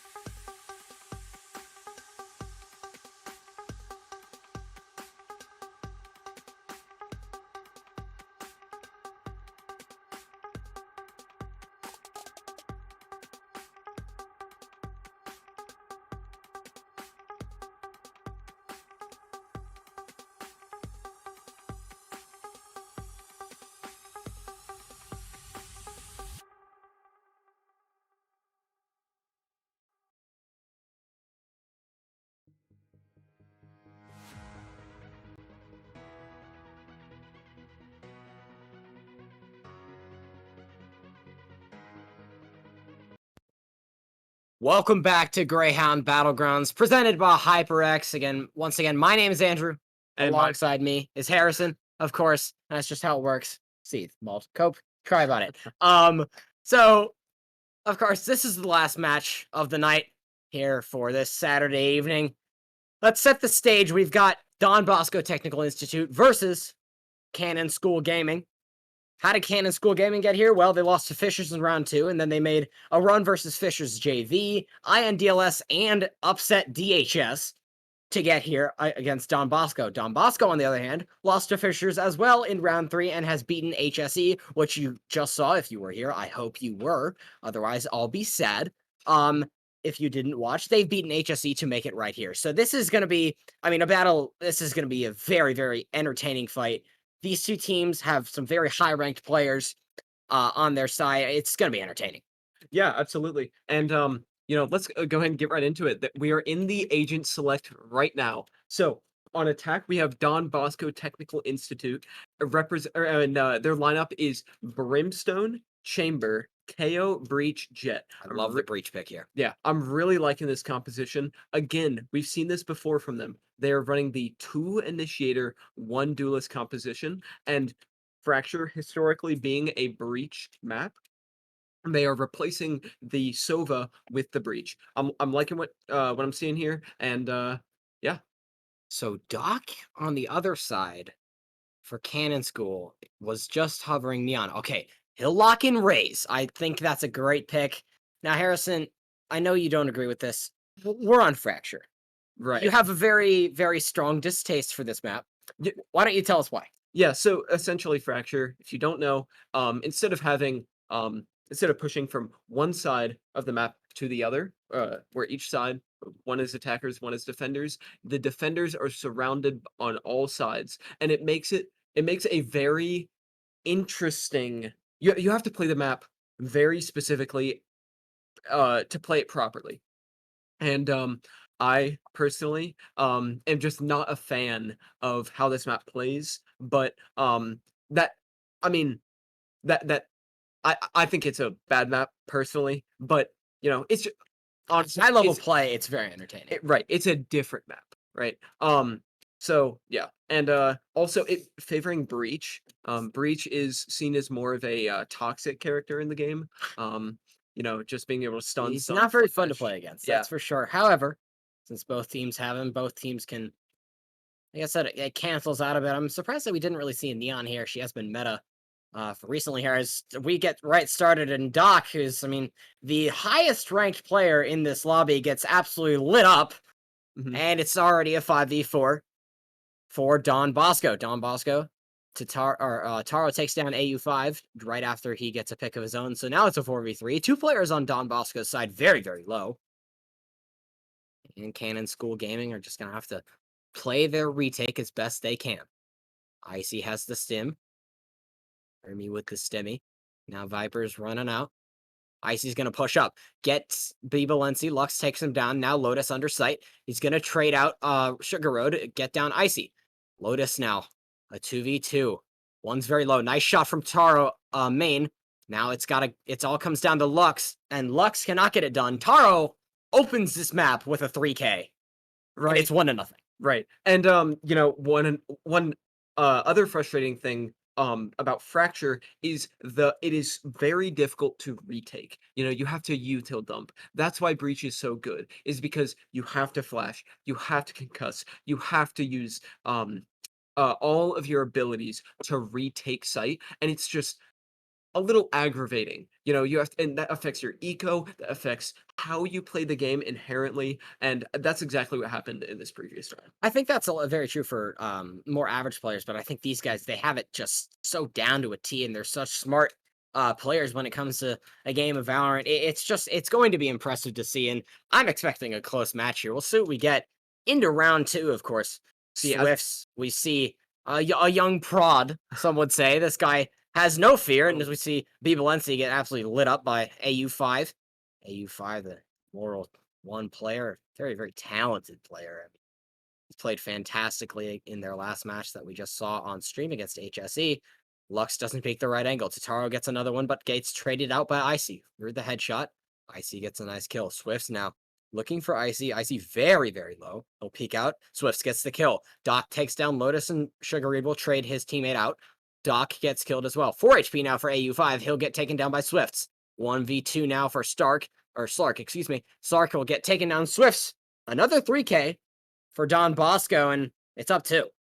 Right, and you know, the pistol round is so important, and with Don Bosco winning that, they have the initial momentum in the game. So it's gonna take 2 to 3 rounds until Cannon can actually start to build their momentum. And yeah, it's certainly going to be interesting to see what we have on this second round. I think, I mean, Icy and the rest of his team, Cannon School Gaming, they've had a great run so far, and they definitely want to keep it going, but they've got a tough opponent up in this game. It's really gonna be interesting to see how either team plays this matchup. As we see Fracture, such a unique map, as we already mentioned. Looks like they're gonna be coming up bench. Will Don Bosco on attack. Swift's already wanting to push up heaven, so he does. One or two teammates behind him. He's just gonna push this in. He's gonna dash in. Got a lot of speed going, but it doesn't go very well for him. Lux shoots him down. Flanking behind is Icy. Can't get a kill. Oh, we will get the kill. Very surprised that Tara didn't kill that, but, you know, Lotus takes it down anyway. So we're up to a 3v3 now. Very even now. Lux just looking for a spray through his own smoke that he just put down. Can't get anything. B Balenci does open up the map with Slark, and Sugar Road takes down Lux. Doc trying to go for a wallbang. He's got a 1v3 situation here. Might just have to save his weapon. Which I believe, no, he's still got to go for this, I think. Or get an exit pick and get out, but getting an exit pick might be tough. No, he is going to have to save, and that's the smart decision. right. And you know, from last series, one thing that we saw was Don Bosco was so aggressive. They Yes. threw down their brimstem, they immediately dashed in, and they're capitalizing on you being so spread out. And on Haven, you're so spread out because there are 3 sites. Right. And with Fracture, the sites themselves are quite large. Right. So you have to be spread out. And one thing that I see Cannon doing is they're not anchoring on these pivotal spots Right. in the map. They Don Bosco took tower for free. They didn't have to go into a fight. They just went up the rope and they had tower. And that's really negative pressure against PSG. So I think if they, you know, anchored a little harder, I think that would go straight. Interesting. If they adjust, I mean, this is one of the best attacking teams that we've seen all tournament. Very impressive to watch them. It seems like they go at each attacking side differently, and we'll see AU5, he'll rendezvous away to get out of the Brim's, or Breach Stud Danger. Swiftsy, Lotus gets the kill with the Aftershock. Swiftsy's just gonna push through the smoke. Look at that, he gets the headshot on the AU5, takes him down. He reloads at the wrong time, though. Doc's able to take him out, so now it's a 4v3 in favor. Oh, Doc gets absolutely blasted by B Balenci. Now Taro, look at this, holding the angle. Icy gets caught out, almost gets the kill on Lotus, and now it's a 1v3. A Sheriff in a Dream has Lux. Lux looks away at the wrong time. Oh, that was close. Lotus ends up getting 3. That's 3 3Ks in 4 rounds. Don Bosco already has a lot of momentum. They're up 4-0. Right, and going back to what I said about retakes, they had, Don Bosco just took sight. So you have to have a powerful retake. But when your breach gets picked early, you can't retake as effectively because you don't have the utility. Right. So I think if Cannon just decides to protect their breach, and if they're able to successfully retake, that'll be big. Yeah, I absolutely agree with it. I think already the tour de force coming out for Cannon School Gaming.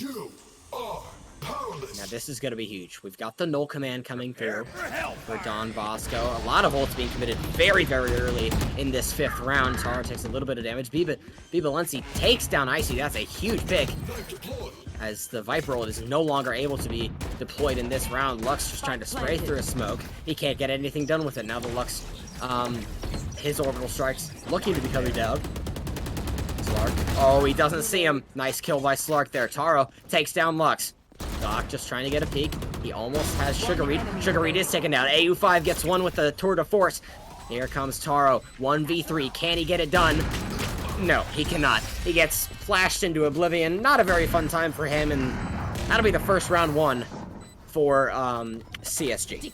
Yeah, and that was exactly what I was talking about. You save your breach, and you have a strong retake. Yeah. The reason they won that is from the breach. They flash twice. The defender can't do anything. He can either turn around and not look at the enemy, or he can get flashed and then die. You know what he'll be doing? Either way, he'll be sad. Right. He will not be having a fun time.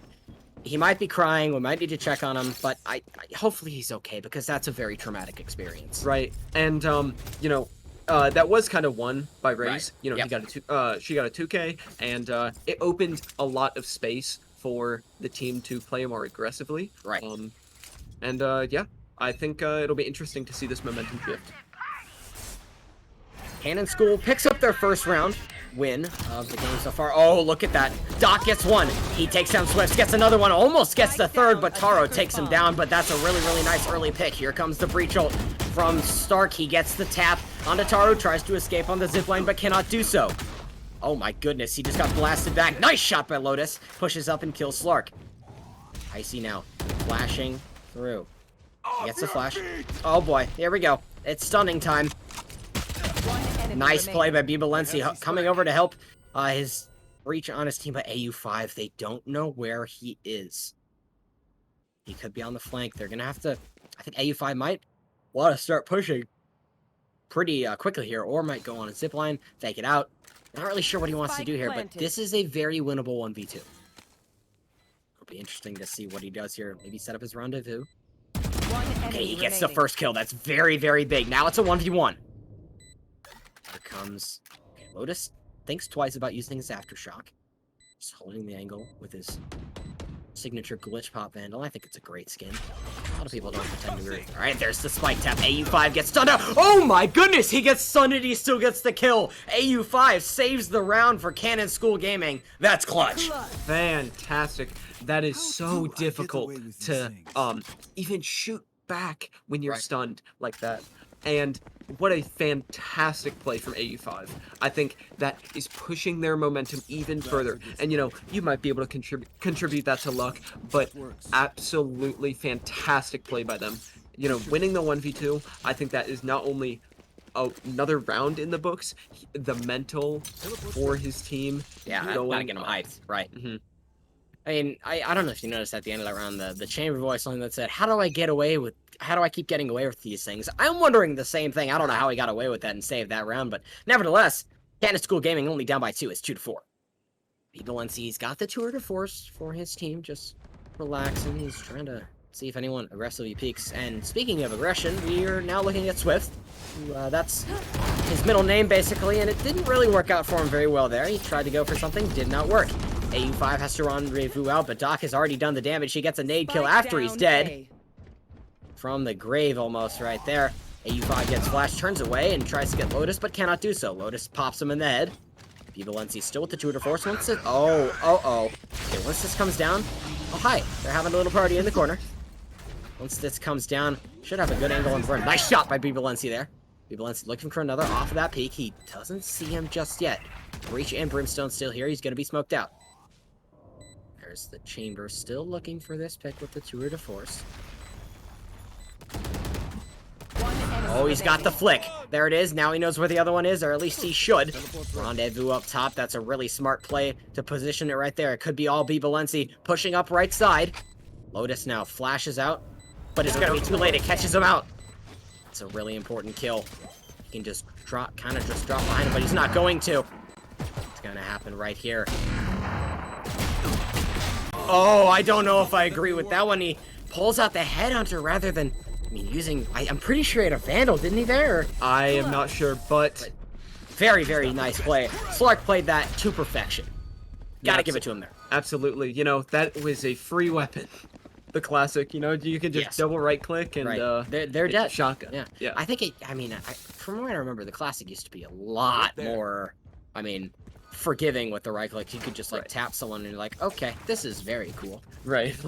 And I think I mean, even though it did get nerfed, you can still inherently because it has a shotgun feature, you know, it's just extremely powerful. So alright, Swift now. Let's get stunned by his own breach. Really quickly with the stem. Okay, he's just in there now. He is gonna get a kill. That's very, very nice. He's gonna get flashed out. Doesn't aim at the right spot. Slark gets 2. Slark gets 3. What a shot by Slark. Amazing play, but he gets finally taken down by Lotus, but the damage is done. It's a 2v3 now.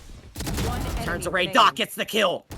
Now it's a 1v3. Valencia in CT, or in T-spawn. In long. Icy says he does not want to talk about that, and I really can't blame him. That's a really, really nice play by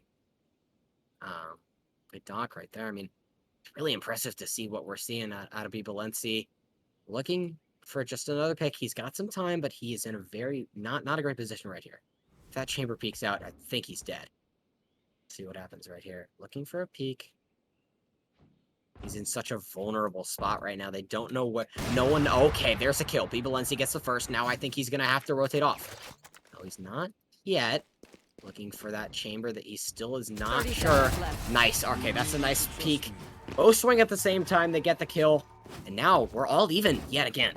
Right. And, you know, that was a fantastic attack, but, you know, breach flash, you know, you can't do much about it. And, who is it? Slark got a 3K to save the round for his team. I think that was amazing. Yeah. Now the momentum absolutely in Cannon School Gaming's favor, excuse me, is there. I think their econ is better too. Not entirely sure. Yeah, I mean their econ looks great. No, I mean, and they have the tour de force. Let's see what AU5 is able to do with this one. He's got a really, really nice angle.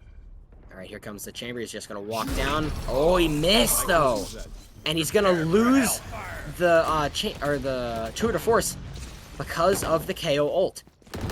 It's really, really crucial. He can't use it until that KO falls down to the ground and is taken out. No abilities available for DBTI. Slark now is going to flash through. Swift has his knives.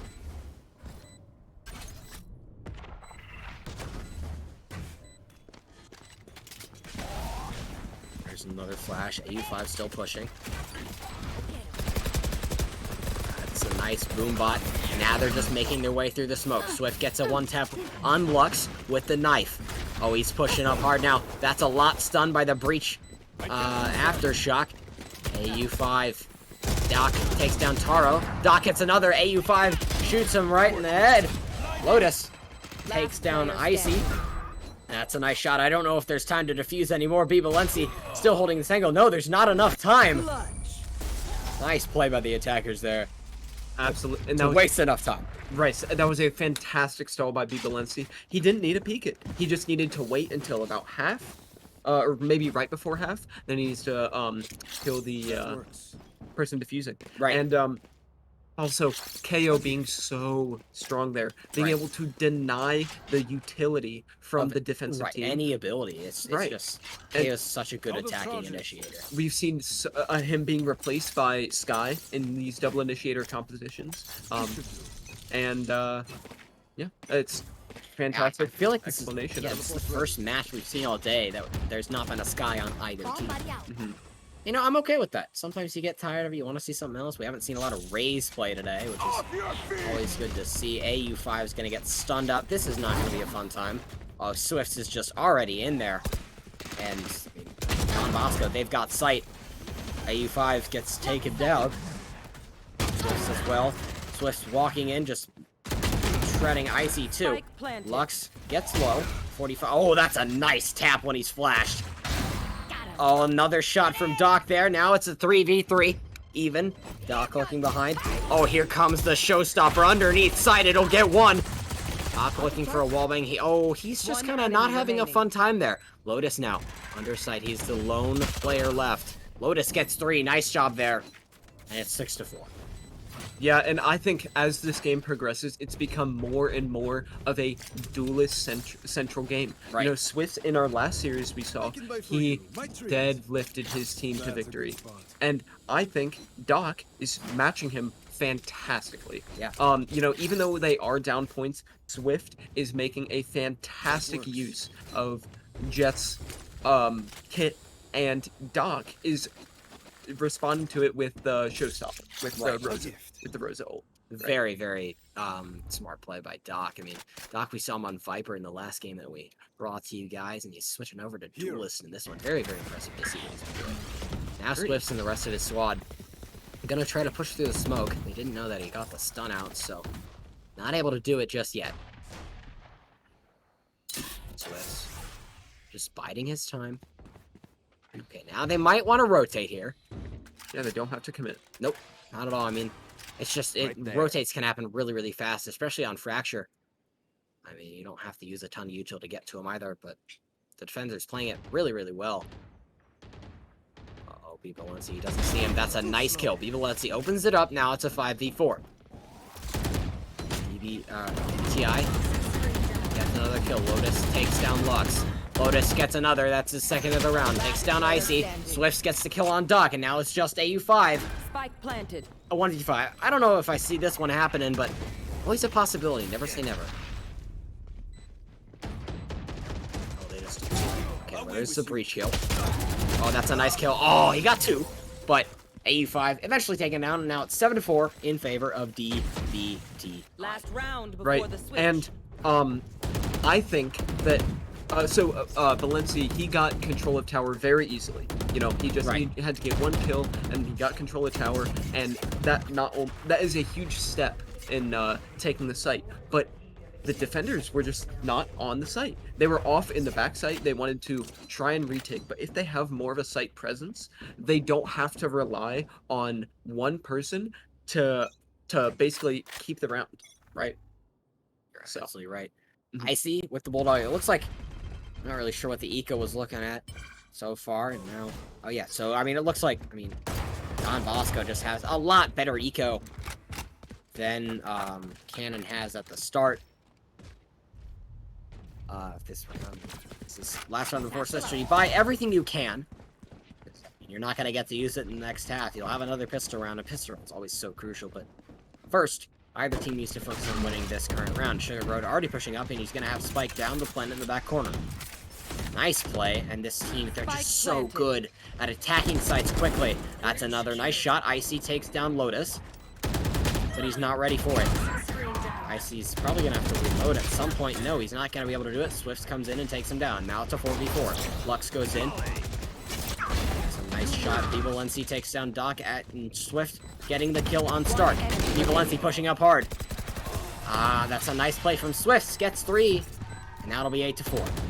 Right, and you know, that is the end of the Switching half. sides. I think that was a fantastic half. You know, even though the who's that? Don Bosco is now Don Bosco now on defense. Yeah, so now that they have twice the score, I still think that this is still a very fair game. Because sometimes all you need is just a swap of sides, and you can change the tide of the match. And Don Bosco, they've historically been they've been excellent on offense. Right. And now that they're on defense, this might be the time where Cannon comes back.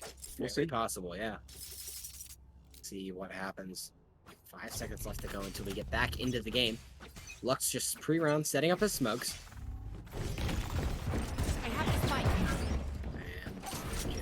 And no, the KO. It's just able to provide info basically through walls with the knife. I mean, it goes through any surface imaginable. Taro gets a lot of important information for his team. That's why you put KO in a comp like this. That's not really something Sky can do. Right, absolutely. Especially on Fracture. Right. So Doc just waiting around. Oh, that's a nice shot. Opens it up. Icy gets down Sugar Road. Oh, Taro, now he's given away his position. They know where he is now. Spike planted. Oh. Sweating. 5v4. Cannon School Gaming. Or Cannon School Gaming. Now it's a 5v3. Cannon School having a good time with this one so far, but Swifts, he's still got some work to do. Still got some life in the tank. If he can get a pick. He knows one's up top now. Nice shot on Doc. You don't see a lot of headshots with the Frenzy. There's one there. He has to reload. Just regather his bearings. And now Vbalency's going to walk up a little bit too. He gets a pick on the right. On Slurk. Oh, that's a lucky pick. Lux takes down Lotus. Swifts kills Icy and AU5. Swifts just still running at it. Reload battle. Oh, that's a nice shot. Right click from point blank range. And now it's 5-8. That was a scrappy first round. 2 health. Oh no, he does. Oh, that's tough. That's a scrappy first round. I like that. Yeah, but you know, so they did win the pistol round, right? Right. So CSG, they won the pistol round. They won the initial momentum. They are full buying. They're buying Spectre full shields, so that you are going to get some very aggressive plays by them. And also last round, you know, you can't youth hill dump nearly as effectively as you usually can on a normal buy round when it's a pistol round. And that was a pistol round. So the retake was a lot more difficult. So yeah, I'd like to see what's happening this round. Lux gonna put out his smokes. Look at that flank. Oh my, is that a 4-man flank? Oh no, Lotus. Oh no, hey you 5. Hello. This is moving quickly now. They don't want to waste any time. Wow. I'm still trying to figure out what the heck just happened, but Vbalency, he's got a short E, doesn't have a lot of room to work with. This is going to be a tough angle for him. Sugar Road, looking for a pick. He doesn't see the one on the right side. Oh, but Icy whiffs it. Nice play by Sugar Road. Vbalency trying to push it up now. Sugar Road can't get the kill on Lux. And Vbalency walking around with his knife out and can't get a kill either there. So it's now 6-5 in favor of CSG. You gotta have your gun out there, man. That's all right though. You know, they'll, you know, who knows? They might take this back. This might be an overtime game. That's what it's looking like. Right. We haven't seen one at all today. It's a very possibility. Very, very big possibility. I think these teams also very, very, they play alike, I think. I mean, they like to move pretty quickly. Mm-hmm. They have some of the same player archetypes, I would suppose. AU5 and Swifts, both very, very solid players. They like to play really aggressively, even though they're playing different roles. And look at this. Swifts, just like I said, he likes to play aggressive. He has an op with no shields. None. Interesting. He's just going in there without a care in the world. Oh, it's a lineup? It Love does to seem see to it. be You'd okay. love to There's see the lineup. Yeah. All right. Well, there's the lineup for you. Anyone who would like to oh, that's just genius. I love that one. And he totally missed Don Bosco acts fast. There's only one person on site. Right. They need to go in now. Yeah. It does not look. Oh, okay, there's the kill. Doc gets shot. the wall bang, or Doc gets wall banged by Lotus. Now they have a ton on site, but they don't. They're just looking up dish. Lotus is gonna push this up, I think. Oh, okay. Well, he's just gonna try it again. Oh, they have the molly down. Okay, there's another one. Here it comes. And the brim too. Oh my gosh. Hello. Hello. Icy. Oh boy. Wow. Yep. And that's why they did it. Wow. That's genius. That is brilliant play. One enemy Wow. remaining. Wow. I've never seen. Clutch.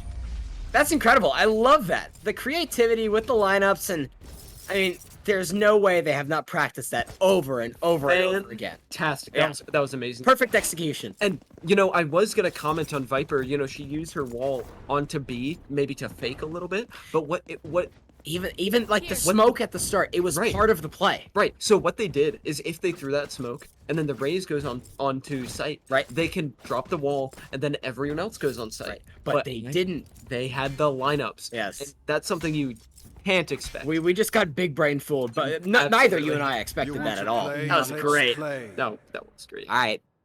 Tour de forces coming out from both sides, so we have a free op for both sides. Oh, Swift. He's finally got his shields, but he still has his trusty old op in hand.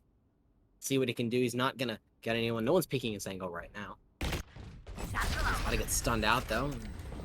Now he's getting pushed pretty hard. Making a hard engage on the A short. Yep. Oh, boy. Oh, no! He dashed the wrong way into the orbital strike. He's got to be kicking himself for that one. Yeah, not a fun time. People empty now. Oh, he goes for the jumping shot. I'm not really sure the logic on that one, but, you know, to each their own. Sugar Road can't get a kill with the spray. Now it's a 5v3. It's going to be still in favor of CSG. They need one more round to tie this game up and continue this even fight. Sugar Road. Taro. Up. That's a really smart knife. Icy gets a kill. Lotus will trade him. Taro gets killed by Lux. Now it's a 4v1. I don't see this happening for Lotus, but we'll see. Anything could happen. No, I think he's just going to have to save his Spectre. Anything. Oh, no. Okay, or he'll just walk around a corner and get his head blown off by AU5. We've seen that a couple of times tonight. There it is again. Man, Don Bosco needs to make a change about something. Right. They have lost every single round. It is the I can't imagine this was their map pick. No, surely not. You know, this is not a lot of people like this map, right? And so but this is also very uncharacteristic of what we've seen from Don Bosco so far. Yeah. Hopefully, you know, they readjust, they figure out what they're doing wrong, what they're doing right, and they make those adjustments. We'll see. But let's Lotus. See. And they're just gonna make a little bit of a push here. Doc is gonna try to get up there, get an opening pick. Swift's now checking his angles. Swift's on a pretty beautiful flank. Doc sees him. Smart spray. Nice nade. It's gonna force him to move out. Oh, he stacked them on top of each other. So he could not get the rendezvous to go, but Taro takes down AU5, so we're even now. Oh, there's a nice kill. Icy takes down Taro. Sugar Reed placing a couple more of his smokes. He's out of them now. Only has his Brimmy with the stimmy, as it is affectionately called in the Valorant world. Nice stun there. Lotus can just... Oh, Locust just... Wow! I mean, they were stunned up, and you don't see that a lot. Sugar Road gets one, but he can't get any more. Nice play from Doc. Even while stunned, he picks up 3, and Cannon School Gaming has the lead now. This is not something we expected. I mean, Cannon School Gaming, could they be the... Oh? We're going to see a timeout here. I think that's absolutely something they need. Well, yeah, so it seems like whoever, you know, when they're attacking B, it seems like whoever takes tower wins, right? So if they maybe allocate a few more resources to tower, maybe they can, you know, trade someone out and whittle down the attacker's resources and try and bolster that up defensively. I'd like to see that from the defending team, but we'll see. I think that's the key to victory. We'll see. Yeah, I mean, but look at Don Bosco's, eco. Their economy is just flawless. It is. Yeah, it's not looking great. Yeah, and it seems like Cannon is going into this round with a save. Interesting saving with a Spectre. Don Bosco is. Yeah, it's all over the place. Don Bosco's on the save. Yeah. So, I mean, Cannon, they have full buys right now. I mean, this is... Yeah. And they have the lead in rounds. It's 9-8, and we'll see a timeout coming down here. I think this will help Don Bosco readjust, reset their mentals. One of their team captain will talk to him, hey, we got this. We're only a round down. If we can get a thrifty here, that brings everything back into possibility. Absolutely. And, you know, as you might not know, me and Andrew, we are teammates, and mental reset is a huge things. Absolutely, If you right. have a mental reset, it can absolutely change Yes. the outcome of a game. Now a hard push here. Sugar Road's gonna go get the ult orb. There, he'll pick it up and he'll just retreat back. Toxins going up. Just waiting in spawn, see if they're gonna push out. Nothing really yet for DBTI. Excuse me, that's Canon. Canon School Gaming, not moving fast at all. They're just gonna wait until a minute until they really just want to get going. It doesn't seem like they have any urgency, and really, why would they? Let's see. Are gonna have the knives. Will DBTI. Almost ready to push, I would think. I mean, I doubt they would just sit and spawn the whole time. I don't think that's a very effective strategy, but, you know, to each their own. All right, now they're going to decide. Looks like they're going to start slow pushing A. Let's see how this works for them. All right, now Doc's just going to... Okay, he wants to have a little bit of fun, but he walks right past Heaven. Oh, he fires it up there. Never mind.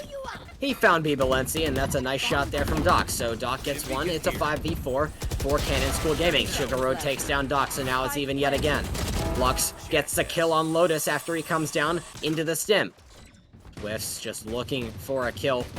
He'll find one. He'll dome Lux, looking for a kill under sight. The chamber. Look, still trying to find it. He'll peek out. He'll get it. It's Swifts versus the world right now. Oh, that was so close. He almost got the headshot and a bit of tactical crouch in there. I mean, yeah. I mean, that is... Swifts almost had it. That was close. And Swifts, he's doing such a fantastic job. He's the playmaker for this team. And, you know, I don't know if they're going to be able to 10 to 8 momentum. 3 more rounds if Cannon School Gaming, and remember, this is a lower bracket match, so this is the end of the road for one of these teams. Absolutely. It's getting exciting. You definitely don't want to leave right now. I mean, this is really where all the action happens, and already we see some action in this round. Slark and Doc both get 2. Cannon School Gaming is already up 2 players. Doc is just rushing into tower as fast as he possibly can. Sugar Road will get 1 on AU5. Oh, look at this, Harrison. Lotus on the flank. They don't know him. They don't see him. He gets 1. Lotus, now they know. He's going to flash out and flick around. Nice kill by Doc. Shuts down the flank. 2v2 now. Here comes the breach ult. Rolling Thunder comes through. It can't really affect a lot of things. Sugar Road. And his teammate trying to just push in. Sugar Road. Oh, B. Balenci. It's a 1v1 now. Sugar Road versus Doc. Who's gonna take it? Sugar Road uses his ult, so they're just gonna wait it out. Now the Rays get to go. Oh, nice shot. Doc gets 4. And that's the end of the round. It's not match point, but 2 rounds away. Man, Doc is deadlifting this team. He's doing a fantastic job. I mean, as he should. He's the highest ranked player in this lobby at Immortal 3, top, 5,000 right now, I think, in the world for Valorant. I mean, it's incredibly amazing that at the high school level there are talents like we're seeing with Doc. Absolutely, and you know, if they choose to pursue this, you know, we could be looking at a future professional player. Or in Valorant, it's such a young game. There's so much time. It's like, I mean, CS:GO. When was it released? 2012. I mean, and it's still thriving. League of Legends the same way. I mean, these are old games that still have huge followings, and I see Valorant to be the exact same. Now we'll see. Looking like Cannon School. They're just gonna wait themselves out like they've been doing all night tonight. Don Bosco just holding their angles. Looks like B. Balenci is just gonna try to get a pick and then rendezvous out. See what happens. Being very patient. All shift walking, so they have no idea. No. Here it comes. Now He's gonna miss his shot, so he'll rendezvous. Okay. He's in the corner. He's gonna be fine. Almost got a kill there too. Doc at 40 HP. All right, B. Balenci taken down. Oh, Icy gets 2 already. Doc pushing in. There's the breach who tries to get away with it, and he does get away with it. Gets 2. Now we're at a 3v3 yet again. Taro has his second kill of the round. He activates the null command, and it's all almost... It's gonna be scary right now. Taro 3. The ace is in play. No, he can't get it. 12-8, and it's match point. DBTI on their last Match legs. point. Man, they need to make a change. You know, their eco is looking okay. They can kind of buy. You know, It's gonna be tight though. I mean, they're gonna have to make it work. right. This is their tournament life on the line. The winner of this match will move to And look at that. the losers finals tomorrow against Carmel Varsity. Look at that. I mean, CSG has won 8 rounds in a row. Incredible. All right, here we go. This could be the last round of the match. Has not started well. Okay, 1 for 1. Dox gets another kill. Swift will answer. Down A. Doc gets his flash. Now he's unflashed. Able to play the game again. He trades out. Doc's get a kill.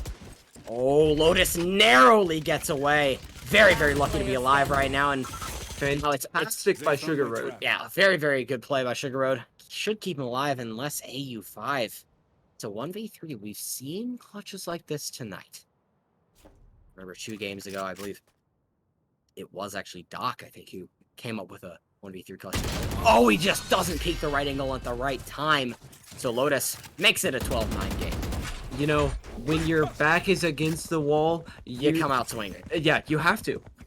It's either that or you lose. Right. And you know, they shifted the momentum. And this might who knows? All right, they need to win 3 rounds to bring this to overtime.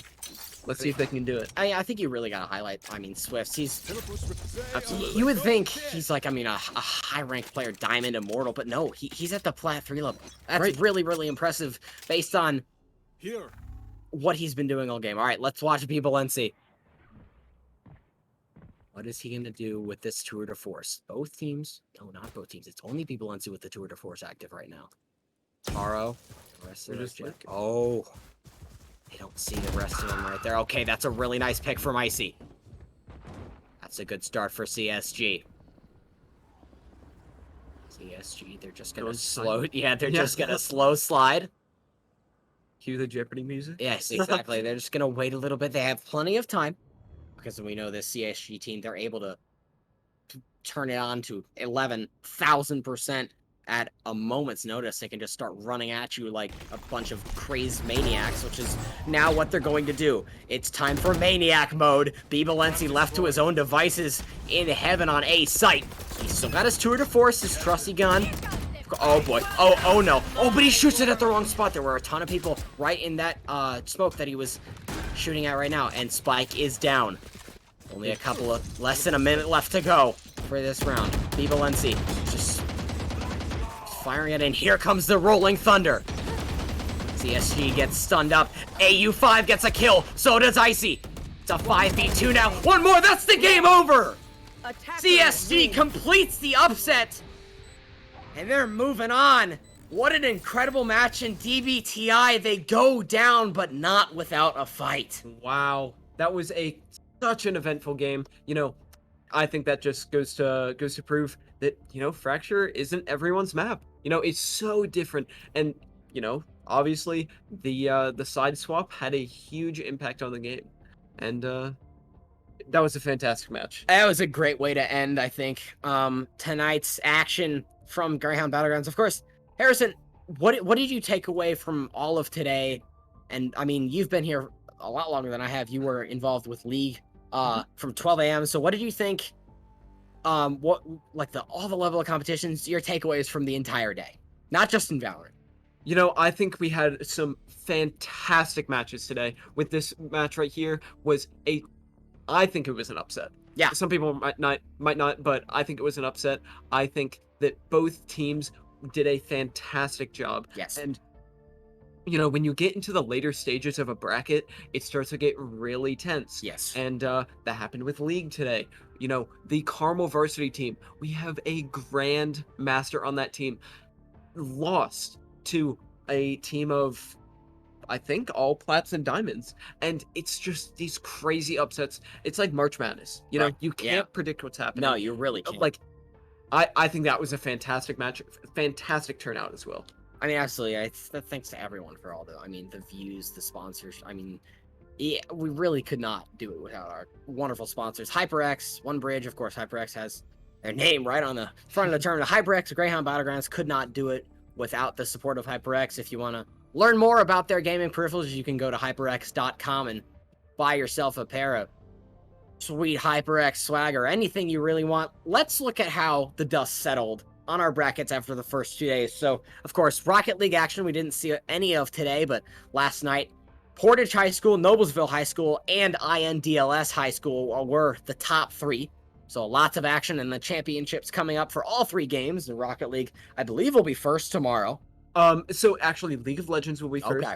then Rocket League, and then Then one Valorant. with Valorant. So, yeah, Okay. and by the way, all 3 of those schools, Portage, Noblesville, and INDLS, are all Indiana schools. Yes. Indiana kind of being known for their Rocket League. Oh, yeah. They made it into the top 3. So awesome to see that Indiana representation.